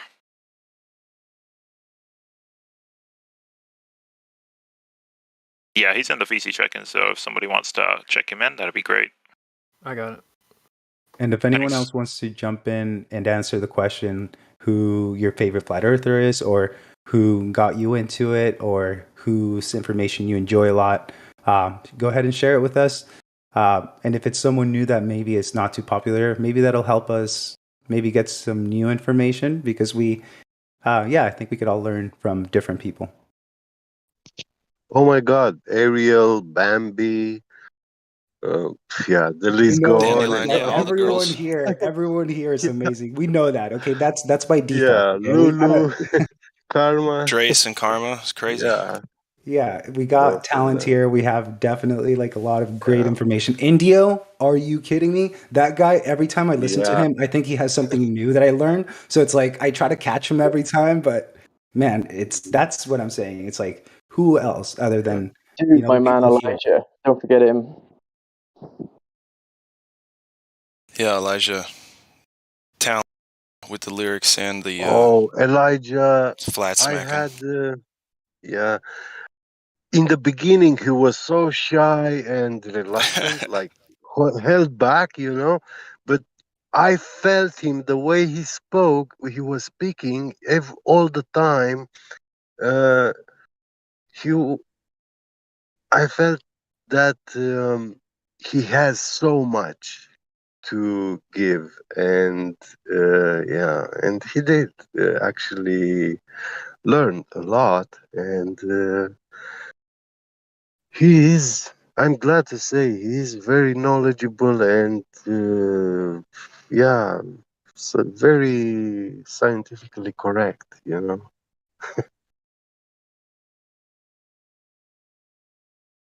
Get. You're thinking of Darren Nesbitt, I think, is the bald guy. And he was pretty good until he decided to bring out the Pac-Man map, and then kind of disappeared after that. But this. You're right. There's so many, but they all kind of like lead you to one another. Dave Weiss, right, put out a video, and then that was the Eddie Bravo video. That told people to go check out Nathan Oakley. And so I went to Nathan Oakley, and then I love that channel. And then Chocolate was there talking about 24/7. So that's kind of how I found my way here. Yeah. So they all kind of lead you on this journey.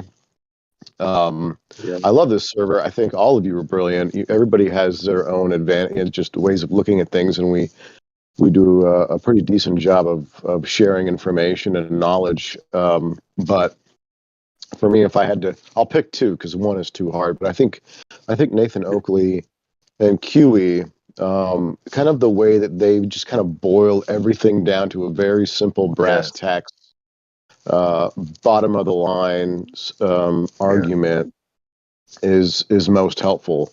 And as far as our conversations and our interactions go with the Globers and stuff, it helps us to keep everything very concise and kind of simple. And I really appreciate how much they have done.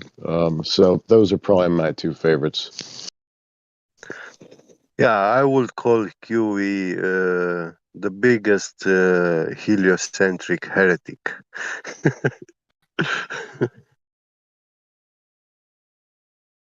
Well, you described it right when you said like your journey, right? Because you kind of start in one location and then you kind of go from one person to a different person that, you know, may have different information. And then you end up kind of in a community at the end, in my opinion, where you guys can kind of share information. You can meet together and talk about that, because before it was more like kind of taking stuff in.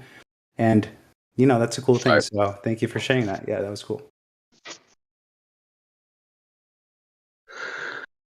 Yeah, it was nice. Back in the days, 4 years ago, there was discussions here about gravity.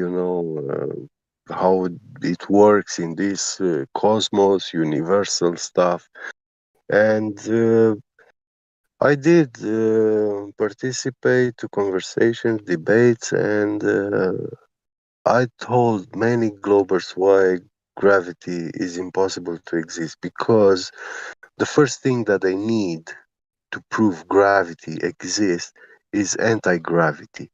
And if you go and ask any physicist in this world what is anti-gravity, they will tell you it's just a fairy tale. So, like, anti-gravity is the antecedent for gravity. Yeah, helium. Yeah. The thing is, And people, you just is say, not accepted in the scientific community. Yeah. Go ahead. no, you're totally right, and I agree with you. But the thing is, you're working with logic, and for the most part, when you tell someone, they're just authority believers. So if you question anything about gravity, you seem insane. So you Yeah. have to start them off somewhere, and that's for me one of Yeah. the hard things. It's like, oh man, sometimes I want to jump in the middle and chop gravity away, but it's like, oh, where do I even start? Mm. Well, actually, they call you insane, but the way they treat you and talk back to you is as if you were a heretic. That's the exact behavior that they show. Yeah, but Like I'm they are talking to a heretic. So yeah. you got to catch the ones that have kind of broken down their authority, like their, belief in authority, and then with them you can kind of start.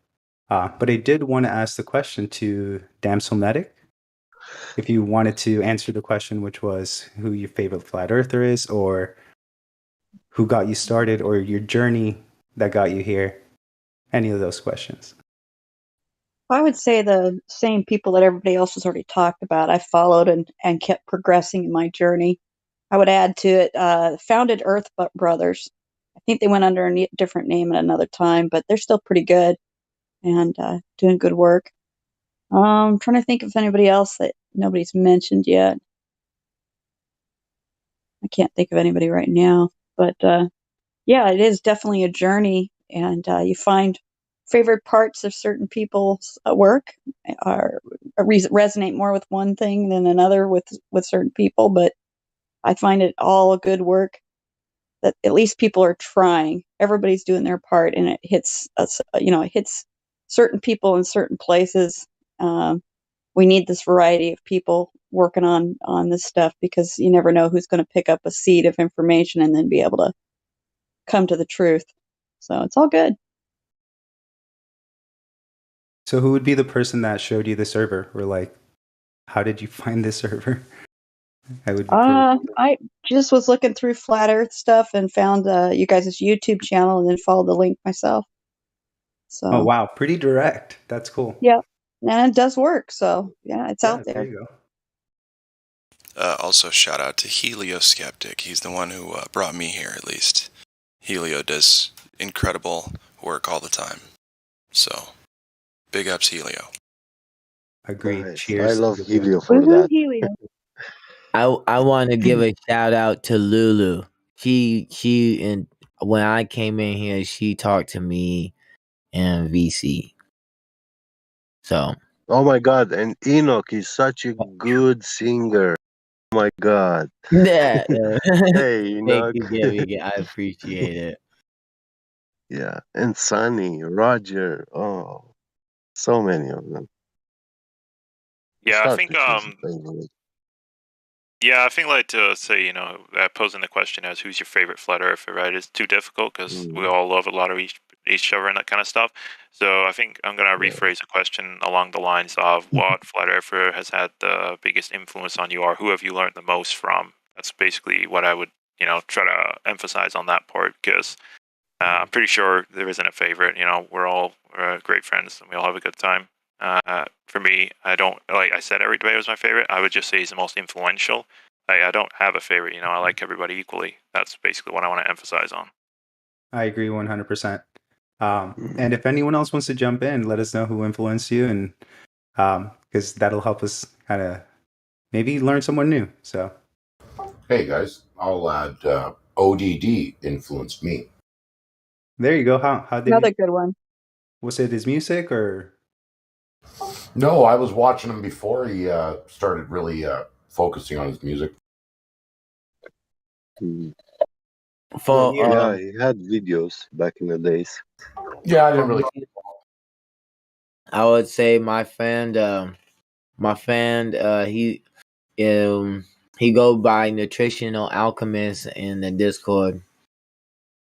He was in chat with me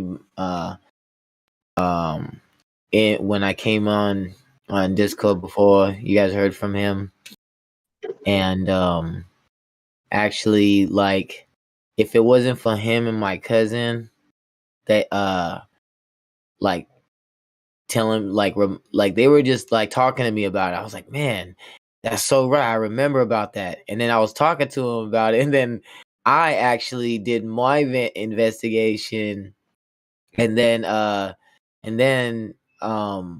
after I was done, I went ahead and found 24/7 Flat Earth Discord on YouTube, and then that's when I joined, and yeah, that's how I got here.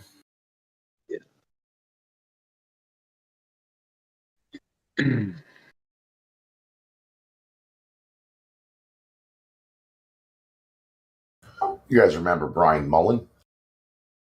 Balls Out Physics? Yeah. He was also a good one. Those were my two favorite. I like to watch their videos.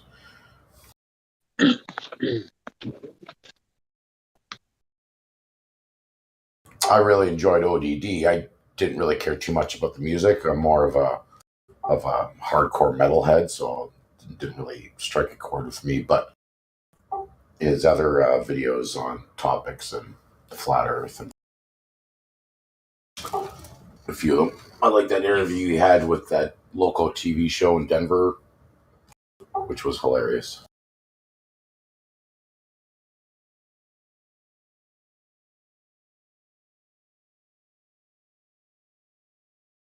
Hector, are you there? Because you were deafened earlier, but you are VC verified, so I just wanted to welcome you. If you are there, feel free to unmute and say hello. Yeah, hello. I'm actually not new. I'm just sitting here chilling, listening to everybody. Oh, nice. I don't think I've seen you before. What's your position? Like, do you think Earth's a globe, or are you a flat earther? Oh no, I'm a flat earther. Nice. How did you find the server? Like, what can you tell us a little bit about? What it was that made you realize Earth was flat. When did it click for you? Actually, like, years ago, like 2016, 15, like around that time. Not sure exactly. Like it was a long time ago.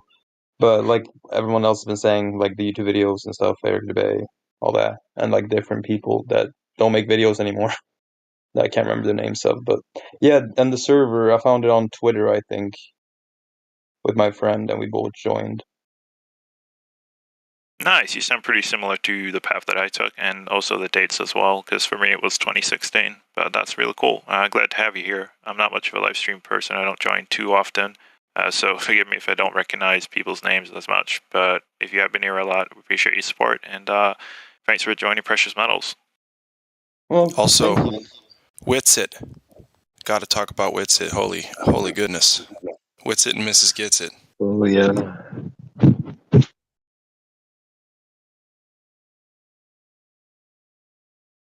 Titans.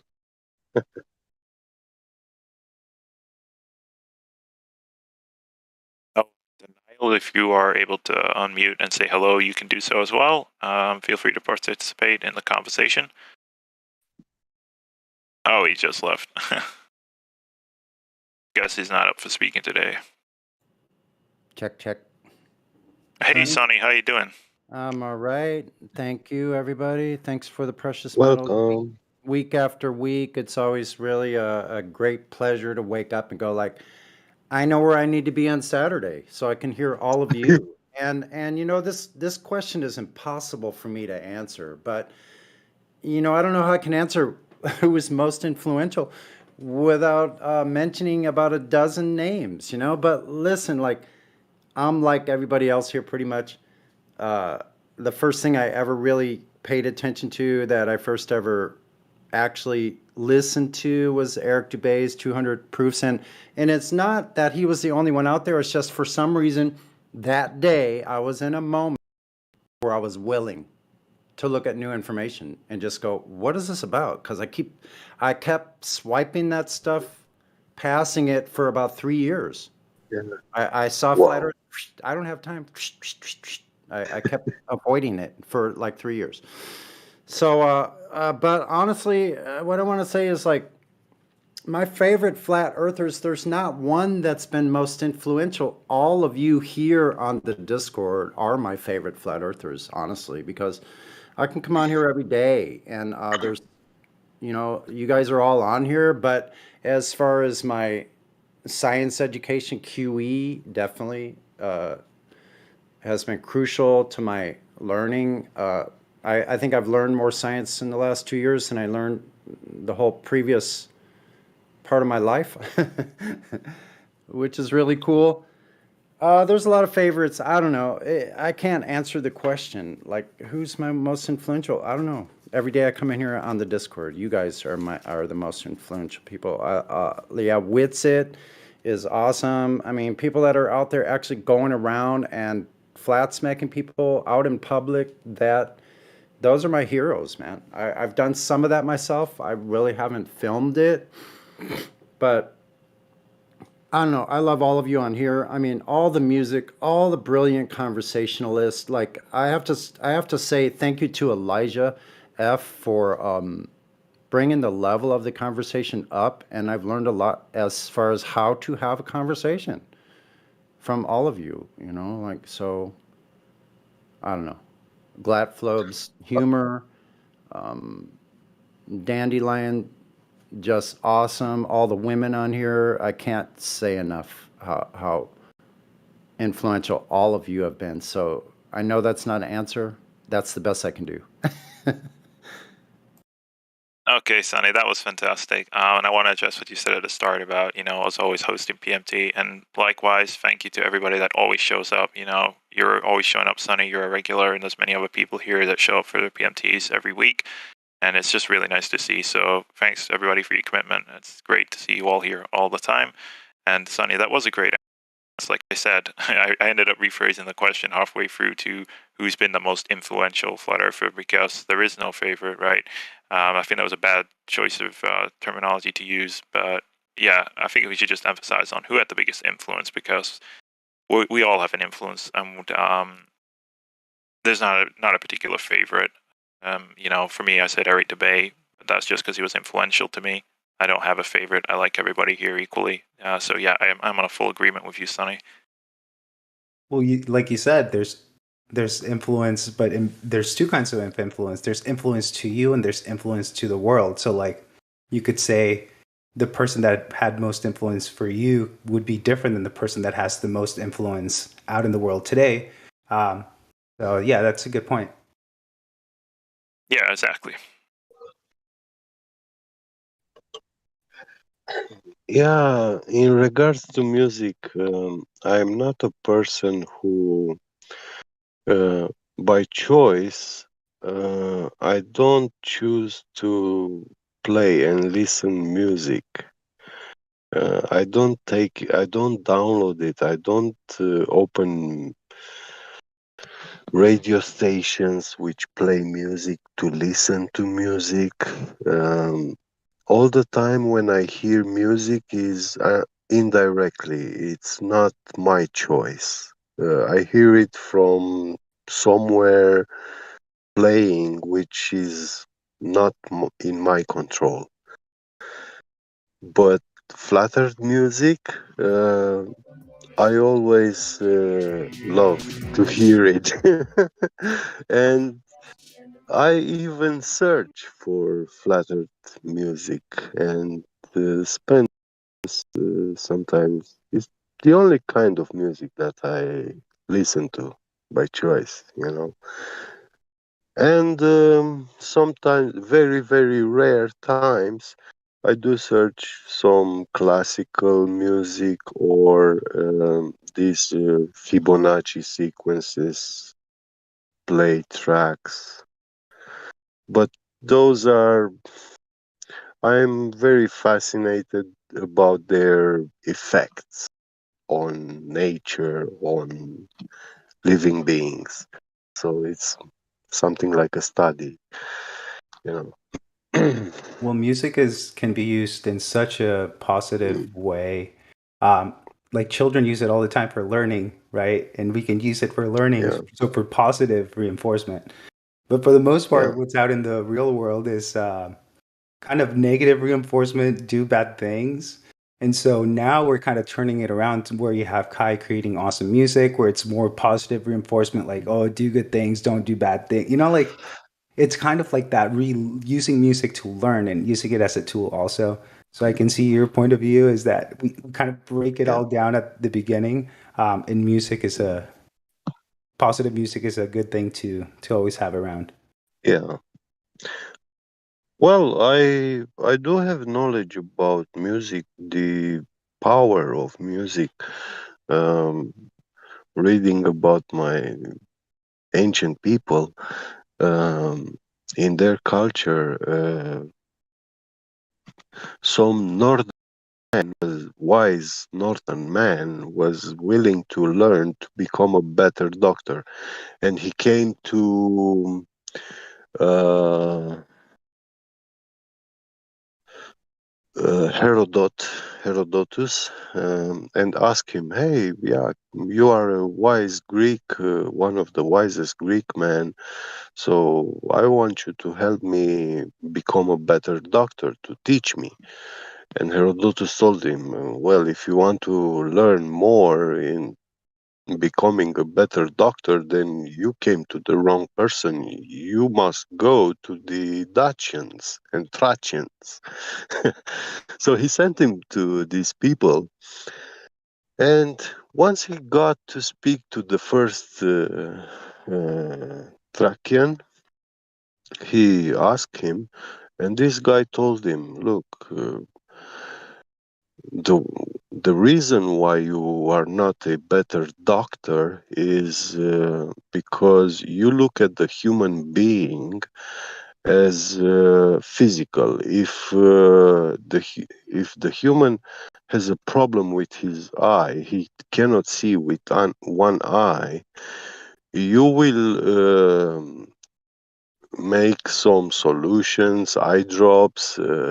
You will try to heal that local problem, the eye. But the human being is not a local thing.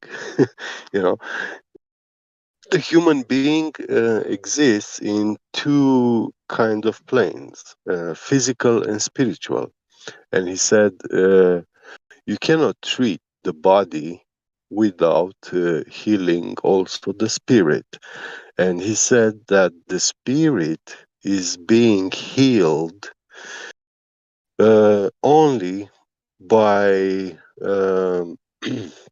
ancient songs which transmit wisdom and teachings, or poetry, poems, you know. But yeah, back in the days, they used to people used to learn poems, not just stories, you know. So yeah, they were holding all the scientific knowledges about nature into poems, and they were learning those uh, like a poem. So then you have a very good understanding and knowledge of the working of nature.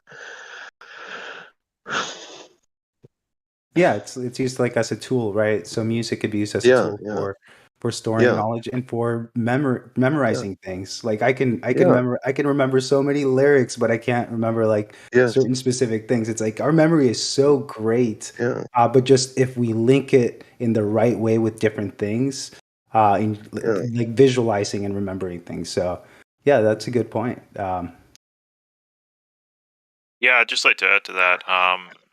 Drace comes to mind with his awesome tracks and how he's got a lot of amazing. Like he's got the master lyricist role because he does such a good job at syncing those lyrics up, and they're all flat earth based Yeah. truths. So if you actually listen to Drace's songs and you get those lyrics stuck in your head, then you've just memorized some flat earth evidence, right? So that's pretty cool.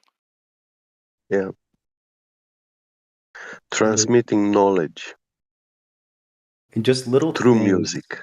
Yeah. Yeah, and little ways in which the voice comes through with this music, and there's like such a magic in specific portions of music that it's like you can't capture that by saying it. You can't capture that any other way, and it just happened one way when it was recorded, and it's that bit of magic that can't be faked. And so Yeah. yeah, it's amazing, and we should definitely use that more as a tool, right? Yeah. Is the tool which best feeds the soul, the spirit. Yeah, man, that's why they pay these artists so much money. It's like they know that it's weird because they tie the money to the people, Yeah. like to the people that are rich, and the rich people flash the money even though the money doesn't really cost anything, then they just print it and then people fall for that. So it's kind of like this circle that is pretty hilarious. And they know it, and they know it, and they bank on it every time. And that is why I personally don't listen to any mainstream stuff.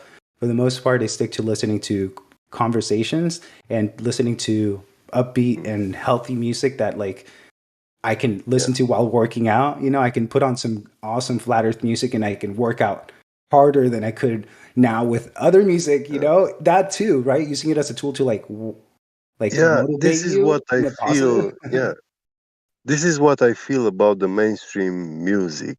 It is poison to the heart. You know, sweet and poisoned. That's what it is.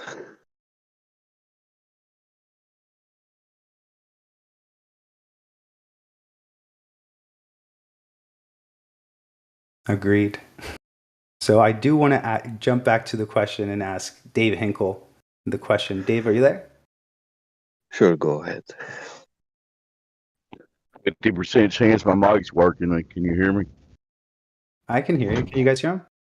Yeah, it's good. It's coming through. Hi, hey, Dave. Very good. What's up, guys?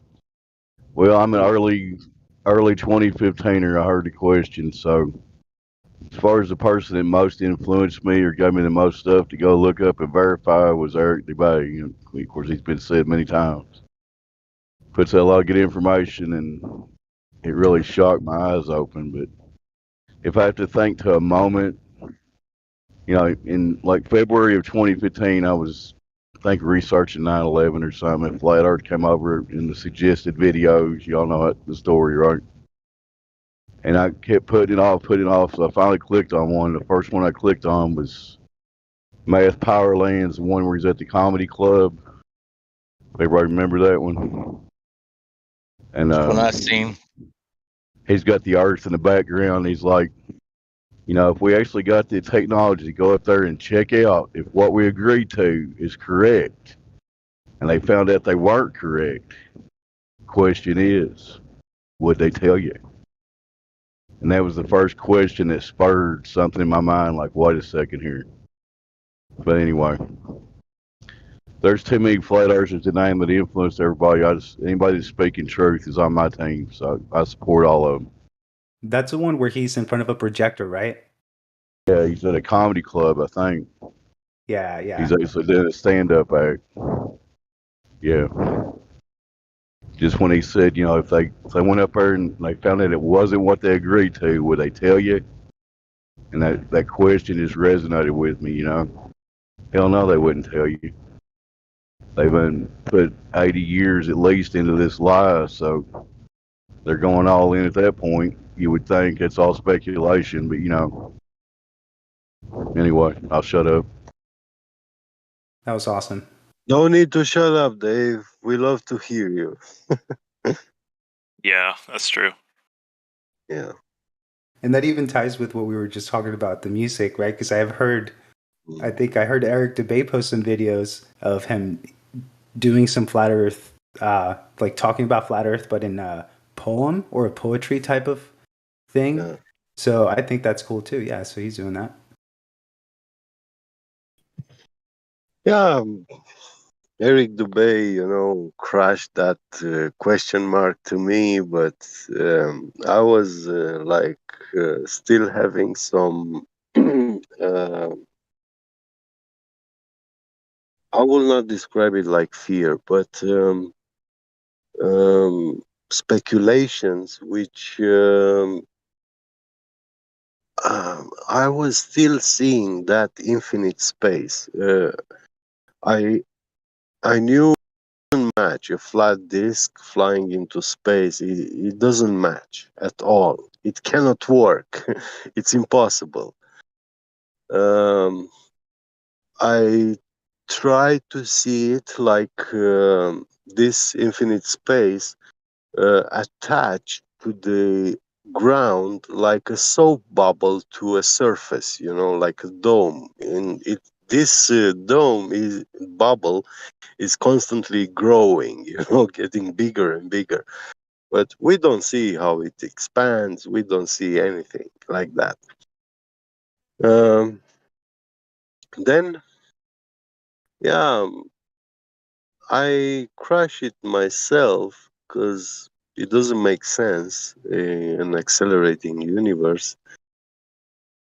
But when I started hearing QE, I felt like being at a funeral, and QE was the guy who told me, yeah, hey, you have to pick a hand of land and throw it, you know, in the hole, bury it. Yeah, there's no way back.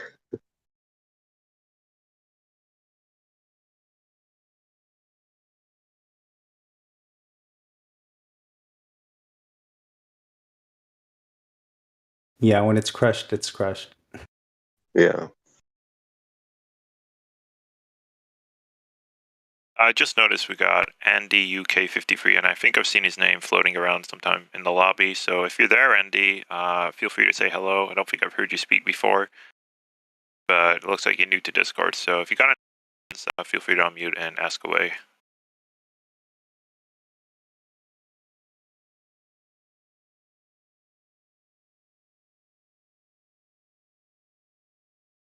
Hey, Rookie, are you there? And would you like to answer today's question? I think you just popped in. I'd love to, but will you give me a chance to hear the question? Give me the chance to think. I just literally just got. Yeah, I just noticed. I was going to tell you it. So the question for today is, what flat earthers influenced you the most? And basically, who is it that's taught you a lot and you've learned from them? I think I would probably have to say Austin. What's it? Good Just because I choice. watch probably more of his stuff, you know. But not say anything bad about everyone else. I mean, I like Huey, and Yeah. I like mean, good. well, There's good just things about before you everybody, of before you course. continue on, I just have to say, you know, we're not into the critique here with the question. We don't want to critique anyone, so it's basically just positive reinforcement of, you know, who's benefited you, who's helped you, that kind of stuff. But yeah, continue. Right, yeah. I would say Austin mostly, and Huey a lot. Yeah, I would say the two of them probably. I'm trying to think if there's another guy, but I can't remember his name. But yeah, no, I didn't mean. Yeah, definitely not negativity or anything. Yeah, I just want That's to make my sure. answer. I'm sorry. No, it's a great answer. I just want to make sure no one goes into the critique because that got flagged by one of the moderators. So I'm just making sure. Yeah, that's cool. Cool. Gotcha.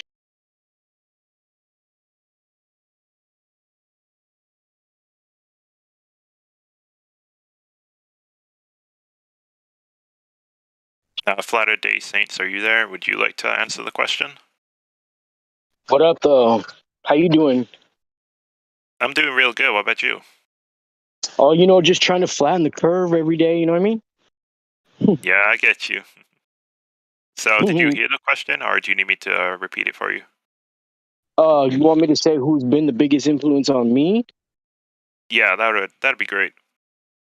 You know, despite what everybody says, I think possibly if it wasn't for Eric Dubay, I don't know if I would even be a flat earther, or just for the simple fact that like I had never even heard of flat Earth before my girlfriend brought it up to me one day, and I was like, "Get out of my face! I don't have time for this," you know. And then, you know, it picked up the algorithm on the video she was watching on YouTube, and I was stuck without a remote. And after 15 minutes, like, I just, like, that changed my whole life right there. Like, from that moment on, I was just researching, you know.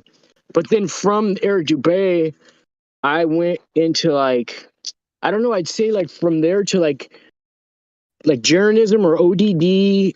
And then, like, I started watching Nathan Thompson stuff a lot. And then from there, I ended up finding like Wits and hearing him debating. So there's just all those guys are great, you know what I mean? And I think I just like as I grow older into it, I'll just have like heard a lot of one person, and then I try to go get other views because I don't think there's any one flat earther who's like the ultimate like jack of all trades in anything, you know. So there's so many of them that we can benefit from. Everybody's human. Everybody has bad days and everything, and like that's still no reason I think for flat earthers who call themselves flat earthers to try to put down any other flat earthers or say they're not credible or they did this or that. Yeah, hold up. Just hold up real quick. I'm sorry. We just we don't want to go into the critique part of the question. So, Oh, yeah. No. I wasn't critiquing anybody.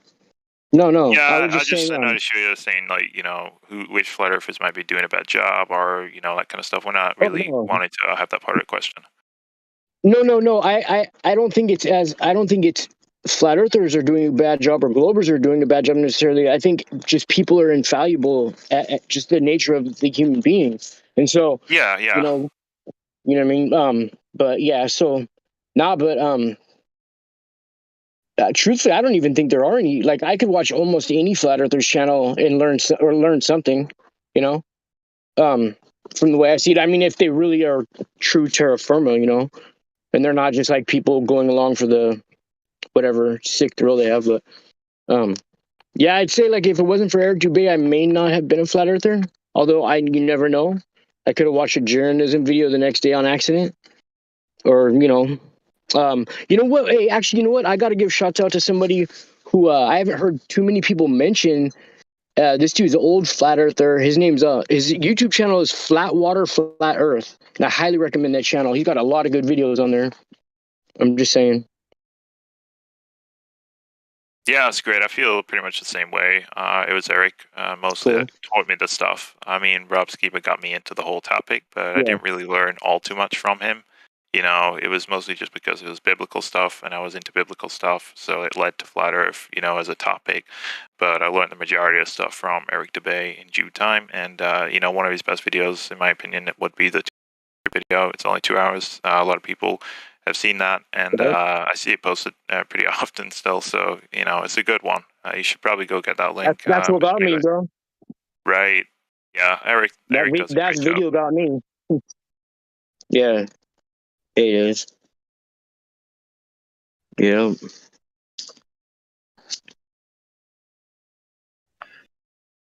Yeah, when I first came here, I spoke with Becky from Australia. I think she VC verified me and interviewed me. Yeah. I was a flat earther when I came here, but yeah, just wanted to remind of her. Nice. I think I've seen her before on the scroll down side member list. I don't think I've seen her in the live stream before. Is she regular here? She was, but lately she didn't show up anymore. I Yeah, it still might have her be in friends list. Yeah. right. Yeah, I was just gonna say it might be worth shooting her a DM and just see what's up, and try to drag her back in there because it'd be great to see what she's up to. You know, in the last 2 years, whenever I think of her and or speak here in the live stream, a couple of days later she shows up. Hey, you never know. You never know. Yeah, it's very funny. That's why I don't believe in coincidences. What's that quote? The only coincidences are the illusion of a coincidence, or something like that. Yes, yes. Hey, you guys want to hear? You guys want to hear a little quick crazy story about the other day about what happened to me because I flat smacked the wrong person, and I was inside my friend's recording studio, and the girl was over there, and she just started asking me random questions about flat Earth, and with the utmost respect, I politely engaged with her for about 20 minutes, and then she started getting hostile and saying things like, I was like, "Have you ever seen a light coming from the bottom of a swimming pool?" And she's like, "Have you ever seen it?" Or I'll be like, "Yeah, never mind." And then she'd be like, "Well, what if the swimming pool doesn't have lights?" Like trying to engage. So I'm like, I'm gonna politely disengage with you at this time. She immediately got up and left. Had some guy pick her up, and then calls me and tells me that some people are downstairs outside messing with my car. Perhaps I should come take a look. And I had only met the girl that day, and the only reason she had my number is because I picked her up for my friend, yada yada. So I go down there. She's with some older dude who screeches up the car next to me, jumps out with a hammer. He's a lot bigger than me too, and tries to rush me with a hammer, telling me that I disrespected his girl or homegirl, whatever, and that I was talking shit to her. And I was like, wow. And it pretty much blew my mind. I was like, wow, I'm okay, but it brings the worst out in some people. You never know. You know what I mean? Yeah, dude. That's crazy, man. For me, I it's know. that some people, they're just irrational. I don't know. Yeah. If you try to have a conversation with some people and they pull out a hammer, oh man. Yeah, it was weird. Well, when I was talking to her, she was just getting kind of hostile with me, and so I was like, I'm gonna politely disengage from this conversation. You can, if you want to think this, go ahead. Whatever. She left, and then I went downstairs to check on my car, and there was no talking. Like they screeched up next to me and jumped out. I was like, wow. And I was racking my brain. I was like, could I have said anything else that offended her? And I realized I hadn't talked to her about anything, and the only time she engaged with me was about flat Earth. It was really strange. I had other people there, and they were like, dude, you didn't say anything disrespectful to her. I was just like, I don't know. You can walk away from a situation, but you don't know. Yeah, that other person couldn't walk away from it, and yeah, that says a lot in my opinion. Like when I can drop a subject and I can have people kind of bother me about it, and that tells me more about them. Yeah.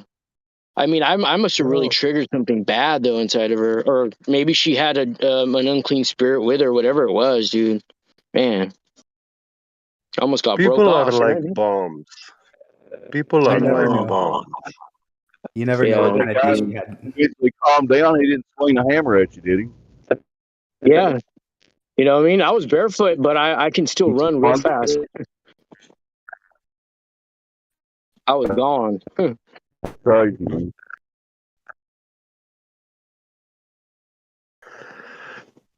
But it, for you, it Never kind of want. misjudge a bomb, Right. because people are exactly like that. Many Yep. bombs have been dropped in the World War II. Not all of them exploded. All of them had this detonation device.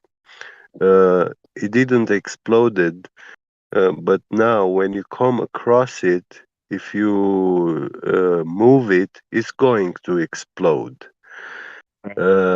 You need to be an expert to remove that detonation mechanism. Yeah. Yeah. Yep. Make sure it's not going to explode in your face. I Well, know for sure.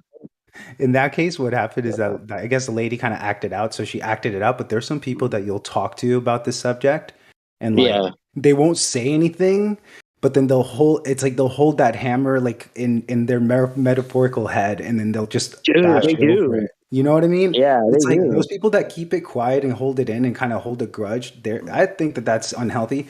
And the reason why I know that is because I do that in other aspects of my life. So it's like I can't say that it's healthy or it's unhealthy when I know it's unhealthy because I've done it. And so, yeah, that's just my point of view. Well, there's one thing of holding a grudge psychologically, right? And maybe even like bad mouthing somebody every once in a while or whatever, or a little snippet argument. But then it's one thing to like take it to that next level of of violence with somebody, you know what I mean, or potential violence. I think Thanks for the story. That was a nice little break. Yeah. Well, welcome to my life.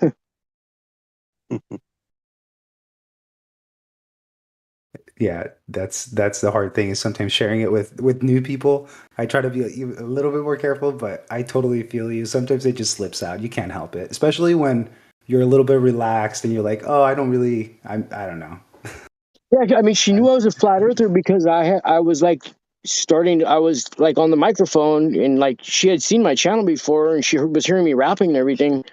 So I don't know why she just decided to ask me about it, and like she really wanted some legit answers, and I don't know, whatever.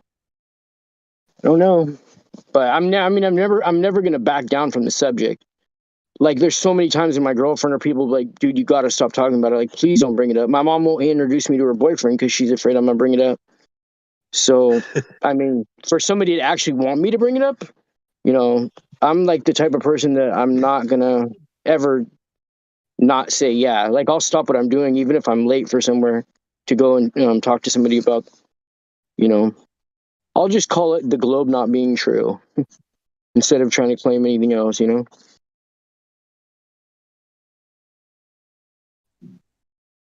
But man, people love their NASA so much.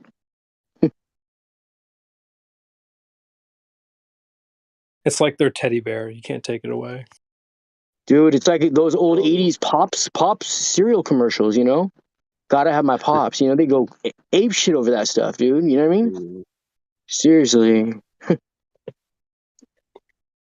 Yeah, I mean, me, what I typically tend to do is I present the information and then I just let it show for what it is, right? And then after that, you can tell them what it infers or let them naturally realize what it infers. Because if you imagine I go to a person and say flat Earth before I spent, let's say, an hour talking with them, they would never have conceded on anything you said, right?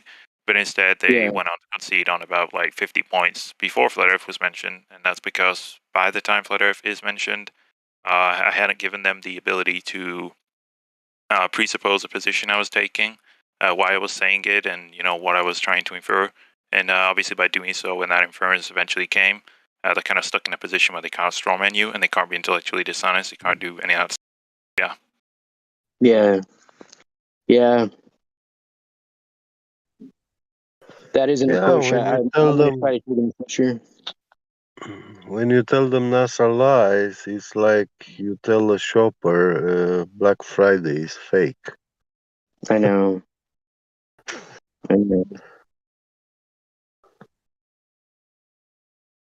When they rush, everybody rushes inside the shop, walking in their feet. I know.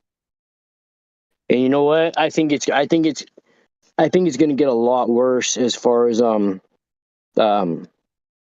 people butting heads with us, just because, you know, I don't know, just because of what's happened in the past year and a half. I think a lot more people are going to be susceptible to that, the dogma, you know, let's just put it that way. I think, you know what I mean? You know, to be a flat Earth community member, for me,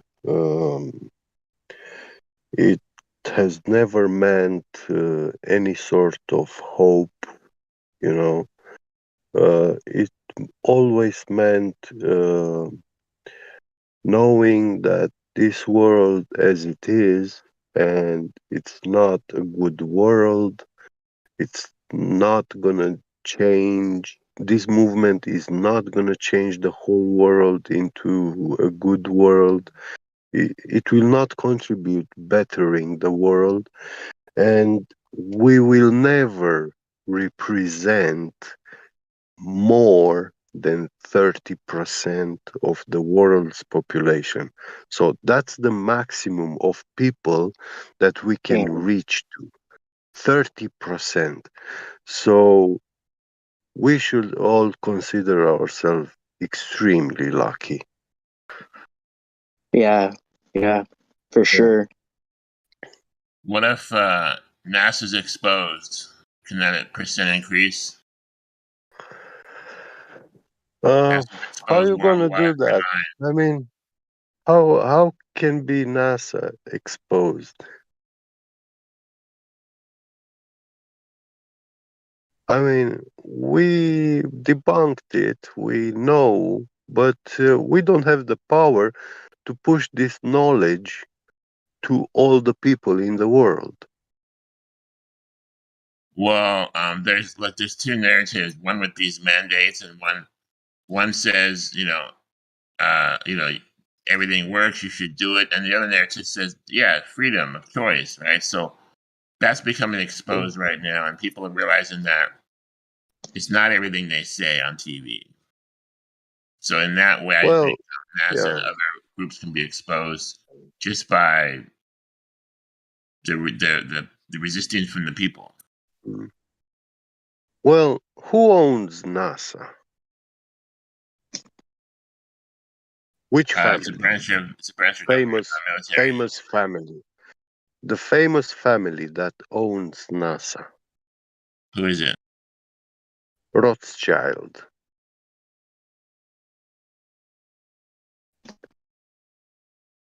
Many people that are in the highest positions at NASA, they are family members of the Rothschild family. Yeah. So these people, they own the courthouses of United States, the judge system, the police, the military, everything, you know.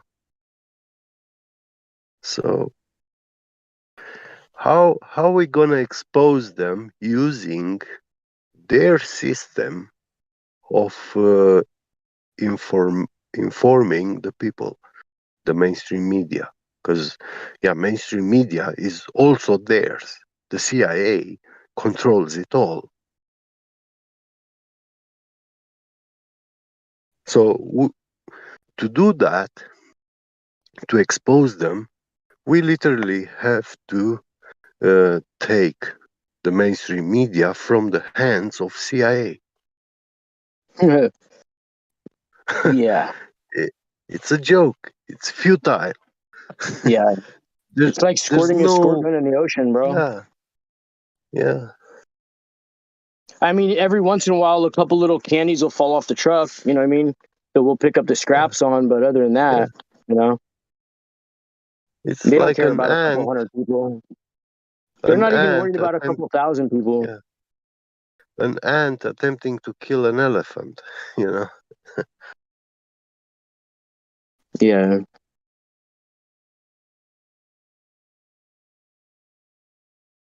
Hey, Napalm, are you there? I just noticed you joined recently. Yeah. Hey, how's it going? It's going good. What about you, Napalm?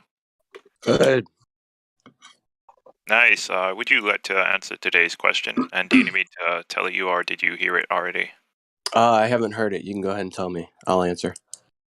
Nice. Okay. So, the question is, what flat earther has influenced you the most and had the largest impact on you? Oh man. I've kind of been in this topic for a very long time, so there's been a ton of people that have, I guess you could say, influenced me. I would say the one that's probably had the most impact would be Austin. I didn't find this server. I didn't find this community, like-minded people to be able to talk with on a regular basis until after I met Austin. So I would say that's probably had the most impact on me. But as far as like influence, it's, you name them. Rob Skiba,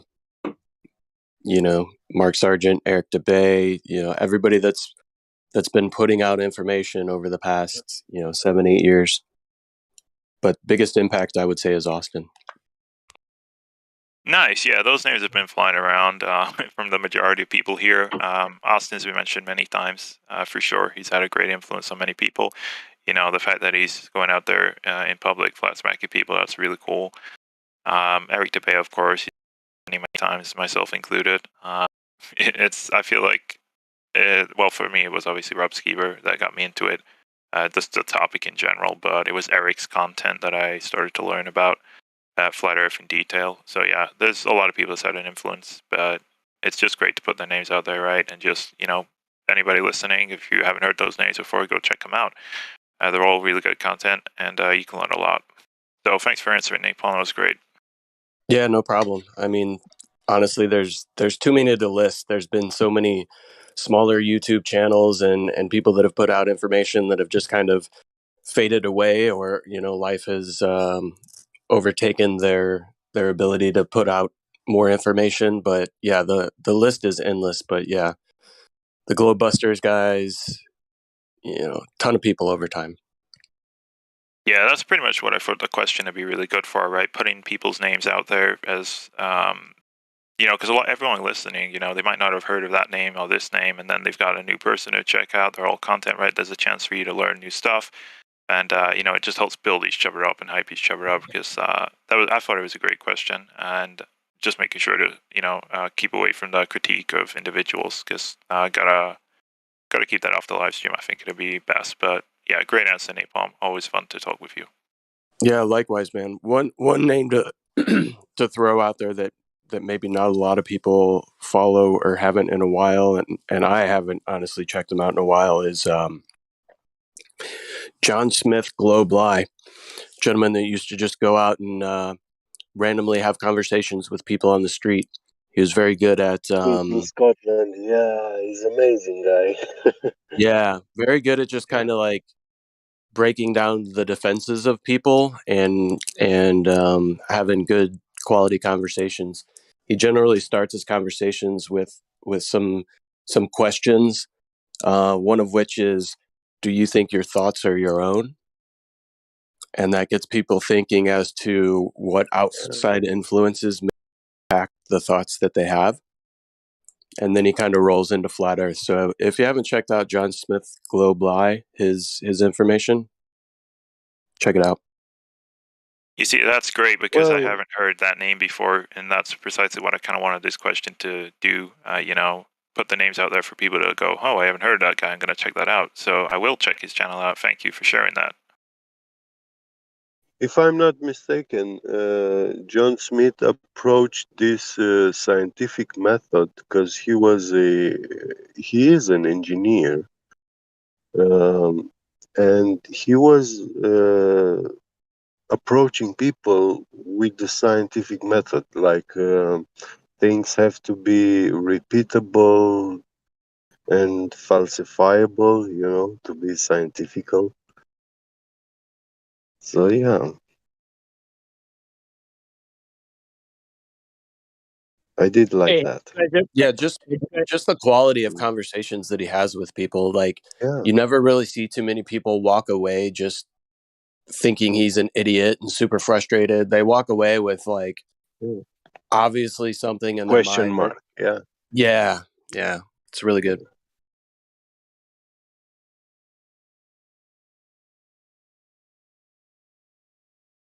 Yeah, for me, flat Earth knowledge means the almighty shield for science and the righteous belief that there is a creator, that the creator exists and is real.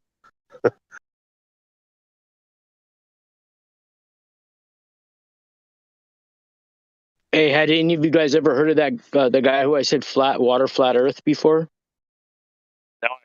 I heard, yeah. Oh, okay, cool. Yep. I've seen I that was, channel. Yeah. Yep, definitely. okay, cool. I was just wondering.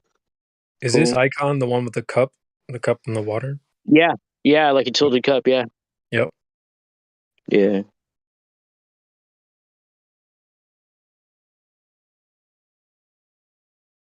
I'm surely subscribed. That's right. Yeah, that's what's so great about, putting all the names out there is that for me, like I hadn't heard of that guy, I didn't hear of the John Smith.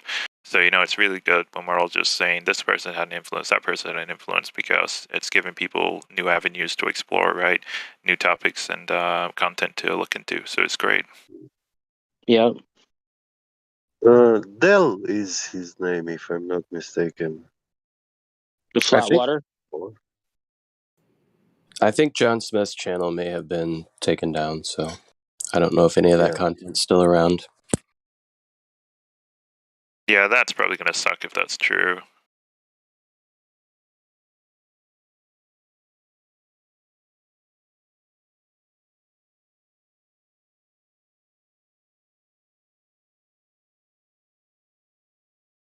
Yep, I'm not getting it. I mean, there's one, but it's John Smith, Globe, lies, I think twice.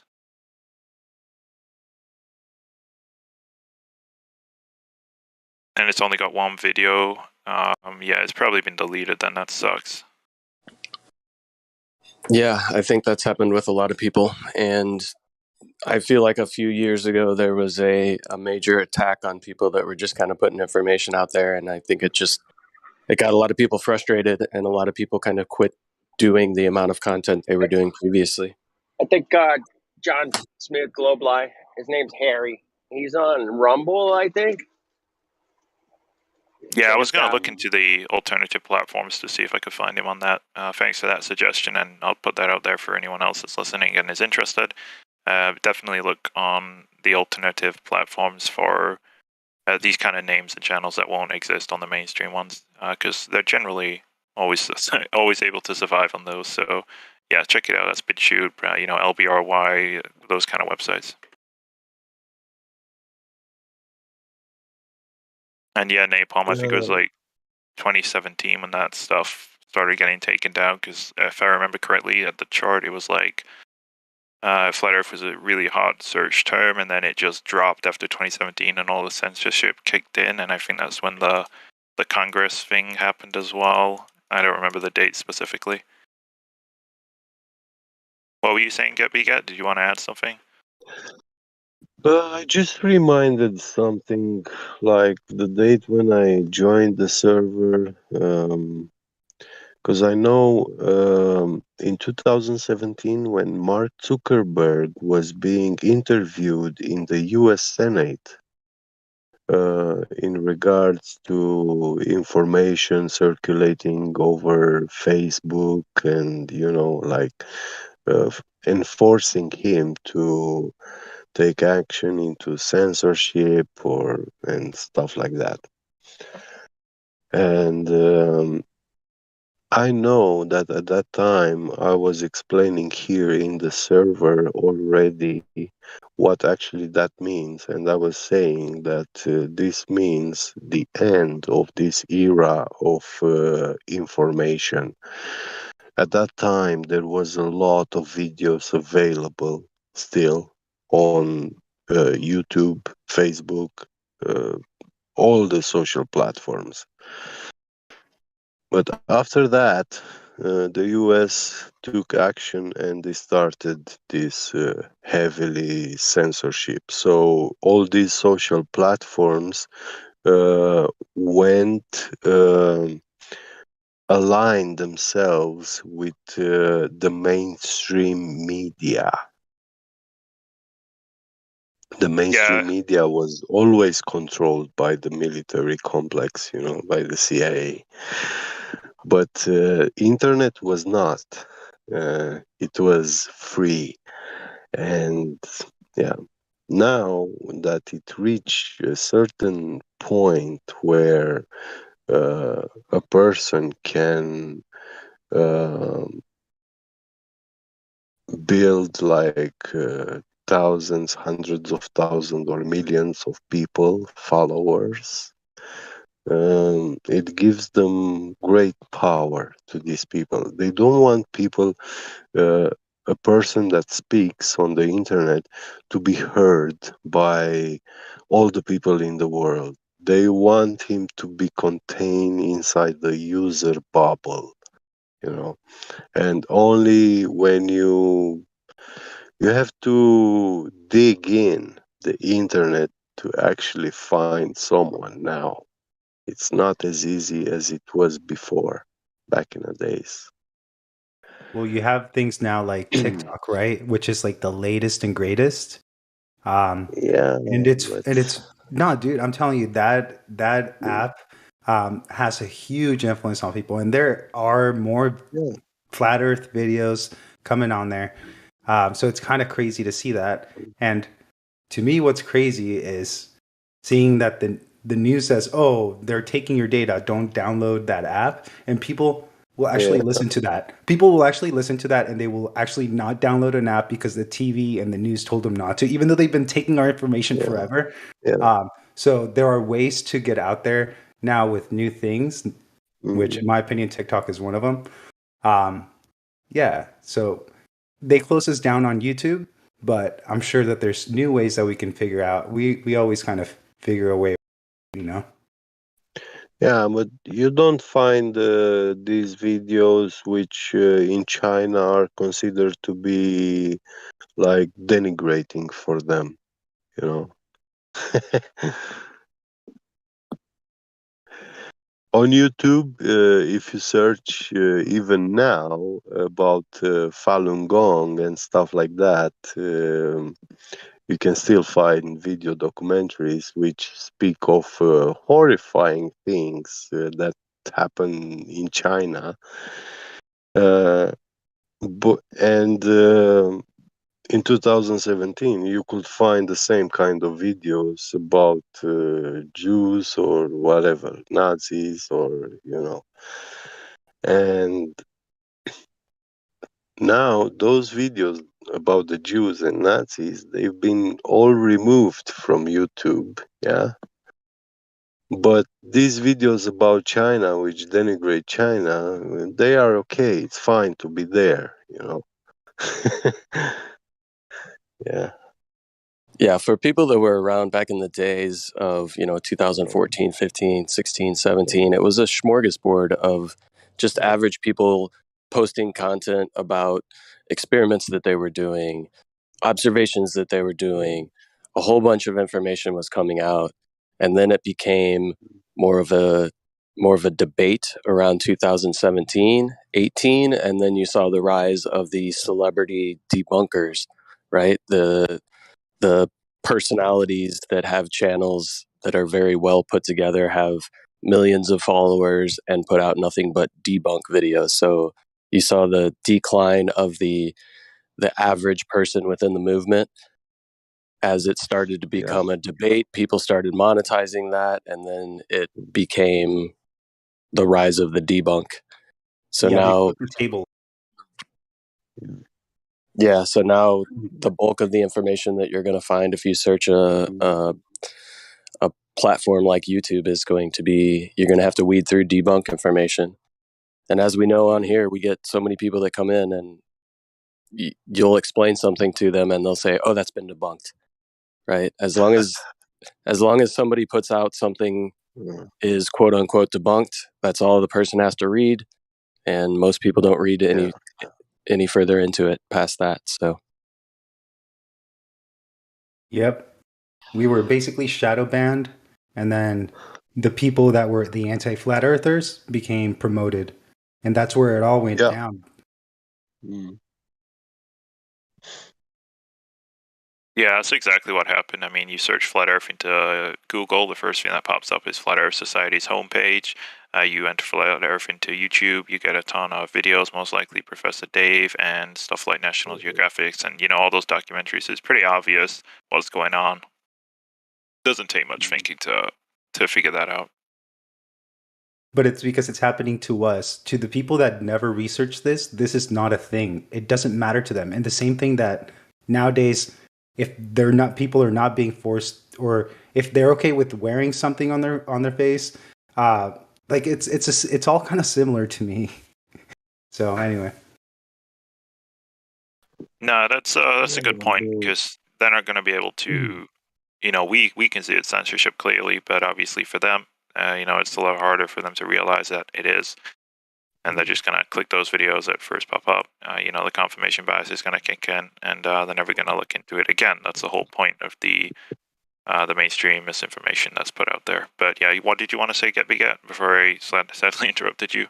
Yeah, about the face wearing. At the beginning of 2020, I found a video about these Arabs, the slave traders, which were Arabs.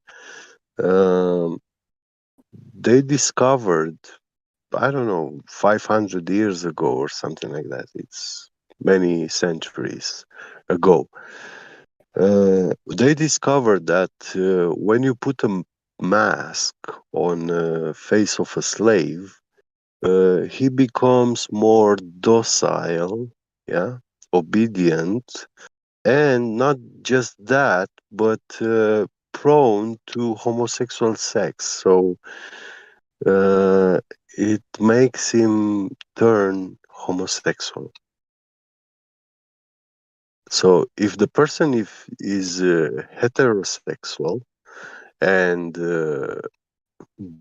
by all means he hates homosexual sex, he cannot think of practicing it. So when you actually uh,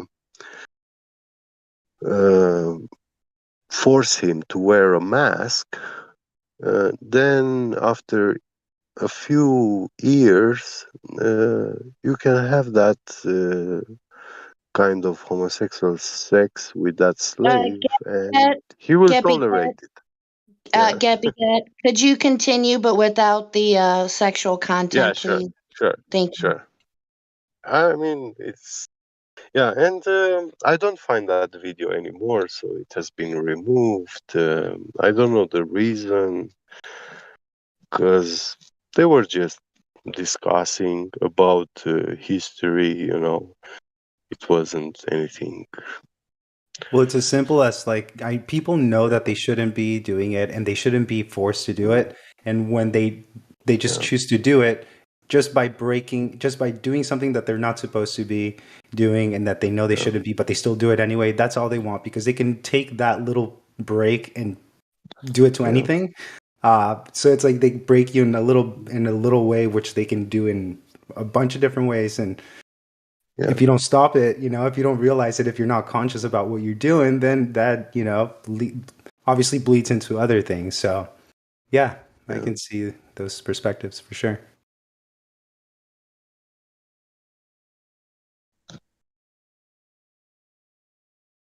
And I somehow see such kind of tendency in work colleagues. They make this kind of jokes, and it's just fun jokes. But tomorrow is gonna be actions, right? Every joke has a seed of truth in it. Yeah, every action has a consequence, and no matter how small the the decision it is, it has a consequence whether think about it or not. Even all the words that we speak, like they have an influence. So yeah, that's the crazy thing. But does anyone else want to possibly answer the question that we have for today? Maybe Jenny. Oh, she's a mod. Am I coming through? Yes, you are. Who's this? Twad Buzzle. Hey, would you like to answer the question for today? Yeah, sure. Have you, well, if you haven't, I'll ask it again. Who's like the most influential flat earther in your perspective? Well, the first content that I came across was like Flatter. They were saying flat water, flat Earth, and the Flat Earth brothers, who are now the founded brothers, I think, or founded Earth brothers. And that led me to Eric Dubay and ODD, Hibbler Productions, but that led me to Nathan Oakley, and I spent a lot of time binge watching at Nathan Oakley's channel, and that really heavily influenced me. I was on the fence and watching his content, his live debates, and just his panel. Just even when they weren't debating, just them talking, led me, to look into other things, things I was questioning. QE being on that panel, I learned about him, and through them, I found this server, and I spent a lot of time on Miggy's chat on the live stream on YouTube, and Miggy was a huge influence on me. Just listening to Miggy do the 3 points and just discussing the topic, wow, absolutely amazing. That's awesome that you brought up Miggy, because I think he's the one that checked me in the first time I came in here. So yes, I remember that time where he was definitely on the 3 points, and that was a really good time here too. So great to hear Shout out that. to me. Yeah. Yeah, I feel like that's like an era now that's like gone, because there was Miggy and Jedi, and Crypto, and all them guys. So they were like this team, this powerful. Not that anybody else isn't, but they were just like this really entertaining, powerful, globe smashing team.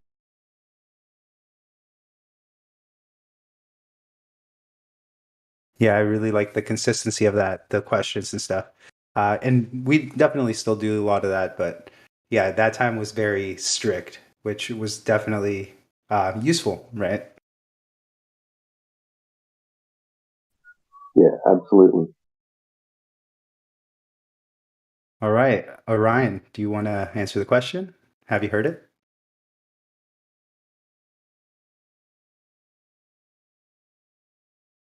Maybe not.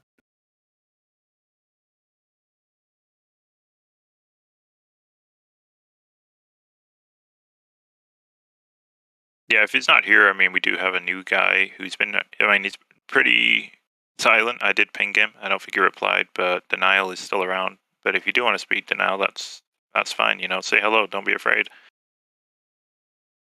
Hi, hello. I was on a long time last night in here, and I'm pretty much just here to listen. Oh, cool stuff. I don't think I've seen you around before, so I usually call out people and welcome them to the server if I haven't seen them. So you've been here since last night. Were you here for the ladies' night event? No, I missed that. I was here from about 11 p.m. to 3 a.m. West Coast time. Oh, right. Okay. Yeah, if you can make next week's ladies' night, that'd be great, because I think they're always a success, always a lot of fun. And thanks for making it to the precious metals for today. You got any questions for us, or about the Earth, or anything that you want to try to figure out about the Earth that you're standing on? Not really. I'm here to sort of absorb the arguments and the statements, and I'm not really here to challenge anything. Okay, that's cool. I mean, listening is one of the best ways to learn. That's saying with 2 ears, 1 mouth, right? How did you get here? How did you make it to the server? Or who? I was given by a friend named Walter, who I'm in a different Discord with, a political betting Discord, and he gave me the link to come here. Awesome, cool. Just wanted to know. Yeah, I mean, again, if you want to listen, that's fine. But if you do want to participate, feel free at any time. We're always willing to answer the questions. I am specifically always able to, but I do put it out to the floor in general to try and get the other people to speak up and answer. So, yeah, if you have questions, go ahead. If you don't, that's not a problem. You're welcome to listen. And thanks for joining us. I think people got pretty sick of me last night because I was talking for about 3 hours about evolution in here, and I think we really nailed it. So that was a fun time. But I don't need to be talking all day today too. Sure. I mean, generally the topic should be Earth, but I can see why evolution gets, kind of sidetracked, brought up in Livestream. So I can understand what you're saying, and why people might get a little bit tired of that. But don't feel bad. It's nice to have a little break, I guess, from Flat Earth now and again, because we do run it 24/7, and this is why we kind of host PMT as well. It's just a chance for us to kind of relax and discuss between ourselves, and that's why we bring the question as well, to keep a theme going and just generally relax with each other. And it's not always having to be about the Earth in general as the main topic discussion.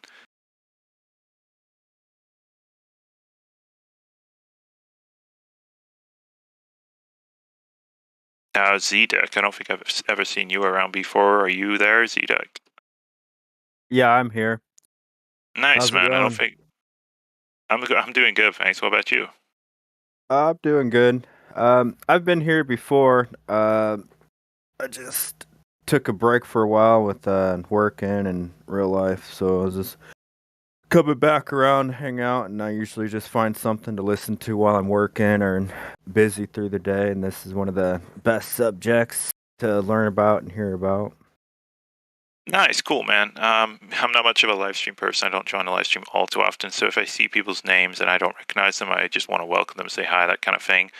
So apologies if you are a regular, or if people know you, but I act like I don't. It's just the way it is. I don't know too many people. Oh, it's fine. Live stream. I don't accidentally hit the mute button, but yeah, don't worry. It's been a long time. I wouldn't expect most people to remember me or anything. I don't usually speak much either. What does your meme say on your little picture? If that's okay, I can't read it, and I really want to know. Let me see if I can remember. Oh, it's basically looks like one of them generic article, like a picture with had an article that says how to talk to people or how to deal with a situation. So this particular one, it's like how do you deal with a friend or family member that's believes in conspiracy theories or something, and then the guy's like, "Hey, sorry, bro, you were right about everything." That's cool. Yeah, that's one of my favorite ones. Nice. Well, welcome back. Hope to see you around again more. You're always welcome here, and hopefully your busy work life and all that stuff can sort itself out, and you'll hopefully be here a lot more, because we do like to talk to people, especially those that aren't too frequent of a speaker. That's why we pretty much host PMT. It's all about getting those that aren't frequent on the live stream to get on the live stream and take over the conversation. So thanks for joining Precious Metals, man, and it was nice speaking with you. No problem. Oh, there you go. Jemsy remembers you. He says hello, but he can't speak because he's a moderator. Thanks for not speaking, Jemsy. Did we ask you the question, Siddiq? I'm sorry? Did we ask you the question? The question that we have today is, who's like your most influential flat earther? My personal one, or who do I think is the most influential, like in the Either world? one. To you or to the world, or both? So who's the most influential to you, and who do you think is the most influential, I guess, to the world? Yeah. For me personally, I find a reason, like, I find a lot of good aspects about almost everybody. So personally, like each and every person I hear speaking, like I absolutely just love to hear them talk, hear them speak about their thoughts about the world, their views, what they, all those things are like such an interesting topic for me, and to hear other people explore that and what's going on with those kind of things. It's I don't know. I haven't. I enjoy listening. No matter someone's expertise level, I enjoy listening to what they think, and I enjoy seeing them learn. And the whole thing is just a really awesome, engaging topic and conversation for me. As far as who I think is the most influential, I'd probably say Quantum Eraser.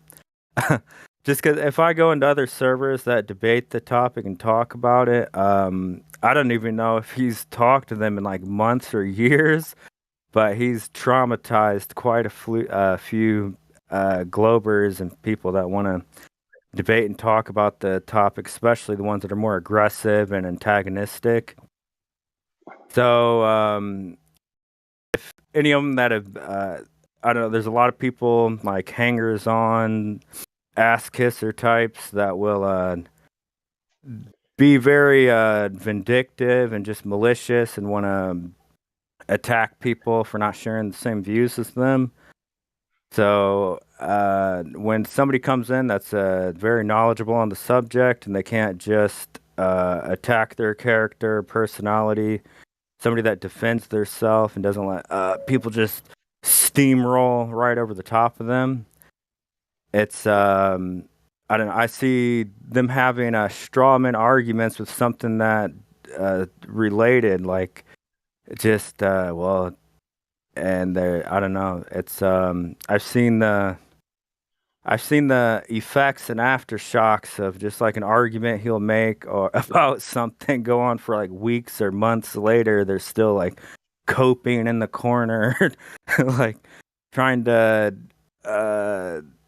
just trying to cope with it. So it's I don't know, that would be my top person I'd say is the most influential. But there's a ton of awesome people that are incredibly influential and incredibly talented and knowledgeable about the subject. And I don't know. I don't have a really bad thing to say about anyone. The QE phenomenon is really interesting. Like, you'll be in a mid conversation with someone and they'll just bring them up. Like, okay. Yeah. It's like the meme with the person in the straight jacket with all the words written on the wall, like scrambled. It's like after they've gotten out of a conversation, it takes them like months and months to recover, and they're like, they have to argue with the ghost of QE to like try and get some of their self back. And what's the other one with the therapist? That's like, are so and so in the room with you now? And people put in whatever they want for the meme. Like, is Quantum Eraser in the room with you now? But he's definitely affected other people that are on the other side quite a bit, from what I've seen. No doubt. Did he tell cool, us? Man. Did he tell us? I got a different outlook on this. As far as like science goes, yeah, QE's the man. You know, him and Robert Bassano used to go through like NASA papers and, you know, physics and shit. It was just awesome, man. For like a whole summer, it was just kick ass. 2016. As far as like PhD level guys, there's this Rodrigo Nunez. He does the more of a philosophy, more of a psychological aspect to Globers. He breaks it down and he busts NASA's balls all the time too. He's fantastic, man. He's just so precise in evaluating what goes through a Glober's head. As far as geometry, this guy named Jasla111. And he's an absolute genius when it comes to the geometry of said globe and flat Earth. He did about 100 videos on it, and he just lays it all out real sweet. The biggest influence worldwide, probably Eric Dubay is going to top that list, but it would be, rude to not mention Glowbusters at this point because, you know what those guys are going to bring up. And that guy over there, Iru, man, he's absolutely amazing. So funny, as far as funny goes, I don't know. Powerland was pretty funny. Anybody else want to mention how they figured out Flat Earth, who was influential on them?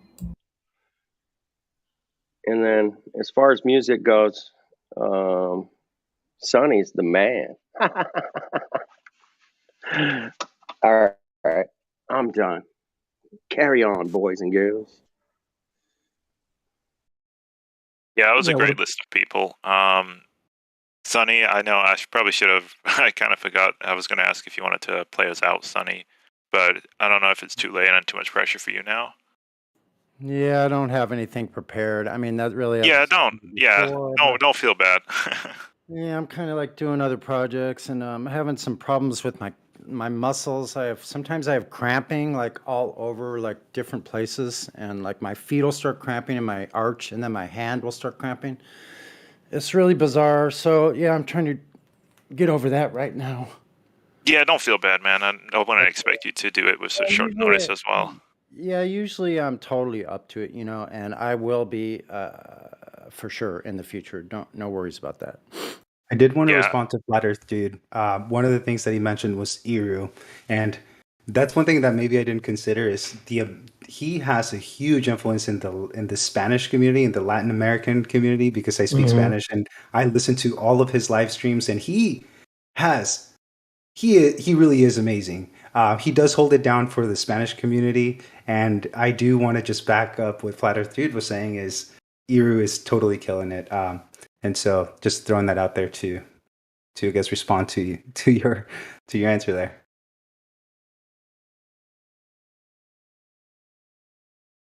Like he has like architects that he's like friends with. He connects with people in Spain. He's got soccer teams putting Flat Earth on their name.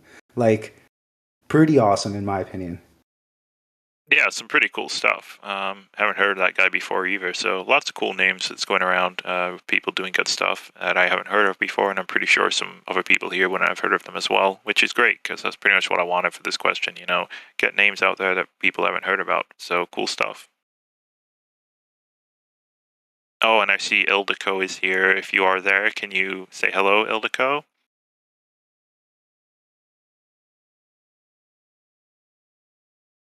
There we go. Hello. How are you doing? Good. How are you today? I'm doing really good. Are you okay? Oh, I'm always well, thank you. Nice. I Beautiful haven't seen weather you. here in Florida. Oh, great.